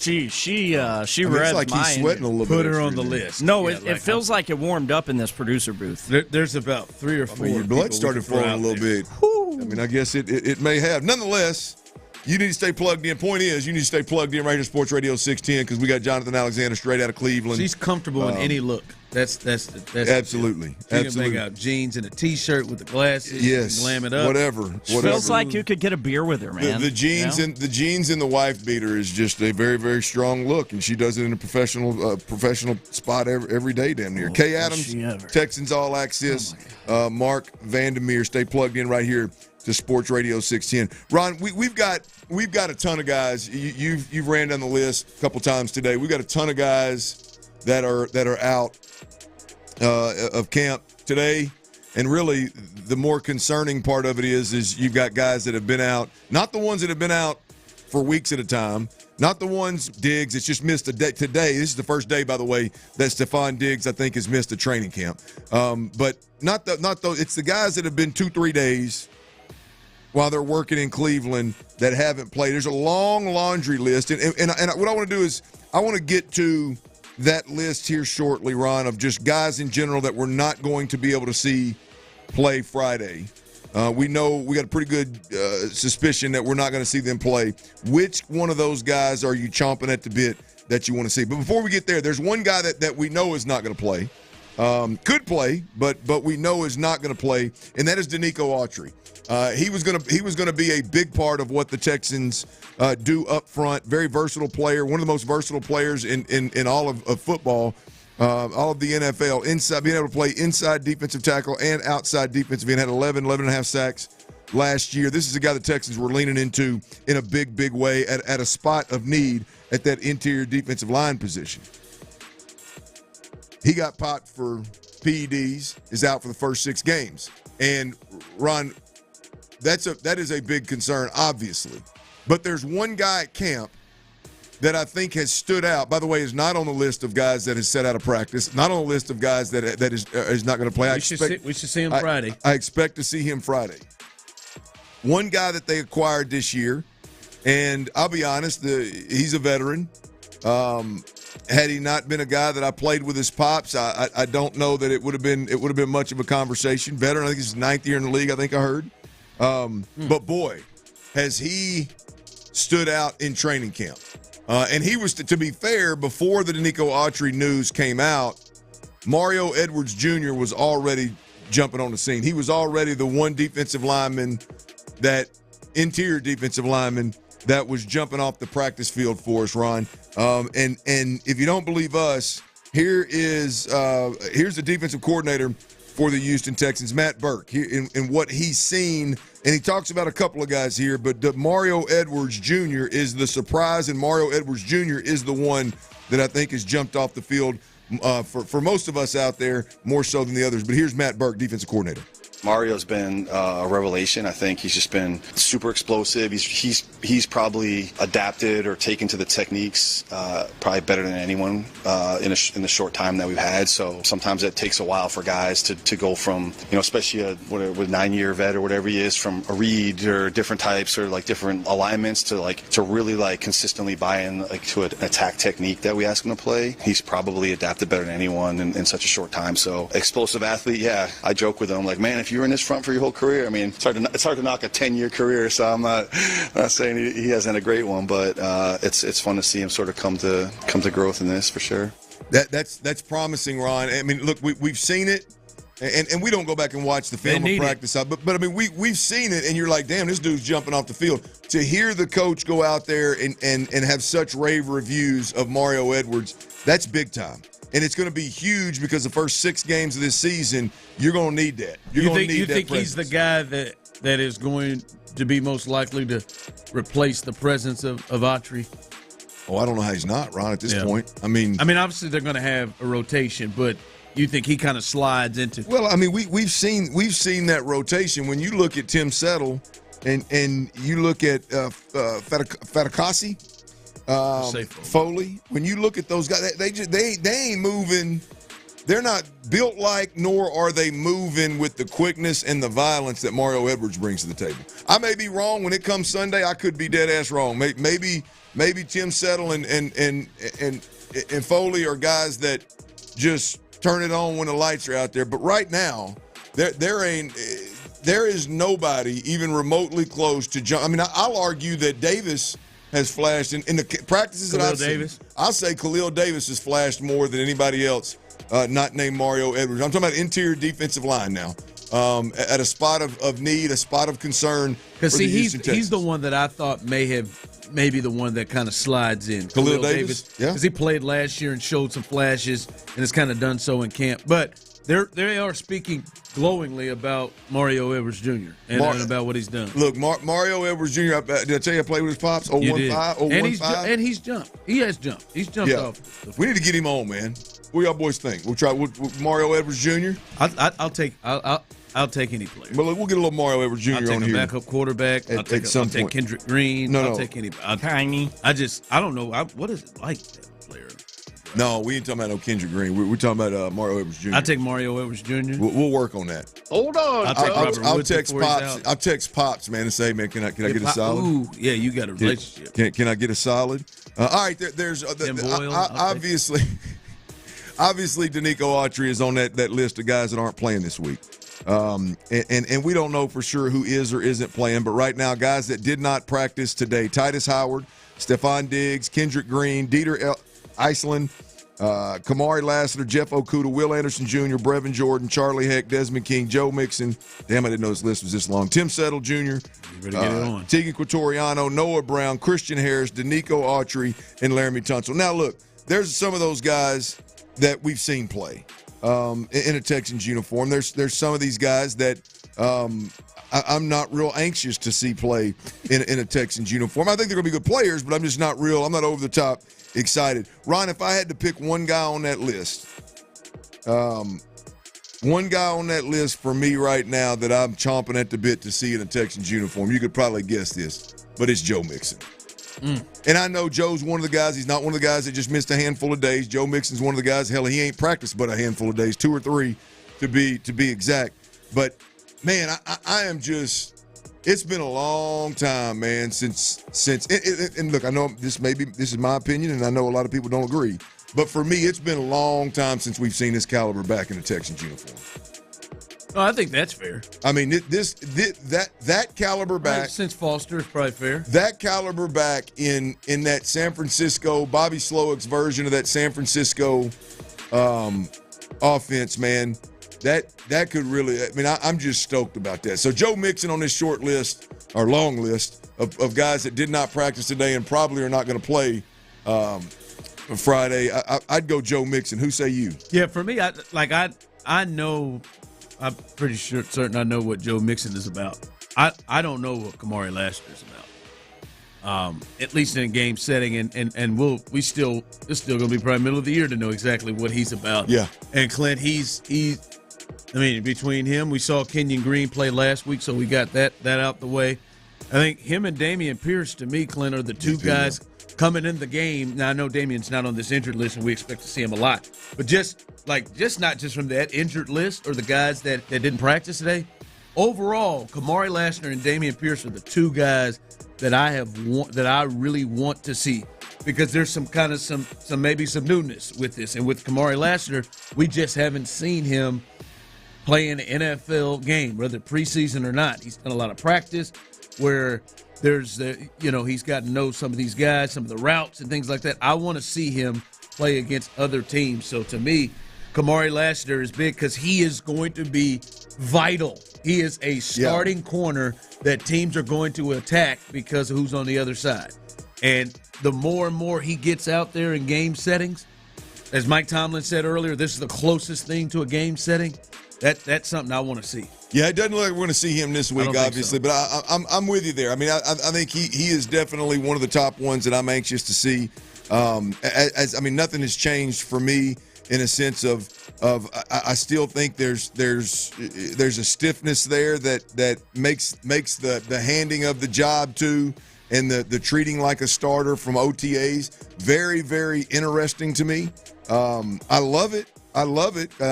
I'm from jump. If I were a coach, and I knew I was going to start a player, damn it, I want him getting all the reps. Every good, bad, and different, early and late. I want him getting all. So I love the approach. It's just a 180 from what we're used to with this particular staff. So, and I personally, as I said, I need to see him cover. I hope I'm dead wrong. I hope he's a lockdown corner outside. I hope he's a lockdown corner that John Harris and D'Amico Ryans say he is. I hope that is the case, and I can't wait. I cannot wait to see it. But you mentioned Dameon Pierce. That is one guy that I'm fairly, barring any kind of injury between now and then, that is one, again, that could, boy, you want to talk about a safety net if something were to happen with Joe Mixon. You want to talk about a hell of a 1-2 punch if this guy gets back to 2022 shape. And it seems like D'Amico Ryans and Bobby Slowick, we've heard both of them talk, Ron, about Dameon Pierce, and more specifically about he's in a really good place and they're excited to see him play. Man, I don't want to say there's pressure on the kid to go out there and perform, but I know the level of excitement towards seeing him tote the rock in a spot when he's right and the system seems to be right for him. I'm anxious to see that. I just want to see. Everybody's raved. He said it. He said it in his interview on Texans All Access last night that mentally he's leaps and bounds to where he was the first 2 years. Yeah, I got to see what that means. I want to see it. I want to see it because basically y'all told us by y'all actions that this guy can't play for us. Not in any manner by the time the end of the year. In any manner, he can't play for us. We got to give it to Singletary 20-25 times if we're going to do it. So I want to see what kind of changes we have. Tyler, you recovered in there, bub? I'm making money, if that's what you mean. No, I'm not talking about making money. I'm talking about the 6 to midnight from Kay Adams disturbance that you had. No, I'm going to have to work through that in the break. It was just a brief mention, man. If we ever get her on the show, it'd be a hell of a deal. I don't know if I could trust you in that studio talking to her. Man, she is an angel. What do you think he'd say on that phone when he called Kay Adams? I'm a fan of her work. Never mind what he'd do with her number on a drunken heights night. What up, Kay? I think he would shoot a subdued shot. He wouldn't shoot a full shot. Subdued shot. Hi. Would there be? I heard your voice tremble right there. Just a little. Oh, I think there would be some nervousness in there. Wait, don't look at me like that. If Kay Adams or Joy Taylor rolled in here, there would be a certain level of nervousness.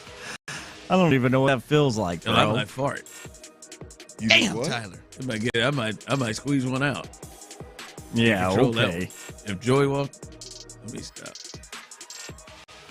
That has not worked out well for you before, Ryan. You better quit it. I'm stopping. Joy Taylor and Kay Adams. What a Wednesday. I don't respect her. All right. Swing.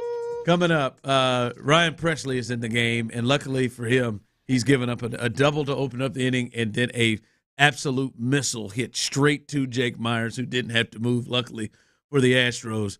Let's see what happens here, and he's going to give up another hit as now the tying run's coming to the plate. So we'll let you know what Ryan Presley did.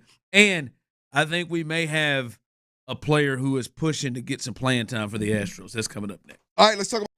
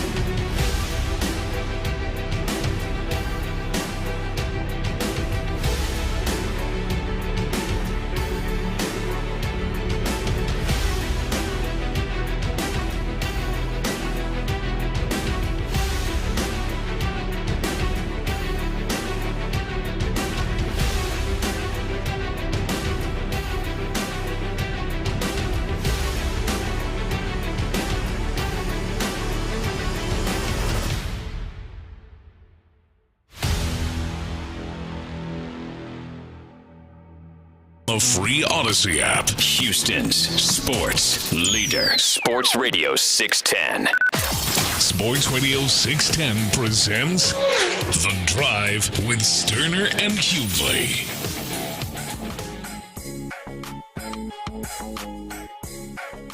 All right, Ryan Presley sweated through that again. Luckily for him, only giving up one run, was able to mix in some hard hit outs to get out of it. It is 6-4. Presley gives up a run in the eighth. The unwavering trust that Joe Espada has in Ryan Presley is just, I understand what he's done in the history. Excuse me. I understand what he has done, but my God, Clint. I mean, he trusts him in the eighth. No thought, no matter what Brian Abreu does. Yeah, the double is the scary thing. It just seems like every time Ryan goes out there, man, there's a double to lead that thing off. We might as well just put him like we're pitching extra innings.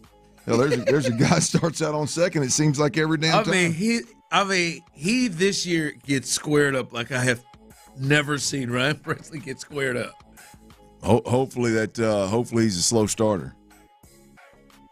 Oh, it's still early? For him, he's a playoff guy. He's a playoff guy, man. Playoff guy. Boy, he gets bored in the regular season, man. I don't know, boy. I'll see you in October. However they do it, however they do the innings, I just have the hope that when these games continue to get even more important, and if they do make it to the postseason, that when they're thinking of the highest of levels of leverage and they don't go to Hader, I hope that goes to – hope it goes to Abreu. But I feel like that's not how Joe sees it. Like I feel like – I think he's got to see that, right? In that particular instance, Joe and company. I think when it matters, a little funk. I think when it matters the most, I think they see that because it hadn't mattered. I mean, you mean the most? Well, I mean, it's just like to go back, just like last year, the whole turnstile in center field. But when it mattered the most, who was in center field? When it matters the most, who's playing where. Hopefully that is Abreu gets that run. Yeah, the only thing is but it's just that trust of Ryan Presley. Ryan Presley. Well, he's going to be in the mix now. No, he's going to be in the mix. I just like Ryan Presley has been one of these guys, and as you would say, you've already taken the ninth from him. Are you going to take the next? You going to circle back and take the eighth too? Next highest leverage situation from him. I mean, I would. Well, I think you made a point about this whole situation a long time ago that I think it's going to be fluid. Somebody said, "No, Clint, he had traffic in the playoffs too." Well, I mean, you say what you want. I mean, he may always have had traffic, but when you look at it, I mean, hell, he's one of, if not the best closer in postseason play over the last handful of years. So I mean, traffic or no traffic, I mean, it's that's fact. So, but you said it earlier, Ron. Earlier, a couple months back, I think we're talking about it. Is just if you got 1, 2, 3 coming up in the seventh, Abreu needs that 1, 2, 3. Or depending on where they're at in the lineup. Or if they're due up in the eighth, I think Abreu needs to be in that space. Yep. If you come up in the seventh, you got to go to the pen, and 6 through 9 are coming up, or 5 through 8 are coming up. That's where you want to sit Presley. To me, I think Presley should be in. We'll see if they make that move. It ain't gonna happen till the playoffs if they do. Yeah, we'll see. All right. Speaking of the Astros, they're up 6-4 in the ninth. We'll keep you abreast of that situation. Remember, coming up behind us, or coming up in this next segment, Jonathan Alexander, who has been at training camp, at least their camp that they've been in Ohio. By the way, man, like he's been gone for a little bit. I wonder has he gotten any date, any action, and he picked up a number since he's been in Ohio. I don't know. He may have his own personal here, but I wonder has Jonathan, had some fun doing some play and not just work. My man Jonathan. Well, ask him. He's going to be on in a minute. Ask him. I will. I think I will. I mean, he may have a significant other here, Ron. He may. I'm just saying. You got if he does, I'll shut that down. If he's got a dangly earring like that, that's a fella who's been in. You're really hung up on that earring, ain't you? It, man. It tells a story. It has to. It says a lot. I don't know what stories it tells, but it's definitely got a. It says something. It's definitely got a. It like makes when you a statement. you see a guy who's got. When I say dangly earring, like it's Deion Sanders dangly. Dangly. Lawrence Taylor had the LT. Yes. I think Barry Bonds had him one. I think his is just a crucifix, just dangling, just hanging. My dad wears one of those. Your dad's a dangly ear wearer? He is. Really? Oh yeah. I didn't have that for him. Dad's got a lot of piercings. Good for him, man. I mean, what else? Confidential. Oh, it's confidential. You don't put your dad's business. No, it's mainly a bunch of ear piercings and stuff. Yeah, you don't have no Prince album. It's mainly, huh? Yeah. Better than nipple. I mean, he's not all. You got nipples pierced? No nips that I know of. Well, now we're getting real personal here. Well, there's no other. I wonder if I should get my nips pierced. Be a little tiny, put little studs in it. Yeah, tiny target. That'd be a tiny target. They got small needles. Push in. Yeah, they have to really push in to close that up. Hey, by the way, Zach DiZenzo. Yeah, man. I think he needs to get some serious run at first. If that's they brought him up to, he was 0 for 4 last night. But the one thing about him, Clint, and I can see it again today, is there's no deer in the headlights. It's too big. And then today he's 2 for 3 with a walk, been on base 3 times, scored 2 runs. He can move. He made a great play in the field earlier on a hard hit ball hit down the line. Like, to me, I don't think they've liked the production from Singleton and Dubon, whatever that. I think let him get some run. Like, I mean, I'm talking like the rest of the month. Like, he can have an 0 for 3 or an 0 for 4, and he could still come back tomorrow.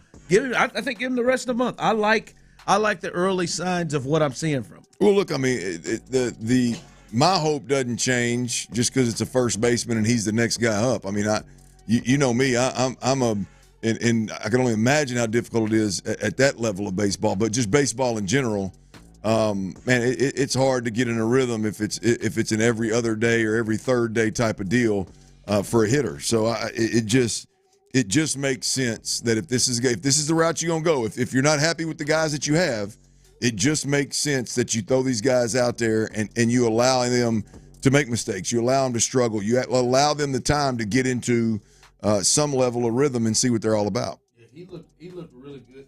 He looked really good. Had some great swings today, and you can see him getting more and more comfortable. He got his first hit. I mean, he acted like nothing happened. Yeah, double. Got a double and just acted like nothing. Hit another one hard. Yeah, he's. I like what he's bringing to the table. And hell, you brought him up. Give him a shot. Give him a shot. Don't Pedro Leon him.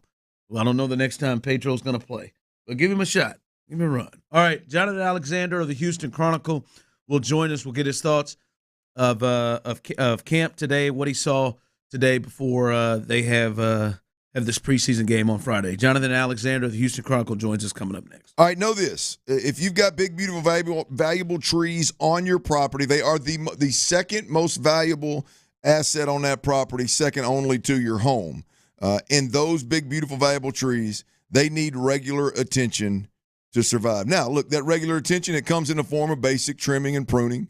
Thinning the canopy cuts down the wind drag, which allows air to safely.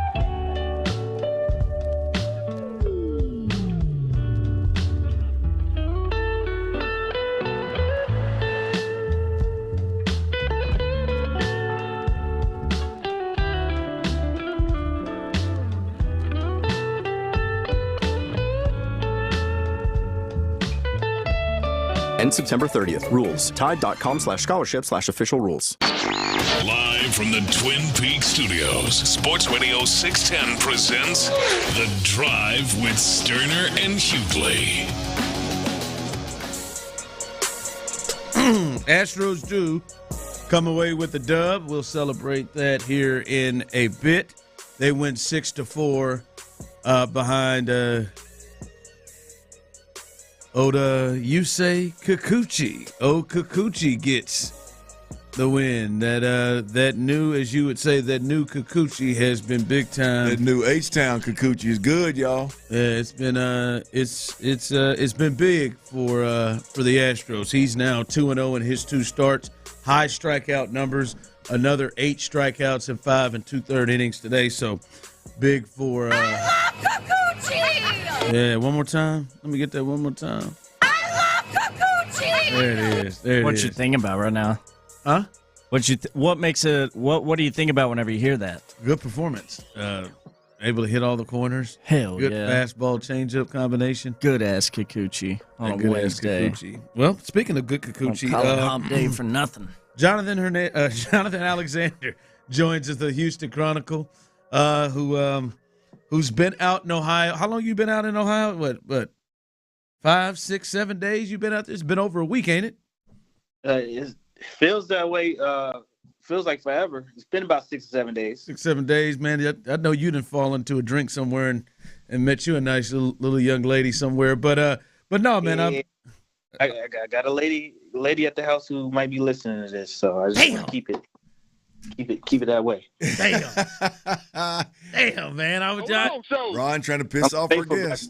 I just a good and faithful. I was just wondering, but that's a long time to be out there and not enjoying yourself. Well, good for you. Good for you. You've been FaceTiming the hell out of her late at night, as I'm sure you've been. What have you been seeing?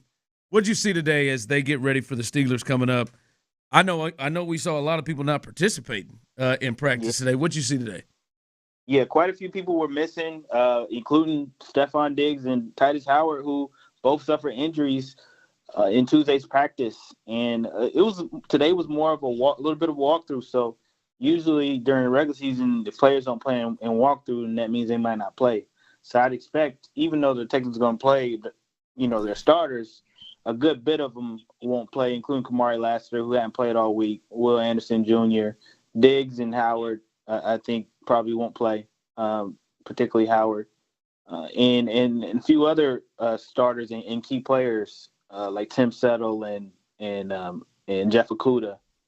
So you're going to see CJ Stroud still going to be out there. We talked about it. You all asked me about it. I asked D'Amico, and he said, despite the injuries on the offensive line, CJ Stroud, or he said the starters, he didn't mention CJ Stroud personally, but he said the starters are still going to play. There's no change in the plans. What is you mentioned the Diggs situation? Talk us through what happened. I mean, first of all, before we ever get to that point, man, to my knowledge, this is the first practice that Diggs has not been fully dressed and involved in the practice. So tip my cap to the veteran that has every reason and every ability to go, hey, man, I need every 5th or 6th day off, and I need a little bit of that Laramie Tunsil treatment. Tip the cap to that dude for grinding for that many days straight in training camp. Yeah, I mean, D'Amico talked about it today that he's giving players – he's monitoring the days they practice and giving players time off. I think that was probably the case for Diggs. He looked like when it happened, it was a deep pass from C.J. Stroud. He had got past the cornerback who was guarding him. Can't remember who it was, but C.J. kind of lofted it up and gave Jimmy Ward enough time to try to make a play on the ball, and they kind of ran into each other. And it seemed like Diggs got the brunt of the fall of the collision. And I think he got the wind knocked out of him because he went back to the sideline. They checked on him. He was good. He ended up coming back. So I think him missing today was a little bit more of a precaution. He's a veteran, obviously, and it's going to be a valuable piece to this team, and they want to make sure he stays healthy going into the regular season. All right, Jonathan Alexander, Houston Chronicle, and he's taking ladies out there. If you're wondering, he is off the market. I'm curious. You heard from D'Amico the last couple of days. You've heard from the offensive coordinator. You've heard from the defensive coordinator. Do you get the sense that the coaching staff feels pretty good where they are right now with the team? Yeah, I do. Just kind of, there have been ups and downs for both offense and defense. And particularly this week, offense shined on Monday, and then the defense had a dominant performance on Tuesday. So, typically they like that. They don't want it to be one-sided. And I thought early on it was one-sided towards the defense, but the offense has started to get into a little bit of a rhythm. It takes a little bit longer for offenses to get going in training camp. And, finally you're seeing that connection between Stroud and Diggs and Nico Collins and Tank Dell, and that's what you want to see. I think one of the biggest concerns, though, for the Texans is definitely that offensive line. They're dealing with injuries at tackle. You want to make sure that C.J. Stroud has the protection he has to be able to throw it and hit his receivers. But so far so good, and I think the defense has really surprised me in particular. So I think D'Amico and Bobby talked about it. They like where they're at, and there's still a bit of a ways to go. They still have to work on some things, but I think that'll be ironed out in the upcoming preseason games. Jonathan Alexander with the Houston Chronicle joining us live from Cleveland, where the Texans are training right now. We talked about this a couple of segments ago about the who we're chomping at the bit to see. Man, I know a lot of people like to downplay and minimize preseason. Man, I absolutely love it, and I'm chomping at the bit to see a couple of guys. But of the guys, let's shift gears to the guys that are going to play, or at least you feel like. I guess we don't know anything. You feel like are going to get a lot of run. Who's a short list of guys that you're going to have your eye on and looking forward to seeing? Well, he's not going to get a lot of run, but he's going to get some run. Of course, it's C.J. Stroud. You want to see how he looks out there in his first game action with the new weapons he has. Diggs might not play, but you want to see him make that jump in year two. I want to see John Mechie again. He didn't have a great game that week one, and I think Xavier Hutchinson and Ben Skoranek have made that wide receiver battle a lot tough, and it hasn't made it as clear cut. At first we were thinking that John Mechie was a lock, but I'm not really sure about that anymore. So I want to see John Mechie because the ability that he has and the potential he has. So you want to see him have a good performance. So he's somebody I'm taking a look at as well. And then on the defensive side, you want to see I'm going to be looking at Kalen Bullock. Can he do it again? Can he have two really solid performances in a row? The thing coming out of college was his tackling ability, but he forced a fumble and led the team with 5 tackles. Can he do it again? I think I'm looking at those 3 players. All right, that's Jonathan Alexander joining us. He is live out there and been with this team since they made it to Ohio. He'll be there covering them as they take on the Steelers on Friday. Appreciate you joining us. Of course. Thanks for having me. All right, that's Jonathan Alexander. And I got to say, Jonathan, in terms of NFL, I don't know that we know exactly what John Mechie is skilled, like talent-wise. I mean, I remember him at Alabama, and I remember being excited about the pick, but I'm not certain that he has come out and shown us to say, like, all right, man, we know what the skill like Dameon Pierce. We know what the skill level is and the talent of what it can be. I mean, this is a guy who, before he got injured, was top 8 in the league in rushing. I don't know. At the NFL level, John Mechie has not really shown, anything for us to bank on to say, well, we know what he's capable of. We know what they thought of him when they drafted him. But I don't know if we know what he's capable of. Well, you look at the resume from Alabama, then you look at the second-round pick, and there were some promising things coming in. But to your point, there's just been, for me personally, I'll speak for myself, at no point did I think John Mechie was safe, and at no point did I think that there wasn't going to be a hell of a competition for the 5th, 6th receiver spot on this football team. Now you heard him talk about Xavier Hutchinson and Ben Skoranek having good games. I think both of those guys came along and had decent practices in Cleveland as well. And then, you flip what was it, Monday today's Wednesday. Monday, the offense had a good practice, and I think Robert Woods actually got quite a bit of run and made some plays. And so the more from a distance we don't hear John Mechie's name, boy, the tougher it's going to get. So here we are. Yeah, he needs him a day. He Big needs, day soon. This is I don't know if there is anybody out there on the team who Friday's game against the Steelers is bigger for. I mean that is what we have heard a lot very much what Jonathan said of, hey, I thought it was a lock for John Mechie. Now I'm not so sure. Right. He has another one of those performances that could be problematic for him moving forward coming up. All right. As we roll through, the Astros get a big W today. Hader closes it down as the formula there. Kikuchi get it to the bullpen, and Taylor Scott came in here and got a few outs, and they got Abreu, a shaky Presley, but then they get done with it in the ninth. They take the series. They actually are now tied right now atop the West with the Mariners. If the Mariners can lose to the Tigers, they'll have sole possession of first place moving into the weekend. All right, 5 o'clock fire coming up next. We'll let you hear the latest with that game and recap the Astros W against the Rangers and some quarterback competitions going on, especially one in Pittsburgh, and they may be adding a new player as well. All of that as we continue live right here on The Drive. All right, have you or a loved one been injured in an accident? Look, if so, or hopefully you never are injured in an accident.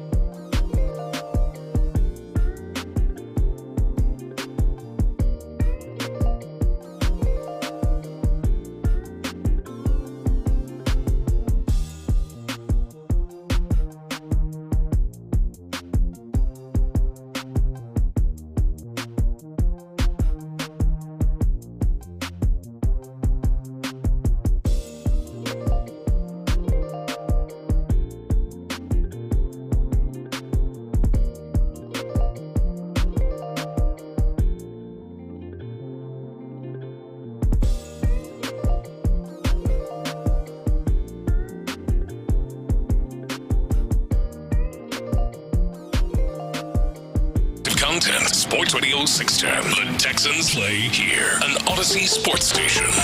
I don't give a mother duck. Sports Radio 610 presents The Drive with Stoerner and Hughley. It's the 5 o'clock fire. Now a little pop-up. Who's going to get it? Altuve is there, and the Astros win the series and hold on to the silver boot for an 8th consecutive season. Taking the season series from the Rangers, the Astros winning the final 2 games, winning 6-4 today. That was a nice comeback in that series after a really tough first game loss. Had to have it, and they take 2 of 3, and right now they are tied atop the AL West, as the Mariners have the Tigers a little bit later on, and they can always rises to the top. Sole possession of first place if the Mariners fall to the Tigers tonight. Big game. This is 5 o'clock fire presented by Kirk Holmes, and we got the latest for you. Luckily for you, we've got dirty old The Big Deal. The Big Deal. Psycho T, a.k.a. T-Mill, and hopefully Moneybags is back today, and hopefully he'll be in the green again. But behind you say Kikuchi. 5 1/3, 8 strikeouts, 3 walks. Well, they end up being 3 earned, I believe. No, that was an error. Being 3 earned for him, and he pitched his tail off again. And Clint, I think that's the first place we start. I don't think Astros fans, I don't think Dana Brown, Joe Espada, check that Captain Joe Espada, anybody involved, I don't think this could have been any better, the first 2 starts of Kikuchi, with a lot of what people were coming. I said it, I felt like people were coming to the table not with pure excitement like you get when you get a new arm in the trade deadline. I think people were coming to the table with nervousness, and These first two outings, he has been able to get swings and misses consistently. Struck out 11 in the first one, struck out 8 today, kept runs down. Hasn't had the guy who had an ERA over 8 the last 3 or 4 outings before he got here. I don't think that the Astros could ask for anything better with his first 2 starts. No, look, he's shown, to be much better in an Astros uniform than what he was in his last 8 starts or however many starts it was, where the ERA had ballooned up north of 8 and where all the concerns came from. And so, yes, right now, everybody loves Kikuchi. Look, if we even get remotely close to what this guy has done to this point, if we even get remotely close to this moving forward, that's going to end up being a great trade by the organization. And I don't know that there's too many folks going to pay much mind to what the rest of them cats are doing. No, not right now. And he is, like, when you think about it, and I know Adam Spillane caught hail from many people, especially in the loop. But boy, man, you think about that as opposed to Jake Bloss, and obviously he is pitching at the top, potentially the top end of what he can pitch. But that's a major difference having in the rotation than a young guy that clearly, as Tyler said, I think last week, clearly just wasn't ready for this stage and moment, and not expected that he would be. Well, at some point, the luck was going to run out with the Astros. They keep rolling guys up there that appear to be mature beyond their years and much more ready than you expect. This was a little quick. At some point, it's going to bite them. Yeah, Jake Bloss was a little quick. So Kikuchi has been a big time performer today, and Yainer Diaz had himself 3 hits today. Victor Caratini, you talked about this, Clint. Boy, we heard he was taking ground balls at first. We've heard other things. I mean, he goes 2 for 4 with a solo homer and a walk. He's on base 3 times, Clint. It feels like right now, with their struggles with scoring runs, they got to find a way. It seems like they got to find a way to get him in the lineup. Well, yeah, the thing is, it just means that Yordan Alvarez has to play more left field. At the end of the day, the DH has to be either Caratini or it has to be Diaz if Caratini's catching. I mean, that's just where we're at right now. I think, to me, that is the best defensive baseball team you can put out there. Offensive? No, defensive. Wow. If you're going, because if you start even DHing, if you DH Yordan, then you can't have both Diaz and Caratini on the field. And so, it's just when you look at the combination of the two, the best defensive lineup along with the best bats in the lineup, I think that's the best combination that you can go with. Yeah, at least offensively for me, it proves the case. I don't know after what we saw Yordan doing left field today. I don't know that. That's the first mistake the guy's made. The alternative is Caratini playing first base. So defensively, I would rather have Yordan in left than Caratini. That's what I was trying to spit out. Yeah, the main reason is like getting those bats in the line. Yeah, absolutely. Because he is serving more than a backup catcher, and right now their struggles of scoring runs without Kyle Tucker. They need him. By the way, Dubon with another 2 hits in today's game as well, and he was on the base pass a lot too. But big six runs today, and that's what was that? That's damn near matching what they did over 4 games prior to their win yesterday. So Tyler got to be stoked. That's got to be some money. Strikeouts, Yordan. What'd you end up? That was a high number on the strikeouts. I hit the strikeouts for Mr. Kikuchi, that good Kikuchi. Yes, it was good to you today. I hit the Astros winning the game, the money line. I hit Altuve over 1.5 bases. And I hit over 4.5 for the Astros. You didn't have Yordan over bases? I don't know if he got it or not. Did he get it? He got it. Hell yeah, he got it.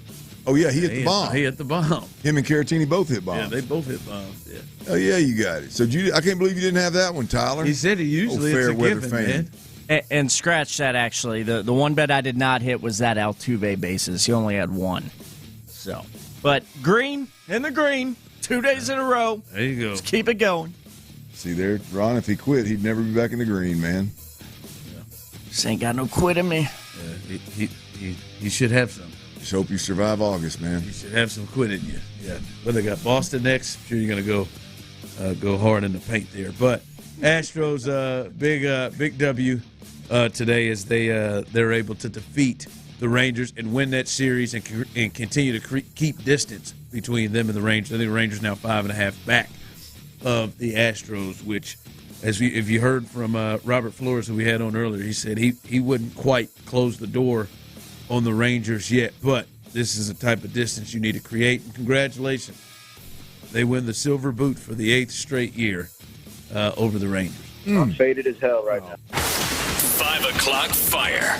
Diaz is up to 300 now. Good for him. Good for Yonder Diaz. All right, Clint, the Steelers are the next opponent for the Houston Texans, and there's a lot going on with them right now, but they have Russell Wilson listed as the number one quarterback. However, he will not play. He's been dealing with an injury. He will not play in this game. You will see Justin Fields. Potentially a lot of Justin Fields against the ones that will be out there. By the way, you think that's the right decision if you're Mike Tomlin, that Russell Wilson's your starting quarterback between those two? No, look, I thought Russell Wilson. Before the trade, I thought it would take Russell Wilson about a month and some struggle at quarterback before everybody folded the city. Mr. Unlimited. What's the George? What's the receiver's name? George Pickens. George Pickens. I mean, I thought it'd take about a month before it all just came crumbling down on top of Russell Wilson. But truth of the matter is, with this little calf injury that he's got, he's missed a lot of camp, and Justin Fields is one of them guys that even if he doesn't play a super clean game, if he just pops a couple of runs and flips field position or pops a couple of runs and creates points, it's going to be hard to have that guy on the bench looking over Russell Wilson's shoulder. Because let's be honest, it's not like Russ. Let's ride. It's not like Russ the last handful of years has been a guy that goes out there and just plays the cleanest of clean. That plays like the brand that, like, even, and I'm not saying that's good, but like even remotely close to the brand of quarterback that we saw C.J. Stroud play in terms of you're processing at a high level, you're getting the football out at the right time and to the right people, and even if you're predominantly throwing the football underneath, it's out on time, it's accurate, their run after catches there. That's not Russ's style. Yeah, it's an ugly win. Yeah, man, it's not that's not Russ's style. So I don't think Russ, especially right out of the gate, I don't think Russ is going to play such a convincing brand of football there, right? And we don't even know what the team around these guys are going to look. We think it's going to be significantly better, but we don't know what it's going to look like. I just think it's going to be very, very difficult. Again, key here that Russell Wilson has been injured for a good chunk of time in training camp, and all of a sudden Fields is starting to get that run. Let's ride. And don't forget, Fields is about at a spot where some things ought to start slowing down for my dude. I mean, some things in the passing game ought to start slowing down a little bit. And, boy, if that's even remotely close to happening, Justin Fields is just a significantly better looking option. It's got to be the deal, though, of, I mean, remember, they made the playoffs somehow with the quarterback play they had last year. Yep. It's got to be the thought of, like, what they've seen right now, and I know Russ has missed a lot of, like, we got more confidence that Russ is going to make the throws that he needs, the easy throws, the stuff that he needs to make right now more consistently than Justin Fields, which has been his struggle, some of the easy stuff. Now, the home run stuff, clearly that is going with Justin Fields, Mr. and Unlimited. just to make a big play run, as you said. But and I think Mike Tomlin and that crew probably really believes in that. That stuff is hard to consistently win in. Like I mean, we're going for big runs, over the top stuff that Justin Fields. The struggle for Fields has been some of the throw in the buckets, the easy stuff. And I think I would guess that they would believe that Russ is further along in that right now. They feel more comfortable. You got to be believing in that 2021 Russ then, 2020 Russ, because Russ's film last year is just as bad as anything that Fields has put on film. You know what I mean? So I don't know. I mean, maybe look, both of them were in unbelievably dysfunctional situations the last 2 years. I mean, the truth is that hell, both of them ought to be. Probably not really in situations where it didn't seem like they were trying to get the absolute best out of them and put them in the best position. Both of them were in some of the roughest positions that you've ever seen a quarterback in the last, I guess it was 2 years for Russ. Wasn't it? It wasn't just one. It was 2 years for Russ. Remember, he had Nathaniel. Yeah, so, I mean, you got to, I mean, it's been ugly the last couple of years for both parties. At least Justin Fields can lean on the youth. And so I don't know, man. I just – if this thing slows down at all for Justin, man, I'm not gonna lie. I want to see Justin. Hell, I don't. I mean, I feel like I've got what Russ is, and I don't think there is. I think clearly his best days are past. I don't think the Russ that if you have Russ, bam, you're gonna win 9 or 10 games, because that's what it was for a minute there. That's right. Seattle. I think those days are. Ron, I'm gonna tell you, man. I severely underestimated Justin Fields' athletic ability. When he was coming out of Ohio State? When he was coming out, I mean, until I saw really last year's when you could tell it was a effortless, like he was manipulating defenses. He was toying with guys because he knew he could turn the corner and he knew they were no threat to get to him. I mean, man. I mean, that athletic. I mean, he's second. I mean, is it fair to say he's second to Lamar Jackson athletically? I mean, who else? Jalen Hurts, obviously. But he's a different level than that. I mean, I think Anthony Richardson. Potentially, yeah, that's a good one. Probably. Yep, that's a good one. Probably those two. Damn, Justin. I mean, that was some impressive athletic stuff last year, man. You hear Lamar say he felt like he was getting fat. He was getting fat? That's why he lost weight. He was getting fat slow, is what Lamar said. That's why Lamar's dropped like 15 or 20 pounds. Yes, I saw that. He said he felt like he was getting fat, getting slow from that MVP season. Well, I didn't see it. I think a lot of defenders didn't see that either. 5 o'clock fire. What the hell is going on with the Giants and the Lions? The Giants and Lions were each fined $200,000 for the fights in their joint practices. I'm watching it. I'm like, damn, man. I wonder if D'Amico is rethinking this joint practice with the Rams if this thing right here. It's been 2 days worth of it. Daniel Jones was right in the middle of the first one. He said sometimes you just got to fight for your teammates. And then Malik Neighbors literally just tried to start it, and it happened. Take your other kneecap. It was ridiculous. Well, let's take swings at helmets. That's my favorite. Look, I hate what the league has done here. I mean, that's just joint practices in this type of situation. You're going to have it's going to get out of hand from time to time. Now, I think aggressive. I agree. I think the big part here, Ron, is that I think in the two situations, hell, there may have been 3 situations, but in the 2 of the 3 situations, I mean, you got guys coming off the sideline. I mean, you got 15, 20 dudes involved in it, and multiple just swinging hands at helmets. It's getting real. Holy mother of God. I think it's. I mean, look, I just don't like the league getting involved. I think the teams and the coaches need to get that done in camp. I don't like the look of the league coming in and finding folks. I think the second day is what did it. Oh, I'm sure it did. You know what I mean? I think the first day, man, they may just let it ride. Right. First day. And I'm sure it did. The truth of the matter, you can't find these guys because they're not making any money yet because they're not in season. So you can't find the guys. I guess you could, but you can't. It don't make sense. So you got to hit the team with it. It's just one of the things where, just tighten this thing up a little bit, coaches. I mean, the reality is that these kind of fights are going to happen. Hell, it's happened. I think D'Amico's got one of the most disciplined teams out there, one of the most close-knit teams out there. And we've seen one really, really good one and another scuffle. And then I think, hell, we didn't see one. We missed one that happened apparently with Diggs and Petrie a little bit in camp. So it's just part of the game. Let's get it on, baby. Yep, it's part of the game in camp, man. Yeah, it was like that. It felt like almost at times watching that the practice was secondary. Let's just go. Let's just get up in here. Damn, I'm hungry. 5 5 o'clock fire. Real quick, man, shout out to the Chicago White Sox for snapping their 21-game losing streak. They did it, huh? They did it, baby. Was it the A's that they was 5-1? I think they were tied up today. They may get 2 in a row today. They had a damn chance at history. No, they lost. And they had to F it up. They lost 3-2. Come on, Chicago. Hey, they've restarted one. They started a new one for you. They've started a new one.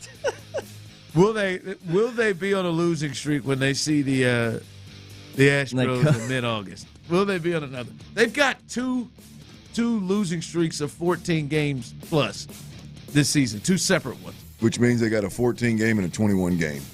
Yeah. Woo. Well, That's a tough season. year, boy. That money's good, though. It is. You better keep hitting. More Tuesdays. Yeah, I'm telling you. You think it's Tuesdays for them, too? I would guess. That thing better keep hitting. 1 in a row. God, what did you say? There was 23? It was close. He said, damn it, we ain't losing this thing. Do you get do you pop champagne for that one? You get in the clubhouse and pop a little, have some beers for that one? You can't get, we might have some beers, but we can't pop no champagne. That may go viral. You might get cut for that. The Raiders won their 6th game and they all had them cigars. It was if you got a winning group, that ain't going. I mean, if you got a leader in the bunch, if you got a future player in the bunch, boy, that can't sit well with him. Okay, all right, coming up, one player we've gone through a little bit of the guys that made the injured list and hadn't practiced today. There's one player though that I'm starting to feel a little different than the others. We'll discuss that next. All right, sleep better, you live better. It's a pretty simple concept, and I firmly believe in it now. And it all starts with what you're sleeping on. What's that mattress looking like, right? Verlo mattress is the way to go. Whether it's just time for a new one, maybe your significant other's not a fan of what you're sleeping on, maybe you just got some wear spots in there that, hey, it's time to make that move. Verlo mattress is the way to go. Comfort to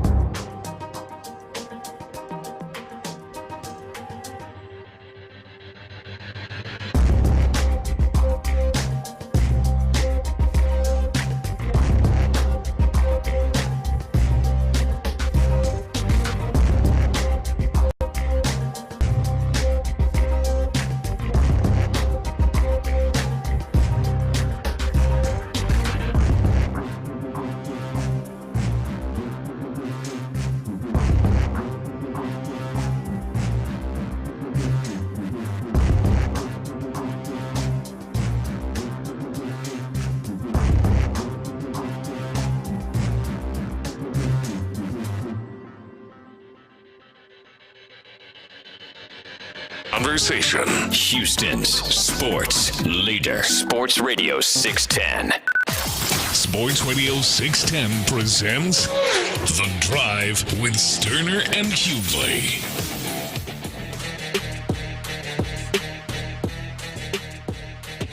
Yeah, camp fights is going on all over the place.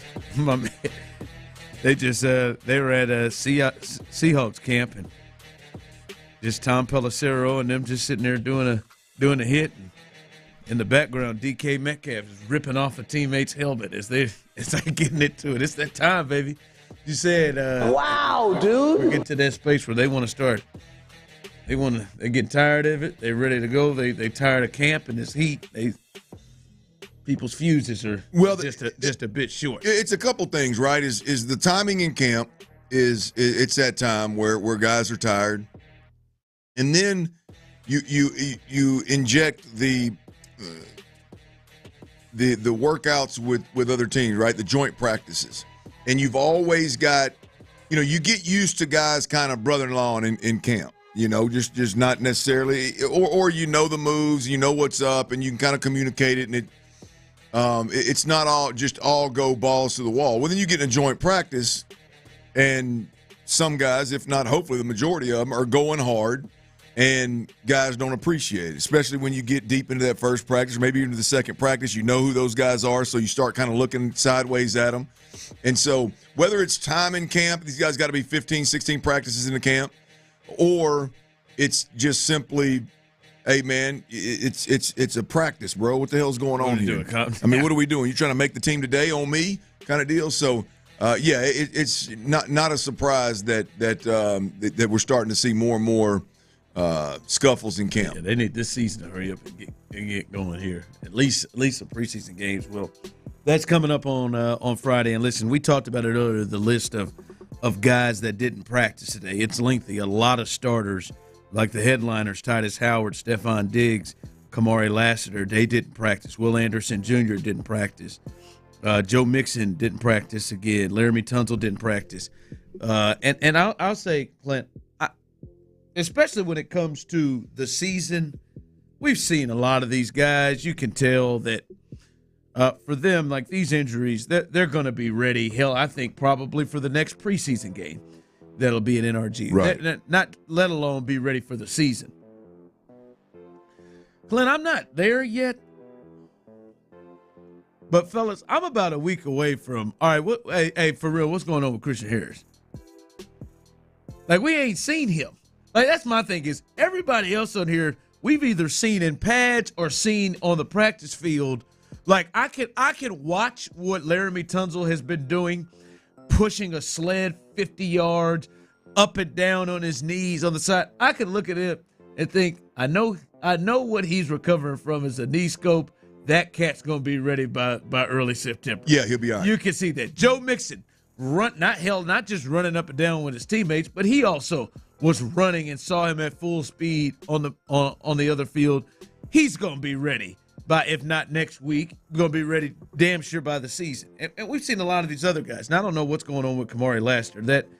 I'm not sure what that injury is. He hasn't practiced or been a part since they've been in Ohio.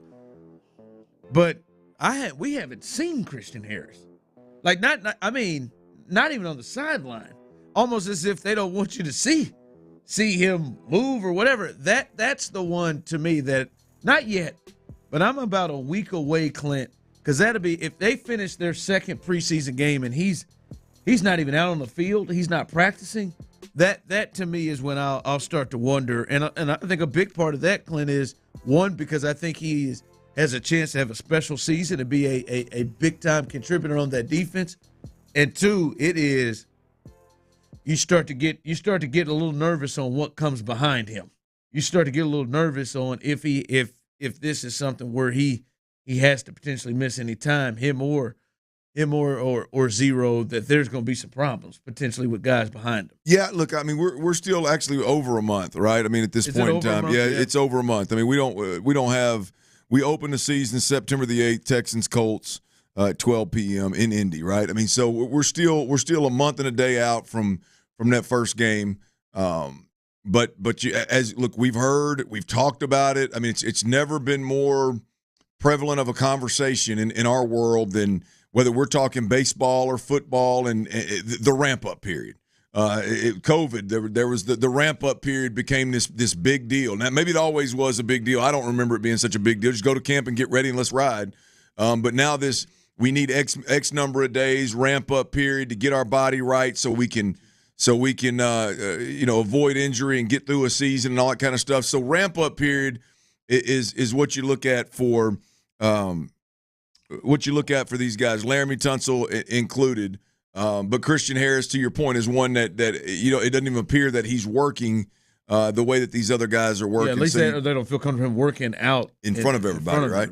But there seems to be, for a guy that we haven't seen one bit, they seem to be really, really comfortable with him and wherever he's at in the slow intro to camp or the rehab with this hamstring or whatever's going on. So I'm with you though. At some point we've got to start getting real concerned about it because it's not just, hey, we're a month out of real action. You start breaking that down. Okay, that means you're 2 weeks away, right, from the actual prep for your first game, and you want him to be 100% at that point in time. So we're getting close, no question. Now listen, I just throw this out. I mean, I know you played quarterback, but you played ball and you've watched this. Like, how important is it that he gets a certain amount of reps with the guys on that defense? He's never played with Alshire. How important do you think it is for those two to be getting on-field reps like these? I would imagine for him, they're playing in the middle. They've played a little bit during camps, but they played in the middle, but nothing like they've been strapping it up and they're hitting, they're taking people. Like, how important do you think that is for those two guys and him on that defense getting reps? Yeah, look, I think it's important, but I think it's down the list. I think the most important part of it is there's just football is a game where, and especially on the defense side of football, where it's all reactionary. You know what I mean? You have no idea which way you're going to go. You have no idea whether you're going to cover or plug a hole. You have no idea what the hell you're going to do, snap in, snap out, until you're reacting to something. It's impossible. Right? When you play a reactionary sport, it is impossible to train in a controlled environment the way you need to prepare yourself to play. You can train in a controlled environment playing golf and be 100% ready when you hit the course with that swing, because you can do that anywhere and everywhere. You can't do it when you're reacting to something. And the part that I worry about is the reactionary time and then the tackling. Those two things. He's always going to be able to run. He's always going to be able to cover. He's always going to be able to hit. It's the tackling, the way in which these guys have to do it in 2024 is totally different. It's not tough man game anymore. It's so technique related and driven that, that part of it, and then just the reacting, and it takes time to get up to game speed. And so that's the part you start to worry about if indeed you get to a point where you're like, hey, man, we're a week out of this dude needing to be all in on the opponent, not his own body. At that point we got to have a conversation. Yeah, we're going. Now they got an extra preseason game, so it's I guess for most teams this will be he'll miss one, but boy, it would be really, really, like, if we go through here and he is going as he has gone this first month plus, and we don't see him at all in this practice week leading into the next preseason game, then I'm going to wonder, because we haven't even seen the guy. He's not even stood. I don't remember seeing him standing out there. So the other guys I'm good with. Obviously, Danico Archer's going to be suspended. You get that, but I don't know about that. All right. D'Amico Ryans has added a little bit more context to what he is looking to do with starters, especially with C.J. Stroud. We'll let you know the latest on that coming up next. All right, Clint Stoerner here for Twin Peaks. Look, if you love watching live sports, the scenic view's got to be calling your name, man. We got Astros action, and every game matters. We got the preseason. We got a little primetime. I think the only game on Friday.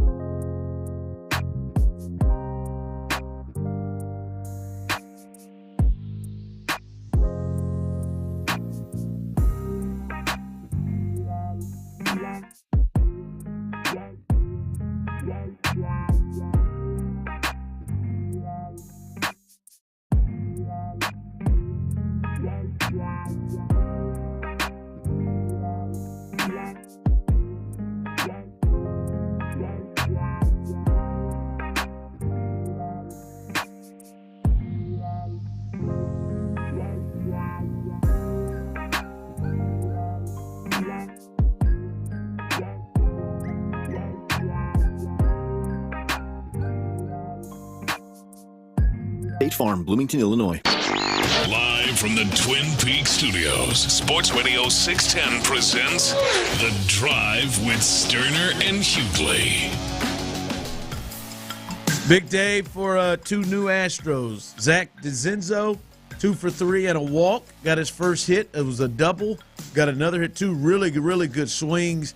He looks good. Made a good play in the field at first base as well. I think they should consider letting him get some real run. To me, like the rest of the month, just let him play. Just let him play first base the rest of the month for a change, to let him maybe get some action in. So big one for him. And then, of course, his second start, Yusei Kikuchi had a big. I say Kikuchi. No, his name is Yusei Kikuchi. Kikuchi had a big performance as well. Followed up his first start, 5 1/3 innings, and had 8 strikeouts and 3 walks. And as Clint would say, it should have been a 2-run inning. 2 runs. It was. And one of those earned runs got to. Did they take it? They gave it to Tate. They gave it an E. So yeah, it must have been an error. Then they put on Jordan for that misplay in right field. I don't think it was. They didn't call an error? Oh. But one of those, he only had 2 earned runs. He only had 2 earned? Yeah, 2 earned. That's right. He left and Tate got the other one. Yeah, Tate got the other one. So, yeah, he got 2 earned in that one. 4 earned runs in his 2 starts. 10 out of 10 times that's an error. 19 strikeouts. That's a generous Rangers book. Well, they wanted him to get that hit. Yeah, they wanted Nathaniel Lowe to get that triple. It was full-blown bonehead by Jordan in the outfield. 5-1 lead. Try to short hop a missile at you. They said it was hit hard, and that's why it got to the wall. Not the thinking of it was hit hard, and then probably aggressively misplayed. Yeah. I mean that ball he never should have with the lead. He never had a chance. Don't even come in on it. Just wait for that big hop, and he came in on it and tried to. Hey, come on, Jordan. I'll let it slide this time. A little bit of grace since you hit a bomb. Yeah, he hit. Yeah, he hit it. But that ball was hit to him as damn near as hard as that ball. Good point. I knew that's what you were fixing to say. And he tried to run up on it.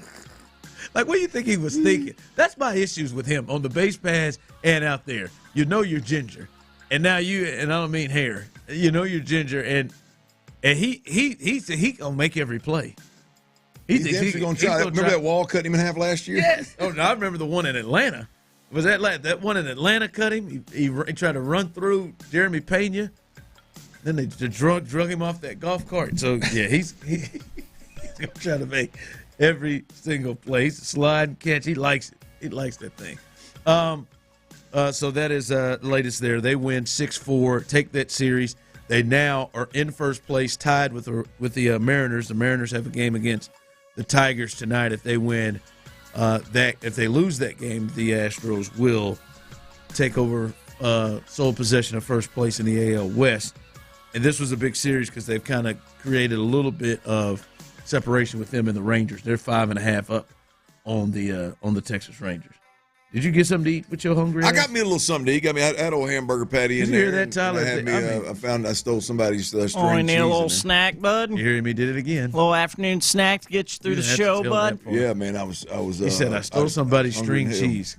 Tyler. Somebody got a pack of about 20 string cheese in there. I figured I ain't gonna miss that, and so I grabbed one of those, and then. You also didn't think I'd miss half of my damn tamales out of the fridge, but I did. You're not gonna forget that, are you? Nope. Pretty slimy move. The difference is I don't know whose string cheese it is. I knew exactly whose tamales those were. I don't know if that's better or worse. I mean, it's absolutely worse. It's absolutely. I mean, I think it's up for debate, but I mean, the point is, it was different. Well, unless you just felt comfortable, you felt like it's Tyler. You're just disrespectful, dude. Okay, did you see that commercial? That last commercial? Have you ever done this? I mean, it's an HEB commercial, and no, it's not an Astros HEB commercial. I think it's a cantaloupe farmer. Is that what that was? Is Braggy being ridiculous? It's a cantaloupe farmer, and I'm thinking, okay, I can see where they're looking at the cantaloupe as when they come out of the field or whatever. Cool, okay.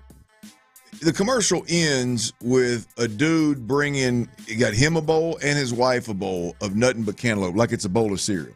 Just coming out on the back patio, sitting down and just eating cantaloupe like that. Y'all. I mean, I hate cantaloupe. Well, just any fruit. I mean, you just cut a whole bowl and cut one for you and your wife, and then hand it to her like you're bringing her a bowl of beans or something. I mean, I could do that. I mean, have you ever though? Like, I ain't never seen it. I think I've banged out a bowl of grapes. I'm sure I've eaten grapes or apples on my back porch. Watermelon. I'm talking about cut up 2 bowls full, overflowing, and bring you and the wife sit there instead. I'm not talking about sharing grapes one day. I'm talking about just 2 full bowls of Sounds of some refreshing kind of on a hot summer day in Houston. Yeah, it does. I feel like I want to go do that when I go home tonight. You guys are such good and good for you. Yes. No, but back to the original question: have you ever done it? 2 bowls. Yes. Overflowing. I mean, I don't know that I've done it. It was a lot of cantaloupe. I know I have done a bowl of fruit for myself and just gone after it. Try it. I mean, I just put my fruit in a napkin in my hand and just it worked. I don't bowl up, man. Sometimes it's a lot of fruit. Yeah. You know that? I mean, that's a lot of fruit, man. Yeah, the overflowing part is what really got you. Huh? Yeah, it's just a lot of cantaloupe. It was finally cut into perfect squares, but it was. There's a lot of it. Yeah, they wanted. Anyway, I'm for the sorry. commercial, they really wanted to emphasize the cantaloupe. It was and why cantaloupe? I mean, I bet you. What do you think? What percentage of the? I hate. What percentage of the country you think really likes cantaloupe? I don't mind it, but it ain't. I don't like it. I ain't buying it. Yeah, there's about 10 other fruits better than that one. Oh, yeah, cantaloupe is way down there. Way down there. I mean, why do they select? Let me appeal to as many people as I can with a fruit that nobody likes. What do you think they should have gone with? I mean, your typical. I mean, strawberries, fresh strawberries, fresh apples. Oranges. I mean, you a bowl of grapes for the dummy and a freshly washed. Grapes would be good. I mean, the way that commercial was set up to be a watermelon. If we're being completely honest. It was outside the farmer, the farmland to inside, cut it up, throw a little salt on it. Y'all salt on your watermelon, guys? I'm salt on my watermelon. I'm salt on my watermelon and my grapefruit. I'm not eating it if you don't. Yeah, I'm not a salt. You're not a salt on your watermelon? No, nothing, never. You turn your nose up at it. I'm not turning my nose up at it. I know. Do you like it? It's unnecessary. It's fine. It's not something I know. I've got like my dad would do it. He just dirty red. That's right. He would do dirty reds. Two peas in a pot. Like whether you asked him to do it or not. He put all of it. Put salt on. That's something Linda would do. That's just how the watermelon's done. Hey, y'all want some watermelon with salt? Yeah. Someone texted in. Yeah, I've done it. I've done it for my wife and I several times. Watermelon, cantaloupe, honeydew, grapes, strawberries, pineapple. Ooh, pineapples. Oh, that sounds real good. A big ass bowl of pineapple. Yeah, I could do that. Cold. I've just never. By the way, maybe I should do it for my wife. I'm fruit cold. Cold. Oh yeah. I like my bananas room temperature. I think there's something wrong with people who just room temp off the table. Bananas, that's different. I don't eat bananas. Bananas got to be room temp. Someone said I salt a lemon. I'm good on that, man. I salt a lemon too, but I don't sit around and eat it. But if I'm going to, yes, I would salt the hell out of it. My son Nicholas loves him some lemon, just to bang out a lemon. Eat it. Kiwi fruit. What about put salt on kiwi? I salt my kiwi. Not a big kiwi guy. Salt the kiwi, man. You just salted all of it, man. Hypertension, you about to get. No, I mean I don't eat it. I don't eat it very often. I can't tell you the last time I've had a kiwi fruit. Yeah, I'm good. I need a kiwi. D'Amico Ryans, you will be interested to hear this. D'Amico Ryans sat down with Kay Adams, and you can hear a little bit of Kay Adams coming up after us. You can hear a little bit of Kay Adams coming after us. I can't read this stuff that Tyler types in. She'll be on. Before we get to that boner, she'll be on Texans All Access, and she'll be joining Vandy and John Harris. And two dingoes. Coming up after we get done. But she sat down with D'Amico Ryans, and he kind of gave a bit of a clue on how he's going to handle his starters coming up on Friday. Like, I know that if you give me the snaps, it will do well for me and I will go viral. I don't know why we care otherwise. Why do we care? Why are us reporters so obsessed with who's getting what and when? Football is back, right? Football is back. Everybody's so excited to actually see the starters get out and play. How many snaps they're playing? No, that's such bullshit. That is such an optimistic way to look at it. You know what it is? I feel bad for y'all because the decisions you have to make, one drive or two or whatever, everyone just wants to know so they can pin it on you if it goes poorly. Yeah. That's it. And I hate that for you guys. That said, how many drives will I see C.J. Stroud in against the Steelers? We'll see. I don't know. Right now, right now we'll probably see, 2 drives. It all depends on how well the first drive goes, right? But I'm expecting them to go out and get at least 1 or 2 drives. And for our guys, just to get used to playing again. I know back when I played, there was no question. Like, you were playing first quarter, you were playing a half, you were playing a half, and into the third. So it was no question about who's playing, who's not playing.